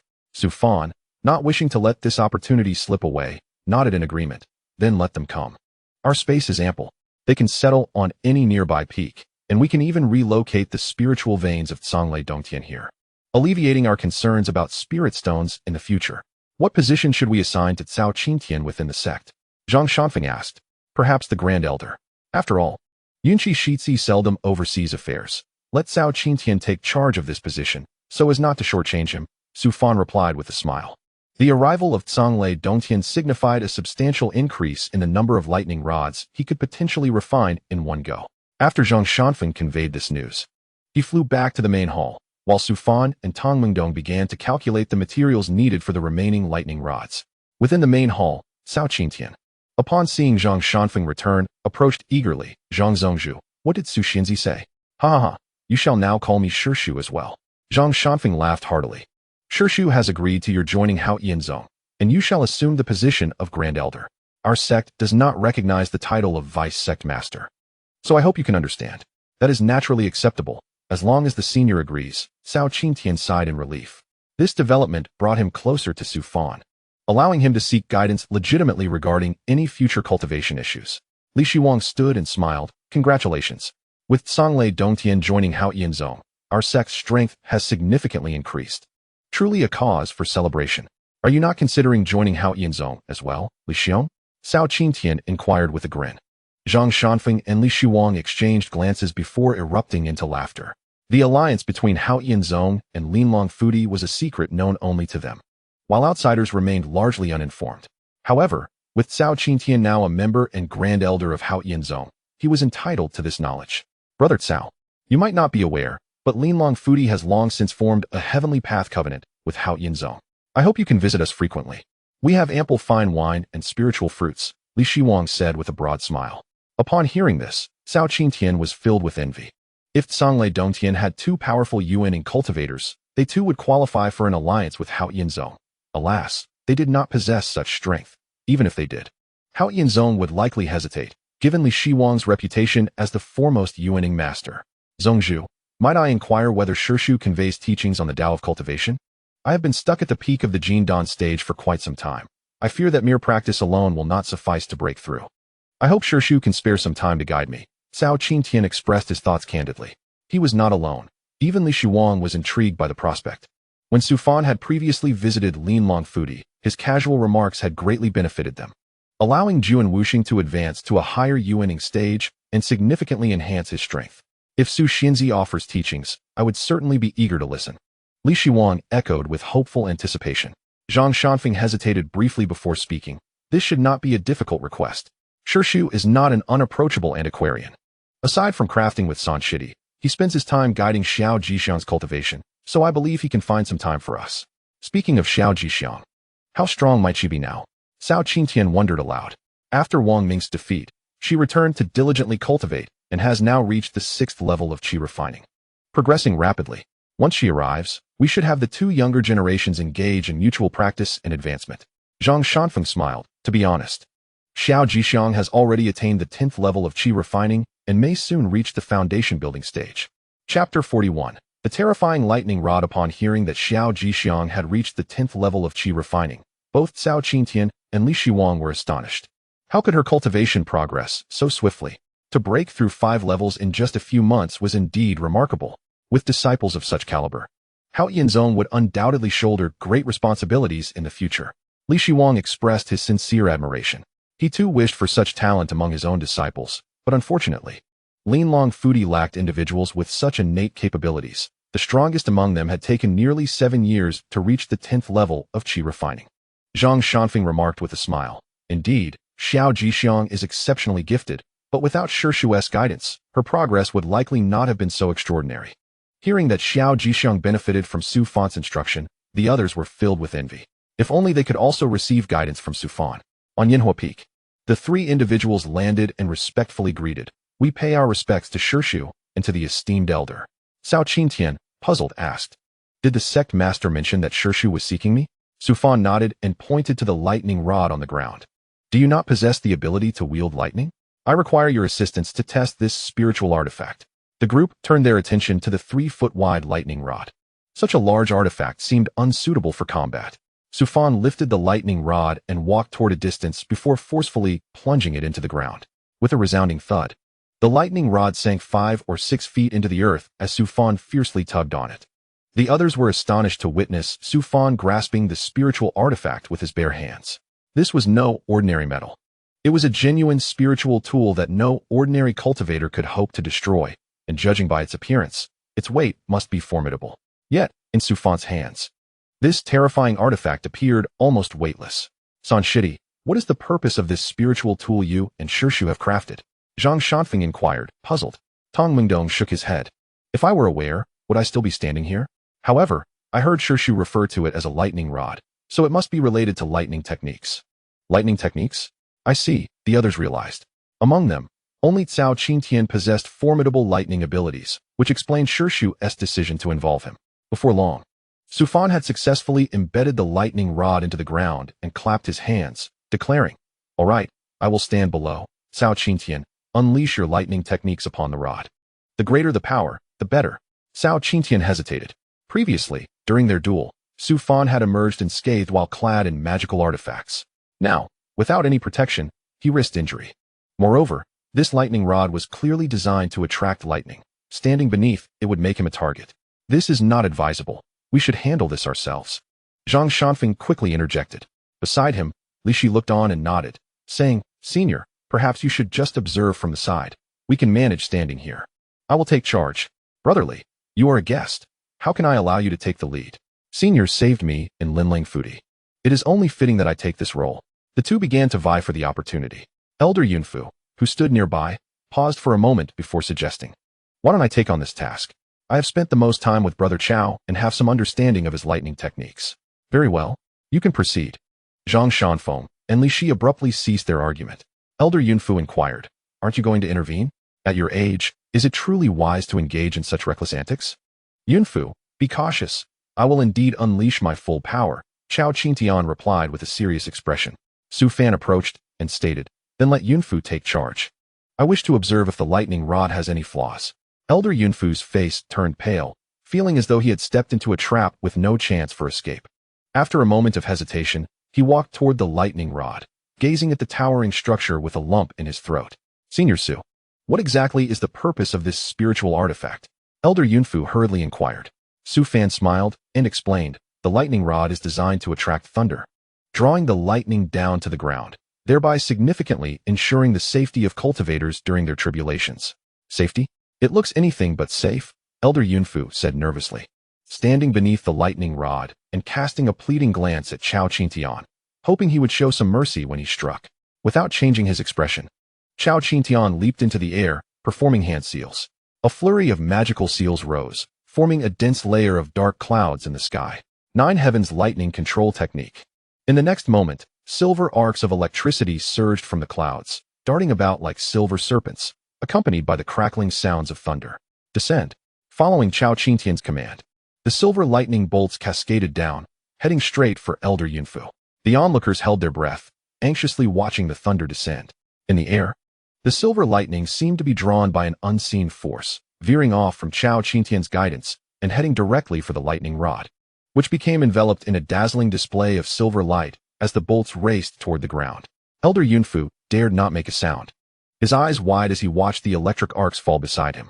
In the blink of an eye, the thunder struck the ground, leaving Elder Yunfu completely unharmed. Zhang Shanfeng, Li Shi, and Tang Mingdong stood in stunned silence, at a loss for words. They had genuinely attracted the tribulation to the ground. This was indeed a miraculous artifact for crossing tribulations. If one were to find a cliff and place this object atop it, a cultivator at the bottom could easily ascend without facing the tribulation, could they not? Su Fan wore a smile, clearly pleased with the success of the experiment, as the lightning rod had proven effective in drawing the lightning to the ground. "All right, you can all return now," Su Fan said with a smile. Cao Qingtian hastily withdrew his power and descended towards Su Fan. Elder Yunfu also hurried over, wiping the cold sweat from his forehead. It was his first experience feeling lightning at such proximity. To be honest, it was exhilarating, and to experience it at his age was indeed rare.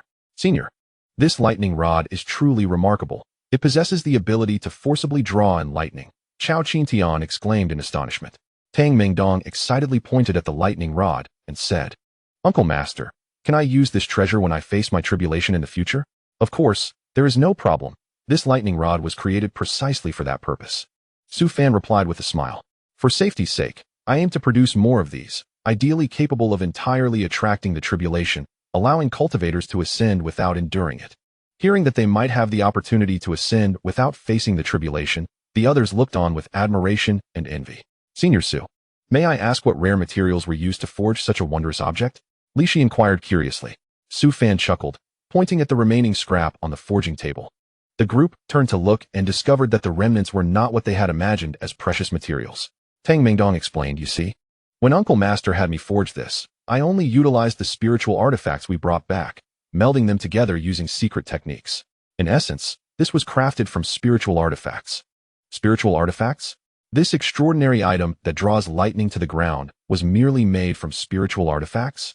Wasn't there a single magical treasure involved? In truth, it is not as complex as you think. While many spiritual artifacts were employed, only this single rod was created, and all that was produced were spiritual artifacts. To enhance the quality, better materials are necessary. Upon hearing Su Fan's words, the group regained their composure, their astonishment lingering. Seeing the success of the experiment, Su Fan decided to continue forging and refrained from discussing further with Zhang Shanfeng and the others, immediately setting to work with Tang Mingdong on a second rod. Zhang Shanfeng understood the significance of keeping the forging process of such divine artifacts secret. Even among their own, it was not to be casually disclosed. Esteemed friends, shall we return to the main hall? We can discuss further once Uncle Master has completed his tasks, Chao Qingtian suggested, nodding in agreement. As he was now also a member of Haotian Sect, and the creation of the lightning rod would benefit him greatly. Li Shi, however, appeared despondent. But given Zhang Shanfeng's words, he felt it inappropriate to linger. On their way back, the group discussed the lightning rod, praising Su Fan's brilliance. Once they returned to the main hall, everyone enjoyed tea and deliberated on matters related to the lightning rod. Li Shi eagerly wished for Su Fan to create one for Linlang Fudi as well. Just then, footsteps could be heard outside the hall, and little Jixiang rushed in, holding Six Ling's hand. Chao Qingtian and Li Shi were seeing Six Ling for the first time, their eyes widening in astonishment. A natural spirit body. The girl's physique was astonishing, effortlessly drawing in spiritual energy as she moved. Truly remarkable. Master, I came to play with you and Sister Six Ling, little Jixiang exclaimed upon entering. Zhang Shanfeng felt a headache coming on and smiled, saying, Little Jixiang, I am currently engaged in discussions with guests. We shall talk later. Six Ling, surrounded by a misty aura, resembled a celestial being descended to the mortal realm, softly said, Master, I wish to clear a patch of land on a mountain peak for a medicinal field. I hope you can assist me in finding a suitable location. Zhang Shanfeng's face lit up with joy upon hearing Six Ling's request for a medicinal field. Dear friend Six Ling, you jest. You are the most esteemed guest of Haotian Sect. How could I allow you to handle such matters? I shall have my disciples assist you, he assured, introducing her to Chao Qingtian and Li Shi. This is my uncle's friend, Six Ling. She currently resides on the back mountain. He then introduced Six Ling, saying, This is Li Shi, a friend from Linlang Fudi, the foremost among the Yuan Ing of the North Wilderness, and this is my sect's newly appointed Grand Elder. Six Ling nodded gently, acknowledging their presence. Su Fan had previously advised caution regarding outsiders, so she chose to speak less. Six Ling, Chao Qingtian, and Li Shi both clasped their hands in greeting. Little Jixiang tilted her head and said, I recognize you. You are the sovereign of Tsong Lei Cave Heaven. But how did you become our Grand Elder? Chao has now joined Haotian Sect and will serve as the Grand Elder henceforth. Little Jixiang mustn't speak carelessly, Zhang Shanfeng interjected. Grand Elder, little Jixiang hesitated for a moment before finally addressing him. Chao Qingtian smiled and nodded, saying, Very well, little Jixiang. Feel free to seek me out whenever you need assistance. Zhang Shanfeng glanced at Six Ling and asked, What do you think of Shaolin Peak, Six Ling? Chapter 42. The essence of observing a person lies in their heart. Shaolin Peak is located on the side of the back mountain, close to it, and is now suffused with spiritual energy, making it an ideal spot for a medicinal field. That sounds perfect, thank you. Luling gently nodded in gratitude, then turned to leave with Xiao Jixiang. Goodbye, Zhongzhu, goodbye. Elder, goodbye, Mr. Li. Xiao Jixiang turned back to wave at each of them, and then hurriedly followed Luling out. Once they departed, Li Xiang's expression grew solemn. Brother Zhang, this Luling Taoist seems quite formidable. The aura she emanates is concentrated and formidable. Upon hearing this, Zhang Shanfeng nodded and replied, Luling Taoist is a friend of our Shu. Even who Taoist treats her with respect. Thus, we ought not to pry too much. It would be best for you two to refrain from inquiring further, lest we draw Shu's displeasure. The group recalled Su Fan's visage and then thought of Liuling's celestial demeanor. It appears they are indeed a match made in heaven. Could it be that Luling Taoist is the companion of Senior Su? In an instant, they exchanged knowing glances, as if they had all come to the same conclusion. 3 days later, Hu Jinwan returned to the back mountain, but Su Fan was not present. Instead, he leisurely secluded himself in his chamber, diligently practicing his Dao Zi Jing. Su Fan was in the back mountain crafting lightning rods alongside Tang Mingdong, and the second lightning rod was nearing completion, having consumed a significant portion of their materials. After completing the second rod, Su Fan sighed, have I truly been too ambitious? Previously, Tang Mingdong and I calculated that the materials at hand should yield a dozen rods. Yet now, having exhausted more than half, we have only managed to produce 2. And that has required our relentless efforts. Never mind, Tang Shitzi, you should rest for now. You have worked the hardest during this time. I will gather the materials and continue crafting later, Su Fan lamented. Tang Mingdong nodded in agreement, wiping the sweat from his brow. Over this period, he had lost considerable weight, appearing almost skeletal. I shall not disturb Shu any longer. I will return tomorrow to craft together, Tang Mingdong said, cupping his hands in a gesture of respect before turning to leave for the refining pavilion. Su Fan stored the 2 lightning rods within his Qinkuan bracelet and then turned to descend the mountain. At the main platform, the disciples of Tsang Lei Dong Tian had donned the attire of Haotian Zong, fully integrating with the disciples of Haotian Zong. Originally, Chao Qintian intended to transport materials, but upon recalling Hu Jinwan's incident, he felt trepidation, fearing he might encounter similar troubles. Truly, a snake bite renders one fearful of ropes for a decade. On the main platform, a former female disciple of Tsang Lei Dong Tian appeared, prompting discussions among the surrounding disciples. Look, isn't that figure enchanting? The poise is exceptional. Some disciples gathered to discuss. The original disciples of Haotian Zong, unaware of the context, nodded in agreement, saying, indeed, she is exceptional. Her figure can rival that of Elder Yunxi. This is merely her silhouette. Just wait and see. A familiar disciple sighed, turned, and called out, Zhongying, turn around. Upon hearing the call, the female disciple turned, and those who had previously praised her were suddenly struck with fear, their faces changing drastically. This was truly shocking. Realizing he had gone too far, one hurriedly covered his mouth and dashed to the other side. Zhongying understood that the disciple calling her was merely mocking her and did not take it to heart. After all these years, she had grown accustomed to it. During her time in Tsang Lei Dong Tian, she had faced ridicule numerous times. They were all cultivators. With such time at hand, it would be better spent on cultivation. Now that Haotian Zong was rich in spiritual energy, it was the optimal time for cultivation, and she could not afford to miss it. If she diligently practiced, her abilities would reach a level beyond the reach of others, rendering her appearance irrelevant. Speaking of her appearance, it had been a nightmare for her since childhood. The large dark spot on her face resembled a birthmark, and as she grew, it expanded, eventually covering a significant portion of her face. Zhongying sighed, gently sweeping her hair down to conceal her face. She sat in a corner and began to earnestly cultivate. At that moment, the crowd began to buzz with excitement. A stunningly beautiful and proud female disciple walked gracefully toward them, with male disciples eagerly extolling her virtues. Sister Guan is here, quickly make way. Given Sister Guan's prowess, only Brother Fong from Yanhua Peak could possibly rival her. Indeed, not only is Sister Guan powerful, but she was also the most beautiful in Tsang Lei Dong Tian. Now, it seems only Brother Fong could be deemed worthy of her. Upon hearing this, Zhongying turned her head, envy unmistakable in her gaze, but she quickly redirected her thoughts and resumed cultivating. Guan Xiaofei reveled in the adulation surrounding her, feeling almost ethereal. With Tsang Lei Dong Tian now part of Haotian Zong, it was like adding wings to a tiger. Not only had her cultivation increased, but she was also surrounded by a new cadre of experts. If she could defeat a few of the leading disciples from Haotian Zong, she could claim the title of true senior sister. At that moment, she spotted the silhouette sitting in the corner, and a smirk flickered in her eyes. Who would have thought I would see this ugly woman even in Haotian Zong, daring to sit here and absorb spiritual energy? Doesn't she realize this is no place for her? Zhongying, who allowed you to be here? Guan Xiaofei approached, her demeanor haughty. Sister. Zhongying stood and bowed her head, saying, Master said this is a public cultivation area, and disciples are free to come. So you came here to frighten people? Guan Xiaofei retorted angrily. What if you scare the brothers of Haotian Sect? Who will take responsibility for that? Zhongying lowered her head even further. Suddenly, someone in the crowd shouted, Shishu Su is here. The disciples turned to look. There was Su Fan, clad in white, approaching with a smile. His handsome appearance eliciting shouts from many female disciples. Shishu, we are the new disciples. Please guide us often in the future. Shishu is truly celestial, exuding an otherworldly aura. Su Fan nodded with a smile, internally regretting coming here. It was too lively, and he found himself squeezed in the crowd. The worst part was that someone had even dared to touch him inappropriately. This group of disciples is truly difficult to manage. Focus on your cultivation.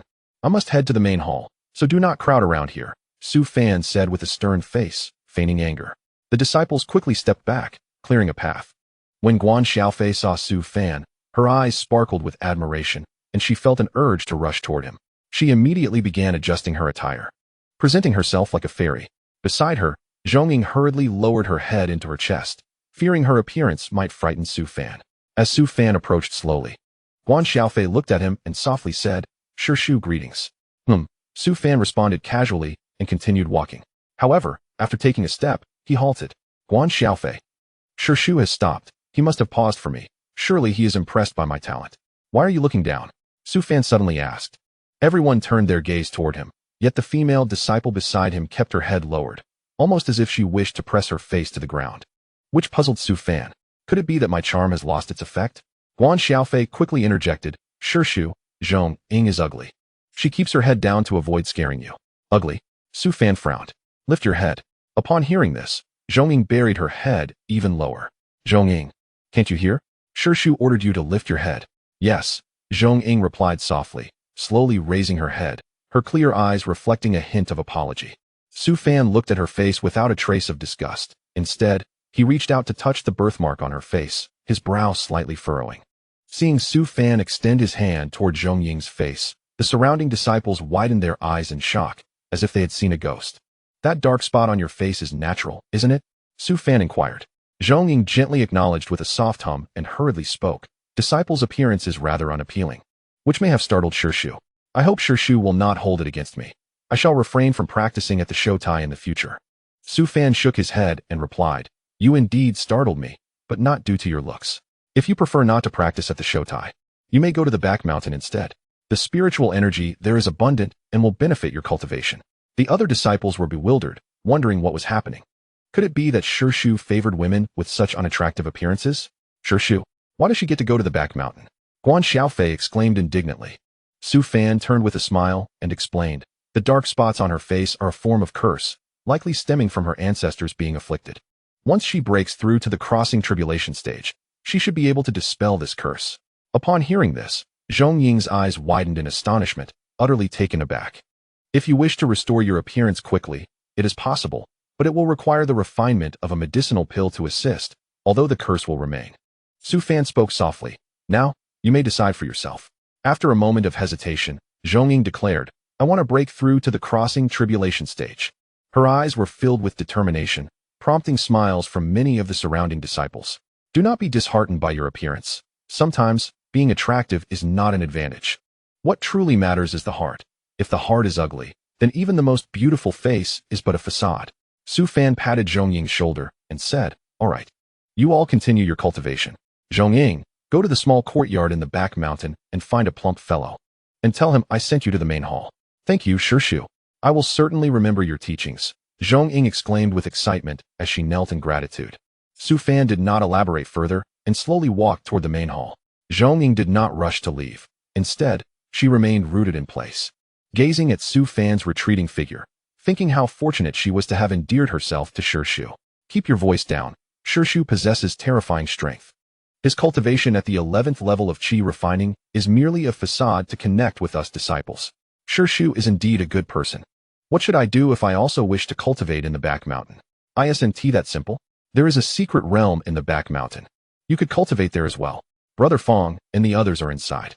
Zhongying paid no heed to the chatter around her. Only Su Fan's words echoed in her mind. For her, today was the happiest day of her life. Chapter 43. This batch of disciples is difficult to manage within the main hall of the main peak, upon seeing Su Fan's arrival. Zhang Shanfeng and the others promptly stood and saluted. Shu, Senior. Su Fan nodded in acknowledgement, and, with a smile, seated himself nearby. Hu Jinwan has returned. I have sent someone to summon him. He will be here shortly. Thank you, Senior, Li Shiwang expressed gratefully. Zhang Shanfeng glanced at the disciples outside the showtai and inquired, Shu, did you discover any exceptionally talented disciples earlier? They were aware of the events that had transpired outside and speculated that Su Fan might personally instruct the disciple named Zhongying. If that were the case, Zhongying's talent could rival that of Xiao Jixiang. Su Fan explained with a smile. Are you referring to Zhongying? The dark spots on her are a curse. I have encountered such a thing before, which is why I wanted to investigate the curse. Curses are a form of magic, but they are particularly insidious, and most cultivators are unaware of them. The last time Su Fan had witnessed a curse was 5,000 to 6,000 years ago. Although it differed from the one on Zhongying, it still held research value.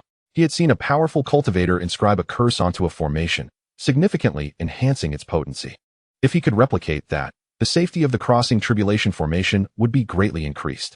Now I understand, Zhang Shanfeng replied, somewhat disappointed.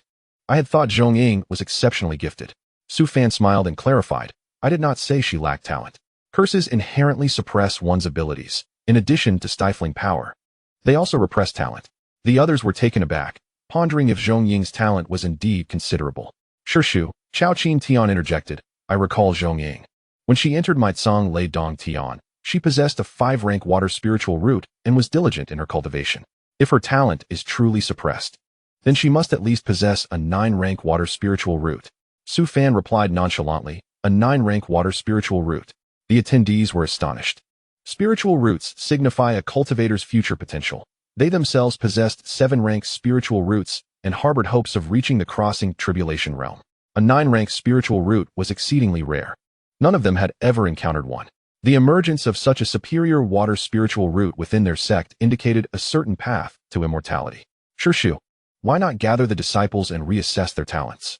Zhang Shanfeng suggested eagerly. They had only conducted preliminary tests over the years and had overlooked some hidden talents.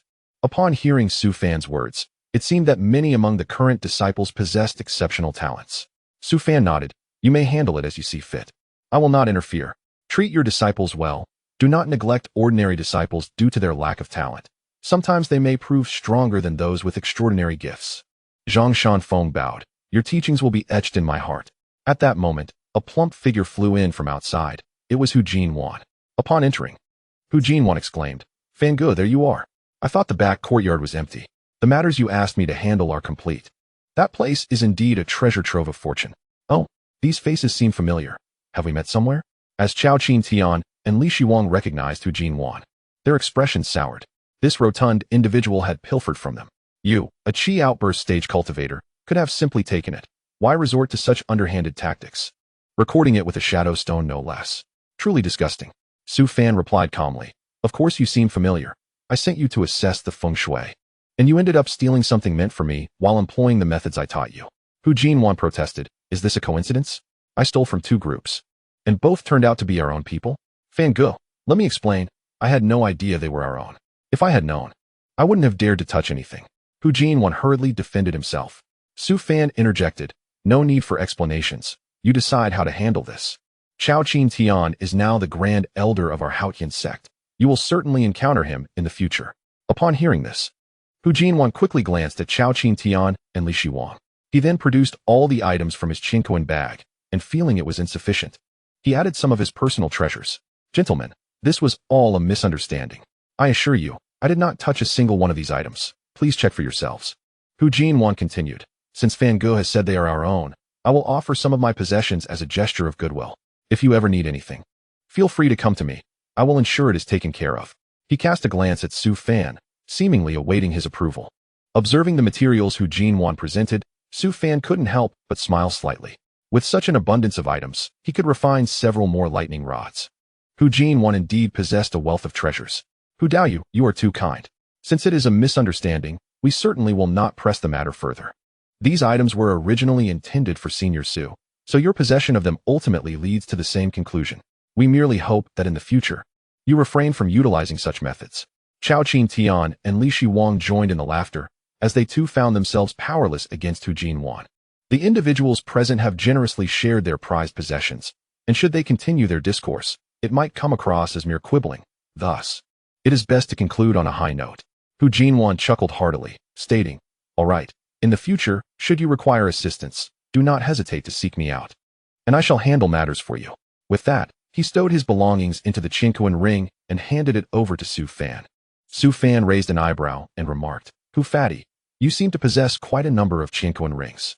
During their time in Haoyue City, Su Fan had already acquired several materials from Hu Jinwan, which included one Qinkuan ring. Now, receiving another indicated that this fellow had an abundance of resources. Hu Jinwan refrained from elaborating, merely chuckling without revealing the exact number of Qinkuan rings he owned. With the Dao Zi Jing in his possession, he could procure almost anything he desired, albeit limited to items of lesser cultivation than his own. Zhang Shanfeng, witnessing the matter resolved splendidly, rose and said, "Shu, I have a humble request, and hope you will oblige." "Speak," Su Fan replied calmly. "I wish for you to impart teachings to the disciples. We yearn to hear your wisdom, and I sincerely hope you will grant us this opportunity," Zhang Shanfeng urged, his expression filled with excitement. "We hope you will agree, Shu," chimed in Chao Qintian and Li Shiwang, eager not to miss this chance. Nearby, Hu Jinwan's eyes darted, as he recalled Su Fan's extraordinary abilities. And he too felt a stirring desire. Such an esteemed figure delivering teachings was an opportunity that must not be overlooked. "Brother Fan, I too wish to listen. Perhaps you could consent?" Hu Jinwan tentatively suggested. Su Fan responded, "Teachings? What do I know of such matters? Aside from rambling on about trivialities, I lack any substantial wisdom regarding cultivation techniques. Since Xiao Jixiang began his training, he has merely taught how to fight. The other techniques were imparted by Ji Yunxi and Zhang Shanfeng, and I only provided a single book on cultivation." Observing the earnest expressions of those around him, Su Fan's countenance turned grave. "Shall I speak on the Tao Te Ching or similar texts? After all, such concepts do not exist in this world." Ultimately, he relented. "Fine.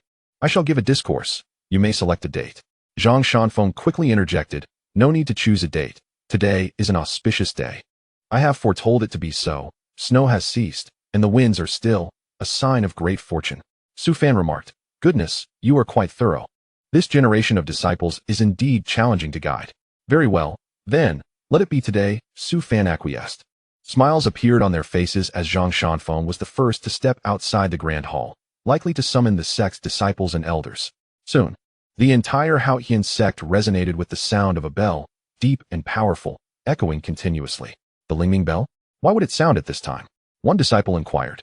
"The Lingming bell is a treasured artifact of our Haotian Sect, meant to calm the mind. It only rings during significant events," came the response. "Enough chatter. The sect master has summoned us to the main peak." Disciples of the Haotian Sect hurried towards the main platform. Even those practicing in secluded corners of the rear mountain rushed to join. Not only the disciples, but the elders also gathered in unison. With the addition of Tsang Lei Cave to the Haotian Sect, the number of disciples had surpassed 100, and the main platform appeared nearly unable to accommodate them all. "Look, is that Brother Fang Qingming? I didn't expect him to be here as well. Brother Qin Yuan and Sister Wang Luofei are also present. It seems something significant is about to unfold." Standing atop the main platform, Zhang Shanfeng was flanked by Chao Qintian and Li Shiwang, with several elders of the Haotian Sect beside them. Once he noticed the disciples had congregated, Zhang Shanfeng gently gestured, bringing an immediate silence to the platform. "Today, I have summoned everyone for an important announcement." Zhang Shanfeng proclaimed loudly, "Our esteemed Shu Su has recognized the challenges of cultivation we all face and has graciously chosen to publicly impart teachings today. All disciples and elders of the Haotian Sect are invited to listen. Please find a place to sit and await Shu's discourse." Upon hearing that Su Fan would speak, the previously serene main platform erupted in a cacophony of excitement. Disciples hastily seated themselves on the ground, with some even finding spots on the steps of the platform. In an instant, the grand hall was enveloped, and the atmosphere was charged with anticipation. Zhang Shanfeng arranged for a table and prepared a fresh mat for Su Fan, who would soon grace them with his teachings. As Su Fan observed the preparations outside, he rose and stepped forth, his white garments flowing with the wind, black hair elegantly gathered behind him. Every movement reminiscent of an ethereal being. All gazes were riveted upon Su Fan, and when he settled upon the mat, not a single eye dared to wander elsewhere. The ambience grew hushed, with everyone holding their breath, fearful of missing this moment. Chapter 44. Speaking until my throat runs dry. Winds and clouds shift. Su Fan glanced at the disciples below, as well as the elders beside him, and felt an unmistakable tension rising within him. The pressure was intense. Perhaps he should postpone until another time? Yet, seeing the eager gazes fixed upon him, he sighed inwardly. Let us just ramble a bit. Greetings, fellow disciples. Cultivation is not merely about enhancing one's power and prowess. It is fundamentally about nurturing the mind and spirit. The journey of cultivation is intertwined with the journey of self-cultivation. Those listening experienced a sudden clarity, the previously exuberant atmosphere settling into a profound calm, as if the very essence of existence had paused. Zhang Shanfeng remarked, Shu is indeed a remarkable individual. His words are filled with such profound principles that we can scarcely comprehend. Li Shuang added, I have gained immeasurable insight, indeed. A true elder speaks of cultivation. Chao Qintian observed, cultivating the heart, you say? It seems I have strayed from the right path previously. Hu Jinwan pondered. What if I cannot comprehend? Each individual harbored their own thoughts, undoubtedly reflecting on Su Fan's words. Meanwhile, Su Fan continued his discourse. From the one, the two emerges. From the two, the three, and from the three, all things arise. A cultivator is, in essence, engaged in a struggle against the heavens, creating from the void, cycling through existence from beginning to end. Many exceptionally gifted disciples closed their eyes, absorbing the ambient spiritual energy, contemplating Su Fan's earlier statements. On the main platform, in a seemingly inconspicuous corner, spiritual energy began to surge wildly. Someone was breaking through. How astonishing! Could it be that a few words from Shu could catalyze such a transformation? It was Brother Fong Qingming, who had advanced to a high stage of foundation establishment. In that corner, Fong Qingming's eyes were gently closed, the spiritual energy coursing through him, forming a bridge within, leading to the path beyond. High stage of foundation establishment. He was but a step away from reaching the other shore, solidifying his golden core. At that moment, a second disciple also broke through. And the scene was even more remarkable. On the steps, Zhong Ying's eyes were shut tight, the spiritual energy enveloping her completely, transforming above her head into a wondrous spectacle. The spiritual energy coalesced into mist, at times gathering, at times dispersing, the white fog swirling continuously, accompanied by the sound of crashing waves. As the white mist dissipated, a vast sea of spiritual energy emerged, its depths a serene azure, undisturbed by any ripples. At that moment, a bright moon slowly ascended from the edge of the spiritual sea, its cunning glow drawing in the spiritual energy, encircling the scene in a magical tableau. The moon rises over the sea. Hu Jinwan's expression shifted dramatically as he exclaimed, an extraordinary phenomenon. This is the moon rising over the sea from the 36 auspicious signs. The disciples in attendance were largely unaware of the significance of such manifestations, and even some elders were perplexed. Su Fan, however, noticed this spectacle, and a glimmer of amusement flickered in his eyes. A disciple capable of conjuring an omen during the foundation establishment stage had undoubtedly opened the door to the path of immortality. Moreover, such manifestations were indicative of strength, ensuring Zhong Ying's self-preservation in the future. Heaven bless our Haotian Sect. Who would have thought that one could conjure an omen at the foundation establishment stage, resembling an immortal? Zhang Shanfeng's face radiated with joy. Li Shiwang gazed at Zhong Ying with envy, his body trembling slightly. If they could produce such a disciple in Lin Lang Fu, he would die with a smile on his face. Gradually, more disciples in the venue began to break through, with even a few from the Qi refinement stage achieving 2 or 3 levels of advancement in succession. Su Fan's discourse continued unabated. As he attentively observed the disciples breaking through, rambling on about concepts he himself scarcely understood. At this moment, several elders also experienced breakthroughs. A former alchemy elder from Tsang Lei Cave Heaven had now reached the pinnacle of the Golden Core stage, and there were signs of further advancement. With a heart as clear as ice, unperturbed by the crumbling heavens, and amidst the ever-changing, still maintaining serenity of spirit, Su Fan persisted in his ramblings, weaving together whatever came to mind, drawing from his previous knowledge to concoct a tapestry of words. Upon hearing his earlier phrases, the crowd felt their minds sharpen, enveloped in a tranquility tinged with peace. As cultivators, how could they allow external changes to disturb them? The words of their master, a heart as clear as ice, encapsulated this sentiment perfectly. Even if the heavens were to fall, their minds should remain undisturbed. In an instant, those disciples who had not yet broken through entered a state of enlightenment, drawing the envy of those who remained oblivious. The Tao that can be spoken is not the eternal Tao. The name that can be named is not the eternal name. The nameless is the beginning of heaven and earth. The named is the mother of all things. Therefore, always be without desire to observe its wonders. Always have desire to observe its manifestations. These two emerge together but differ in name. Both are called the mysterious. The mysterious beyond the mysterious is the gateway to all wonders. As these words echoed, the entire sky transformed dramatically, with a tempest of clouds swirling in a chaotic dance, and thunderous roars resounding. Within the Haotian Sect, there was a profound stillness, as all present closed their eyes simultaneously, attuning themselves to the changes in their surroundings. Su Fan, yawning, remarked, "My mouth is parched from speaking, but thankfully, I managed to keep them captivated." Observing the capricious weather, his brow arched slightly. "It seems it is about to rain." Noticing that everyone remained in rapt contemplation, Su Fan decided against continuing, feeling that he had spoken enough. He rose, heading to the small courtyard in the back mountain for a meal. In the North Wilderness state, mist swirled in the air, revealing floating palaces that appeared ethereal. Celestial cranes and magical beasts frolicked, while graceful cultivators soared on swords. Numerous palaces hung suspended, encircling the opulent central hall, with streams of spiritual energy flowing, connecting them all. This place was the realm of the Huan Miao Xianchao. Surrounding the grand hall, armored giant guardians stood sentinel at the doors, with a 1,000-step stone platform leading forth. And the spiritual array at the entrance slowly rotating, refining the surrounding spiritual energy to its purest form. Inside the hall, 2 golden dragon statues flanked either side, intricately carved, with their scales shimmering with the flow of talismanic light, exuding an extraordinary aura.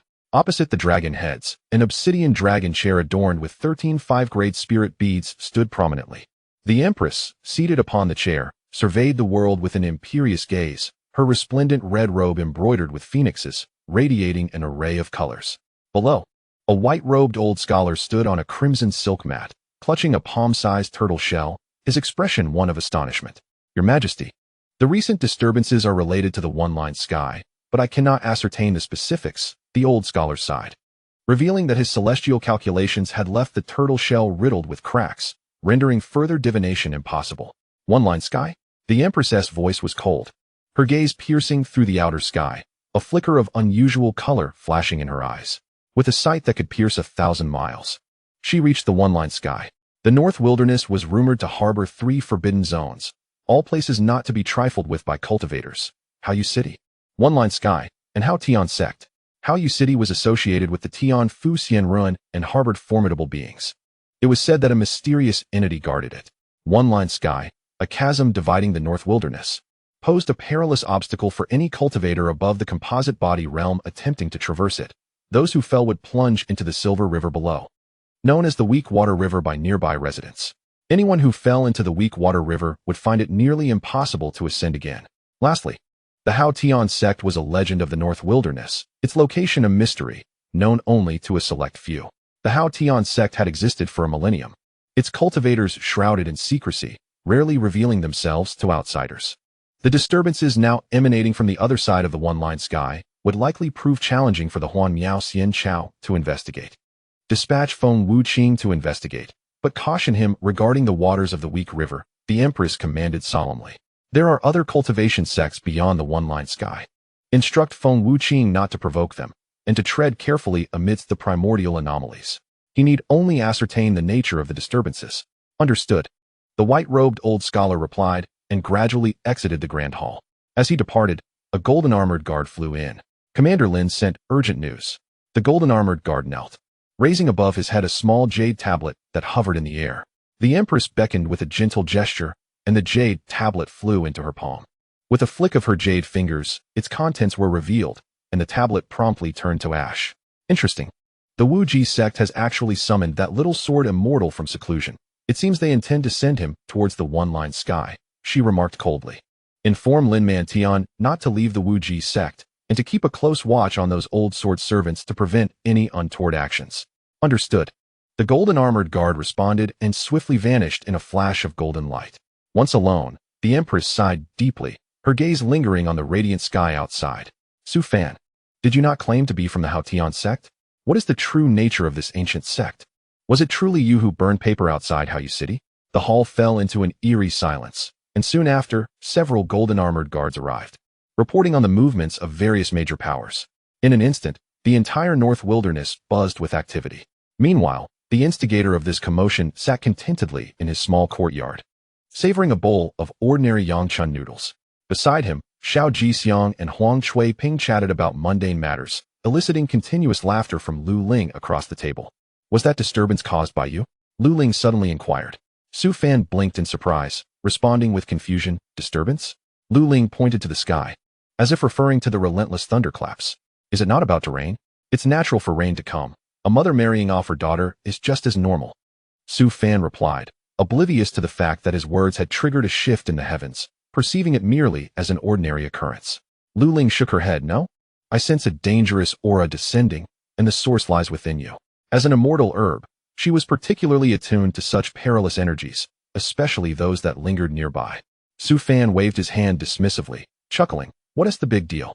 Rather than dwell on that, why not focus on the small Lin Peak? It's quite suitable for planting vegetables. Once again, I remind you, I am cultivating spirit herbs. They are all the same. Vegetables and spirit herbs are both meant for consumption."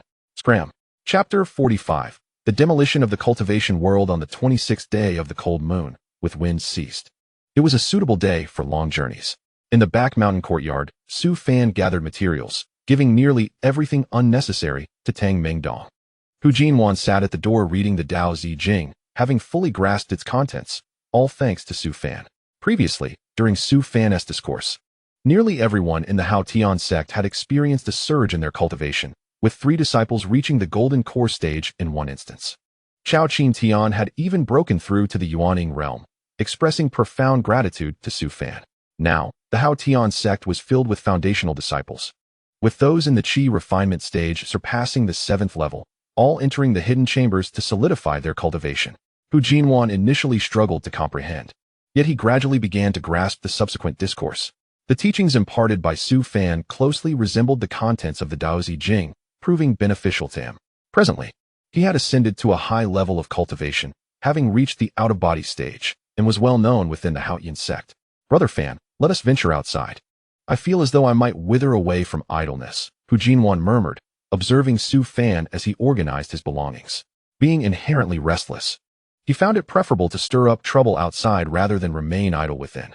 Su Fan glanced at him before tossing the Niao Zi Jing from the Shizizi Mi Jing in his direction. "You shall cultivate this. We will depart shortly," he declared before turning to retreat into his chamber.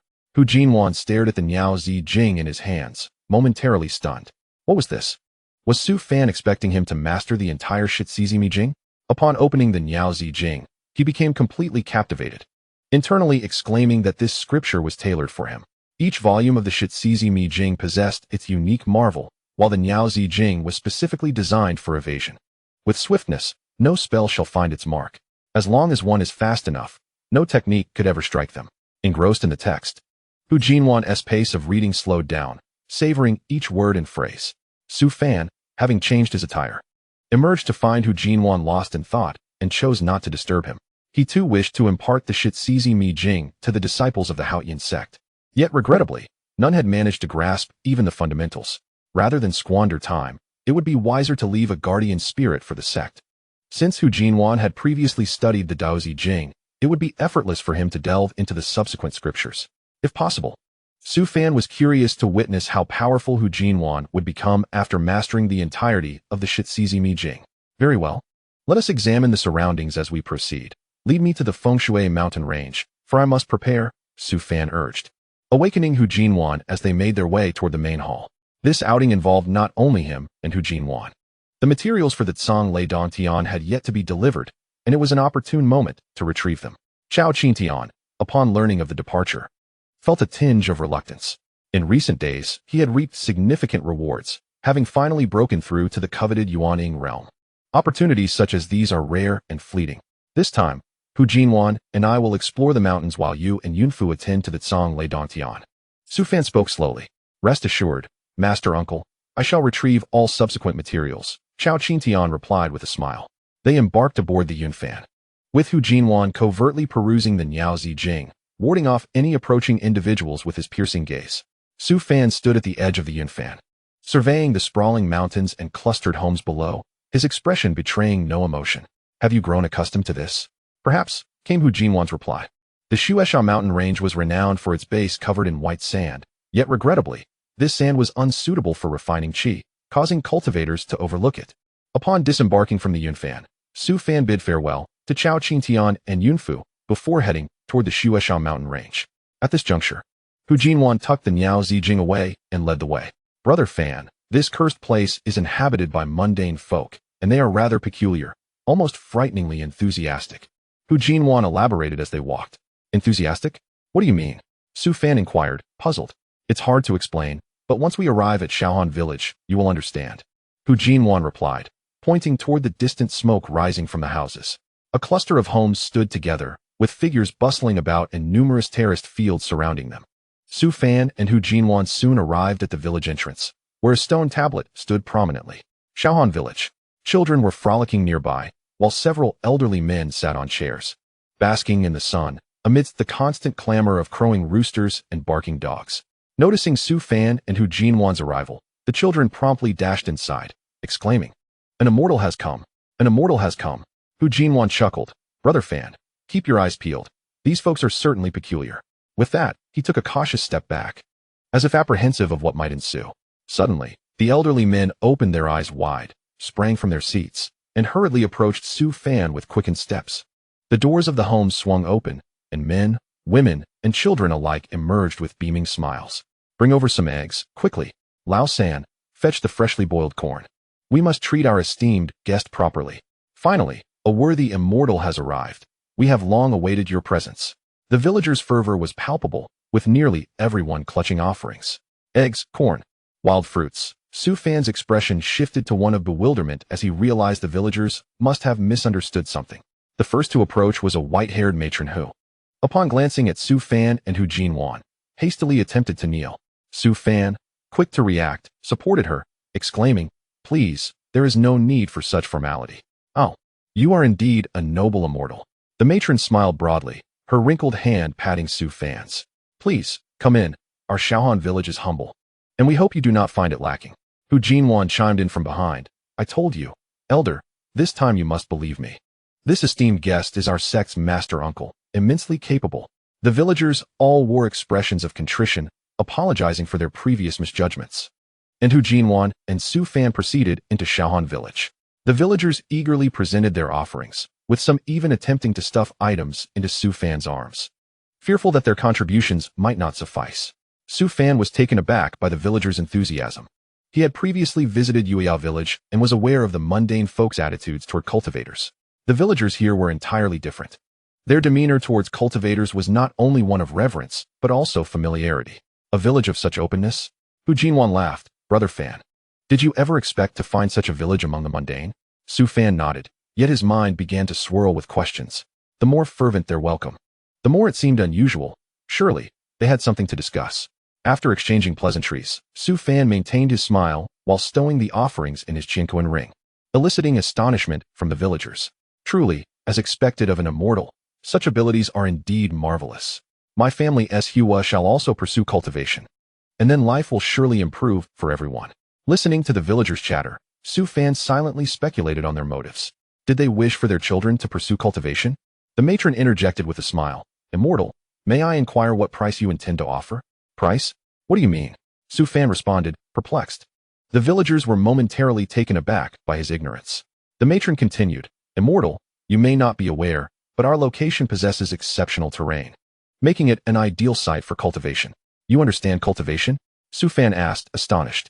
I merely heard it from the neighboring village. The matron smiled. A cultivator visited from the adjacent village and proclaimed that the area around Shuesha Mountain is highly suitable for cultivation. The villagers there have already sold their land to him and relocated to Bixiao City for a better life. At that moment, Su Fan fully grasped the situation. They had mistaken him for a developer, hoping to profit from him. No wonder they welcomed him so warmly. They were likely seeking to negotiate a favorable price. These villagers were quite shrewd in business. However, Su Fan was no villain. He had no intention of forcibly seizing their land, since they had indicated a willingness to sell. Why should he entertain other thoughts? Could this be the equivalent of a real estate development in the realm of cultivation?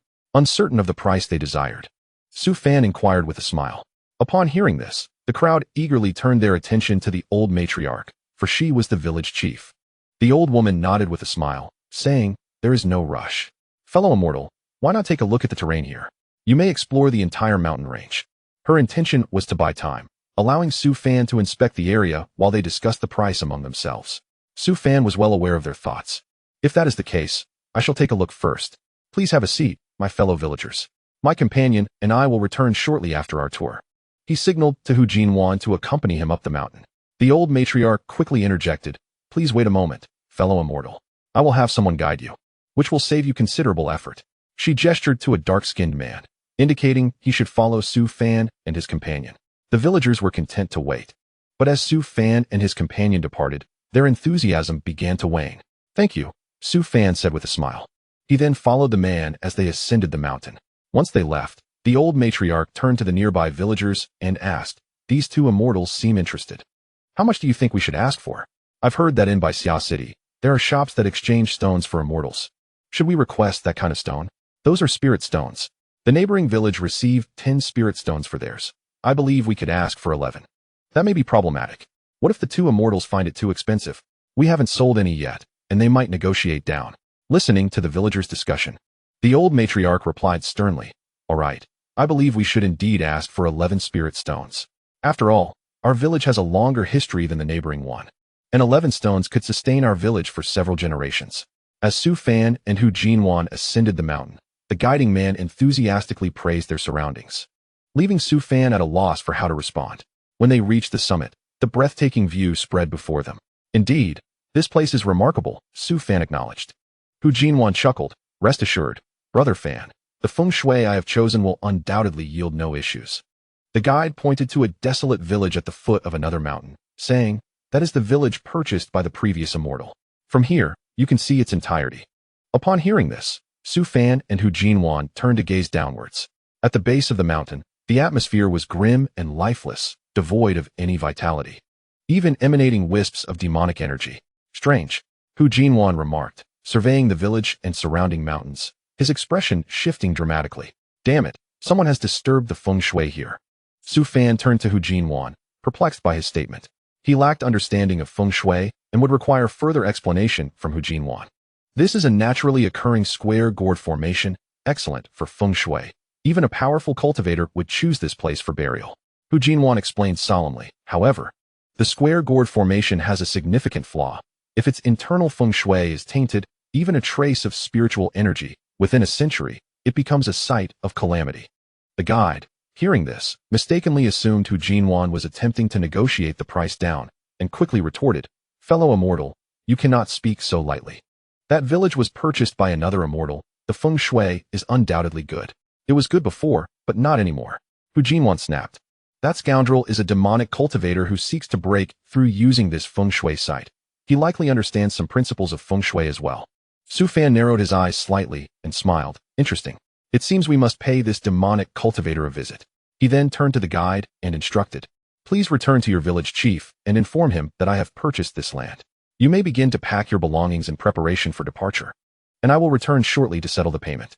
The guide hesitated, fearing Su Fan might be dismissing him, yet he found himself at a loss for words. Su Fan glanced at Hu Jinwan and said firmly, "You should return and finalize the price, then come back here. Half a tea time should suffice, correct? Rest assured." "Brother Fan, it won't take half that time," Hu Jinwan replied cheerfully as he grabbed the guide's shoulder, and they flew toward Shaohan village. Meanwhile, Su Fan focused his gaze on the presence at the mountain's foot, a hint of coldness flickering in his eyes. Disturbing the feng shui here meant obstructing his path to transcendence. This demonic cultivator was indeed ruthless. If Shaohan village did not relocate, it would likely face dire consequences soon. A site of calamity is not a place for mere mortals to linger. Before long, Hu Jinwan returned, his expression sour. "These ordinary people are insatiable. They dared to demand 11 spirit stones. Do they not fear their greed will be their undoing? You truly are a miser. You are quibbling over 11 spirit stones." Su Fan laughed helplessly. "Brother Fan, you simply do not understand. I am practicing accumulation," Hu Jinwan quickly explained. Su Fan shook his head and said, "Let us proceed to meet this demonic cultivator. It seems there is but one demonic sect near Xia City." With that, the two made their way to the abandoned village. The closer they approached, the heavier the demonic energy became. When they arrived at the village's entrance, the demonic energy had begun to take shape, swirling like threads in the air. Su Fan observed the surroundings and remarked, "The purity of this demonic energy is remarkable. It seems that cultivator has not committed any heinous acts and is merely engaged in cultivation. What should we do? Should we?" Hu Jinwan gestured as if to slit someone's throat. "What are you suggesting? Do you intend to kill him? We are all cultivators." Resorting to violence over a mere disagreement would be excessive, Su Fan scolded sternly. "Calm down. He has not acted against us yet. You would initiate conflict and bring shame upon our Haotian Sect," Su Fan added, his expression darkening. At that moment, a figure emerged from the abandoned village, surrounded by swirling demonic energy, moving with an air of nonchalance. With a single step, he was already several meters away. Another step brought him to the village entrance.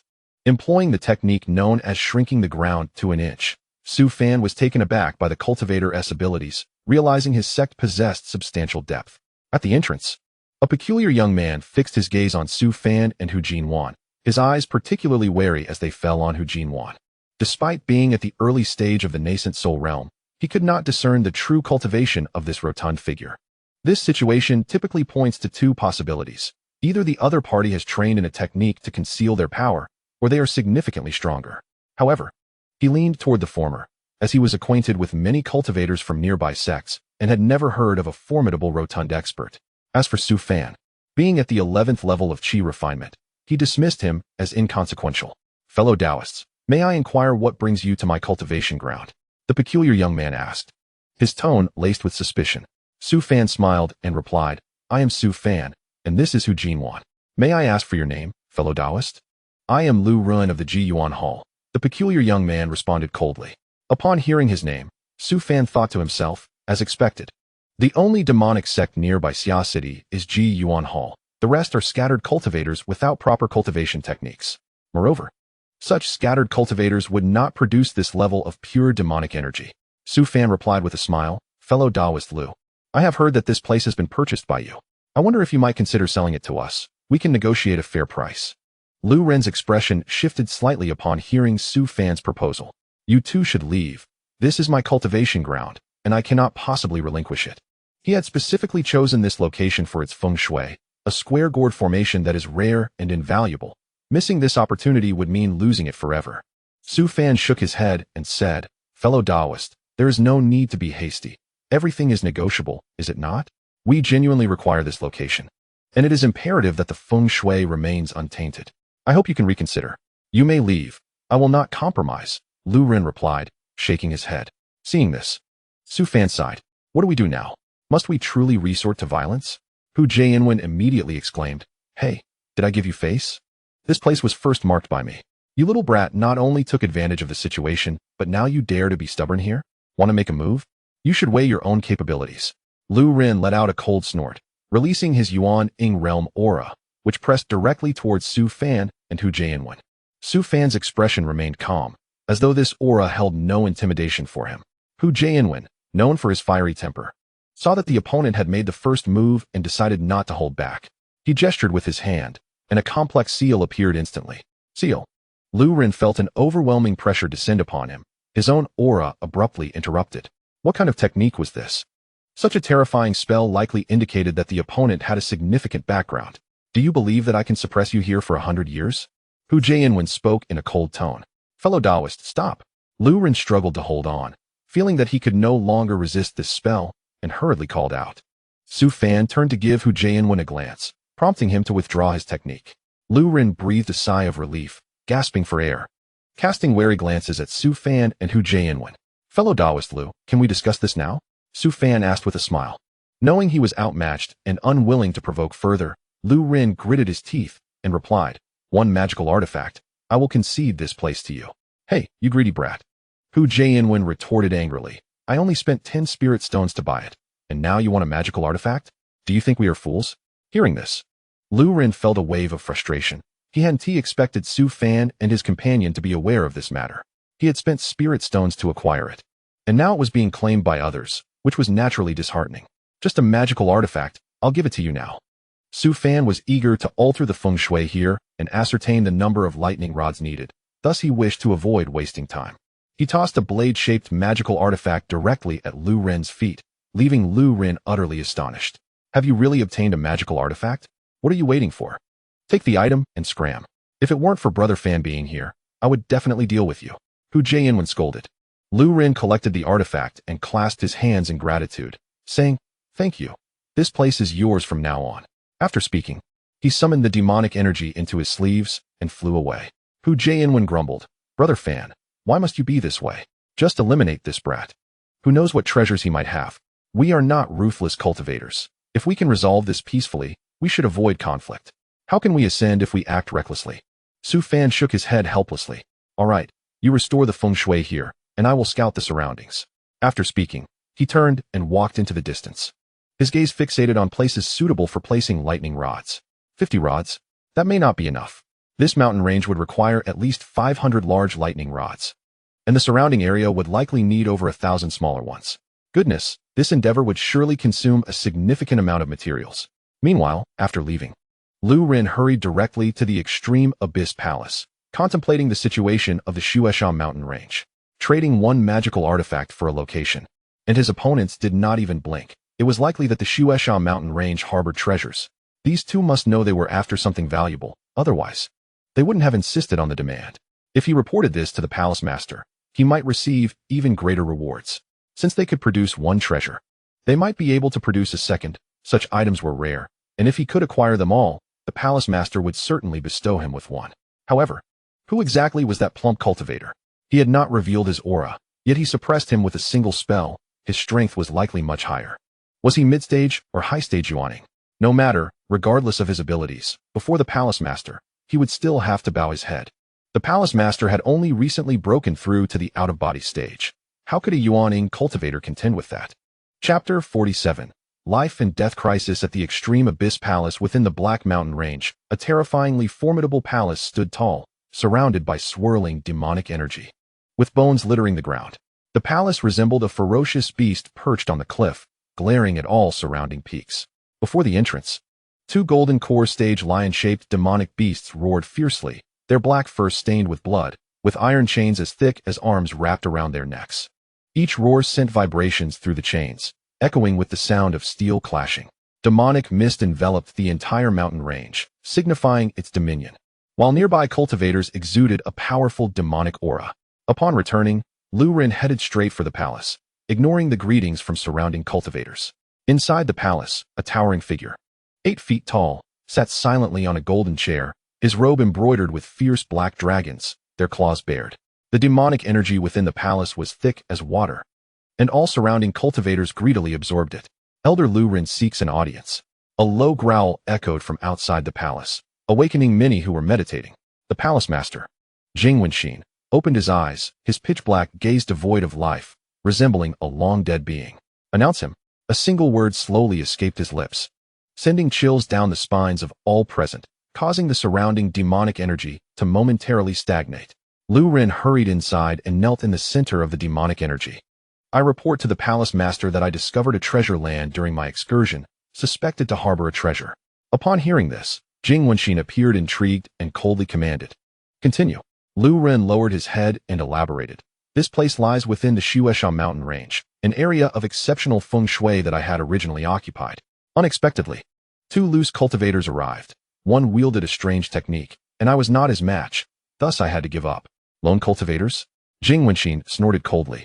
"What kind of lone cultivators dare oppose my extreme Abyss Palace? I cannot discern his techniques, but I suspect he is of high-stage yuaning strength. What about the other?" "The other is merely at the 11th level of qi refinement, yet he possesses numerous magical artifacts, likely a follower of the yuaning cultivator." "Interesting." Jing Wenxin slowly rose, and the surrounding demonic energy parted. "Gather the elders and disciples. We shall go take a look. Since the treasure has come to our attention, it naturally belongs to our extreme Abyss Palace." After speaking, he took the lead, his massive figure resembling a beast as he strode out of the palace.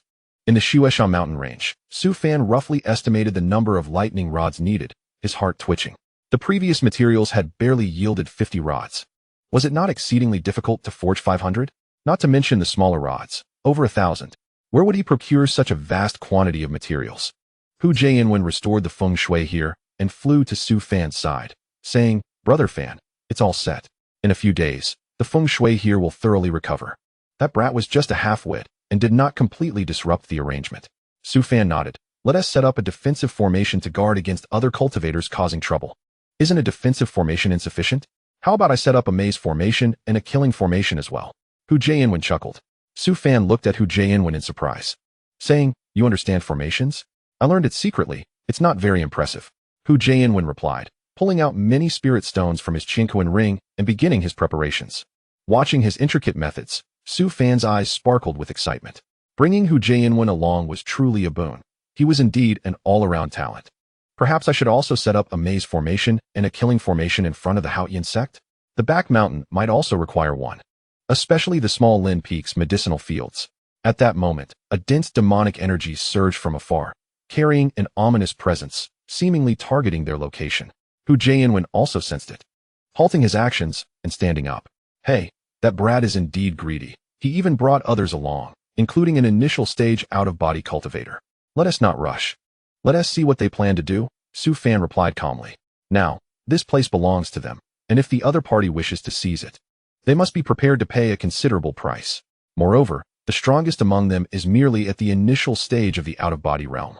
And against a practitioner like Hu Jianwen, who is at the advanced stage, they would likely be courting their own demise. As the adversaries drew nearer, Su Fan spoke solemnly. You should conceal your strength. Let us observe their intentions. Hu Jianwen chuckled. Brother Fan, are you planning to ensnare them? Can the methods of a practitioner be deemed as deceit? Su Fan replied calmly. This is merely a lesson in humility. Not everyone possesses my goodwill. Were it someone else, I would certainly demand compensation. Brother Fan's righteousness is commendable, Hu Jianwen remarked, having learned yet another valuable lesson. After grasping the art of deception, he now acquired the skill of teaching humility, alongside the terrifying Tao Oath, a trifecta of lethal tactics indeed. As the demonic mist descended, it enveloped Su Fan and Hu Jianwen, with a throng of demonic cultivators surrounding them, their malevolent energy swirling ominously. Jing Wenqin looked down at the two, his voice icy. Are you the ones who have seized the cultivation grounds of my esteemed elder from the Jiyuan Palace? As he spoke, the oppressive aura of the out-of-body realm descended upon Su Fan and Hu Jianwen. However, their expressions remained unperturbed, unaffected by the pressure. Su Fan clasped his hands and smiled. Friend, on what grounds do you assert this? I made a deal with Taoist Lu. This place now belongs to me. Friend? Jing Wenqin scoffed. What are you? A mere ant of the Qi refining stage dares to call me a friend? That term seems a bit excessive. Both the Qi refining and tribulation transcendent stages are realms of cultivation, so why should we not refer to each other as friends? Su Fan countered with a light chuckle. An ant is still an ant. How could you possibly compare to a powerful being of the tribulation transcendent stage? Jing Wenqin retorted angrily. Since you can withstand my pressure, the treasures of this place must be in your possession. Hand them over, and perhaps I shall spare your lives. Upon hearing this, Su Fan was momentarily taken aback. Quickly understanding the situation, Lu Ren must have thought that they were here for treasures, which was why he had brought people along. Unfortunately, young man, you have narrowed your options. Su Fan shook his head. Do you think you would believe me if I said there are no treasures? No treasures? Are you implying that two mere ants are capable of withstanding my pressure? Jing Wenqin mocked. With a sigh, Su Fan smiled. Is it your intention to use your strength to coerce us into retreating? Jing Wenqin cast a scornful glance at Su Fan, his disdain palpable. Strength? The entirety of the Jiyuan Palace has arrived. Do you think two scattered cultivators can survive? The law of the jungle prevails. Ants should know their place. Jing Wenqin's lips curled in a sneer, his dark eyes filled with contempt. Su Fan glanced at Hu Jianwen and shrugged. Well, since reasoning fails, let us resort to action. Nowadays, not a single cultivator can be relied upon to listen earnestly. With Su Fan's signal, Hu Jianwen grinned. I've been waiting for this.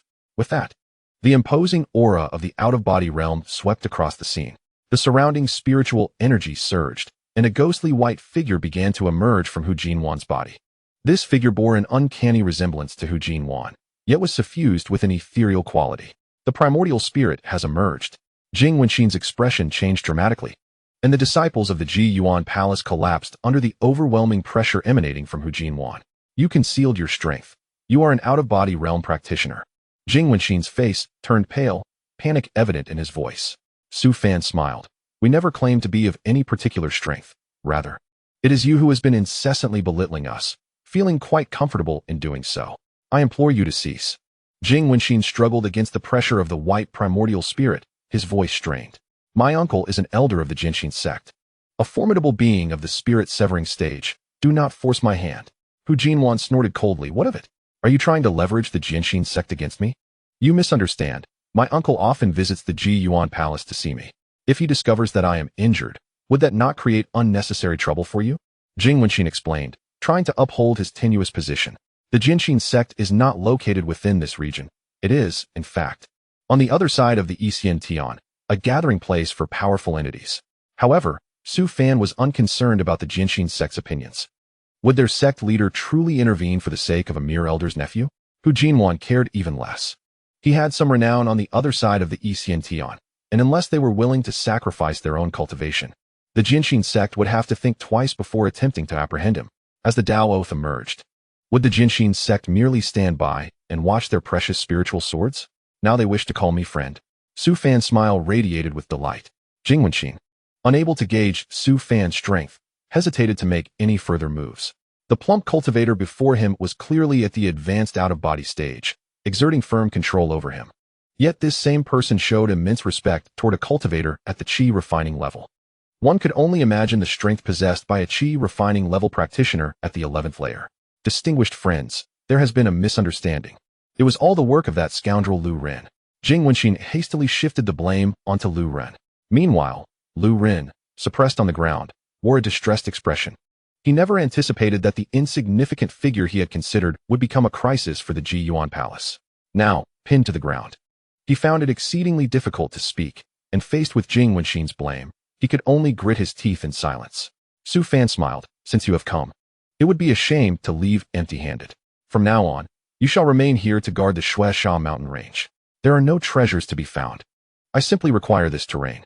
Given the unfavorable circumstances for the Ji Yuan Palace, Jing Wenqin dared not make any rash moves and could only nod hastily. Rest assured, I shall guard this place diligently.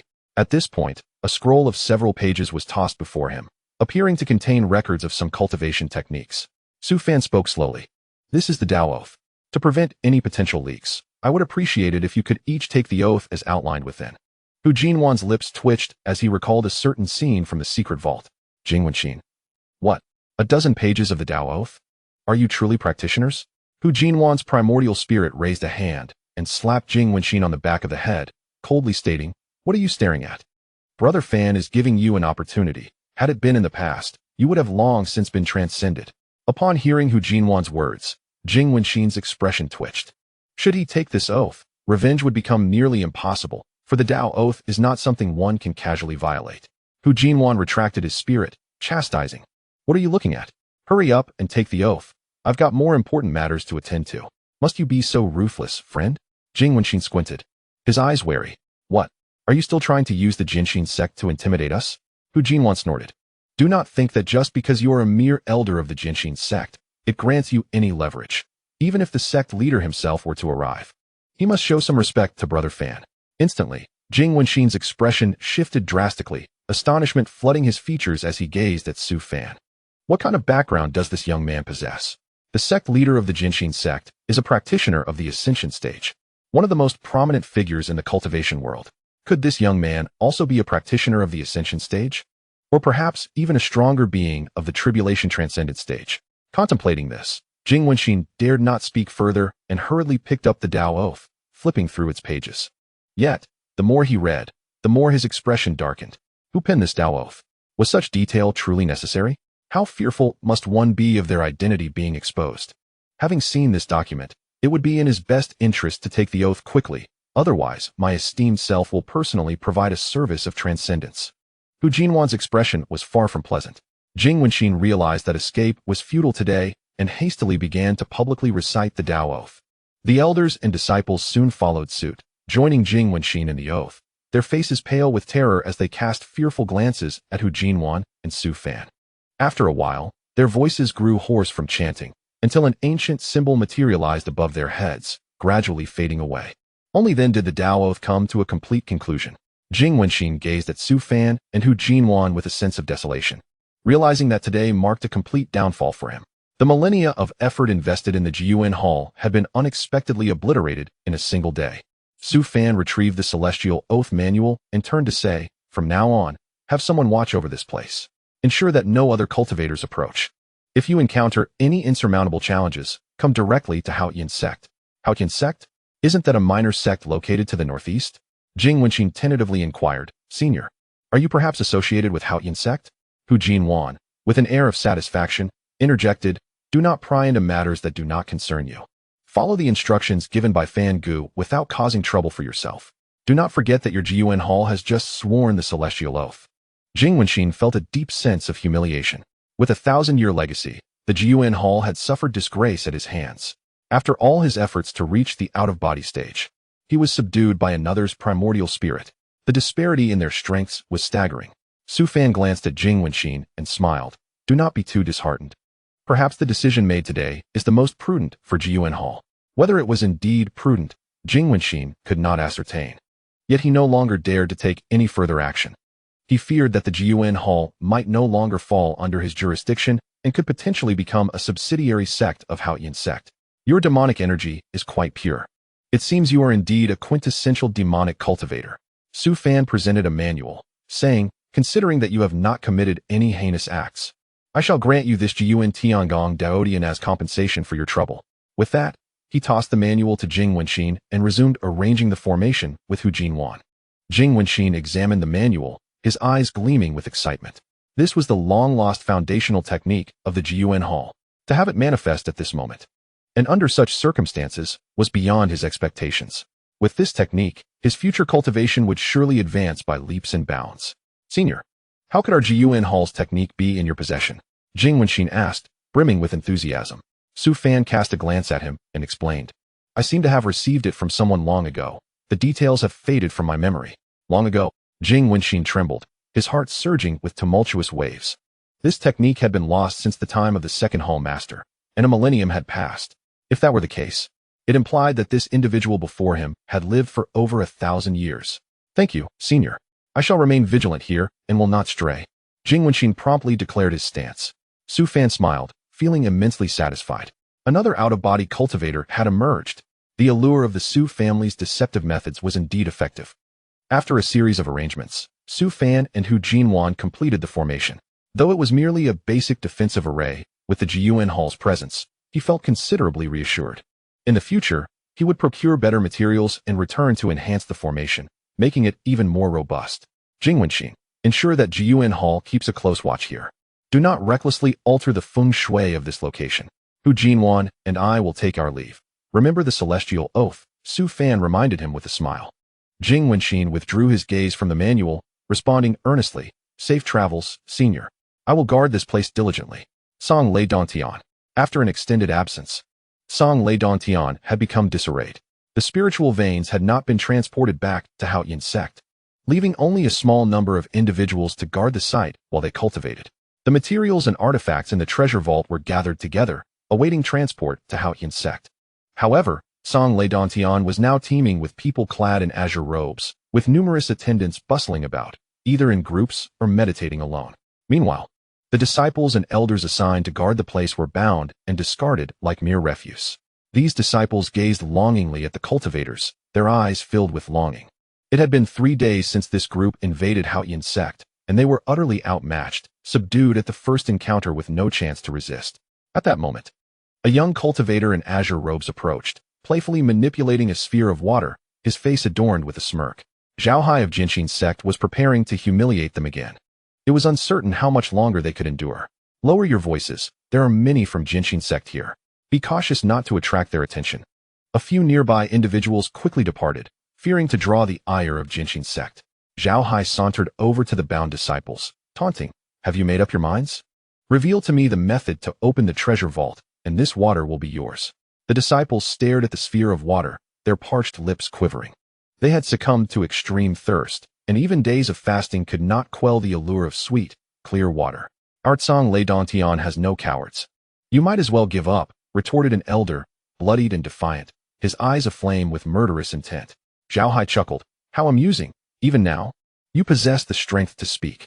You truly are an elder of this minor sect. With that, he produced a barbed whip and struck down fiercely. In an instant, a gash appeared on the elder's body, eliciting a muffled grunt. Elder Wu. The surrounding disciples cried out in alarm, Beast. If you have the guts, come at us. If I so much as flinch, I'll be your grandson. Zhao Hai turned to the disciple, smirking. Oh, do you seek death? Very well, I shall grant your request.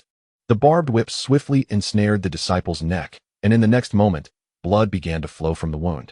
Absorbed by the whip as if it were a vampiric vine, after a brief struggle, the disciple succumbed to lifelessness. Li Xian, brotherly. The disciples of Tsang Lei Dantian were overwhelmed with grief and rage. Had they not been bound, they would have fought to the death. Zhao Hai, seemingly unfulfilled, approached another young disciple, crouched down, and offered the sphere of water. Reveal the method to access the treasure vault, and this water is yours. I can also ensure your admission into Haotian Sect, securing a bright future for you. Huh. The disciple glared defiantly. Even without the ability to spit, he made the motion. You scoundrels of the cultivation world dream of our treasure vault. Zhao Hai sneered, tossing the water aside under a nearby tree, and grasped the disciple's head. With a sickening crack, the sound echoed in the ears of the onlookers, filling them with despair. In the distance, a cloud ship approached, carrying numerous individuals. At its helm stood Chao Qingtian, observing the commotion within Tsang Lei Dantian. As they neared the central area, the surrounding cultivators began to increase in number, surprising Chao Qingtian. Cultivators not often seen were now abundant, and their levels of cultivation were profound. Initially, he thought that the Yuaning realm was scarce in this vicinity.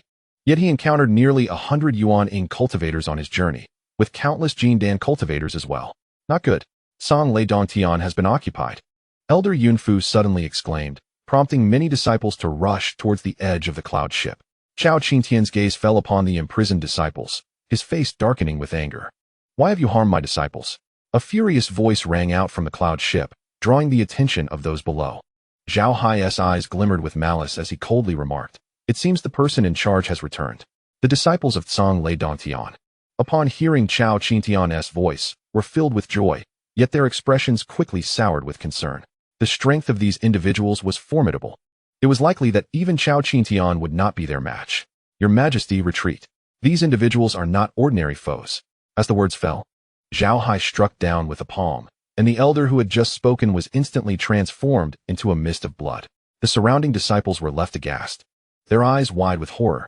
The cultivators also took flight, heading straight for Yunfan. Sun Feng. Above Yunfan, Chao Qingtian's eyes burned with rage as he exclaimed, heretical fiends, you shall pay with your lives. In an instant, Chao Qingtian was enveloped in a crackling aura of lightning, soaring towards the cultivators suspended in midair.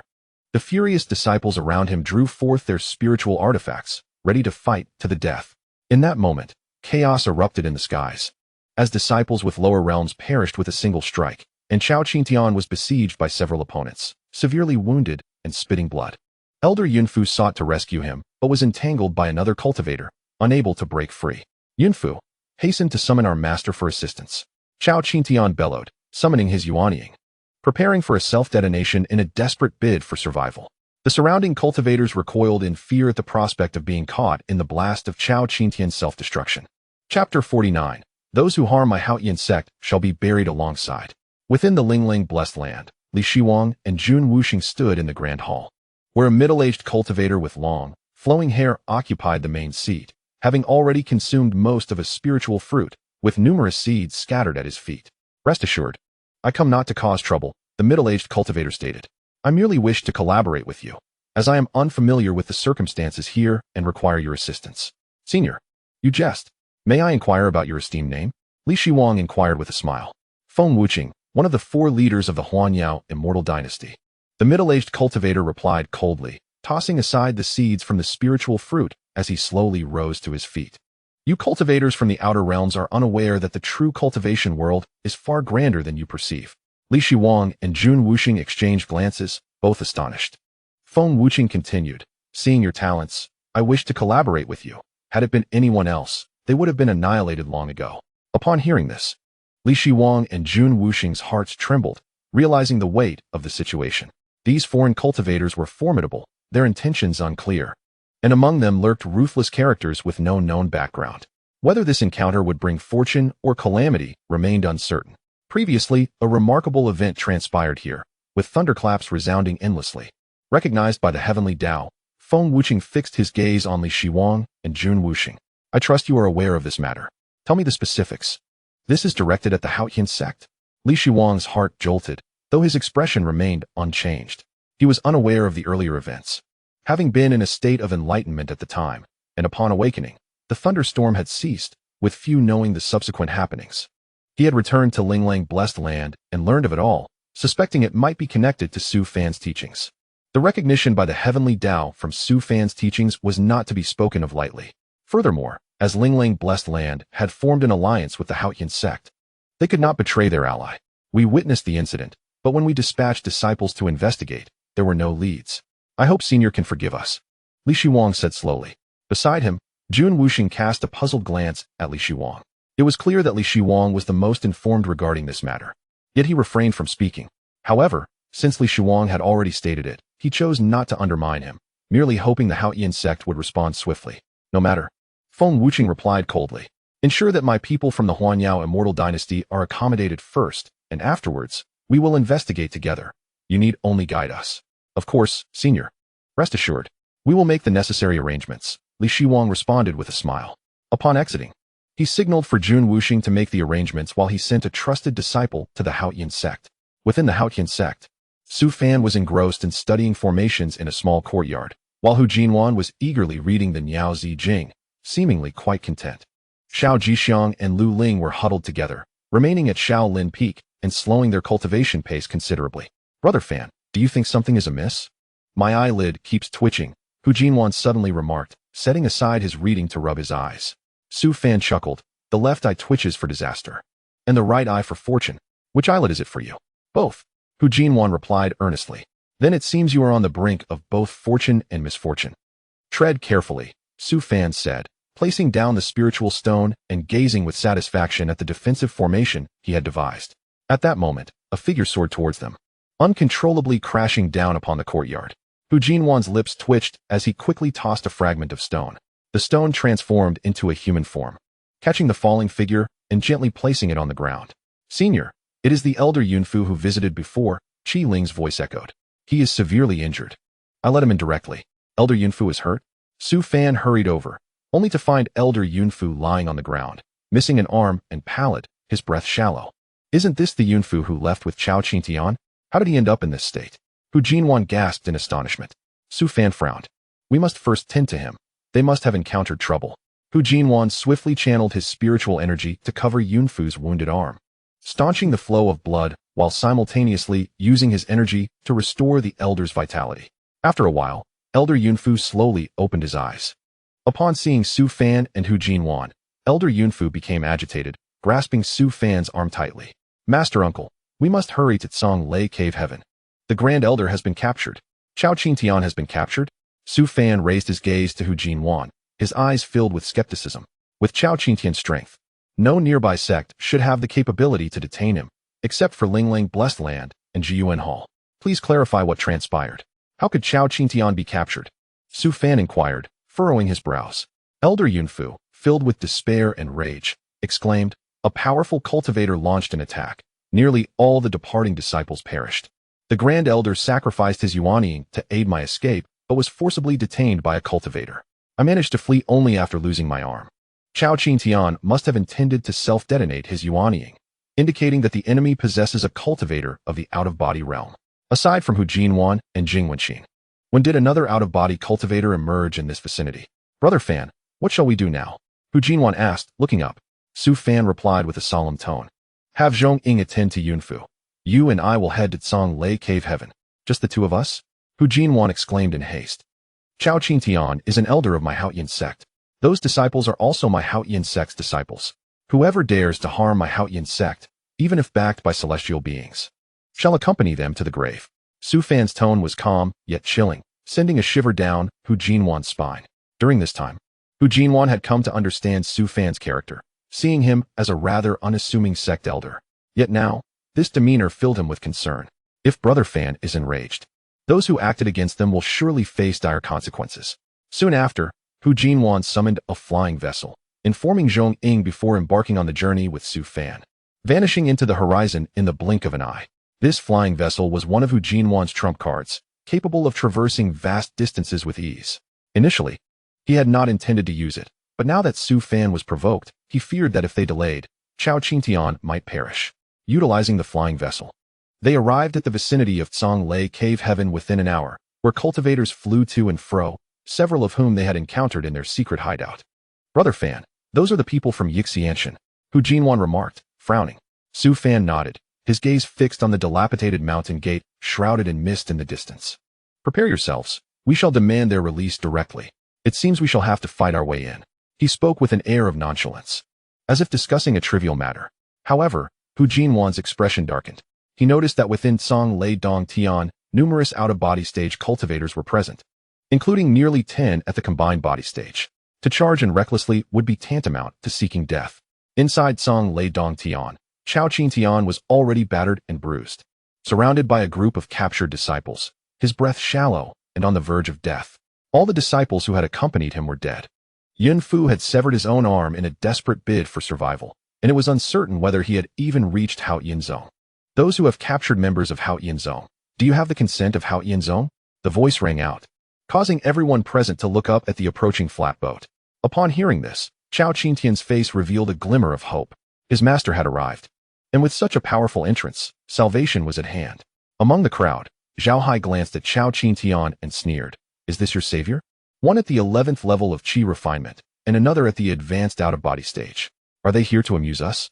Among those present, there were dozens at the out-of-body stage and nearly 10 at the combined body stage, any one of whom could easily crush that advanced out-of-body cultivator. Such a lineup coming to rescue someone was akin to courting death. Our master has come personally. None of you will escape. Chao Qintian glared. Master? That out-of-body stage cultivator? Zhao Hai scoffed. I've cultivated for a century and have already reached the advanced out-of-body stage. How can he compare to me? Clearly, he mistook Hu Jinwan for that master, dismissing Su Fan, the one at the 11th level of Qi refinement, as insignificant. As the crowd watched, the flying boat slowly descended, and Su Fan and Hu Jinwan jumped down, their expressions cold as they surveyed the onlookers. Haotian Zong has not provoked you. Why have you captured our elder? Su Fan asked in a frosty tone. The surrounding cultivators were taken aback upon seeing Su Fan. What an impressive cultivator. His demeanor could perhaps surpass even the 4 great young masters. Alas, he was male. Zhao Hai pushed past those in his way and approached Hu Jinwan, glaring with disdain. Haotian Zong? What an ant-like sect. Upon seeing a member of my Jinshin Zong, you should kneel and pay your respects. Su Fan narrowed his eyes at Zhao Hai before turning to Chao Qintian and the others. Upon seeing their injuries, his expression turned icy. Who did this? Su Fan asked coldly. It was me. What do you want? Do you wish to compare appearances? Zhao Hai sneered, casting a dismissive glance at Su Fan. A mere Qi refinement cultivator dared to speak to them in such a manner. He must be tired of living. Perhaps he had been rendered foolish by the thin spiritual energy in this place. Indeed, such a handsome visage wasted on a fool. Heaven truly has lost its sight. What does it matter if he is male? With such looks, does it really matter if he is a man or a woman? The surrounding cultivators burst into laughter, appearing utterly unconcerned. A flicker of murderous intent flashed in Su Fan's eyes as he turned to Hu Jinwan and softly said, let us make our move. It's been too long since I've had a proper workout. Upon hearing this, Hu Jinwan chuckled. It seems my previous unease was due to waiting for you. Brother Fan, you must remember to save me. With that, he began to form hand seals, and a massive array appeared in midair, heat waves washing over them. Burn. Fire rained down in an instant, striking relentlessly towards the ground. Many cultivators, upon seeing the flames, quickly sought refuge, their expressions turning ashen. This was the spiritual fire of the Wuji sect. This rotund cultivator was one of their own. Chapter 50. If numbers are of any use, what need is there for strength? Some cultivators who recognized the flames quickly shouted, fellow cultivators, stand down.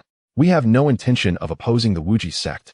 Hearing this, Hu Jinwan laughed coldly. Nonsense. I am a member of Haotian Zone. If you anger my brother Fan, none of you will leave today. With that, he flicked a handful of gravel, which instantly transformed into shadows and vanished from sight. In the blink of an eye, several cultivators spat blood and were gravely injured, while the gravel morphed into human figures, engaging the cultivators in combat. Point stone into spirit. Zhao Hai exclaimed coldly. You are the little thief, Hu Jinwan. That's right, it's me. Hu Jinwan laughed heartily, summoning a swarm of gravel, and as he cast his spell, the gravel coalesced, and a spirit talisman was affixed to it. Once more, it was the technique of point stone into spirit, but this time it took the form of a stone dragon. The ferocious stone dragon roared and charged into the crowd, sending weaker cultivators flying. Seeking death, Zhao Hai shouted angrily, his barbed whip striking towards the stone dragon. However, before the whip could reach the dragon, Su Fan had already appeared at the other end of the whip, his speed astonishing. With a swift motion, Su Fan seized the whip, shattering the barbs with a firm grip. "You will die today?" Su Fan's voice was frigid as he yanked the whip toward himself. Zhao Hai's eyes widened in disbelief. He had never imagined that a chi refinement cultivator could possess such abilities. When he attempted to pull back the whip, he found it impossible to do so, only to be pulled towards Su Fan, leaving deep grooves in the ground beneath him. This was his life-bound treasure. How could he easily let go? Physical cultivator. Several combined body stage cultivators marveled at the sight. It should be noted that physical cultivators were the rarest in the current cultivation world. After all, not every cultivator could become one. The resources required to cultivate a physical cultivator could instead nurture 5 or 6 talented cultivators, which the major sects were well aware of when making their choices. No wonder he is at the chi refinement stage. It seems this youth possesses quite an exceptional physique. By the time they regained their senses, the distance between Su Fan and Zhao Hai was less than 10 paces, and the barbed whip had become nearly unbearable, the barbs almost entirely crushed under Su Fan's grip. Zhao Hai was taken aback. He quickly formed hand seals, and a bolt of lightning descended from the heavens, striking Su Fan directly. Bang! Dust flew into the air. But the marks beneath Zhao Hai's feet had already lengthened. The lightning technique was ineffective. Zhao Hai was utterly astonished as he gazed through the dust. He found Su Fan standing before him, his cold and breathtaking visage fixed intently on him. "Die!" Zhao Hai roared in fury, the lightning in his hand flickering as it shot towards Su Fan's chest. If it were any other cultivator, such a close-range lightning attack would surely result in death or severe injury. Yet Su Fan remained unfazed, his expression calm as he regarded Zhao Hai. One hand gently resting on Zhao Hai's shoulder, casually twisting it. Crack! A clear sound echoed from Zhao Hai's shoulder, and in an instant, his entire arm erupted into a cloud of blood mist. With a single strike, Zhao Hai was gravely injured. Losing an arm, he immediately released his grip on the whip, retreating while crying out in agony, blood gushing from the wound. "How is this possible? You are merely at the chi refinement stage. How could you injure me?" Zhao Hai yelled in torment and outrage. Su Fan remained silent, instead stowing the whip away and observing him with a placid expression. Several surrounding cultivators attempted to sneak attack with their flying swords, aiming for Su Fan's unprotected back. Su Fan turned around with indifference, casually grasping the incoming flying swords and exerting a slight pressure. Crack! The flying swords shattered into pieces, and several cultivators spat blood and were sent flying. His life-bound treasure shattered just like that? Who exactly is this person, capable of effortlessly crushing treasures with bare hands? Youngster, a spirit transformation stage cultivator from Jinshin Zone, who had been watching the battle, suddenly spoke. "Cease your assault. I will spare your life, as I commend your efforts in cultivating your heart. Join my Jinshin Zone, and you may choose any physical cultivation techniques you desire. My Taoyuan Valley will likewise extend the same offer, and I will ensure your safety today." Another elder from the Bai Fa Funshun period shouted immediately. The remaining few Funshun period cultivators exchanged glances before retreating, aware that they lacked the foundation of Haotian Sect and Taoyuan Valley, and thus could not nurture a physical cultivator. Hearing their words, Su Fan chuckled lightly and stepped forward, placing a foot on Zhao Hai's chest. In the next moment, Zhao Hai spat out blood, gazing at Su Fan with terror. "I could join you, but first, eliminate everyone from this sect, and I will naturally ally with you," Su Fan said, grinning down at Zhao Hai. The Haotian Sect Funshin elder furrowed his brow and glanced at the nearby Taoyuan Valley cultivator. "Tianfeng elder, what do you intend to do?" The elder from Haotian Sect sneered. Tianfeng elder from Taoyuan Valley shook his head and replied, "Very well, since you, Master Fuyang, have spoken. I shall not oppose Haotian Sect. It is merely a physical cultivator. Let him be dealt with." The two, who had just recently valued talent, now harbored murderous intent. Zhao Hai, a genius disciple of Haotian Sect, was not only crippled by Su Fan, but also humiliated underfoot, which was undoubtedly a slap in the face for Haotian Sect. Seeing that his strategy of using the knife to kill failed, Su Fan remained unfazed. If it had actually succeeded, that would have been truly remarkable. With a swift motion, Master Fu Yang raised his hand, and 7 flying swords shot forth from behind him, radiating a cold gleam, causing the surrounding temperature to plummet. Witnessing this, Tianfeng elder exclaimed, "The ice-cold spirit sword technique. This young one is a physical cultivator. It is perfect to deal with him." Master Fu Yang snorted coldly. "Unfortunately, I have only mastered 7 swords. If I could unleash all 11.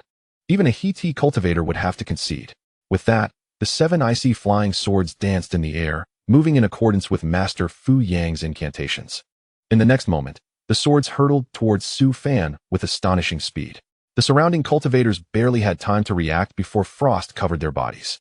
Su Fan's expression changed slightly as he kicked Zhao Hai away, directly meeting the oncoming ice-cold spirit swords. This unexpected move caught everyone off guard, leaving even Master Fu Yang unable to retract his attack in time. Bang! The 7 icy swords pierced through Zhao Hai's body, instantly transforming him into an ice sculpture that shattered upon hitting the ground. Yet, the ice swords did not cease their assault, continuing towards Su Fan. Ants seeking death. Master Fu Yang shouted in fury, as the 7 flying swords glimmered fiercely, their sword aura cutting through the air. Su Fan furrowed his brows lightly, his fists poised to meet the blades, his speed rivaling that of the flying swords.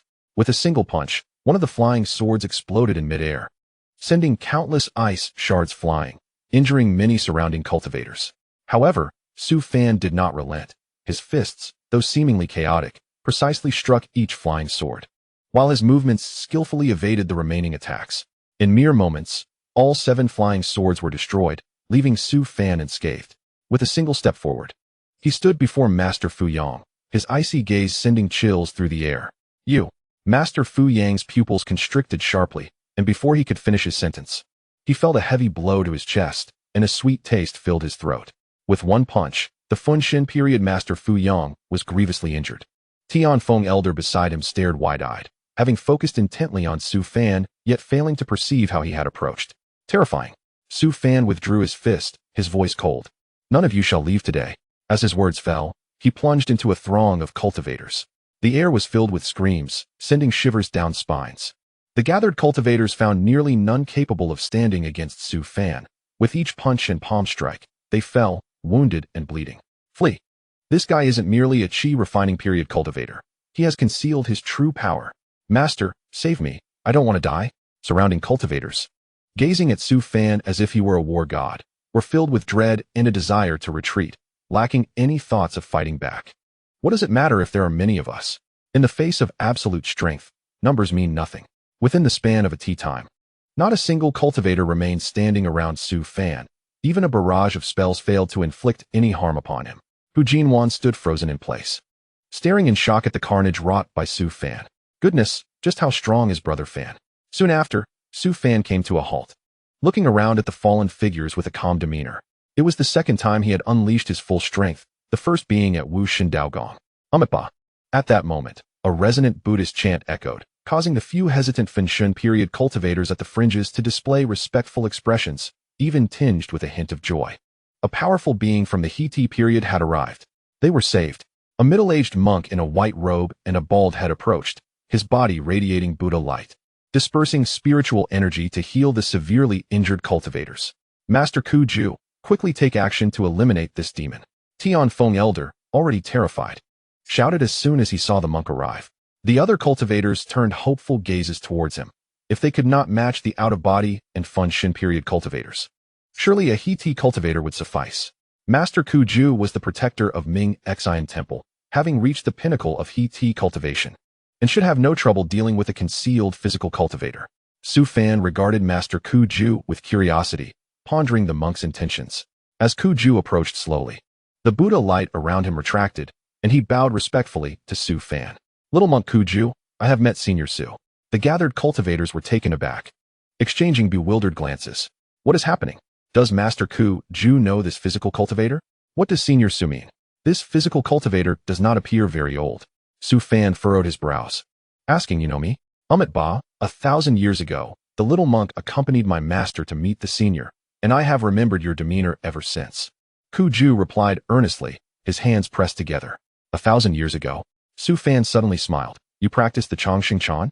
What relation do you have with Master Fa Fan? Fa Fan, the abbot of Ming Xian Temple, is my master's uncle. I never expected the senior to still remember him. Ku Ju replied with a gentle smile. If Abbot Fa Fan were to hear of this, he would surely be overjoyed. Their connection was rather interesting.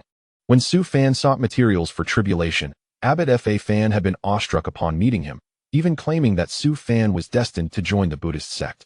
However, Su Fan had declined, nearly shattering Fa Fan's Buddhist heart.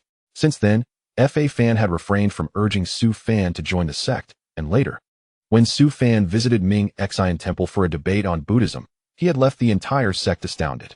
Fa Fan had also learned of Su Fan's identity and sought guidance on the practice of Chongxing Chan. Now, seeing Ku Ju appear, Su Fan reminisced about Fa Fan, feeling a mix of emotions. The Buddhist sect truly enjoys meddling in affairs. What? Are you from Ming Xian Temple, not guarding the demon god tomb, but instead coming here to watch the excitement? Su Fan said flatly. Ba, the younger one would not dare to meddle, but Ku Ju glanced at the surrounding people, his brow furrowing. I hope the senior can show mercy.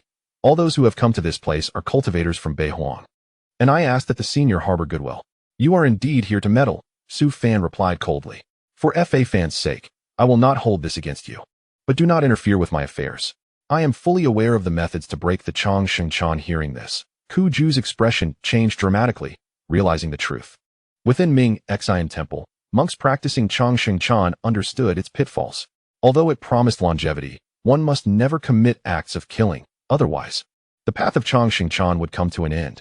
Within the depths of the Zongjing Pavilion, the first page of the Longevity Zen scripture bears a most dire admonition. Any practitioner who encounters the exiled immortal Su Fan should retreat a distance of 300 paces, show threefold respect, and harbor threefold awe. This edict stands as the fundamental precept for all monks engaged in the practice of longevity Zen at the Mingxin Temple. None among them is ignorant of Su Fan's formidable reputation. Ku Ju, in distress, never anticipated encountering Su Fan here. With so many cultivators injured, he feared that an action would destabilize their Buddhist hearts. Senior, please do not misunderstand. I would never presume to interfere with you. However, it is imperative that these individuals do not come to harm, Ku Ju implored urgently. The demon god tomb has undergone tumultuous changes lately, and I fear that one day, Mingxin Temple may not withstand the onslaught. Without cultivators to guard against it, the common folk will surely suffer grievously. I beseech you, senior, to show mercy and spare their lives. The demon god tomb is a realm where both the demon race and demon cultivators congregate, encompassing a quarter of the northern wastes. For millennia, countless primal aberrations have arisen from within its confines. Some cultivators have even strayed from the path, utilizing the demonic energy to accelerate their cultivation. To prevent these primal anomalies from disturbing the mundane world, practitioners have taken it upon themselves to guard the site, with Mingxin Temple being the most renowned among them. Currently, Mingxin Temple stands sentinel at the periphery of the demon god tomb, preventing the primal aberrations from emerging. Su Fan furrowed his brow and inquired, is there not a seal upon the demon god tomb? Logically, it should endure for another 10 millennia. Why, then, is there an unusual stir at this moment? The seal laid by our predecessors has been broken, and we have fought valiantly to maintain our vigil, Ku Ju replied, his face etched with concern. Years ago, Su Fan had traversed the demon god tomb and had intentionally left the seal to avert this very eventuality. Little did he expect that the primal aberrations would remain dormant while they themselves had shattered the seal. If this were indeed the case, it was crucial that these trespassers not face calamity, lest the common folk become prey. After a moment's hesitation, Su Fan turned and declared, I shall not slay them. But their departure will not be so simple. Ba, senior, you are most benevolent. Ku Ju exhaled in relief. Su Fan continued, let those behind these cultivators come forth to redeem them. For those below the Yuanying stage, a single magical artifact will suffice. For those at the Chuqiao stage, a spiritual treasure in exchange. And for those at the Funshin stage, a second-tier spiritual treasure will be required. Materials for crafting may also be bartered. Spiritual treasures may be scarce on their side, yet for the grand sects, they would undoubtedly possess some. However, whether they would be willing to part with them remained another matter. Ku Ju recognized that he could not press further. Should he provoke Su Fan unduly, they might forfeit even the chance of redemption. Fear not, I shall contact the major sects at once, he said, turning to depart. Su Fan gestured to Hu Jinwan, indicating that they should seize the individuals on the ground and confine them together. This group would serve as hostages, ideal for negotiating the materials. He then approached Chao Qingtian and rescued the few survivors. Hu Fatty, remember to come and tend to Chao Qingtian and the others, Su Fan called out suddenly. Hearing this, Hu Jinwan grimaced. Brother Fan, I am unable to free my hands and feet. I have exhausted my resources for the stone-to-spirit technique and lack sufficient spiritual energy. This is troublesome. Su Fan's expression darkened. It appeared he too lacked the skill to heal others. At that moment, Elder Tianfeng interjected, Senior, May I offer my assistance in healing them? I only hope you will not make things difficult for the disciples of Taoyuan Valley. Elder Tianfeng dared not provoke Su Fan lightly. The memory of Su Fan's single blow that had grievously injured real person Fuyang remained fresh in his mind. Even Master Ku Ju addressed Su Fan with utmost respect, positioning himself as a junior, leading Elder Tianfeng to suspect that Su Fan might be a formidable immortal who had returned to youth. Why would such a powerful cultivator choose to conceal their prowess? Surely revealing it could facilitate our release, Elder Tianfeng queried. Su Fan regarded him with skepticism. Indeed, I possess healing abilities, Elder Tianfeng hastily affirmed. The disciples of Taoyuan Valley specialize in healing arts and are not adept in combat. Our valley is a unique faction, focusing exclusively on healing and alchemy, gaining some renown across the realms. Very well, allow your disciples to come forth and provide treatment, Su Fan conceded. Your ransom can be adjusted accordingly, he added. Thank you, Senior. Elder Tianfeng expressed his gratitude and promptly summoned his disciples to begin healing Chao Qingtian and the others. Thank you, Master Uncle. Chao Qingtian gazed at Su Fan with appreciation. Had he not been gravely wounded, he would have prostrated himself in reverence. From Su Fan's commanding entrance to the subsequent capitulation of those present, he felt fortunate for his earlier decision. Joining the Haotian Sect had undoubtedly been his wisest choice. Once Su Fan and Hu Jinwan had gathered the captives, the disciples surrounding Chao Qingtian eagerly inquired about Su Fan's identity. They had remained within the Zonglei cave and were oblivious to Su Fan standing within Haotian Sect. Even the cultivators from Taoyuan Valley regarded him with curiosity. Straining to listen intently, Chao Qingtian, in a weakened voice, explained, "He is my master uncle Su Fan from Haotian Sect. From now on, we must all address him as Master Uncle, for his capabilities are vast, and we must refrain from making any presumptuous assumptions." Upon hearing this, the crowd wore expressions of confusion. What difference did it make? They were already aware of the title Master Uncle and had witnessed his extraordinary capabilities. What more was there to say? Esteemed friend, might I inquire about the extent of Senior Su Fan's powers? What sort of sect is Haotian Sect? Elder Tianfeng inquired curiously, as others turned their attention to him. Chao Qingtian cast a glance at Elder Tianfeng and replied solemnly, "I am unfamiliar with my Master Uncle's matters. Perhaps only the sect master is privy to his true strength. As for Haotian Sect, it would be best if you refrained from probing further. My Master Uncle values discretion, and for our cultivation's sake, he prefers not to attract the attention of other sections." The sect master? If even a Master Uncle possesses such might, how formidable must the sect master be? Elder Tianfeng mused, contemplating whether the sect master might be a tribulation transcending powerhouse. He opted not to press for more information, as matters concerning tribulation transcending beings were beyond their comprehension. Meanwhile, Su Fan and Hu Jinwan had confined the group within the Zonglei Cave's cloud sail. Some lightly injured cultivators attempted to flee, but Su Fan swiftly struck them down with stones. Their light injuries swiftly escalated to severe wounds, dissuading the remaining lightly injured cultivators from harboring any thoughts of escape. Once the situation was under control, Su Fan clapped his hands and proclaimed, "Very well, we shall escort these individuals to the Yixianshan realm shortly.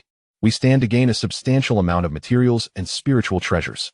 His objective was straightforward. Since killing was not an option, he would resort to bargaining. After all, he required numerous materials for his endeavors. Creating a magical artifact or spiritual treasure from the lightning rod was imperative, and he was currently in dire need of materials. Intending to refine the formation in due time. "Brother Fan, I have gathered everything. Their storage artifacts are all contained within here." Hu Jinwan approached, holding a Qinquan bracelet, which held the storage artifacts of the captured cultivators, readily accessible when needed. Su Fan accepted the bracelet and placed it into his own Qinquan ring, then turned to inquire, "Have you thoroughly searched? Is there nothing else concealed among them?" "All is clear. I even stripped them of their robes. There is absolutely nothing hidden," Hu Jinwan boasted. Patting his belly, Su Fan nodded, then produced the Heavenly Tao Oath Manual. "Have them swear according to its tenets. Our identities must remain undisclosed." Hu Jinwan took the manual, glanced at it, and then approached the captured cultivators with a sympathetic expression. At that moment, a young cultivator suddenly rose, exclaiming, "Esteemed Senior, I previously swore an oath in the hidden chamber. Must I swear again today? I too have sworn an oath." "You and brother who were not even present with us then. Count me in." The appearance of the Heavenly Tao Oath Manual had effectively revealed a whole group of acquaintances. Alas, ever since they had undergone Su Fan's rigorous trials, the sight of the Heavenly Tao Oath now sent shivers down their spines. particularly the version conjured by Su Fan, which had become their inner demon. Fangul, what should we do now? Hu Jinwan turned and asked. Then let those who have not taken an oath be spared for the time being, Su Fan pondered. Instantly, several young cultivators breathed a sigh of relief, then looked at each other with sympathy. One curious individual inquired, Senior brother, what is this thing you speak of? It sounds even more terrifying than being killed. Do not ask, the answer is unknown. You will understand soon enough, replied the one who had once sworn an oath, his face filled with pity. The daunting 10 pages of the heavenly oath instilled a sense of dread, likely leaving a lingering psychological burden on the cultivators of the entire Bei Huang in the future. How pitiful. Chapter 52. The soul-searching technique is of no use in the Haotian Sect. Majestic peaks resembling sharpened swords stood tall, with countless sword artifacts scattered atop the summits. Spiritual energy intertwined with clouds, enveloped by an aura of sword intent that was razor-sharp. Atop a mountain of sword blades, a black palace loomed, surrounded by numerous spirit artifacts resembling swords, creating an imposing sight. Within the palace, sect leader Jian Wenxing and a group of elders gathered, silently scrutinizing the intelligence in their hands. The news from Ku Ju regarding the situation at Tian had reached them, indicating that items were required for ransom. The other sects had already set out, yet Jianxin's sect remained stagnant. Sect leader, what are your thoughts on this matter? An elder with black hair and white brows asked coldly. Jian Wenxing, with his azure robe and now fully white hair, looked stern, his hair billowing without wind, and his eyes glimmered with an intense sword intent that indicated he had reached the realm of unity between man and sword. After a moment's silence, he finally spoke. Have we contacted Elder Mo Yang? We have made contact, but he was intercepted by Ku Ju. It seems that individual possesses formidable strength, making it futile for Elder Mo Yang to intervene, the white-browed elder replied gravely. Jian Wenxing took a deep breath, his voice icy. Gather the required items. We shall set forth to Tian. This individual's origins are unclear. It is prudent to investigate first, the white-browed elder insisted. They were unaware of Su Fan's true strength, and if they proceeded without caution, it could jeopardize those captured disciples. No one can challenge our Haotian Sect, not even during the tribulation stage. Jian Wenxing shouted fiercely, request the Grand Elder to join us. We will head to Tian together. The Haotian Sect mobilized almost its entire force, with a dozen cloud sails setting forth towards Tian, drawing the attention of many sections. Some curious onlookers discreetly followed. If they kept their distance, not daring to approach. Other sects followed Haotian Sect's lead, eager to observe how they intended to handle the situation. However, they speculated that with so many cloud sails deployed, a confrontation with Tian was likely, rather than a simple exchange. At the edge of Tian, many cultivators had gathered, with Yuanying stage practitioners visible everywhere. The elusive Hehe stage cultivators could now be seen with ease. Below them, a silvery river flowed slowly, its depth indiscernible. Within the river, several figures struggled desperately, yet no matter how fiercely they fought, they could not escape its grasp. The river of weak water, a crossing forbidden to cultivators. On the opposite bank, a cloud sail landed in the distance, with Hu Jinwan standing at the edge, visibly smug, while Chao Tian and others stood guard nearby. Meanwhile, Su Fan sat alone at the precipice of Tian, allowing the cool breeze to caress his face. Fangul, something feels amiss, Hu Jinwan suddenly exclaimed. It seems many people are approaching, likely all coming for us. Su Fan remained silent, calmly observing the cultivators across. If numbers alone were sufficient, what need was there for strength? Moreover, this was Tian. Cultivators above the Hehe stage could not easily approach, and those beneath required considerable means to cross. Without the backing of a major sect, their attempts would be futile. Behind Su Fan, Master Ku Ju appeared earnest, quietly reciting scriptures to calm his restless heart. As Su Fan emerged from seclusion once more, the implications remained uncertain, leaving only a hope that the sects would recognize the gravity of the situation and refrain from unnecessary bloodshed. Senior, the people from Taoyuan Valley have arrived, Master Ku Ju remarked, gazing at the cloud sail approaching in the distance. Su Fan noticed the vessel adorned with peach trees, distinct among the many cloud sails, indicating that ordinary means were inadequate. Before long, the gathered cultivators parted, allowing a group of practitioners dressed in pink to walk forward. Leading them was a striking female cultivator, her face obscured by a veil, delicately holding a peach blossom branch, exuding an aura of vitality. She was Bu Baitao, the Valley Master of Taoyuan Valley, renowned as the premier alchemist in the entirety of Bei Huang. Master Ku Ju, we have brought the materials. May I inquire which friend has captured our people? Bu Baitao approached and directly asked. Master Ku Ju sighed and rose, yet refrained from disclosing Su Fan's identity. Previously, he had been forced to swear the heavenly oath and could not speak of it. The daunting oath had shaken his Buddhist resolve, nearly undoing a millennium of cultivation. Su Fan surveyed the individuals before him and smiled. I am the one who captured them. A total of 17 cultivators from Taoyuan Valley have been taken, 1 elder at the out-of-body stage, 5 inner disciples, and 11 at the Yuanying stage. The members of Taoyuan Valley were momentarily taken aback. An 11th layer Qi refinement cultivator. Is this a jest at our expense? One questioned incredulously. Who are you? Bu Baitao asked coldly, her eyes betraying a hint of surprise. Su Fan's striking appearance captivated even seasoned cultivators, causing their composure to waver. How terrifying. Merely a glance had the potential to destabilize their resolve. Su Fan chuckled lightly. You need not concern yourself with my identity. Your Taoyuan Valley has previously aided my sect. Thus, I am willing to reduce the materials required. For the return of 17 individuals, 1 spirit treasure will suffice. Do you comprehend the value of a spirit treasure? Bu Baitao retorted coldly. Are you not afraid of overreaching? A spirit treasure, even the most basic type, could incite fierce conflict among out-of-body stage cultivators. And even those at the He stage would vie for it. To demand a spirit treasure as an 11th layer Qi refinement cultivator was tantamount to courting death in their eyes. Yet, Su Fan appeared unfazed, responding nonchalantly. Whether you comply is your decision. I do not impose. If Taoyuan Valley chooses not to ransom them, so be it. After all, there are those within Haotian Sect capable of healing, so it would be convenient to leave this group with them. Bu Baitao's expression darkened as she realized Su Fan was unyielding. A spirit treasure held immense value, yet the lives of their people were even more precious. With the initiative in Su Fan's hands, they stood to lose regardless of their choice. A spirit treasure is out of the question, but we can provide adequate materials. Release them first, and we can discuss further, Bu Baitao insisted, producing a Qianquan ring. Su Fan, however, chuckled softly. Do you take me for a fool? If I release them without receiving materials, would I not be at a loss? We are all seasoned individuals. Such games are unwise. Bu Baitao took a deep breath. Her voice cold. Below lies the river of weak water. I cannot cross. You will need to come and retrieve it. The river of weak water was not a barrier that just anyone could cross. A single misstep could lead to a fate of never returning. Su Fan turned and beckoned to Hu Jinwan, who then released a Taoyuan Valley Yuanying disciple to approach Su Fan. Senior. The disciple stood cautiously behind Su Fan, nervously eyeing him. You, go and bring the materials, Su Fan instructed slowly. Then, Su Fan rose, grasping the disciple's garment, and with a forceful throw amidst the disciple's panicked struggles, sent him flying. The disciple, filled with panic, closed his eyes and dared not look down, his body tracing an arc through the air. With a resounding thud, it fell at the feet of Bu Baitao. Guju. Bu Baitao cast a cold glance at this disciple and raised her head, inquiring, what do you mean by this? I instructed you to retrieve it yourself, yet you have thrown one of my Taoyuan Gu disciples here. Do you truly wish to forego this transaction? I mentioned that the decision was yours, replied Su Fan with a smile.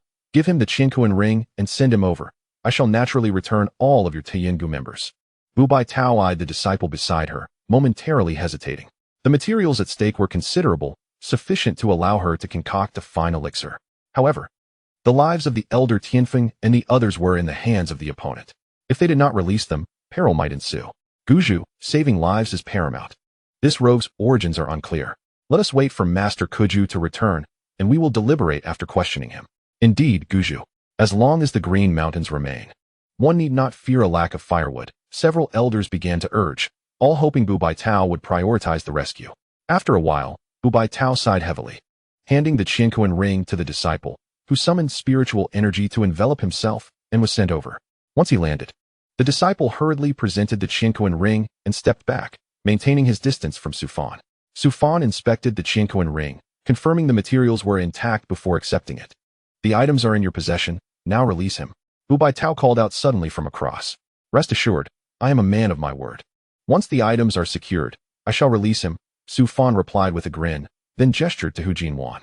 From the cloud sail, a dozen members of Taoyuan Gu descended in haste, rushing towards them. Your Guju has saved you. You may all proceed now, Su Fan remarked with a light laugh. Thank you, senior. Elder Tianfeng did not forget to express his gratitude as he departed, leaving Su Fan feeling somewhat embarrassed. Having captured them and extorted them, he was perplexed as to why they were thanking him. 17 individuals soared towards the opposite shore, unaffected by the river Ruashui, as the highest among them was merely at the out-of-body stage. Thus they did not fall. Upon landing, Elder Tianfeng and the disciples knelt, their faces filled with remorse. This reckless decision shall be borne by me alone, Elder Tianfeng declared in anguish. The loss incurred by Taiyuangu equated to that of a spiritual treasure, a significant detriment. Wu Baitao spoke solemnly. Let us not dwell on that. Who captured you, after all? That senior over there, Elder Tianfeng replied hastily. We were compelled to swear a heavenly oath, and cannot divulge further details. A heavenly oath. I did not anticipate such meticulousness from this individual. An elder interjected. The soul search technique should suffice. We can ascertain the truth upon our return. Upon hearing this, Elder Tianfeng sighed. It is futile. That senior's heavenly oath spans over a dozen pages, with measures to prevent the leakage of secrets during soul searching. Instantly, the onlookers gasped in astonishment. What kind of cultivator had they encountered, capable of devising such a lengthy heavenly oath? Chapter 53. To enlighten you on the phenomenon of internet celebrities. With Taiyuangu's initial trade, the remaining sects had no choice but to acquiesce to Su Fan's demands, even if they harbored 1,000 unwilling sentiments, or even wished for Su Fan to eliminate the captured individuals. They could not simply stand by, for it concerned their sect's reputation. Failing to rescue them would tarnish their sect's image, leading to ridicule in the future. This transaction was conducted out of sheer necessity. Su Fan found the experience exhilarating. As he emerged as the primary victor of this affair, the materials acquired could yield several more lightning rods. Ultimately, only the Haotian Sect remained aboard the cloud sail. A group huddled in the corner, too fearful to speak. Previously, Su Fan's intervention had resulted in significant injuries to the Haotian Sect members, compounded by the accidental death of Zhao Hai, inflicting tremendous losses upon them. Su Fan remained unhurried, standing at the cliff's edge, patiently awaiting developments. The Haotian Sect was a principal party in this matter, and they were obliged to pay the corresponding price. Were it not for the need to guard the Yaoshanzong, Su Fan would undoubtedly have permitted no survivors from the Haotian Sect. Before long, several sword-shaped cloud sails soared from afar, radiating sword energy, with countless cultivators standing atop them. The Haotian Sect has arrived. It is sect leader Jian. I did not expect him to personally intervene. Furthermore, the elders had also made their appearance, indicating that the Haotian Sect had mobilized entirely. This was only natural, for they had suffered the greatest number of captures. Failing to address the situation would render them unwelcome in the northern wilderness. Hush, do you wish to court death? It is rumored that the Haotian Sect possesses an ancient ancestor. Do you wish to draw their attention? The onlookers, upon sighting the cloud sails, hurriedly retreated, not daring to linger for a moment. Those who remained were notably influential sects or affiliated sects of the Haotian Sect. Jian Wenxing, with his sword-like brows and piercing gaze, donned a flowing azure robe. Before the cloud sail had even settled, he left a fleeting shadow, reappearing directly opposite Su Fan. As he landed, sword energy erupted in the air, and numerous blades surged towards Su Fan, intent on delivering a lethal strike. Yet how could such sword energy harm Su Fan? Before it could near him, it was purified by the Buddha light of Kuju, vanishing in the blink of an eye. Jian Wenxing frowned and intoned gravely, Master Kuju. What is the meaning of this? Ba, sect leader Jian, do not err further. Senior Su harbors goodwill and has not harmed your Haotian Sect members. It would be wise for you to cease hostilities, Kuju replied with his palms together, his expression serious. You should not have acted. Su Fan turned, smiling slightly. Had Jian Wenxing's sword energy damaged his garments, he would have had just cause to retaliate against those aboard the cloud sail. He had long held a disdain for this batch of Haotian Sect members. Senior? Jian Wenxing retorted coldly. I have never heard of this esteemed predecessor. Master Kuju, are you serious? Ba, a monk does not speak falsehoods, Kuju replied with kindness. This statement rendered the Haotian Sect members silent. Few could earn Kuju's respect and be addressed as senior. One could count them on one hand throughout the northern wilderness, yet none of them appeared particularly youthful. They wondered if perhaps the Grand Elder might recognize him. Fellow Taoist, you have captured members of my Haotian Sect. Should you not consider their release? Jian Wenxing inquired, perceiving Su Fan as Kuju's senior but not as one of their own. Addressing him as fellow Taoist was already a considerable concession. Haotian Sect? I have not heard of it, Su Fan replied, shaking his head. I have stated that the ransom must be paid for their release. Are you truly intent on making this situation so awkward? Jian Wenxing scoffed, causing sword energy to swirl chaotically. Intimidation does not faze me. Whether or not you comply is your concern, Su Fan chuckled lightly. The initiative lay in his hands. he could dictate the terms as he pleased. And Jian Wenqing and the others would have to consider his disposition. Seeing Su Fan unyielding, Jian Wenqing's expression darkened. After a pause, he coldly commanded, "All core formation elders, proceed to the line of heaven and eliminate this rogue." Yes, the elders behind him responded in unison. Then, 6 figures soared forth, heading towards the other side of the line of heaven. Observing that the Haotian Sect was unwilling to negotiate cooperatively, Su Fan chuckled, realizing that the presence of so many core formation cultivators would yield even greater materials. He promptly turned to Hu Jinwan, instructing, "Prepare yourself. We may acquire additional leverage." "Rest assured, Brother Fan, there is ample space aboard the cloud sail," Hu Jinwan replied with a smile. Beside them, Kuju sighed softly, closing his eyes and reciting a Buddhist chant. Suddenly, the 6 core formation elders arrived, their swords swirling ominously in their hands. However, Su Fan wore an expression of calm indifference as he gazed at the first elder approaching. He swiftly extended his hand, striking with the speed of lightning, and instantly grasped the elder's neck. The elder was taken aback, realizing too late that resistance was futile. With a single punch, the elder was sent flying in an arc, crashing violently onto the surface of Yun Fan. With a second punch, another elder was severely wounded and sent hurtling through the air. The third and fourth punches followed. As 6 elders came forth to offer their heads, none able to withstand Su Fan's might, all were left heavily injured and spitting blood. In the blink of an eye, these 6 fierce elders found their spirits waning, bound by Hu Jinwan's magical artifact, and placed alongside the remaining disciples of Jinxin Zong. The onlookers were utterly stunned, rendered speechless as they stared in disbelief. These were cultivators in the harmonization phase, yet they had been subdued so effortlessly? What kind of strength did this young cultivator possess? "Ah, the Zong Master Jian. Are you so fearful that my bargaining chips are insufficient that you have come to offer more?" Su Fan remarked with a smile. Upon hearing this, Jian Wenqing felt a surge of heat in his chest, as if he might spew blood at any moment. They had come specifically to rescue someone. Yet the outcome was that they had lost 6 elders in the harmonization phase instead. "You seek death," Jian Wenqing bellowed, furiously gesturing with his hands to weave a spell. In the next instant, a gray light appeared behind him, hurtling toward Xiantian. In midair, the gray light gradually transformed, swiftly morphing into a spacious bridge. Tendrils of gray mist trailing behind, halting the pull of the weak water river. With a resounding crash, the bridge landed, causing tremors on both sides of Xiantian. As countless fragments of stone cascaded down, upon the bridge hung eerie, luminous green skeletal statues, from which gray mist billowed, enveloping the entire structure. Its surface composed of countless withered bones, exuding an extreme chill. Nahi Bridge. Su Fan was momentarily taken aback by the sight of the bridge before shaking his head. The Nahi Bridge was situated above the Huangquan in Fengdu City. Used to ferry souls, only the Ghost Emperor of Fengdu could operate it at will. This bridge was likely a mere imitation. It is the Wangxing Bridge, a third-tier spiritual treasure. Su Fan realized in astonishment that Zong Master Jian had actually brought forth such a significant treasure, indicating their intent to forcefully cross Xiantian. With the Wangxing Bridge in place, a path would emerge where there seemed to be none, and the opposing cultivators would surely suffer.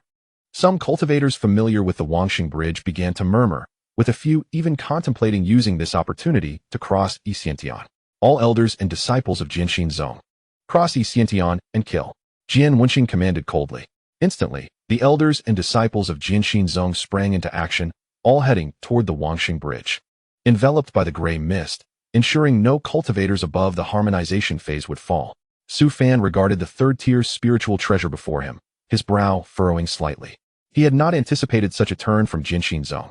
Seeing the situation deteriorating, Hu Jinwan shouted, "Brother Fan, we should retreat. If they all come over, we may not stand a chance. Materials are important, but life is paramount." Su Fan turned and asked, "If I seize this spiritual treasure, can I use it for myself?" "Don't be ridiculous. The Wangxing Bridge is the treasure of Jinxin Zong, a third-tier spiritual treasure. You think you can just take it with your fists?" Hu Jinwan exclaimed urgently, hastily summoning his flying boat to allow Chao Qingtian and the others to board first. Su Fan glanced at his hands, a slight smile gracing his lips. Just because others could not, did not mean he could not. With a swift motion, Su Fan grasped a corner of the Wangxing Bridge. Feeling a surge of power in his arm, "Rise," he shouted, and to everyone's astonishment, the Wangxing Bridge began to tremble slightly, followed by the realization that the corner he held was actually lifting.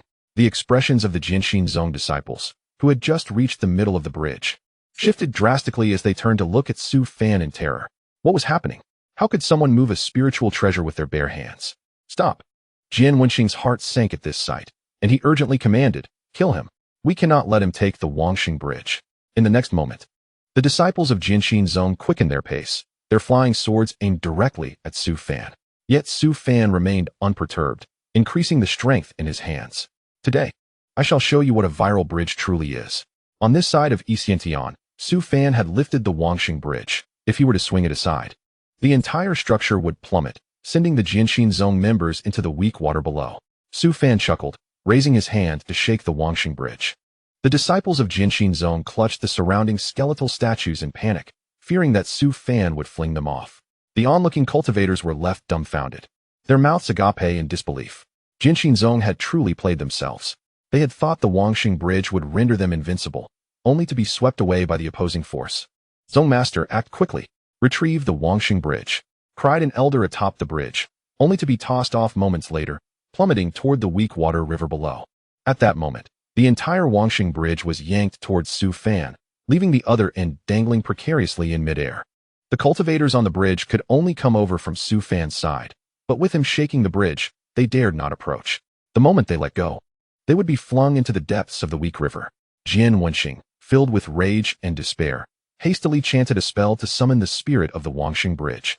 Hoping to reclaim it, the gray skeletal spirit slowly materialized, two wisp-like green flames flickering in its eye sockets, a chill descending upon the scene. What business do you have summoning me, Jian Wenxing? The gray skeleton inquired, its gaze fixed on Jian Wenxing, the green flames pulsating with anger. I apologize for the disturbance, but there is a problem with the Wangxing Bridge. Please summon it back. Jian Wenxing implored. The gray skeleton turned its gaze and spotted Su Fan shaking the Wangxing Bridge. A single glance caused its green flames to flicker violently. This was its true form. Weighing a formidable 100,000 pounds, no cultivator could possibly lift it barehanded. How could it now be treated as a mere plaything? This cultivator is a body cultivator. The gray skeleton suddenly recognized Su Fan's condition, the green flames in its eyes blazing with intensity. This body cultivator had evidently reached an exceptional realm, rendering the 100,000 pounds a trivial matter. But how had Jinshin Zong provoked such a being? Stop! The gray skeleton bellowed, rushing before Su Fan, towering over him. Su Fan glanced at the gray skeleton, scoffing. You think I will stop just because you say so? I have set my sights on this spiritual treasure. It shall be mine. Having said that, he wielded the Wangxing Bridge like a weapon, striking fiercely at the gray skeleton. The disciples of Jinshin Zong clung desperately to the surrounding statues, fearing they might fall. Those with misfortune were flung off, swept away by the weak water river. Are you insane? Using my true form to strike at me?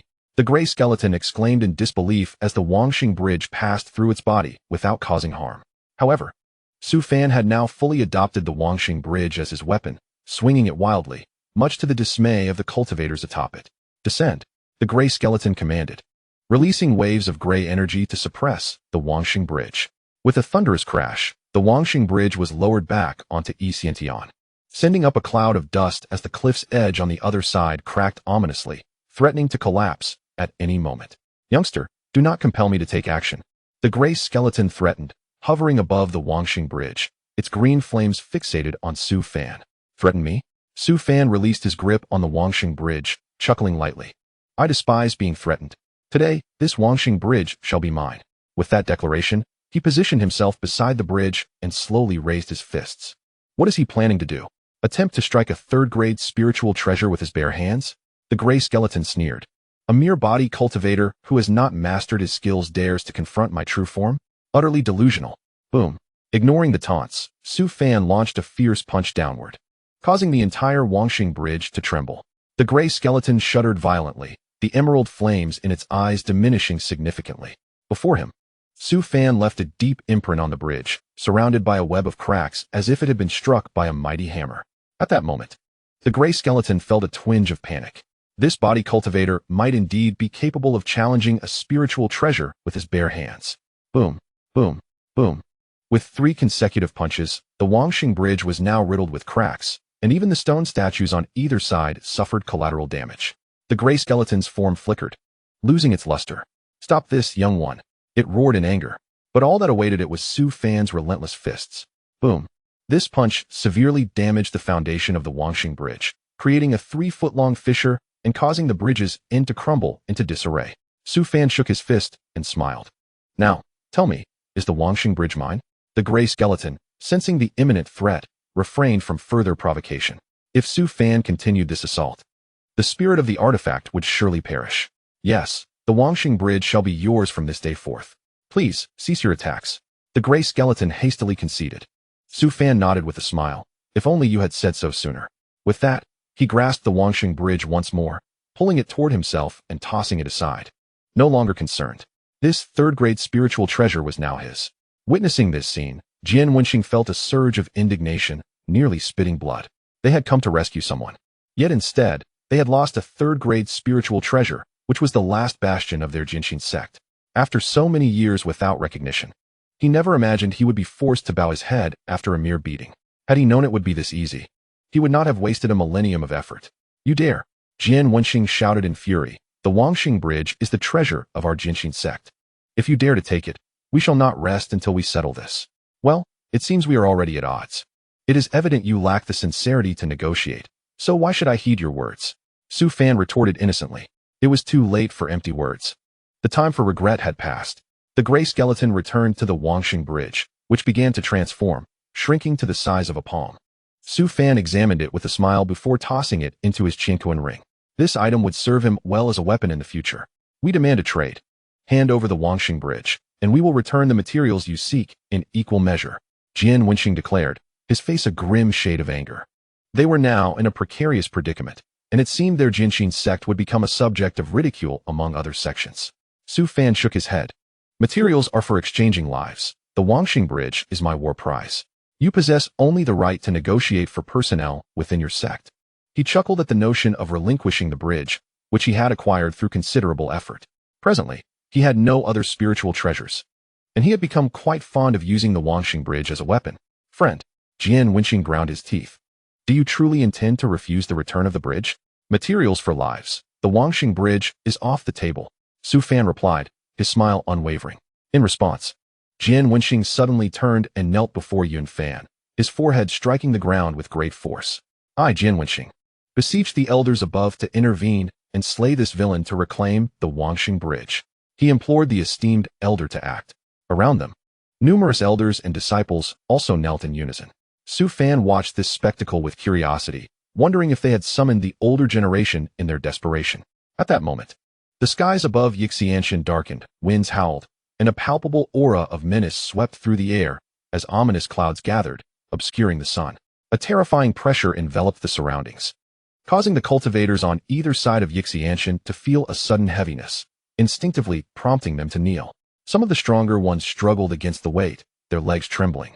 Yet they gritted their teeth, refusing to bow. The crowd's attention shifted as a swirling vortex formed, gathering fierce winds that morphed into razor-sharp blades of energy, sweeping through the area. In the next instant, a white-haired elder clad in coarse robes emerged slowly from the void, bearing a ghastly scar across his face. His solitary eye glinting with a fierce light as it locked onto Su Fan. Thud, thud. With each step he took, the air resonated with thunderous echoes, akin to the footsteps of a celestial being. The appearance of this elder ignited excitement among the disciples of Haotian Sect, with Jian Wenxing feeling a surge of hope.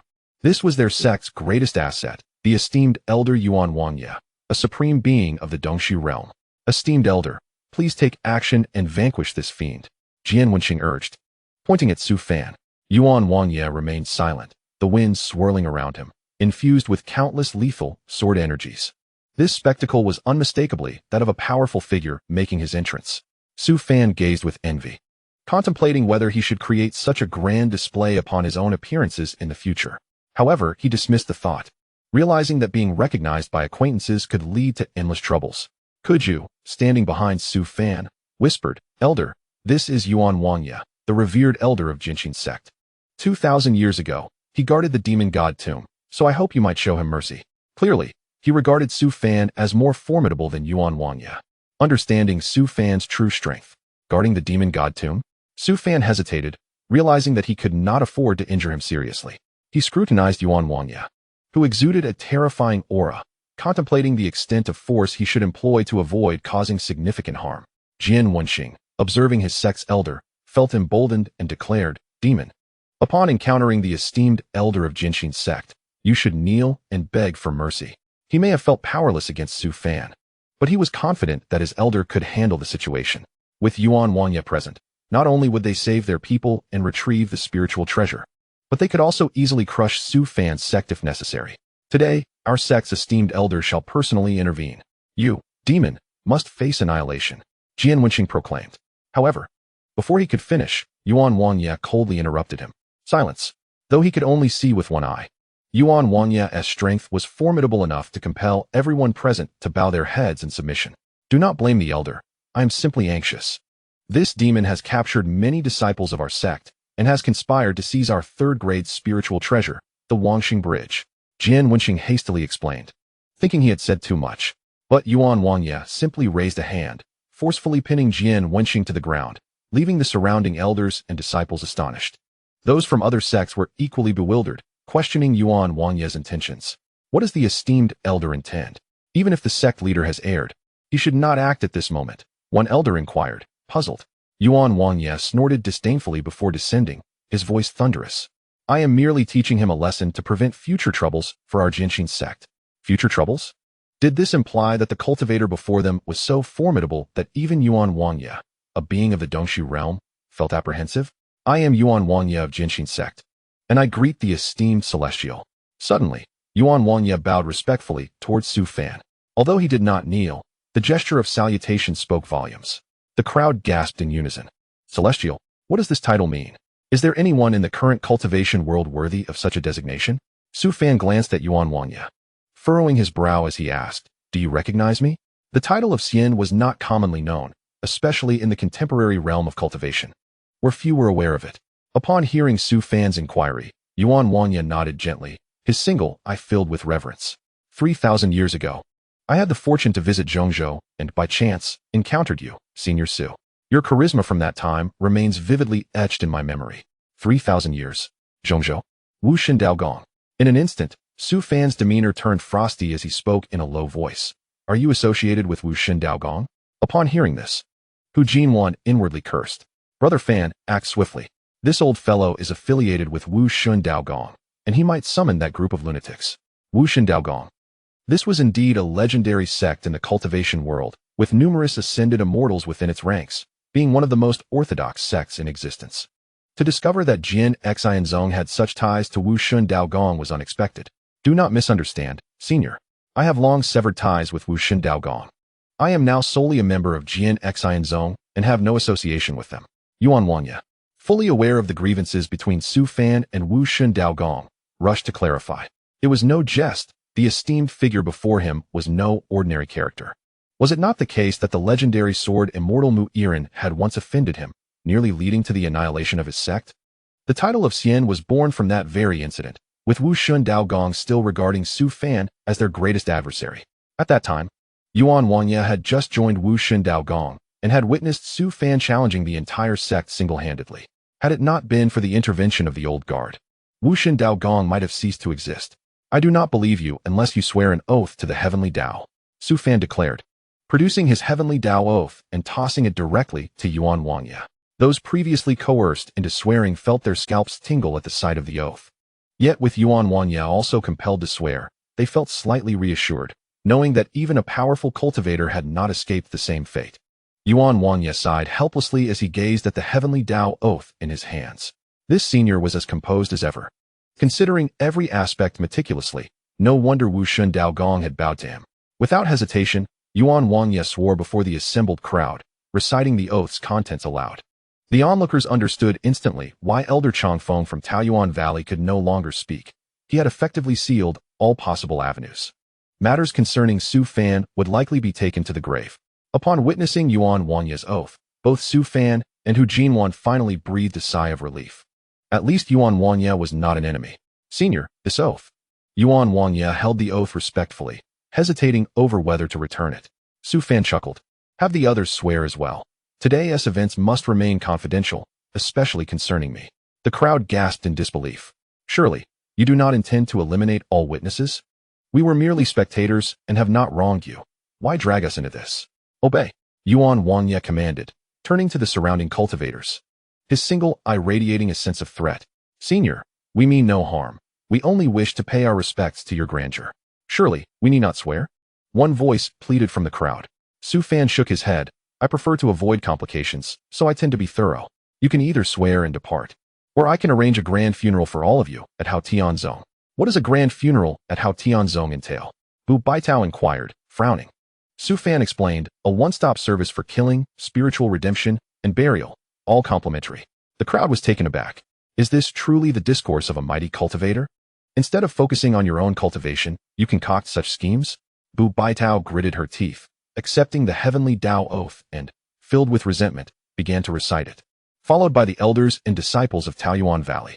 With their leader complying, the hesitant cultivators had no choice but to follow suit. There was no escaping, with Yuan Wanya, a Dongsu realm cultivator present. Escape was impossible. Once all the cultivators had sworn, standing awkwardly to the side, Su Fan retrieved the heavenly Tao oath manual.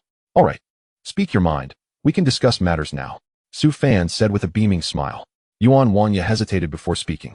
I hope you can release the disciples of Jian Xian Zong. I alone will bear the responsibility for their offenses. Seeing Yuan Wanya's earnest expression, many cultivators admired this Dong-Su realm powerhouse. A failure to educate reflects poorly on the mentor. A lack of strictness denotes the mentor's laziness. This was indeed the demeanor expected of a sect elder. Su Fan did not anticipate Yuan Wanya's response and nodded, rest assured. As long as you provide me with the materials, I will release these individuals. Thank you, Senior. Yuan Wanya expressed his gratitude. Retrieving the Qiankuan ring from Jian Wenqing and promptly sending it to Su Fan using his spiritual energy. After inspecting the Qiankuan ring and confirming the materials were sufficient, Su Fan nodded at Hu Jinwan. Hu Jinwan chuckled and released the disciples of Jian Xian Zong, allowing them to return to the other side of Xiantian. Having completed our transaction, I shall take my leave. You need not see me off. Su Fan decided to leave while the going was good. With the materials secured and having acquired a third-grade spiritual treasure, he felt he had profited handsomely. Senior, please wait. Yuan Wanya exclaimed hastily. What is it? Do you wish to continue our dealings? Su Fan turned, puzzled. Yuan Wanya nodded and spoke. I have visited Pisa D and heard you possess methods for extending one's lifespan. May I inquire about a possible exchange? The moment these words escaped his lips, every cultivator present felt their hearts race. Methods for extending lifespan. Such knowledge was vital. As cultivators progressed, their lifespan often became insufficient to support their physical form, leaving them unable to ascend and facing a slow demise. Who could accept such a fate? After all these years of cultivation, was it not all for the sake of ascension? Yet, in this era of stagnation, ascending had become exceedingly difficult, and all cultivators could do was seek ways to prolong their lives, hoping to seal themselves in Pasadi. Now that Su Fan held the secret to extending life, it was akin to a glimmer of light in darkness for those nearing the end of their lifespan. Do not harbor false hopes. My methods are akin to those of Pasadi. At best I can procure a better coffin for you. Su Fan replied, I owe old ghost numerous longevity treasures. So even if you seek to barter, I cannot provide you with anything. Yuan Wanya felt a twinge of disappointment upon hearing this. His lifespan was dwindling, and a breakthrough was not feasible. Thus, he could only seek ways to extend his life and strive for the peak of Dongsu, aiming for a breakthrough to prolong his existence. I implore you, Senior, to assist me in locating a suitable place. I am willing to exchange anything, Yuan Wanya urged. Su Fan regarded Yuan Wanya, sighing, very well, considering your past guardianship of the demon god tomb, I will offer my assistance this once. Follow me to Haotian Sect. He then produced the Wangxing Bridge, re-establishing the connection between Xiantian's two sides. Thank you, Senior, Yuan Wanya exclaimed, filled with excitement and gratitude, hastening across the Wangxing Bridge. Once he had crossed, Su Fan retracted the bridge and proceeded towards Yunfan. Meanwhile, Yuan Wanya turned to his sect members, saying, You all return to Jian Xian Zong first. If anything significant occurs, feel free to shatter the jade token I left behind, and I will respond at the earliest opportunity. Jian Wenqing seethed with frustration. Not only had they suffered losses today, but they had also sacrificed their esteemed elder, resulting in significant losses for Jian Xian Zong. Yuan Wanya serves as their esteemed elder. What can he do? Watching the distant sails of the cloud ship, Jian Wenqing gritted his teeth and declared, First, rescue the people from the river of weak water. Then we shall discuss matters with the sect. The crowd hurriedly dispersed, for Su Fan's final words were of great significance. The method of prolonging life must be reported to the sect. In an instant, the entire northern wilderness learned that the Jinshin sect had been defeated by a single individual, and even the esteemed elder had departed with him.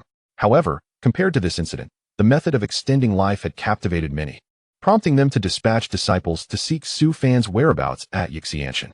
The ancient elders, however, were consumed with excitement, prioritizing the emergence of the Haotian sect over the matters of life extension and Jinshin sect. The Haotian sect, a millennia-old sect once thought to be mere legend, was indeed real, and the fallen immortal Su Fan belonged to it. Gradually, rumors of the Haotian sect's reemergence began to circulate throughout the northern wilderness. Meanwhile, Su Fan and his companions were aboard the cloud ship en route to the Haotian sect, with ample materials at hand. It was time to expedite the forging process and involve all the sect's elders in the endeavor. On the cloud ship, Hu Jinwan kept his distance from Yuan Wanya, harboring no fondness for the Wushan Dao Palace, despite Yuan's past association with it. Yuan Wanya stood behind Su Fan and respectfully inquired, "Senior, may I ask where we are headed?" "To the Haotian sect," Su Fan replied calmly.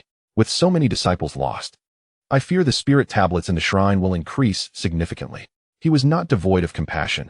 The disciples of the Tsang Lei Dong Tian were akin to his own, and how could he simply disregard their plight? In the future, they would remain in the spirit shrine, receiving offerings from the Haotian sect for generations. If any wished to depart into reincarnation, Su Fan would not impede them, for the Haotian sect was no malevolent faction. Yuan Wanya was unaware of the intricacies of the Haotian sect, but felt a burgeoning curiosity, for a sect housing a fallen immortal could not be of ordinary caliber. "Rest assured, our sect is rich in spiritual energy and possesses the elixir of immortality. This is an excellent opportunity for you to break through." Su Fan spoke softly. "First, let us extend your lifespan by a century.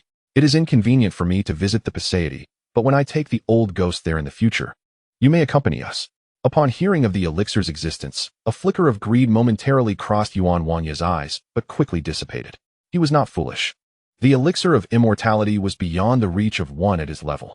However, utilizing its spiritual energy to break through might mend his internal injuries. He promptly clasped his hands in gratitude, saying, "Thank you, Senior." Chapter 56. I do not compete for spiritual energy with the younger generation.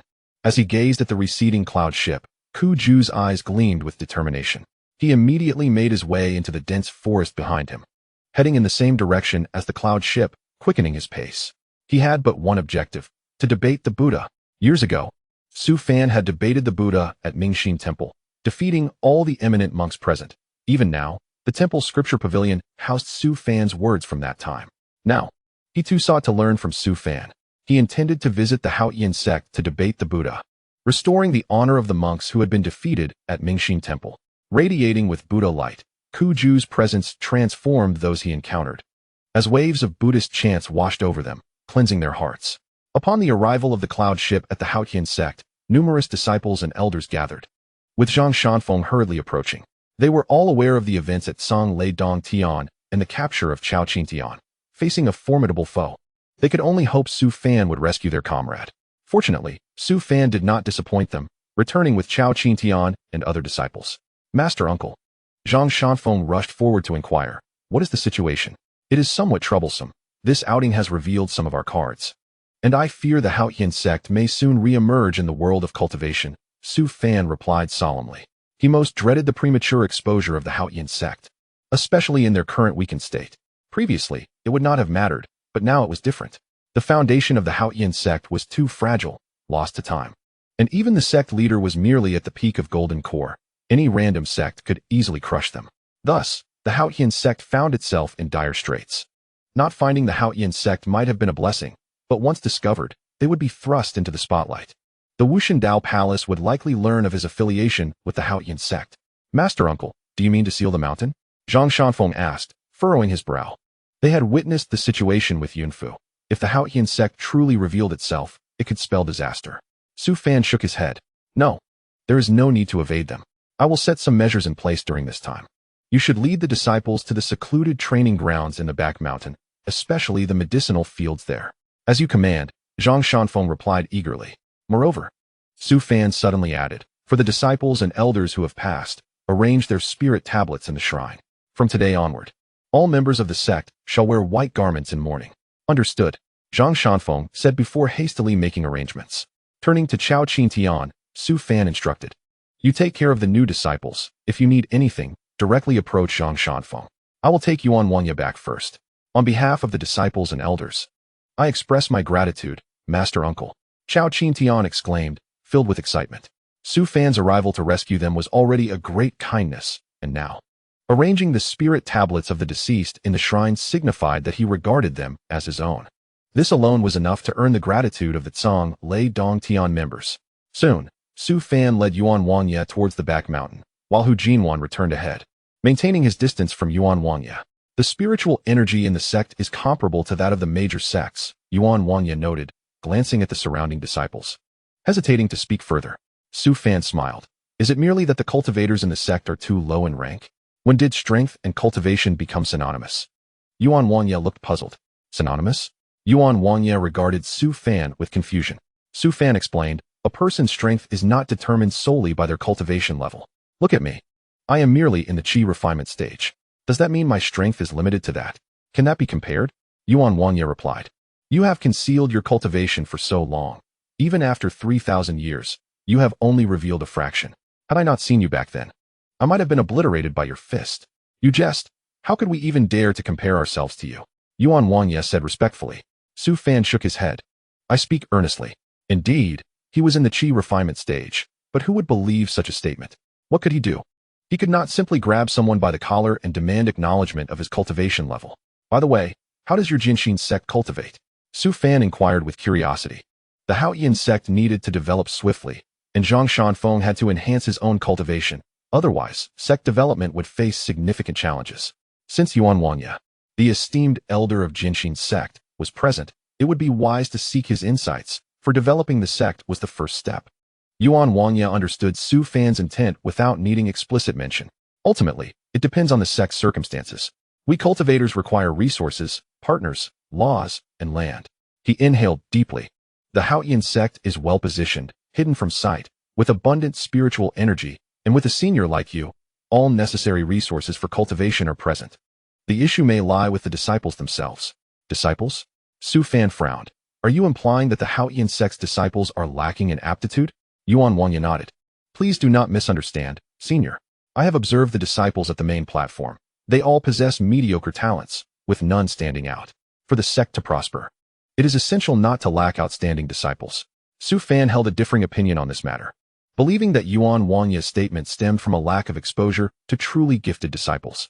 The hidden treasures within the back mountain were predominantly inhabited by individuals of exceptional talent, not to mention the students residing within the small courtyard. Xiao Jixiang was on the brink of foundational establishment. With diligent cultivation, success was assured. Meanwhile, Zhongying had already attained the manifestation of the sea above the bright moon at the foundational stage, embodying the essence of an immortal. These two disciples alone could uphold half of the Haotian Sect's future. As for the other disciples, they may possess unique qualities that have yet to be discovered. Before long, Su Fan and Yuan Wanya arrived at the small courtyard of the back mountain, where numerous disciples were practicing within the hidden treasure nearby. Some disciples, having concluded their training, emerged and promptly greeted Su Fan upon his return. Greetings, Master Uncle, they said. Yes, continue your diligent cultivation, Su Fan replied with a nod. Before turning to enter the inner sanctum, Yuan Wanya stood bewildered at the entrance, fixated on the golden scroll-like entrance to the hidden treasure, at a loss for words. There is actually a hidden treasure within the Haotian Sect? He exclaimed. Senior. Yuan Wanya hastily called out to Su Fan, his gaze still locked on the hidden treasure. Unsure of how to articulate his thoughts, Su Fan turned to him and smiled. Ah, this is the entrance to our Haotian Sect's hidden treasure. Disciples with commendable talents are allowed to enter for cultivation, but it is currently open to all disciples. Yuan Wanya was well aware of the significance of a hidden treasure, yet he was astonished that such a valuable asset was simply left here, utilized as a cultivation area for disciples. Surely that was a waste. Should he criticize the Haotian Sect for lacking discernment, or lament that their Jian Xian Sect was too impoverished? After all, Jian Xian Sect was also a prestigious sect with a legacy spanning thousands of years. It was unusual for a sect to carelessly abandon a hidden treasure. Do you wish to enter for cultivation? Su Fan inquired, puzzled. Can I really? Yuan Wangye's expression brightened. The spiritual energy within the hidden treasure was far denser than outside, promising rapid advancement in cultivation. He could hardly turn that down. After a moment of contemplation, Su Fan responded, I had intended to send you to Shaolin Peak, where the field of immortal herbs is tended with even richer spiritual energy than the hidden treasure. Since you wish to cultivate in the hidden treasure, I will refrain from making further arrangements. Immortal herbs. The Haotian Sect truly possesses immortal herbs. Yuan Wanya quickly clarified. Senior, you misunderstand. I definitely wish to cultivate at Shaolin Peak. The hidden treasure should be left for your sect's disciples. It would be unseemly for me to compete for spiritual energy with a group of juniors. Very well, let us proceed inside first, Su Fan said, leading Yuan Wanya into the small courtyard. Within the courtyard, Hu Jinwan sat in front of his dwelling, engrossed in the Niaozi Jing. Upon noticing Su Fan and Yuan Wanya's arrival, he lifted his head.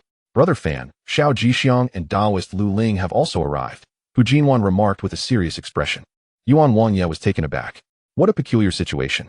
Did I inadvertently offend Hu Jinwan somewhere? Ever since returning from the Yixianshan, he has been avoiding me as if I were his enemy. Logically, I have never even met him before. Su Fan turned to explain. Do not misconstrue. Hu Fatsi means no harm. He simply has a grudge against the Wu Xindao Palace. With this clarification, Yuan Wanya understood. He had previously cultivated at the Wu Xindao Palace, and though he had since withdrawn, he still held ties to it. Taoist Hu, please do not misunderstand. I am no longer associated with the Wu Xindao Palace and will not harbor any grievances with you in the future, Yuan Wanya quickly explained. Hu Jinwan acknowledged him with a grunt and resumed reading the Niaozi Jing.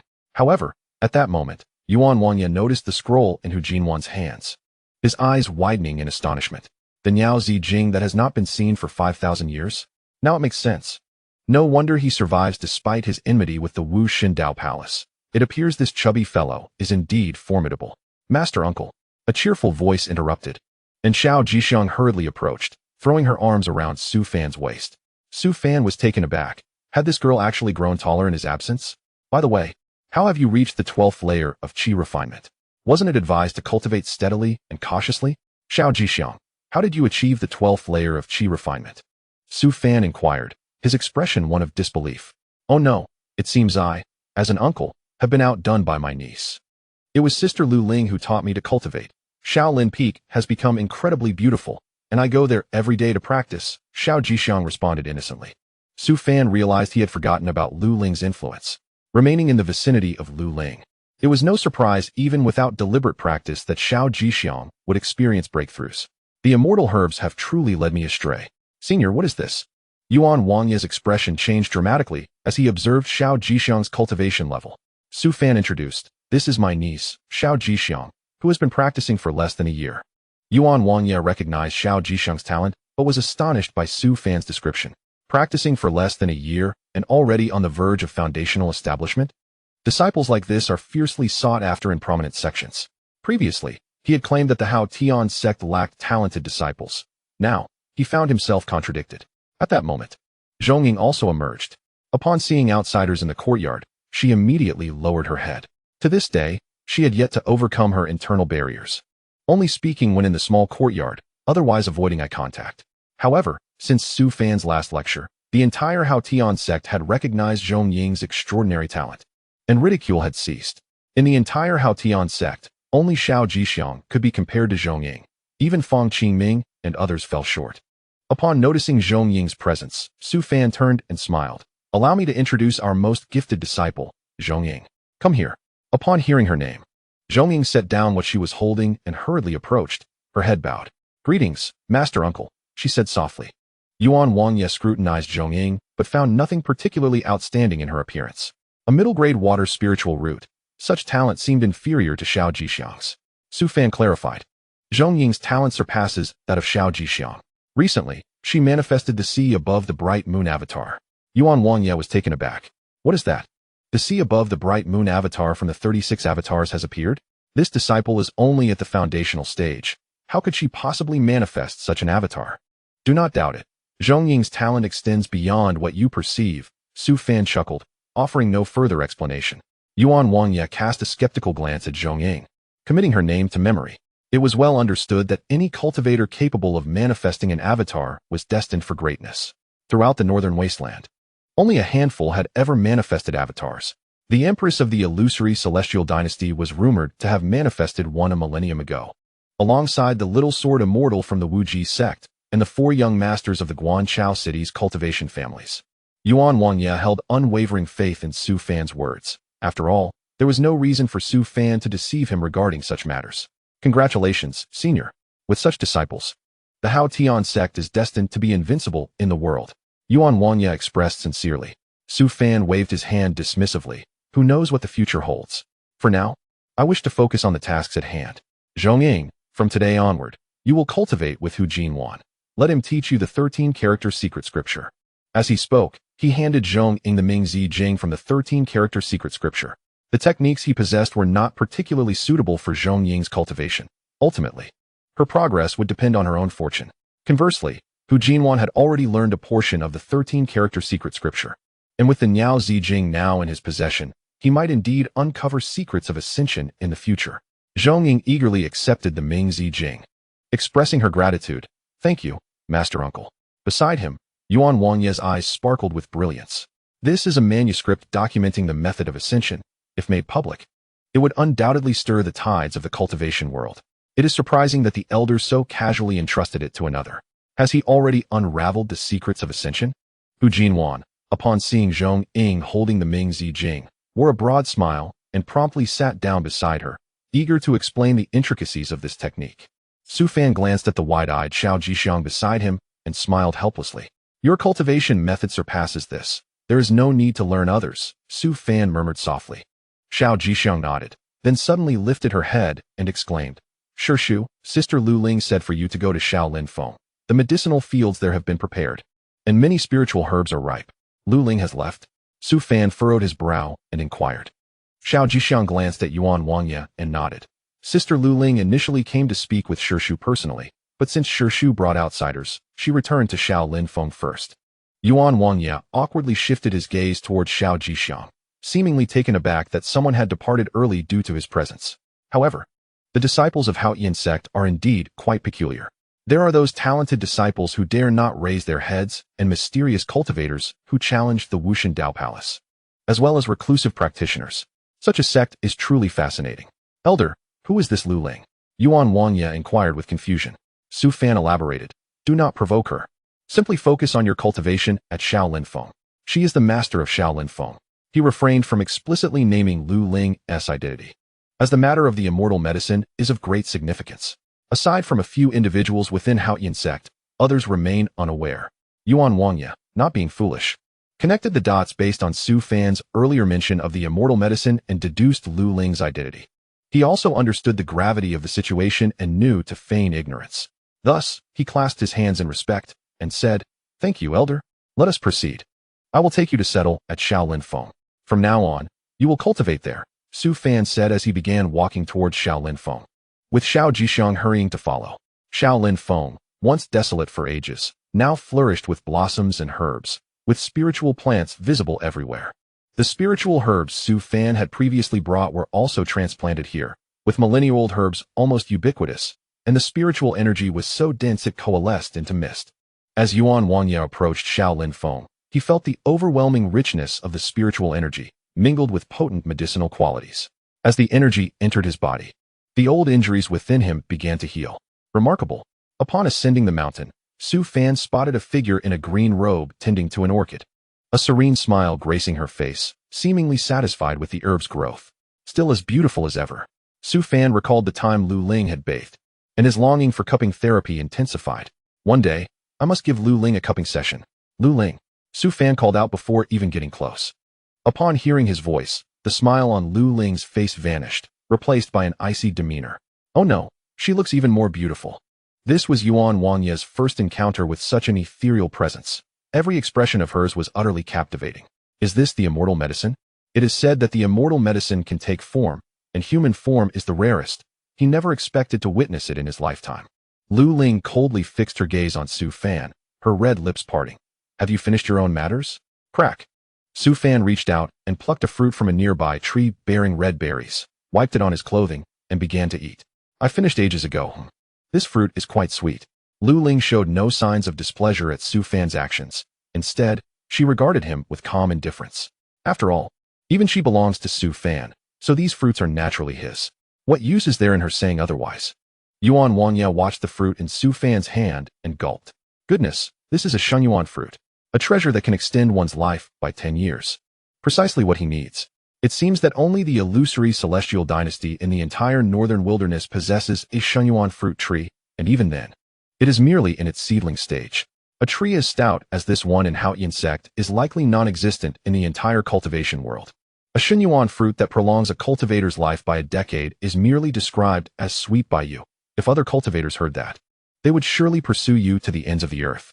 Lu Ling remarked with a neutral expression. Hearing her words, Su Fan glanced at the fruit in his hand. Extend life by 10 years. Isn't this precisely what Lao Gui and Yuan Wanya need? What was once a source of concern has unexpectedly presented itself right before him. You mentioned you were searching for items to extend lifespan? Su Fan asked, puzzled. Hu Jinwan mentioned it once. I found some old seeds and tried them, and unexpectedly, they sprouted. Lu Ling replied in a nonchalant tone, though her gaze wandered elsewhere. Su Fan, oblivious, finished the fruit quickly and said, thanks, and I appreciate your help during this time. He then turned to indicate Yuan Wanya.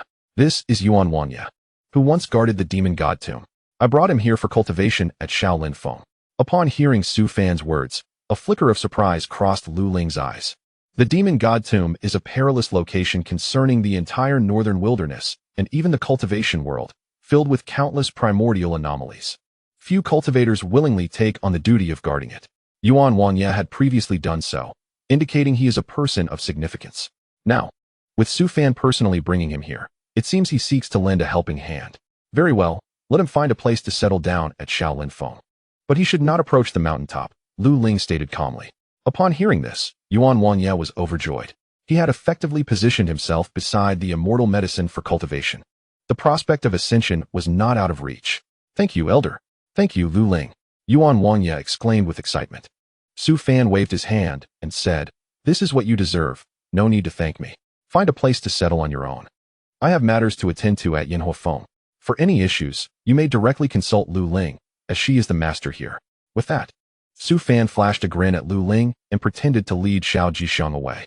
This girl cultivates too quickly. If this continues, he, as her Shu, would have nowhere to put his face. No, I want to stay and cultivate with Sister Lu Ling. Xiao Jixiang shouted. Shu, you go back.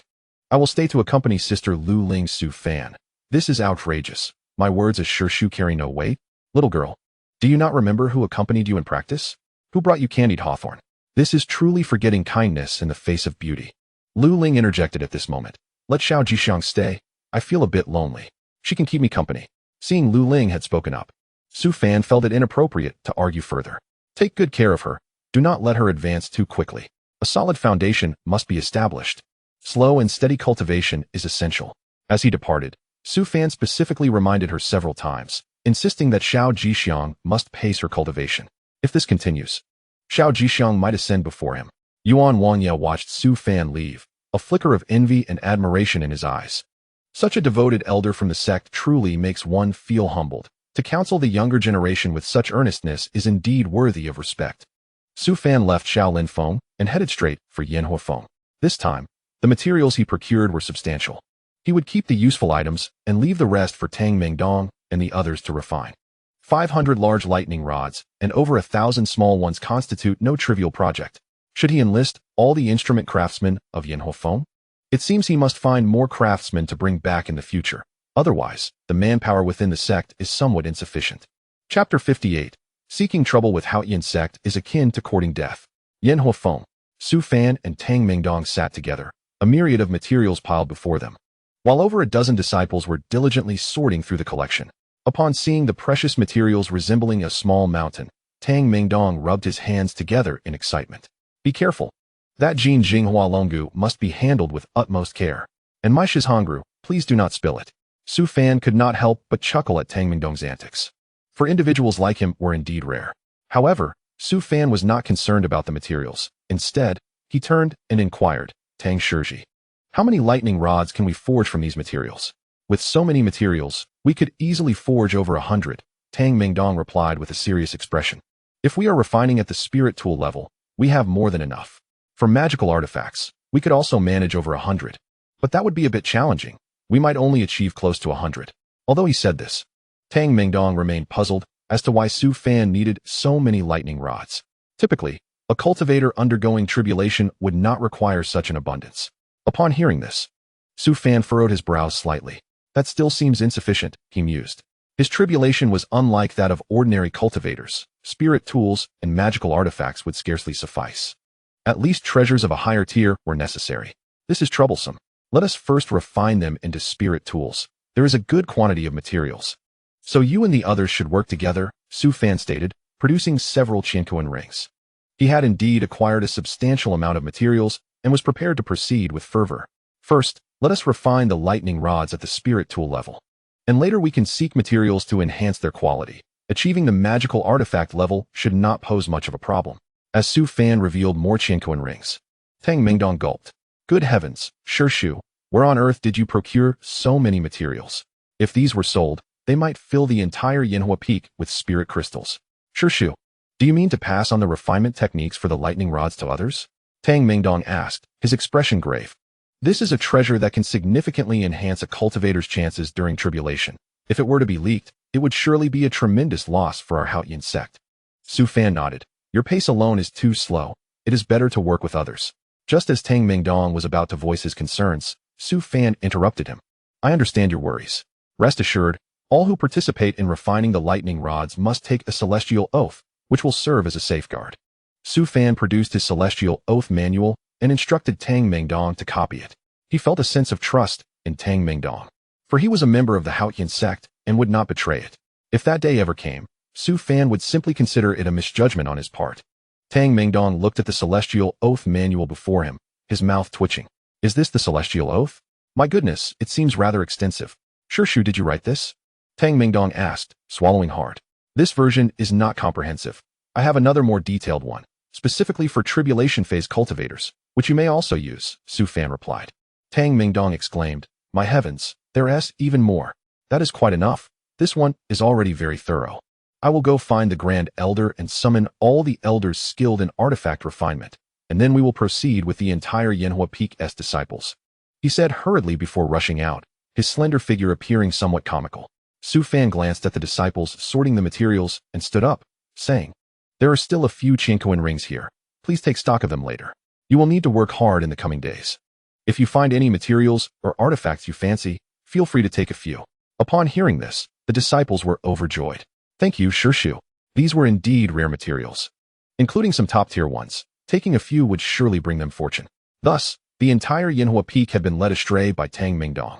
Outside by Xia City, Ku Ju recited scriptures with fervor, traversing dense forests for miles until he finally arrived at the vicinity of the Haotian Sect. The closer he drew to the sect, the more he felt an uncontrollable agitation within him.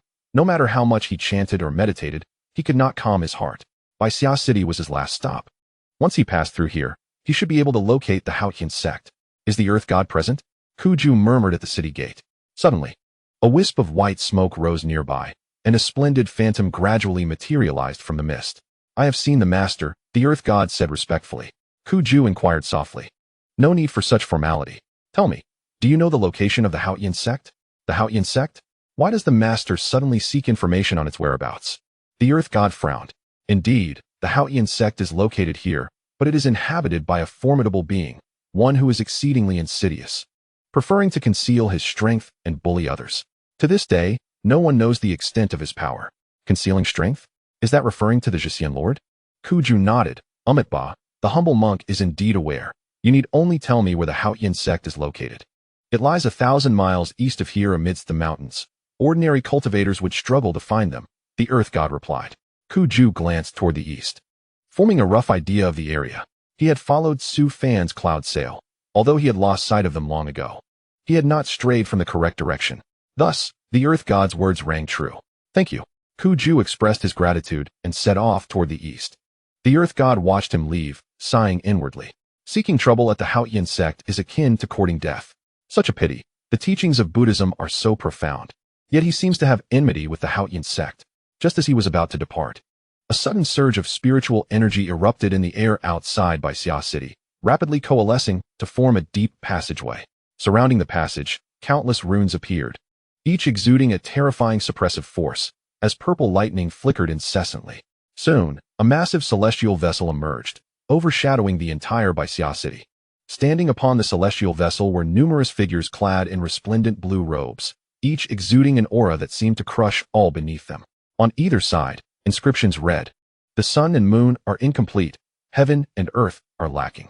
At the very top, a banner fluttered in the wind, adorned with 9 golden dragon patterns that formed a single character, G. Upon witnessing this scene, the earth god felt a chill run down his neck and hurriedly transformed into white smoke, burrowing into the ground. The celestial vessel was a veritable fortress, housing an array of impressive disciples. In the highest pavilion, a middle-aged man clad in blue robes, his expression cold, radiated a luminous blue aura while holding a golden token. "Patriarch, we have arrived at the location," reported an elderly woman in blue robes, leaning on a dragon-headed staff, her silver hair neatly pinned up. The middle-aged man acknowledged with a hum and slowly remarked, "Contact Yun Shi and have her come here first." Understood. Within the Haotian Sect, Su Fan and Tang Mingdong stood together, discussing matters related to the refinement of the lightning rods. Not far away, Jai Yunshi idly held a wine jar, watching Su Fan with a mischievous grin, the scent of alcohol heavily wafting from her. During this time, she had been quite leisurely, with Zhang Shanfeng and Chao Qintian managing the sect's affairs, leaving her with little to do but wander around. While Su Fan spoke, she had also managed to break through to the Yuaning stage, surpassing Zhang Shanfeng in speed. However, this only heightened her boredom, as the ease of cultivation paled in comparison to the amusement of observing her Shirshu. Suddenly, Jai Yunshi's expression shifted dramatically, her wine jar slipping from her grasp and shattering on the ground, the exquisite liquor spilling everywhere. Hearing the noise, Su Fan turned to look, his expression filled with confusion. However, immediately after, Ji Yunshi said nothing, rising and soaring into the distance. Su Fan thought to himself, what absurd idea has this woman come up with now? Shirshu, shall we begin the refining process now? Tang Mingdong ignored Ji Yunshi, instead wearing a relaxed expression. Among the entire sect, he found Ji Yunshi most bothersome. Not only did she do nothing all day, but she also frequently disrupted his income, as she was the one who reported him for selling stolen spiritual tools. With Ji Yunshi gone, he felt a sense of relief. Su Fan nodded and said, let us begin the practice. Be gentle when inscribing the patterns and make sure everyone understands clearly. This time, all the weapon refiners of the Haotian Sect gathered together, along with disciples who had innate talent for refining. The greater the number, the more powerful and swift their efforts would be. Su Fan joined in, as several individuals gathered to commence the refining process, hoping to conclude it swiftly. Amitba, a resounding chant echoed above the Haotian Sect, causing all disciples to momentarily lose their focus. Su Fan frowned and instructed, continue refining. He then descended the mountain, a flicker of surprise appearing in his eyes. It seemed that the monk Ku Ju had arrived. How did he unexpectedly find his way to the Haotian Sect? Most alarmingly, this monk had managed to locate the sect's position, indicating that he possessed some skill. Outside the Haotian Sect, Ku Ju, with benevolent features, stood with his chest spirit suspended in midair, while the protective formation of the sect slowly activated, obstructing his entry. This humble monk merely seeks an audience with Senior Su. I hope you can relay my request, Ku Ju said slowly. The chest spirit scoffed. You, great monk, should leave at once. Our Shirshu is quite busy and has no time for you. Su Fan is not someone that outsiders can simply meet at will. If today a Ku Ju monk comes, tomorrow a Tian Ju monk arrives, and the day after brings a Xian Ju monk, would the Haotian Sect not become a Buddhist garden? I have met the senior monk.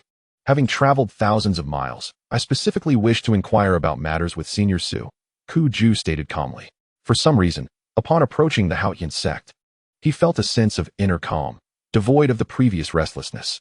Perhaps it was fate that he was destined to visit the Haotian Sect and engage in a debate about Buddhism with Su Fan. In the distance, a figure approached. It was Hu Jinwan. Qi Ling, Brother Fan says to let Master Ku Ju in. He is not our enemy. Upon hearing Hu Jinwan's words, Qi Ling reluctantly waved his sleeve, and an entrance slowly appeared in the protective formation. Ku Ju pressed his palms together and nodded, saying, Amitba, thank you. Chapter 59. The evil cannot be eradicated. Vow not to attain Buddhahood. In the grand hall of the main peak, Su Fan had already prepared tea, specially brewed with spiritual spring water, to welcome Ku Ju. Within the realm of cultivation, only those who once guarded the demon goddess tomb were deserving of such treatment. Before long, Hu Jinwan appeared, escorting Master Ku Ju, both moving at a leisurely pace, with Hu Jinwan hastily departing without uttering a word. Strange. This Master Ku Ju is exceedingly enigmatic. Walking with him instills an almost overwhelming urge to convert. Watching Hu Jinwan hurriedly leave, Su Fan could only shake his head in resignation, fully aware of Hu Jinwan's reasons for fleeing. Inside the hall, Chao Qingtian wore a calm expression, his gaze somewhat vacant, fixed on Master Ku Ju with devout attention. Clearing his throat, Su Fan spoke, Chao Shizi, you should leave now. Zhang Shizi is still in seclusion, and you must pay more attention to the affairs of the sect. Chao Qingtian, coming back to his senses, felt a wave of fear. He had nearly knelt before Master Ku Ju. Had it not been for Su Fan's final cough, he might have been converted by the monk's radiant aura. As you command. Chao Qingtian replied hurriedly and exited. Su Fan reminded the guarding disciples outside to leave as well, for they need not remain here today. Chao Qingtian instructed the disciples outside to vacate, knowing full well how formidable Master Ku Ju was. Merely the aura surrounding him had almost converted him. Fortunately, the disciples of the Haotian Sect had all gone to the hidden refuge in the back mountain. Had they remained here, many would likely have been converted. Please. Su Fan gently pushed the tea forward in the hall.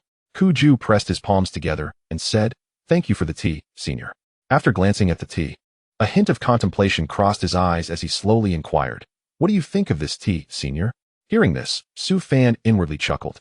Indeed, Master Ku Ju had come to seek trouble. It appeared that the debate at Mingxin Temple had a profound impact on Buddhism. Back then, he had taken an interest in Buddhism, only to find himself embroiled in a debate, which ultimately unsettled the monk's heart. The abbot he debated with even lost his composure and passed away, with his relics enshrined afterward. Alas, good tea, Su Fan replied with a smile. Is that all? Ku Ju, confident in his profound understanding of Buddhist principles and having cultivated the eternal life Zen, felt emboldened to challenge Su Fan. However, he did not anticipate that he would soon find himself at a disadvantage. After a moment's hesitation, Ku Ju slowly remarked, Senior is not well versed in tea. It embodies all things. Upon finishing his statement, he drank the tea in one gulp and asked with a smile, All worldly matters are contained within the tea. Su Fan replied calmly, Thus, I maintain it is good tea. Is the senior intentionally framing my words? No matter how good the tea, it is ultimately useless. Ku Ju abruptly shifted the subject. You pose a question to me, and I respond. How is it that your words hold any weight? Su Fan chuckled. At that moment, Su Fan's words rendered Ku Ju utterly speechless. It seemed he had lost, and thoroughly so. Su Fan then poured another cup for Ku Ju, saying with a smile, Please. A flicker of struggle appeared in Ku Ju's eyes, and the radiant aura surrounding him began to shift, with a hint of darkness emerging within the brilliant golden light. Su Fan, noticing this, was momentarily taken aback, though his smile remained unwavering. It seemed Ku Ju's heart was beginning to falter. Senior, how do you interpret life and death? Ku Ju inquired, frowning. Su Fan rose and approached the door, his expression exceedingly serene. Ku Ju's gaze followed closely, eager to discern Su Fan's response. As the door swung open, sunlight streamed in, enveloping him in warmth. Life and death are in perpetual cycle. In every breath lies existence and demise. Without birth, how can there be death? Su Fan spoke softly. The natural order of all things encompasses life and death. You practice eternal life Zen. Yet do you not understand how to navigate life and death? Today, you seek to debate Buddhism with me, ultimately because you are fearful. You fear that I will dismantle your eternal life Zen, fearing that one day you will meet your end. Impossible. The day I began practicing eternal life Zen, I forsook life and death. Ku Ju retorted angrily. In that moment, the transformation of the aura surrounding him became even more pronounced. The dark energy now encompassed a third of his radiant light. Su Fan sighed inwardly upon witnessing Ku Ju's change. The teachings of Buddhism emphasize that a single thought can lead to heaven or hell. A heart of Buddha leads to enlightenment, while a heart of demons leads to chaos. It seems that today, Ku Ju is on the brink of succumbing to darkness. Ku Ju's expression twisted into a grimace as he coldly declared, If eternal life, Zen, does not comprehend life and death, then how does a person who is immortal meet their end? Su Fan. What a formidable presence of demonic nature. Unable to win the debate, he attempts to drag me down as well. He is indeed a fierce individual. I can choose to live or die at will. Life and death are entirely within my control. Su Fan retorted coldly. Humanity controls life and death. The struggle in Ku Ju's eyes intensified, as the radiant aura around him dimmed significantly, the dark energy now occupying half of his luminous presence. He stood on the precipice of being consumed by darkness. A glimmer of resolve flashed in Su Fan's eyes as he spoke directly. You sought to debate Buddhism with me. Yet your inquiries have consistently pertained to Zen. Perhaps you are well aware that you cannot contend with me on Buddhist principles and are attempting to win through Zen instead. If you lacked confidence from the beginning, why embark on this journey? Every word resonated with profound truth. The radiant aura surrounding Ku Ju has completely dissipated, replaced by a terrifying demonic energy. Dark runes emanate from Ku Ju's heart, spreading throughout his body, transforming his benevolent visage into that of a ravenous abyssal spirit. You have corrupted my Buddhist heart, he coldly rebukes, his voice now resonating with the furious roars of the abyssal demons, signaling that he is no longer the Ku Ju we once knew. Su Fan shakes his head, expressing his helplessness. Is this truly where we stand? In the past, he single-handedly faced all the monks of Ming Xian Temple without succumbing to madness. Yet now, with just a few words from me, he has fallen into darkness, clearly indicating that his Buddhist heart has long been unstable. Suddenly, Ku Ju lunges at Su Fan, aiming directly for his heart, his palms radiating chaotic demonic energy. Su Fan takes a step back, gently kicks him out of the grand hall, aware that any conflict here could lead to the destruction of the sanctum. Ku Ju crashes outside, landing heavily on the altar, his demonic aura showing no signs of retreat. From a distance, Chao Qingtian and his disciples watch in astonishment. Wasn't he just fine moments ago? How did Master Ku Ju suddenly succumb to madness? A feral roar escapes Ku Ju's lips as black energy surges around him within the Haotian Sect, startling many. Soon, a black demonic figure manifests amidst the chaos. Its four faces adorned with arcane symbols that revolve slowly, enveloping Ku Ju. This four-faced demon embodies Ku Ju, and he, in turn, is the four-faced demon. One of the faces, marked by a playful grin, suddenly fixes its gaze upon Su Fan, flashing an eerie smile. Dressed in white, Su Fan steps calmly out of the hall, his demeanor unperturbed. If a bodhisattva possesses forms of self, others, sentient beings, and longevity, then he is not a bodhisattva. Reciting from the Diamond Sutra, a compassionate visage of a bodhisattva emerges, obscuring one of the demon's faces and partially dispelling the dark energy. Foolishness. The four-faced demon's energy surges violently again, and a wooden-faced countenance turns towards Su Fan, its 8 arms flailing in the air. Step by step, Su Fan approaches the altar, his recitation of the Diamond Sutra unwavering. All forms are illusory. If one perceives forms as non-forms, one then perceives the Tathagata. One should neither cling to the law nor reject the law. By transcending self, others, sentient beings, and the notion of longevity, one cultivates all virtuous dharmas and attains Anattara Samyaksambodhi. In midair, the bodhisattva's figure extends countless chains, completely ensnaring the four-faced demon, which now emits cries of despair as the chains transform into a blazing red hue. The demonic energy begins to dissipate. As Su Fan continues to chant the Diamond Sutra, the chains multiply, further subduing the four-faced demon. In a matter of moments, the demonic energy surrounding Ku Ju is fully extracted, leaving him pale and weakened. With a thud, Ku Ju collapses to his knees, his hands clasped together as if to bow down. Su Fan hastily supports him, sighing, "You have strayed from the path." The essence of Chongqing Chan is not merely longevity, but the profound nature of Chan itself. Were it not for your contributions in guarding the monster god's tomb at Ming Xian Temple, I would not have assisted you in dispelling your inner demons. Thank you, venerable elder, Ku Ju replies weakly. Yuan Wangye from Shaolin Peak, sensing the demonic energy, hurriedly arrives, shocked to find Ku Ju under the influence of madness. However, witnessing Su Fan's Buddhist method of dispelling demons has opened his eyes.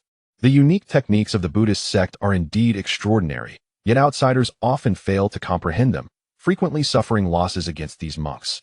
It seems that to contend with them, one must employ their own methods. Yet, Elder Su's Buddhist practice is truly unfathomable. Elder? Yuan Wangye inquires, confused. Su Fan shakes his head. It's nothing of concern. Ku Ju simply faced a mishap in his cultivation, and I merely lent him a hand. With that, Yuan Wangye takes his leave, expressing, if you require any assistance, do not hesitate to summon me. He shares a kinship with Ku Ju, both having once safeguarded the monster god's tomb, which is why Su Fan is willing to accept them. Su Fan then beckons Chao Qingtian, signaling him to bring the other disciples forward. Sure Shu. Chao Qingtian and his disciples bow respectfully. Take him to rest. Do not disturb him for the next few days. Allow him to regain his composure, Su Fan instructs solemnly. Understood. Chao Qingtian and the disciples promptly escort Ku Ju away. Just as they are about to depart, Ku Ju suddenly inquires, Elder, is it truly possible to master one's own life and death? Life and death are the paths of destiny. Do cultivators not seek to escape the shackles of fate through transcendence? After a brief pause, Su Fan chuckles, as one who practices Changxing Chan. Do you not find this question somewhat amusing? Or do you think the boon I bestowed upon you is insufficient? Ku Ju trembles, and the radiant aura reappears around him, coalescing into a vision above his head. A towering golden-bodied Arhut traverses through the ethereal mists, advancing toward the endless abyss of evil. The Dharma form, the Arhut, dispels demons. Under Su Fan's guidance, Ku Ju comprehends the Dharma form, embodying the celestial visage that many envy. Amitba, the young monk, understands. Ku Ju declares solemnly, "Once I regain my strength, I shall return to the temple to guard the monster god's tomb. Until the evils are vanquished, I vow not to attain Buddhahood." Chapter 60. Not understanding. Why not speak earlier at Ming Exine Temple? A lotus of Buddhist light suddenly blooms in the air, petals the size of palms drifting down, enveloping the entire temple. The monks within emerge in droves, gathering beneath the various pagodas, their hands clasped together in prayer as they begin to chant, and at that moment, the Buddhist light ascends into the heavens. He has attained enlightenment. Someone has become a Buddha. An elderly monk in yellow robes murmurs excitedly before a golden statue of the Buddha, as the surrounding incense flares up. Just then, a young monk rushes in, shouting, "Master!" Lotus flowers are falling from the sky outside. This elderly monk is the abbot of Ming Exine Temple, Fa Fan, the highest authority of Changxing Chan. Within Ming Exine Temple, there are only 3 senior monks of the Dharma generation, all of whom are practitioners of Changxing Chan. Fa Fan gazes at the descending lotus flowers, his heart swelling with joy. The fortunes of the Buddhist sect are finally turning. With this rain of lotus flowers, the monks of Ming Exine Temple shall surely enhance their strength. Someone in Ming Exine Temple has attained Buddhahood. Swiftly contact the disciples outside and the secluded masters to ascertain who has achieved enlightenment. Fa Fan begins to organize matters urgently. The young disciples respond affirmatively and hurriedly rush out to spread the news of the miraculous event. In an instant, many monks rise to contact their fellow disciples outside, eager to discover who has achieved Buddhahood. In the stagnant spirit era, monks pursue the path to Buddhahood, akin to the ascension of cultivators to the celestial realm, seeking longevity equal to that of the heavens. Nowadays, ascension has become exceedingly difficult, verging on impossible. For someone from Ming Exine Temple to achieve this feat first is a testament that even in the stagnant spirit era, Buddhahood and ascension are attainable. After an extensive investigation, the outside disciples hastily return, eager to partake in the rain of lotus flowers. Fa Fan, upon hearing the reports from the returning disciples, becomes increasingly grave. It cannot be. The lotus rain and the manifestation of the Buddha signify that someone in our temple has attained enlightenment. How could there be no news? Fa Fan furrows his brow. Which disciple is still wandering outside? Reporting to the abbot, the only disciple outside is Ku Ju, who ventured to the first-line sky and has yet to return. The young disciple replies, "Ku Ju. Indeed, it must be him. But he is also a practitioner of Changxing Chan. How could he attain Buddhahood at this moment? When he departed, he was merely at the combined realm. It should not be this swift." Fa Fan then inquires, "What is the current situation at the first-line sky?" The young disciple said, "A significant event occurred in Xiantian recently. An enigmatic elder from the previous generation appeared, deceiving numerous cultivation sects. And Haotian Sect was particularly affected, losing their esteemed elder to his trickery. Yuan Wanya? I never expected him to show up," he continued. Fa Fan inquired further, "What else?" "Recently, rumors have been circulating in the northern wilderness, suggesting that the ancient sect, Haotian Sect, has resurfaced, and that mysterious practitioner is affiliated with them, possessing a method to extend one's lifespan, which has piqued the interest of many cultivators."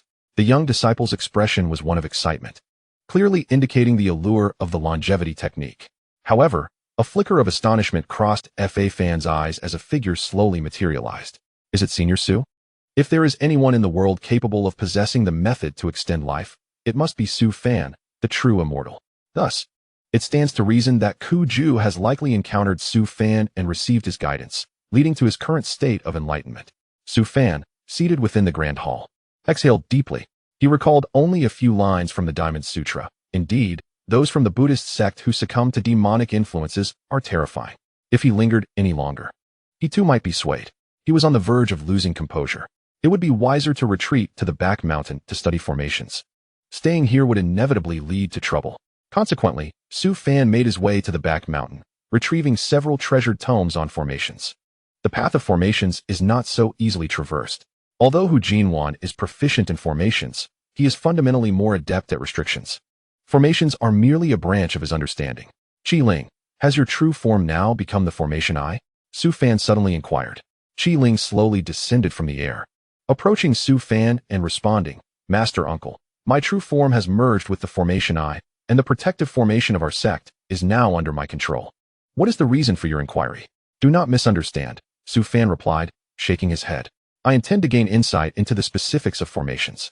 The Shuesha mountain range requires a defensive formation, preferably one that can also absorb energy. Do you have any suggestions? A defense that also absorbs is somewhat challenging. Qi Ling pondered momentarily. Su Fan handed over the tomes he had on hand, asking, please examine these formations and see if any are suitable. Qi Ling took the books, and his eyes sparkled with brilliance. These are ancient relics of techniques, and some even contain remnants of fabled celestial formations. I cannot believe they are in your possession. If outsiders were to discover this, it would surely incite chaos within the cultivation realm. The Zhou Hun Yuan formation is commendable, but it requires excessive materials, and the formation I must be placed on the cultivator, posing too great a risk. Su Fan murmured. The Mingyu Jiu Dao Shao Hun Tian formation is also viable, but it requires Mingyu stones as the formation I, necessitating a trip to Fengdu City, which is quite troublesome.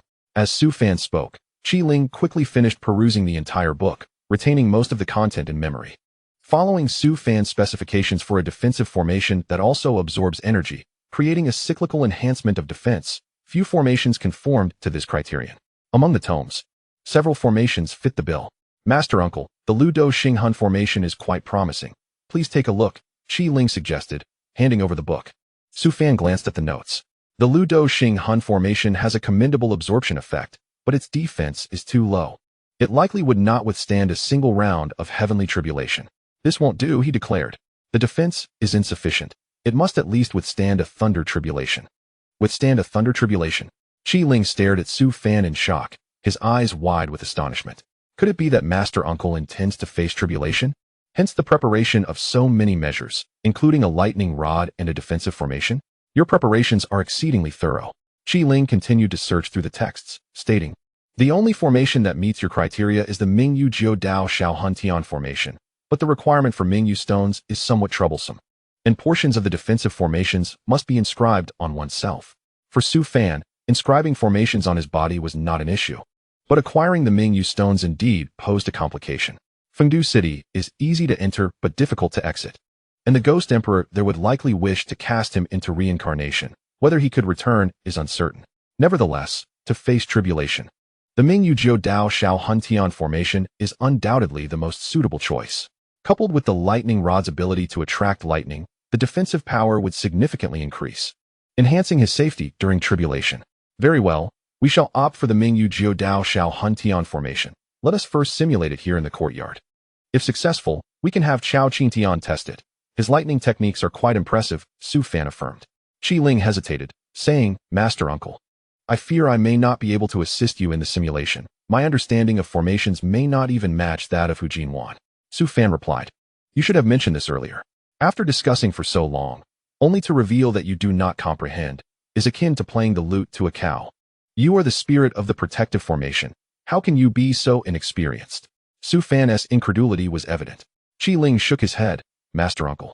My true form has transformed into the formation I, merely integrating into the grand formation. It does not imply that I possess a comprehensive understanding of formations. I apologize for the oversight. Su Fan sighed in resignation. Then, Master Uncle, shall I take my leave? Qi Ling asked awkwardly. Su Fan nodded. Take these books with you and read them more. They are filled with knowledge, and you will be tested in the future. Tested? That is an excellent idea. The current disciples are too weak in foundation, merely engaging in blind cultivation without grasping the basics. It is quite embarrassing. I must find time to administer a test for all members of Haotian Sect, he mused. After Qi Ling departed, Su Fan turned to Hu Jinwan, who was seated with Zhong Ying, both absorbed in the 13 characters secret scripture, their eyes occasionally glancing in Su Fan's direction. Upon noticing Su Fan looking at them, they quickly regained their composure. Zhong Ying, this is crucial to remember. When encountering an enemy, one must act accordingly. Indeed, Mr. Hu is truly knowledgeable, Su Fan remarked, his lips twitching. Enough with the pretense. Fan Ge, have you concluded your discussions? I have gained much lately, Hu Jinwan replied. I too have benefited greatly, Mr. Hu's teaching has been excellent. Zhong Ying added, exchanging knowing glances with Hu Jinwan, both sharing a conspiratorial smile. It appears Zhong Ying has been led astray by Hu Jinwan, now even daring to lie in front of his master uncle. Su Fan remarked with a frown. Fatty, can you inscribe formations? Hu Jinwan's skill in formation techniques was notable. The previous small defensive formation had been arranged by him, so he should be capable of inscribing some techniques. You jest, Fan Gu. Simple formations are manageable, but my expertise lies solely in dispelling restrictions. I fear I cannot assist with such large formations, Hu Jinwan replied, looking equally helpless. Su Fan could only concede. Since Hu Jinwan was unable to assist, he would seek help from someone within Haotian Sect. With such a large sect, there should be individuals proficient in formations, certainly more capable than the half-knowledgeable ones he currently knew. Continue your work. I will find someone to inscribe the formation for me. I shall bring you along for some fun in due time, Su Fan said with a mysterious smile before turning to leave the courtyard. Having entertained the notion of examinations, he felt it necessary to implement it. Otherwise, how could he uphold the identity of a millennia-old master uncle of Haotian Sect? However, his final smile sent shivers down the spines of Hu Jinwan and Zhong Ying. Zhong Ying, what did Fan Ji's last smile mean? Hu Jinwan asked, swallowing hard. He sensed that something significant was about to unfold. It was the first time he had seen Su Fan smile in such a manner. Zhong Ying shook her head. I do not know, but I have heard that the sect leader can discern master uncle's intentions based on his demeanor. Unfortunately, he is not here. Forget it. Let us continue our cultivation and see what Fan Gu intends to do. Oh, Chapter 61. Home. Haotian Sect is my home. The main peak. Currently, the disciples of Haotian Sect have all entered the secret chamber for cultivation, leaving very few behind. Zhang Shanfeng had also entered seclusion, intending to break through to the Yuaning realm. The only ones remaining outside were Chao Qin Tian and the people from Yanhua Feng. The latter was preoccupied with forging lightning rods, and Su Fan had no intention of disturbing them. Instead, he thought it more prudent to inquire directly with Chao Qin Tian, who had been at Haotian Zone for some time and should know who excelled in formations. Upon seeing Su Fan's arrival, Chao Qin Tian clasped his hands in greeting and said, Sure Shu, Master Ku Ju has already arranged for his recuperation. Let us not discuss that. Su Fan waved his hand and asked, Do you know who in the sect is adept at formations? Chao Qin Tian looked at him with skepticism, incredulity evident in his gaze. What does Sure Shu mean? Have you been in the sect so long that you are unaware of who specializes in the art of formations? Should I? Su Fan chuckled lightly. Chao Qin Tian hurriedly replied, The one most skilled in formations within the sect is Ji Yunxi. I heard of her reputation as a master of formations back when I was in Song Lei Dong Tian. Su Fan was taken aback by this revelation. Ji Yunxi is a master of formations? Is it truly wise to entrust the sect's formations to someone so capricious? Are you certain? Su Fan asked, his expression darkening. Chao Qin Tian nodded, explaining, Indeed, Ji Elder's fame is not solely due to her beauty. It is her profound cultivation talent and mastery of formations that earn her respect. I have personally witnessed her remarkable aptitude in cultivation. Her talent is certainly not trivial. However, they had not anticipated Ji Yunxi's proficiency in formations.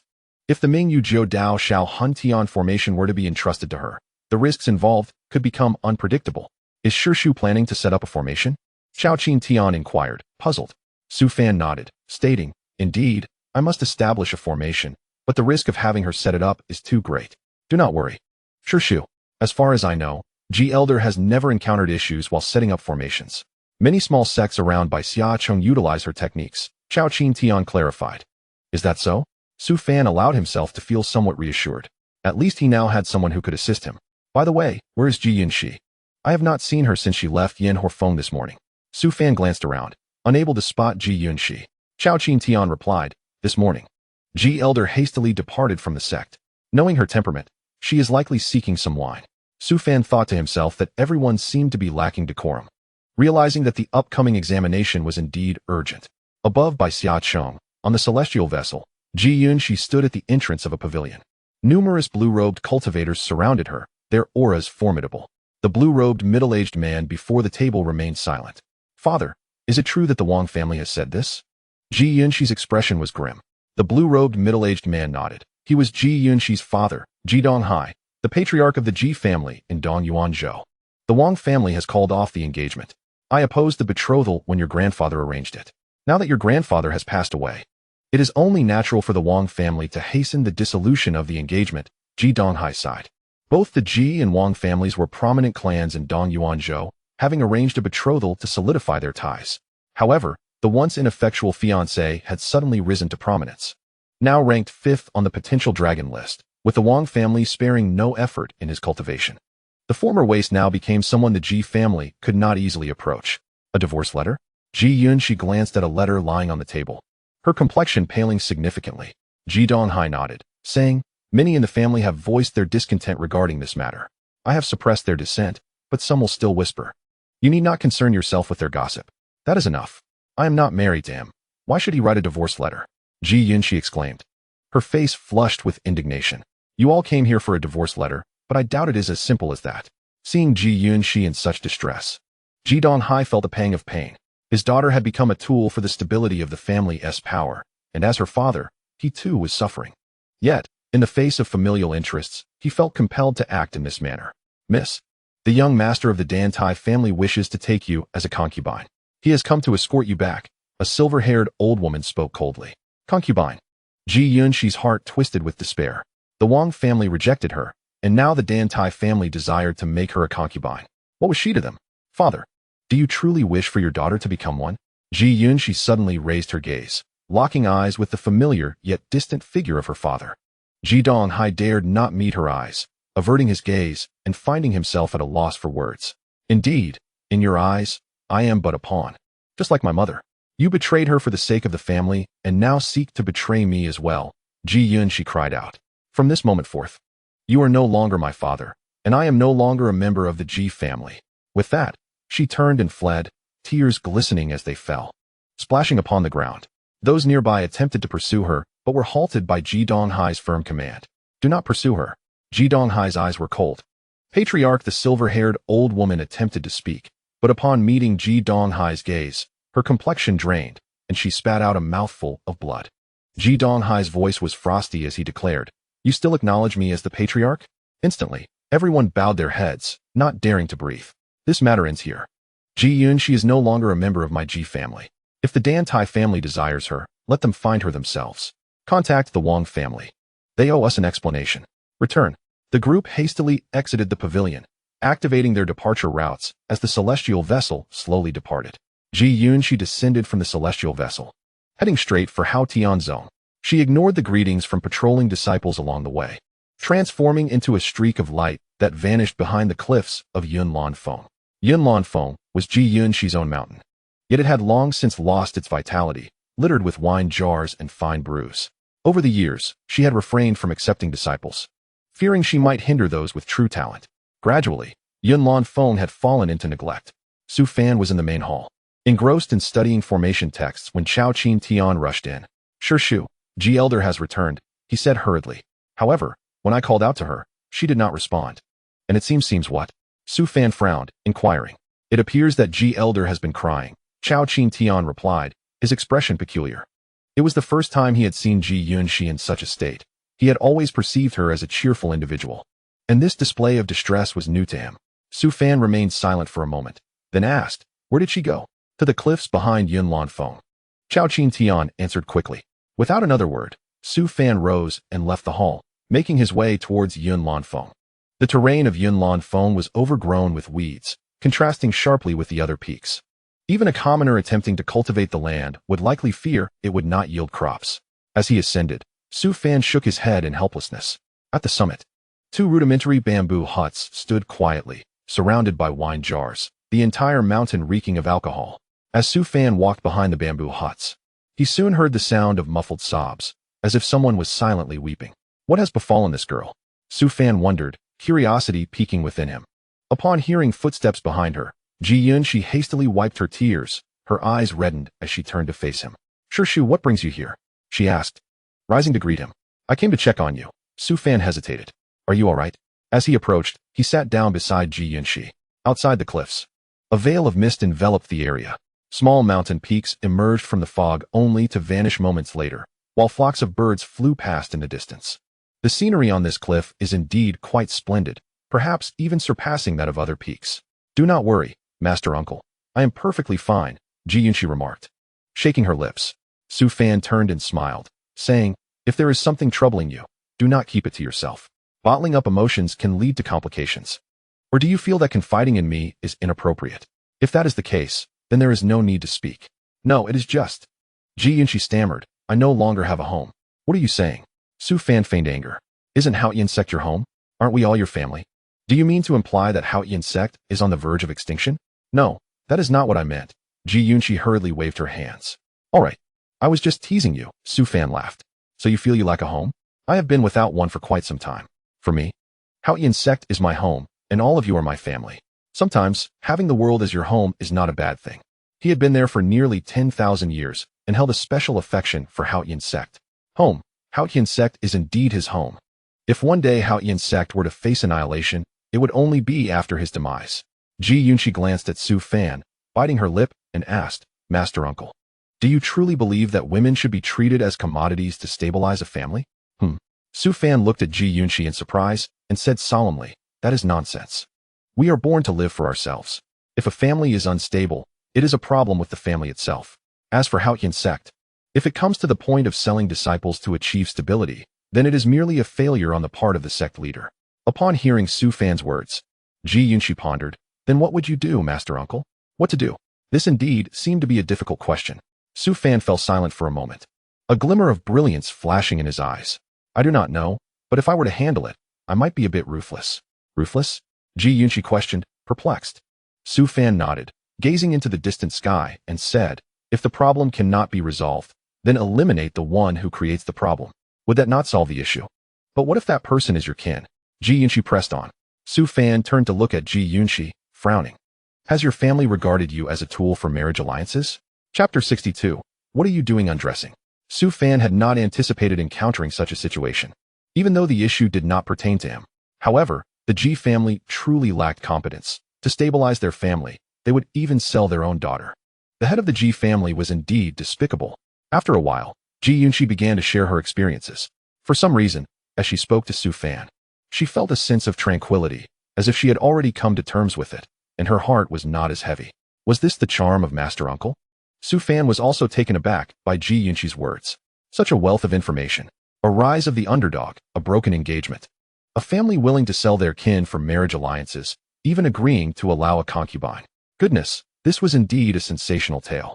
However, Su Fan was somewhat curious about this waste from the Wang family. It was clearly the fate of a protagonist, and he should seize the opportunity to meet them someday. The notion that protagonists do not die might actually hold some truth. So you are hiding here and crying? Su Fan said with a helpless smile. Ji Yunqi nodded and murmured, her eyes, tinged with red, fixated on Su Fan's visage, momentarily entranced. Su Fan chuckled lightly. That waste of a person has an unfortunate fate. Missing you is akin to missing the entire world. When you ascend in the future, you can throw the divorce papers right in his face and tell him it was you who ended things. He is already a prominent figure in Donyuan Prefecture. Perhaps he will ascend first. What am I, at the peak of the Golden Core stage, to discuss about ascending? Ji Yunqi fell into melancholy once more. Su Fan's lips twitched. Why are women so complicated?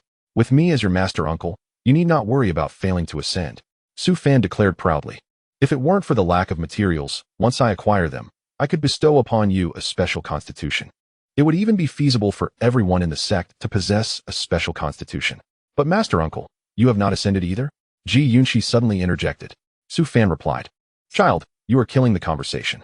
When did I ever realize you could be so prickly with your words? That is merely because I do not wish to. Have you not seen that I can cross the tribulation at any time? Su Fan explained, his face unflinching. He had endured for 10,000 years for the sake of ascension. Did he really need to worry about failing to overcome the tribulation? During this period, how many had he helped ascend? The sect leaders who had ascended from Haotian Sect were all cultivated through his efforts. Ji Yunqi also recalled the times when Su Fan was in seclusion, drawing tribulation lightning to test his ability to cross the tribulation. She and Zhang Shanfeng had watched for 2 years. It seemed that Master Uncle simply did not wish to face the tribulation. He truly bore hardships for the sect. All right. I sought you out for a reason. Su Fan stood and patted his trousers. Ji Yunqi curiously asked, Master Uncle, is there anything I can assist you with? As she spoke, Su Fan tossed the formation book over and began to remove his clothing, leaving only his trousers in an instant. Ji Yunqi gazed at Su Fan's upper body, which resembled jade, and could not help but swallow hard. Master Uncle, I am not prepared yet. Ji Yunqi blushed, lowering her head to secretly observe Su Fan's physique. Su Fan replied, "What is there to prepare for? Just come over." He frowned. Ji Yunxi, blushing fiercely, said, But Master Uncle, aren't you being a bit too hasty? At least let me bathe first." Bathing? Su Fan asked in confusion. Why are there so many rules? I have never heard of this before. I'm in a hurry. You need not bathe, just come over. Is Master Uncle that eager? Ji Yunxi thought to herself. She had never realized he was such a person before. All right, then you turn around, she said shyly. Su Fan had no intention of inscribing the formation on his chest. He simply turned around, exposing his back to Ji Yunxi. However, after a while, nothing seemed to happen, and instead, a rustling sound emerged, leaving Su Fan puzzled. Is inscribing the formation that complicated?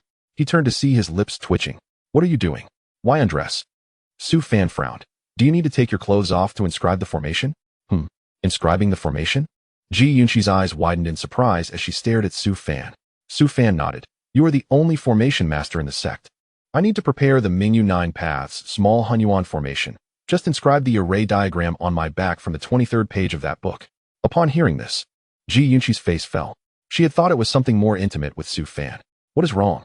Why is your face so red? Are you feeling unwell? Su Fan inquired. If you are unwell, we can postpone it. You should take some time to rest and not dwell on family matters. I will ensure that you ascend to the immortal realm in the future. No, I am fine. I can do this. Ji Yunxi collected herself and took out a handful of spirit stones from her Qinquan bracelet. Su Fan did not think much of it and turned back to present his back to Ji Yunxi once more. Inscribing the array diagram required a considerable amount of spirit stones, and the physical requirements for the bearer were high. If their body was too weak, they could explode at the first stroke.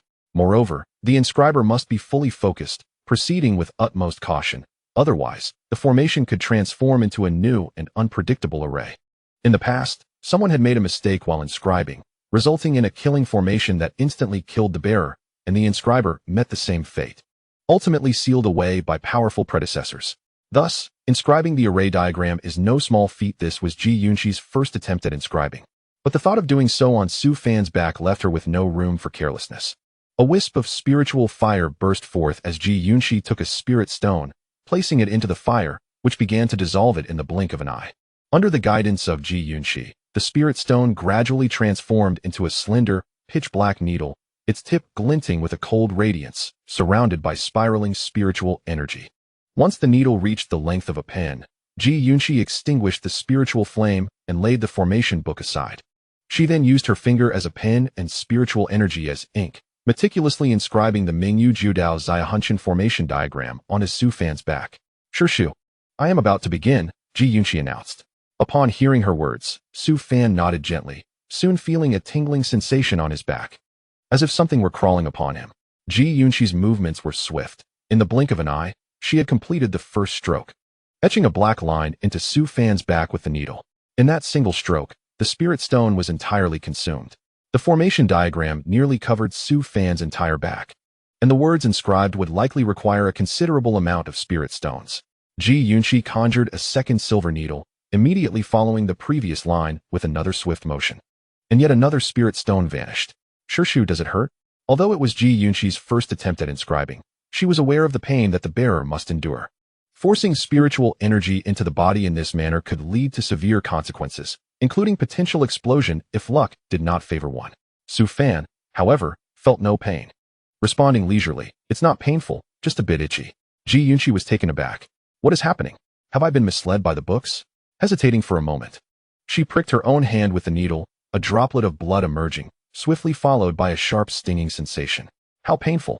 And this was merely a light prick. What if I were to draw a line? Ji Yunxi thought, realizing that her Shu was enduring such pain for her sake. Determined not to disappoint him, she focused intently on her task.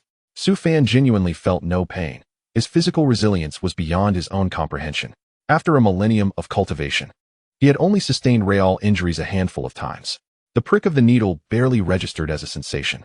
As the sun set and stars filled the sky, Ji Yunxi continued to expend spirit stones at an alarming rate, eventually reaching for the spirit stones she carried as well. To ensure Ji Yunxi could see clearly, he also produced a lighting artifact, illuminating the area as bright as day. For an entire night, Su Fan remained utterly still, while Ji Yunxi's spirit stones dwindled rapidly, and the formation diagram on Su Fan's back grew increasingly complete. It was not until dawn the next day that Ji Yunxi made the final stroke. In an instant, the formation diagram on Su Fan's back began to operate autonomously, absorbing the remaining spirit stones around them, and subsequently, a spiritual energy robe adhered itself to Su Fan's body. This was merely the preliminary effect of the Mingyu Jiudao Xiahunshan formation. Should Su Fan fully establish the formation, the entire Shuasha mountain range would revolve around him. However, with the robe now in place, Su Fan began to automatically attract spiritual energy, enveloped in a gentle aura. Regrettably, he could not utilize this energy himself. It could only be absorbed and operated by the formation, rendering him akin to a celestial being. Shirshu, it is complete, Ji Yunqi said wearily, though the sparkle in her eyes revealed her excitement.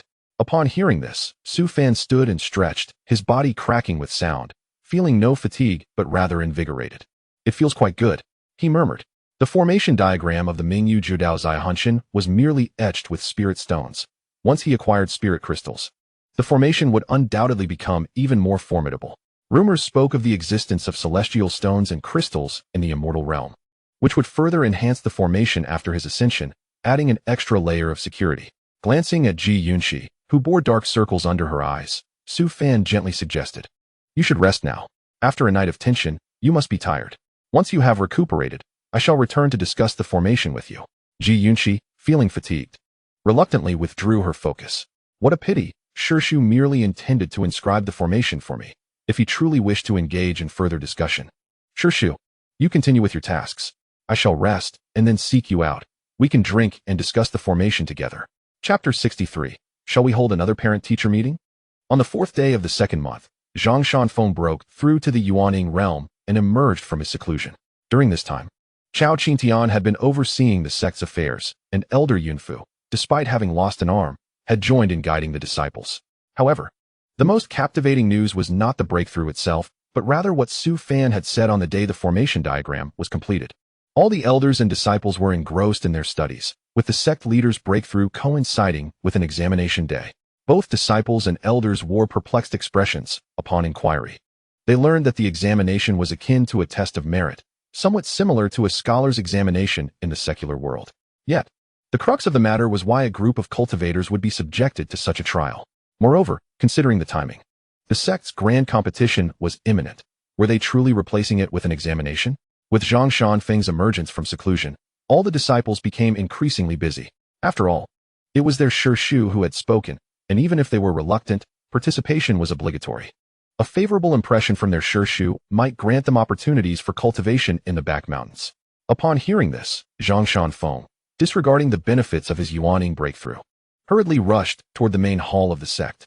Inside the hall, Su Fan and Ji Yunqi were engaged in the simulation of the Mingyu Jiudao Xiahunshan formation. Although they lacked the Mingyu stone as the core, it was still a commendable effort. Junior pays respects to Shirshu. Upon entering, Zhang Shanfeng bowed respectfully. Su Fan turned in surprise, smiling. "You broke through so quickly? Your talent is indeed impressive. You surpassed my expectations by 3 days." Shirshu was jesting. "I am but a dullard. It took me this long to break through, unworthy of your teachings," Zhang Shanfeng replied with humility. "Enough, as long as you've broken through. The sect now has golden core disciples. If you delay further, you may become a laughingstock." Su Fan waved his hand with a smile. The first golden core disciple of the Haotian Sect had also broken through just 2 days prior, and it was someone no one had anticipated. Su Fan mused that it must be either Zhong Ying or Feng Qingming, as they were closest to the golden core realm. However, he was utterly unprepared for Wang Luofei to suddenly emerge as the first golden core disciple, solidifying her status as the eldest senior sister. Zhang Shanfeng smiled. Luofei is a promising talent, but unfortunately, she does not favor the path of offensive cultivation and instead delves into the principles of scripture. What a waste. Su Fan, however, did not share this sentiment. Specialization is key. He regarded Wang Luofei as an ideal candidate for the task of guiding souls. The Haotian Sect required such individuals for funerary rites, and Wang Luofei would be perfectly suited to take on this responsibility. "You must have come for more than just a visit with me." Su Fan paused in his manipulation of the spirit stones and turned to smile. "Shirshu, what is this examination all about? With the grand competition approaching, replacing it with this secular method is detrimental to the disciples' cultivation." Zhang Shanfeng expressed his difficulty. Su Fan shook his head in response. "Do not say that.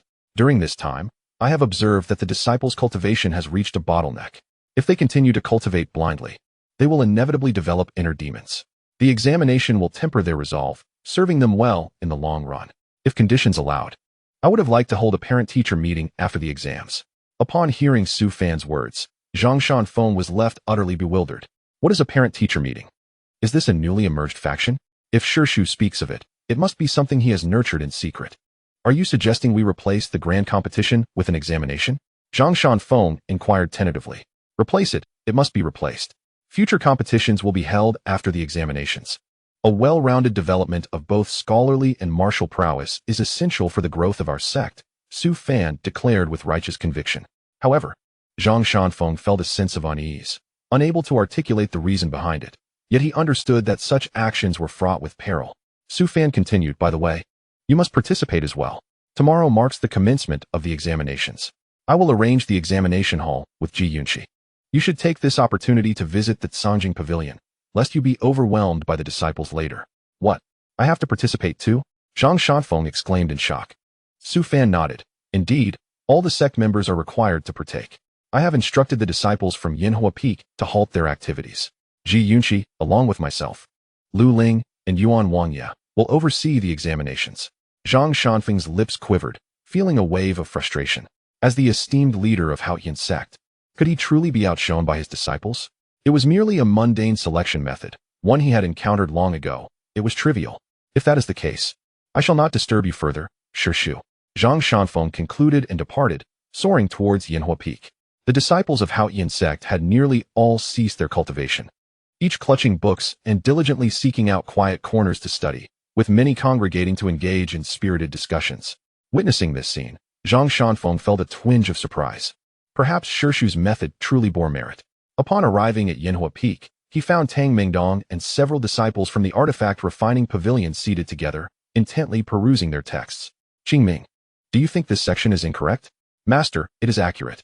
We follow this during our usual training. Observing Tang Mingdong, an elder, seeking counsel from his disciple, Zhang Shanfeng's mouth twitched in disbelief. Had he misjudged? That stingy junior brother was actually engrossed in a book here? Third junior brother, what are you all doing?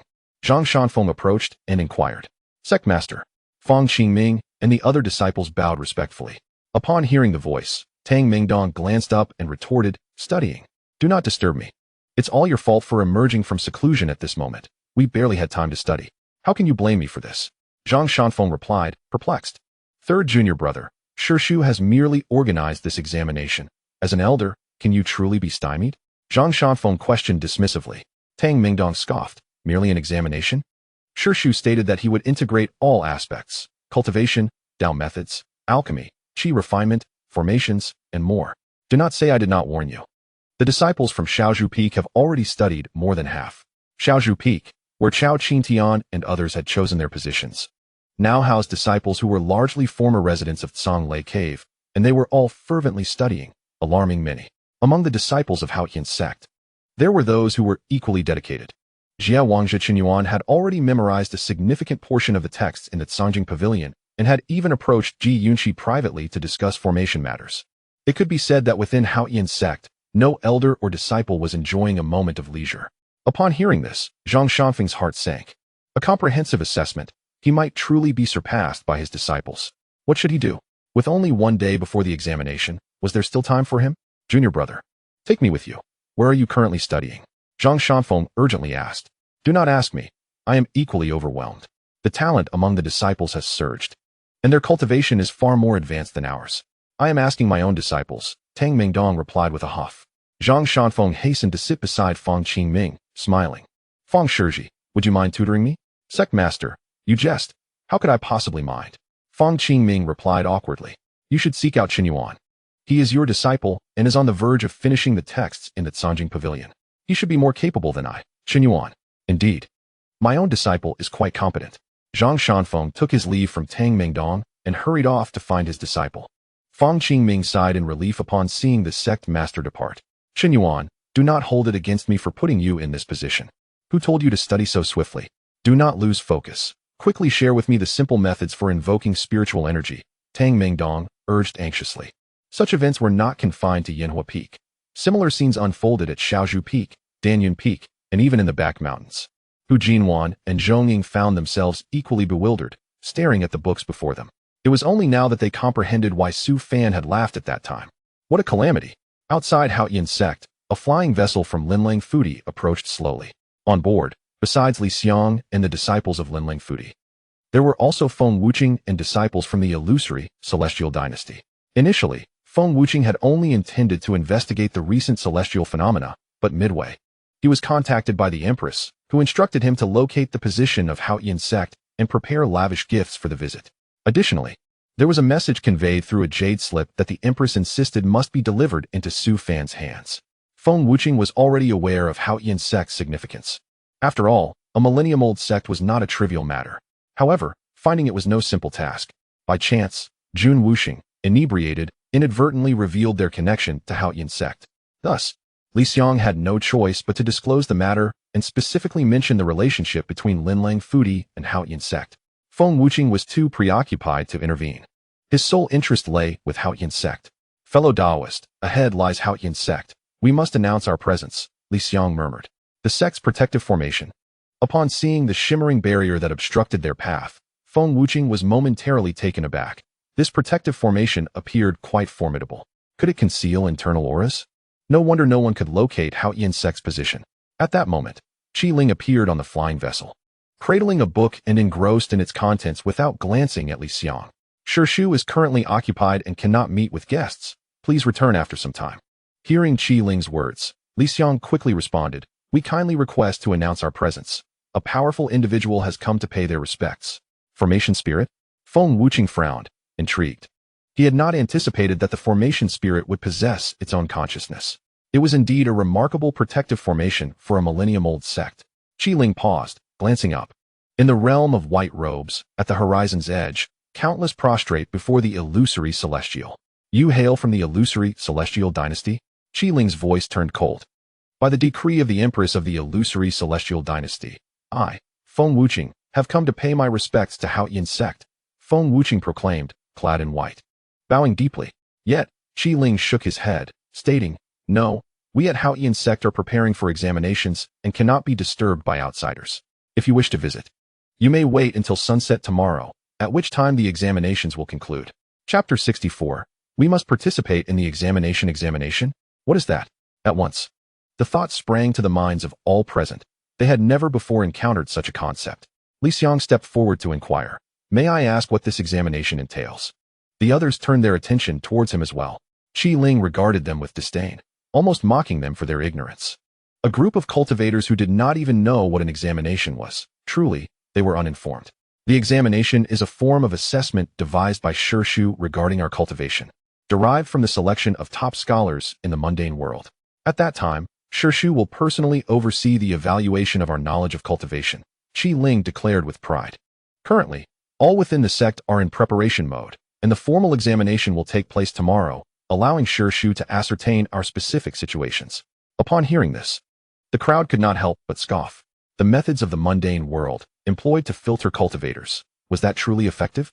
Should not cultivators focus on their training instead of engaging in such futile activities? Li Xiong hesitated for a moment before urgently stating, we from Linlang Fudi also wish to partake in the examination. I hope you can relay this matter to Su Qianbei. Since we cannot meet Su Fan now, we should find a way to join in. This would allow us to meet him, wouldn't it? It's merely an examination. Surely, the people from Linlang Fudi cannot possibly lose. Feng Wuqing, understanding Li Xiong's intention, added, I too wish to join in. If we can participate together, our three sects shall compete in the examination.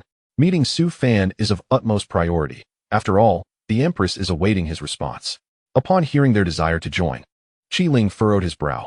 Please wait a moment. I shall report this matter. It ultimately requires my master's decision. With that, he vanished from sight. Li Xiong turned to the surrounding disciples and solemnly declared, everyone, listen carefully. If we truly join the examination later, remember not to lose. If we can make an impression before Su Qianbei, great prospects await you all. Understood. The disciples replied proudly. To them, the notion of losing in such a trivial contest seemed utterly absurd. They had previously encountered disciples from Haotian Sect, easily discerning strengths and weaknesses. Feng Wuqing glanced at his own disciples, and before he could speak, the disciples from Huan Miao Xian Chao began to voice their eagerness. Rest assured, Commander Feng, we shall not disappoint you. In this examination, We will ensure that Haotian Sect remembers the prowess of Huan Miao Chao. What of the ancient sects? The true rulers of Bei Huang are we, Huan Miao Chao. Hearing their words, Feng Wuqing nodded subtly, feeling quite satisfied. However, we must tread carefully. Our purpose here is significant. While victory is essential, we must not win too overtly, lest we incur the displeasure of that esteemed elder. If the elder permits our participation, we must devise a strategy for winning and losing. Some of us must lose. Clearly, they had already contemplated a stable victory, potentially overwhelming Haotian Sect. Yet they planned to allow some of their own to lose slightly for the sake of Su Fan's reputation. At that moment, as Su Fan and Ji Yun were engaged in the intricate workings of an array, Qi Ling arrived to inform them of the developments outside. They wish to join the examination? Su Fan remarked with a peculiar expression. Li Shi Wang is indeed our ally, so their participation seems reasonable. Yet, what is the true intent of Huan Miao Chao? During our last encounter in Haoyu City, I sensed they were searching for me. It is evident that someone within Huan Miao Chao is aware of my identity. Master, perhaps we should allow them entry first and discern their true intentions. Qi Ling suggested softly. Su Fan nodded. Very well, let them in. If they wish to participate in the examination, then let it be so. It will provide us the opportunity to gauge our disparity with these major sections. Qi Ling bowed and took his leave, soon appearing aboard the flying vessel of Lin Lang Fu Di, drawing the attention of many. How is it? Has the elder agreed? Li Shi Wang inquired hastily. Qi Ling affirmed. The master has consented, but once you enter, do not disturb the disciples within the sect. The examination approaches, and they are diligently studying.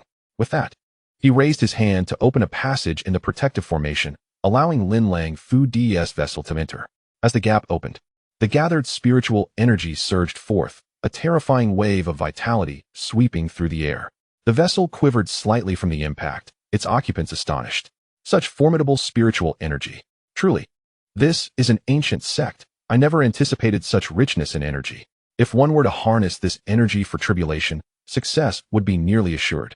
Feng Wuqing maintained a calm exterior, yet his heart was tumultuous. The spiritual energy here could rival that of Huan Miao Chao, and some of it had even transformed into mist.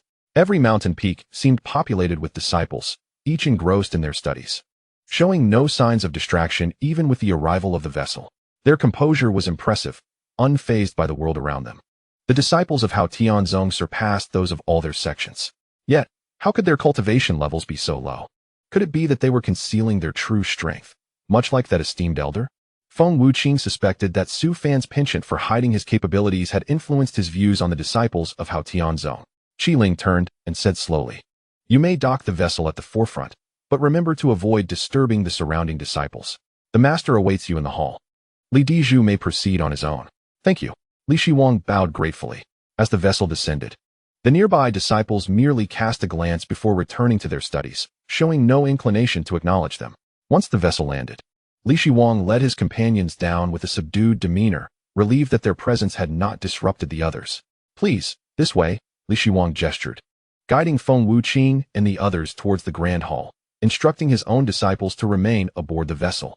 The disciples of Huan Miao Chao also stayed behind. With only Li Shiwang and Feng Wuqing advancing to the hall, the rest tasked with guarding the vessel, curiously observing the diligent disciples below. "Why do you think their cultivation levels are so low? And they didn't even glance our way. Keep your voices down. This is the ancient sect of Haotian Sect. What we see may merely be a facade. The truly formidable individuals may not have revealed themselves." The disciples aboard the vessel began to converse, though the members from Lin Lang Fu Di remained huddled together, refraining from openly discussing Haotian Sect's situation. They had dealt with Haotian Sect frequently and were well aware of its internal affairs. Yet, the transformation within Haotian Sect was staggering. The disciples they had previously encountered were merely at the Qi refinement stage, and now they had all advanced to the foundation establishment stage. Such progress was indeed alarming. In the grand hall, as Su Fan placed the spirit stone down, the Mingyu Zhou Dao Shao Huntian array began to function gradually. A phantom shield emerging to envelop a small area. "It's complete," Ji Yun exclaimed with excitement, leaping from her seat. "Master has succeeded. This array has truly been deduced. Alas, the array I is not the Mingyu stone. It can only be activated with my array diagram," Su Fan sighed. At that moment, the array diagram on his back was slowly operating, spiritual energy gathering around him, elevating him to the semblance of a transcendent being. Footsteps echoed from the entrance of the grand hall, prompting Su Fan and Ji Yun Shi to turn their attention. Li Shiwang entered with a broad smile. Accompanied by Feng Wuqing, Junior Li Shiwang pays respect to the elder. Junior Feng Wuqing of Huan Miaoxian Chao pays respect to the elder. Both Li Shiwang and Feng Wuqing offered a respectful bow, though Feng Wuqing's eyes scrutinized Su Fan intently as he performed his greeting. An immortal has descended to the mortal realm. They were astonished to discover that Haotian Sect had a living immortal among them. It was indeed formidable. Su Fan acknowledged with an and gestured for them to take a seat. Ji Yun Shi served them tea before stepping aside to inform Su Fan, Master, I shall not interrupt your discussion. There is still ample time, and I will go prepare the items needed for the examination. Su Fan had previously briefed Ji Yun Shi on the examination details, so her preparations were timely. Once Ji Yun Shi departed, Su Fan turned to Li Shiwang and Feng Wuqing. You wish to participate in Haotian Sect's examination? Feng Wuqing, relieved that Su Fan did not inquire about Huan Miaoxian Chao, felt a surge of indecision about whether to mention it. Elder, we are indeed curious about the examination, which is why we sought to observe, Li Shiwang replied respectfully. Our visit is not solely for the examination. This friend also wishes to meet the elder. Upon hearing these words, Feng Wuqing rose with indifference and declared, by the decree of the Empress, I have come to the Haotian Sect to pay my respects to the esteemed elder. The Empress has entrusted me with certain items that must be delivered to you. With that, he produced several large boxes from his Chinquan ring, filled with alchemical materials, elixirs, and even an entire chest of spiritual crystals, alongside numerous magical artifacts.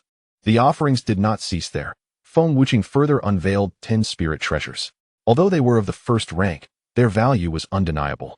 One does not receive rewards without merit. You should take these back, Su Fan replied, though he felt a twinge of suspicion. He was unfamiliar with this so-called Empress of the Huan Miaoxian Chao and had never had dealings with anyone from this sect. The sudden presentation of such items seemed fraught with complications. Please do not hastily refuse, for the Empress has also sent a communication jade slip for you. Feng Wuqing respectfully produced a jade slip, about 2 fingers in length, and presented it to Su Fan. This communication jade slip, he understood, allowed for conversations over vast distances, akin to a mobile device in the realm of cultivation. Generally, only those in the tribulation stage possessed such an item. Others were deemed unworthy. Yet, why would the Empress wish to converse with him? Su Fan accepted the jade slip and inspected it, confirming its integrity before furrowing his brow and asking, Might I inquire the name of your Empress? I apologize, but the Empress's name is not known to us. I am merely one of the 4 leaders of the Huan Miaoxian Chao and lack the qualifications to be privy to such matters, Feng Wuqing explained. How troublesome. Su Fan held the jade slip, his expression becoming peculiar as he contemplated whether or not to establish contact. If the Huan Miaoxian Chao sought his assistance, he would simply sever ties and refrain from future interactions. However, if this Empress were to recognize him as an acquaintance, it would likely lead to an inevitable exchange of words. After a moment's hesitation, he activated the jade slip, and a warm, jade hue illuminated the space, followed by the voice of a woman. Su Fan Gij, is that you? It's me, Xiaoling. Do you remember me? The voice emanating from the jade slip was filled with excitement and joy, suggesting that the individual on the other end was profoundly delighted. In contrast, Feng Wuqing and his companions exhibited expressions of bewilderment. Was this truly the Empress they had known?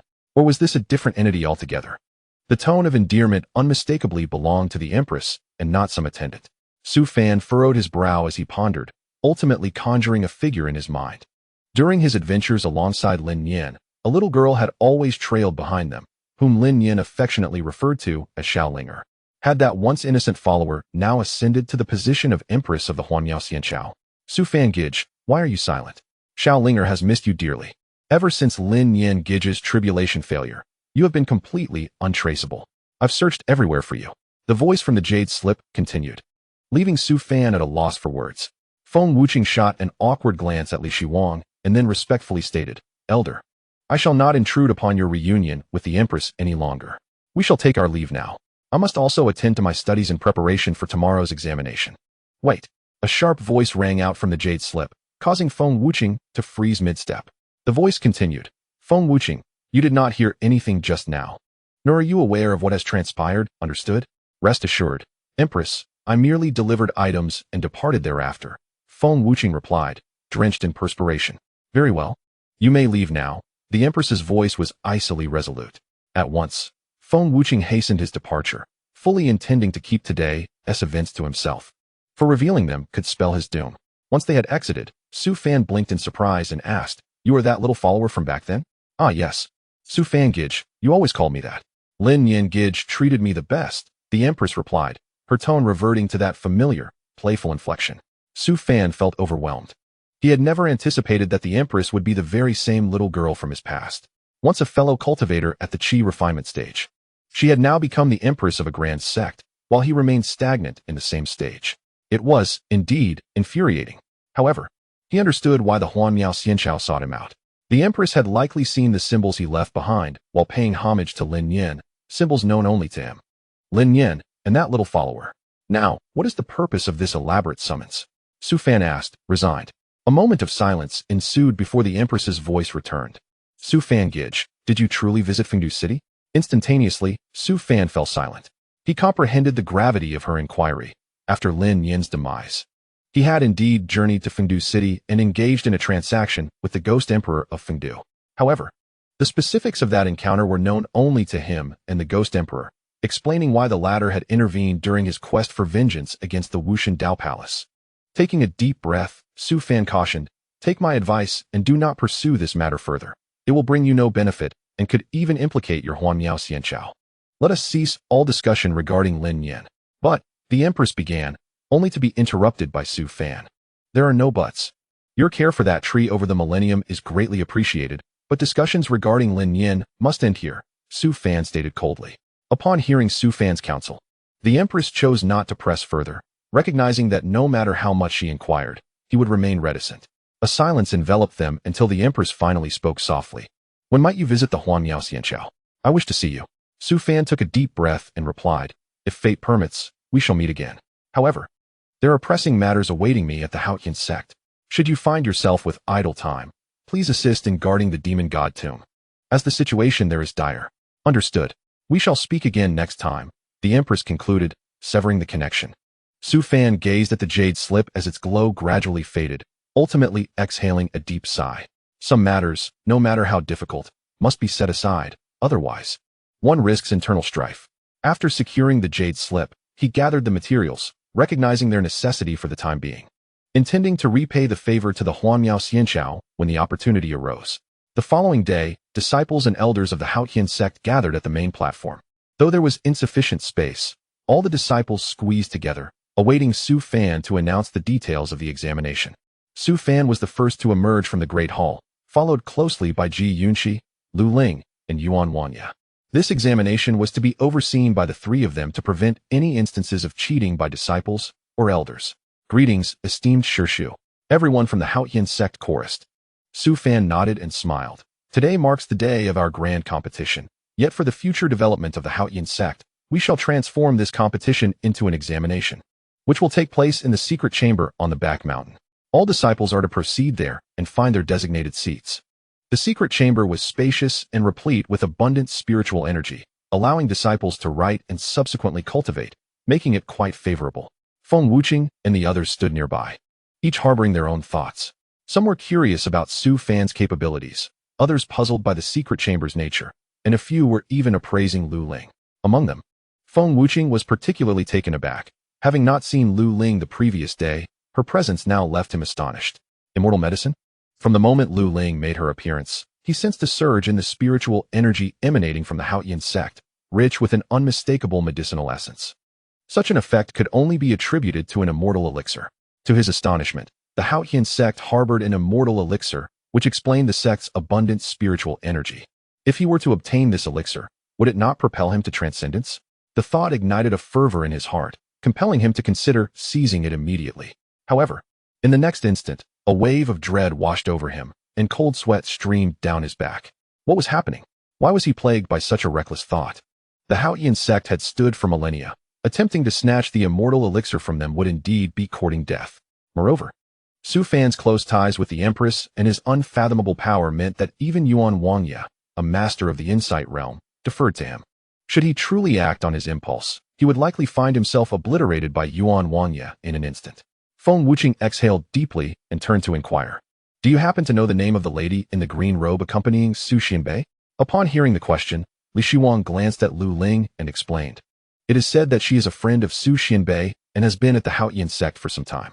Su Xianbei refers to her as Lu Ling. Lu Ling? Such a simple name renders it impossible to investigate her true identity. Feng Wuqing shook his head in resignation, ultimately suppressing his urge to seize the elixir, deciding instead to report this matter to the Empress. The immortal elixir pertained to the prospect of ascension and significantly impacted a cultivator's lifespan. Hence it was imperative to act swiftly. At that moment, all disciples of the Haotian Sect made their way to the secret vault in the back mountain, with Li Shiwang leading the disciples of Linlang Fudi alongside. On the way, he even inquired about the examination with Zhang Shanfeng.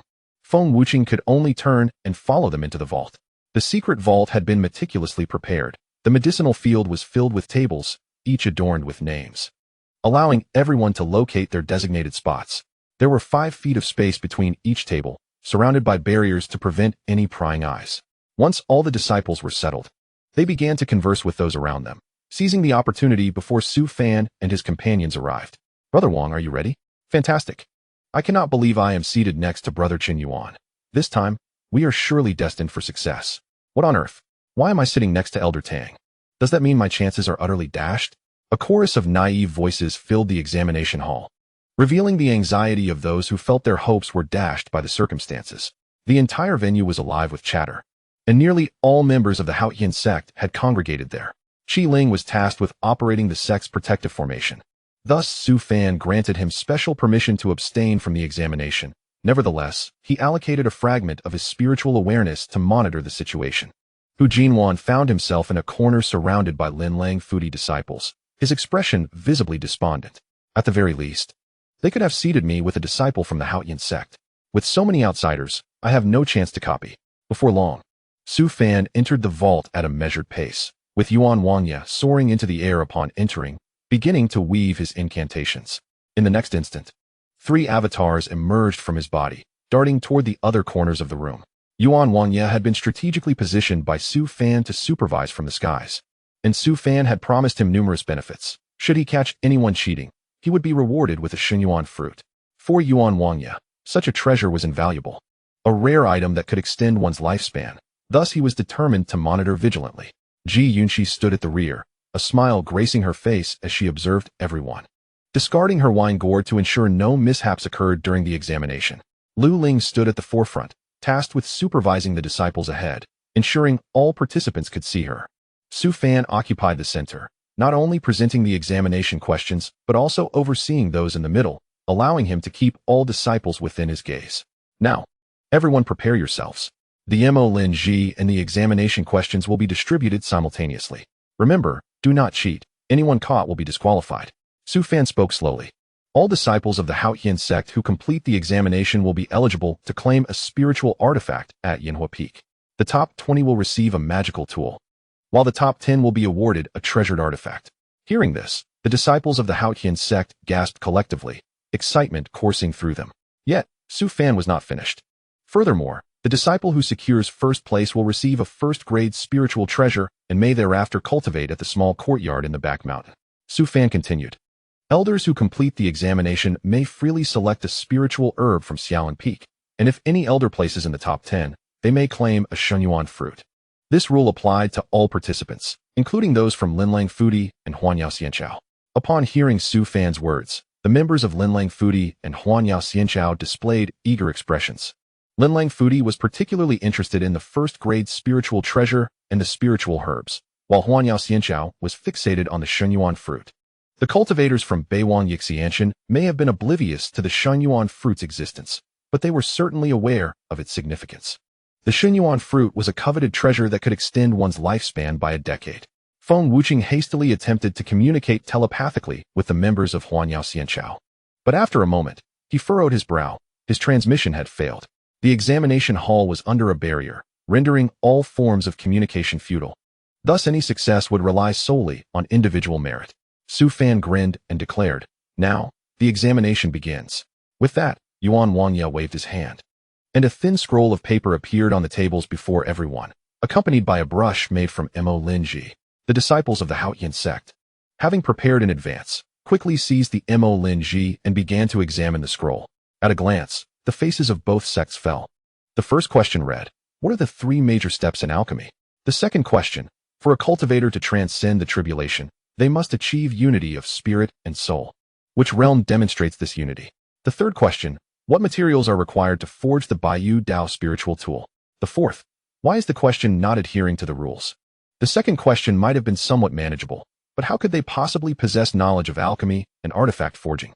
Moreover, the subsequent inquiries appeared to be beyond a cultivator's capabilities. How many years are required to cultivate Mingxin Lan?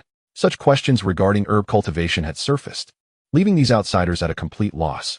The most terrifying aspect was not just these questions, but also those that were far from the realm of cultivation. Seemingly simplistic arithmetic problems from the mundane world. Have the questioners lost their minds? Is there truly anyone capable of answering such queries?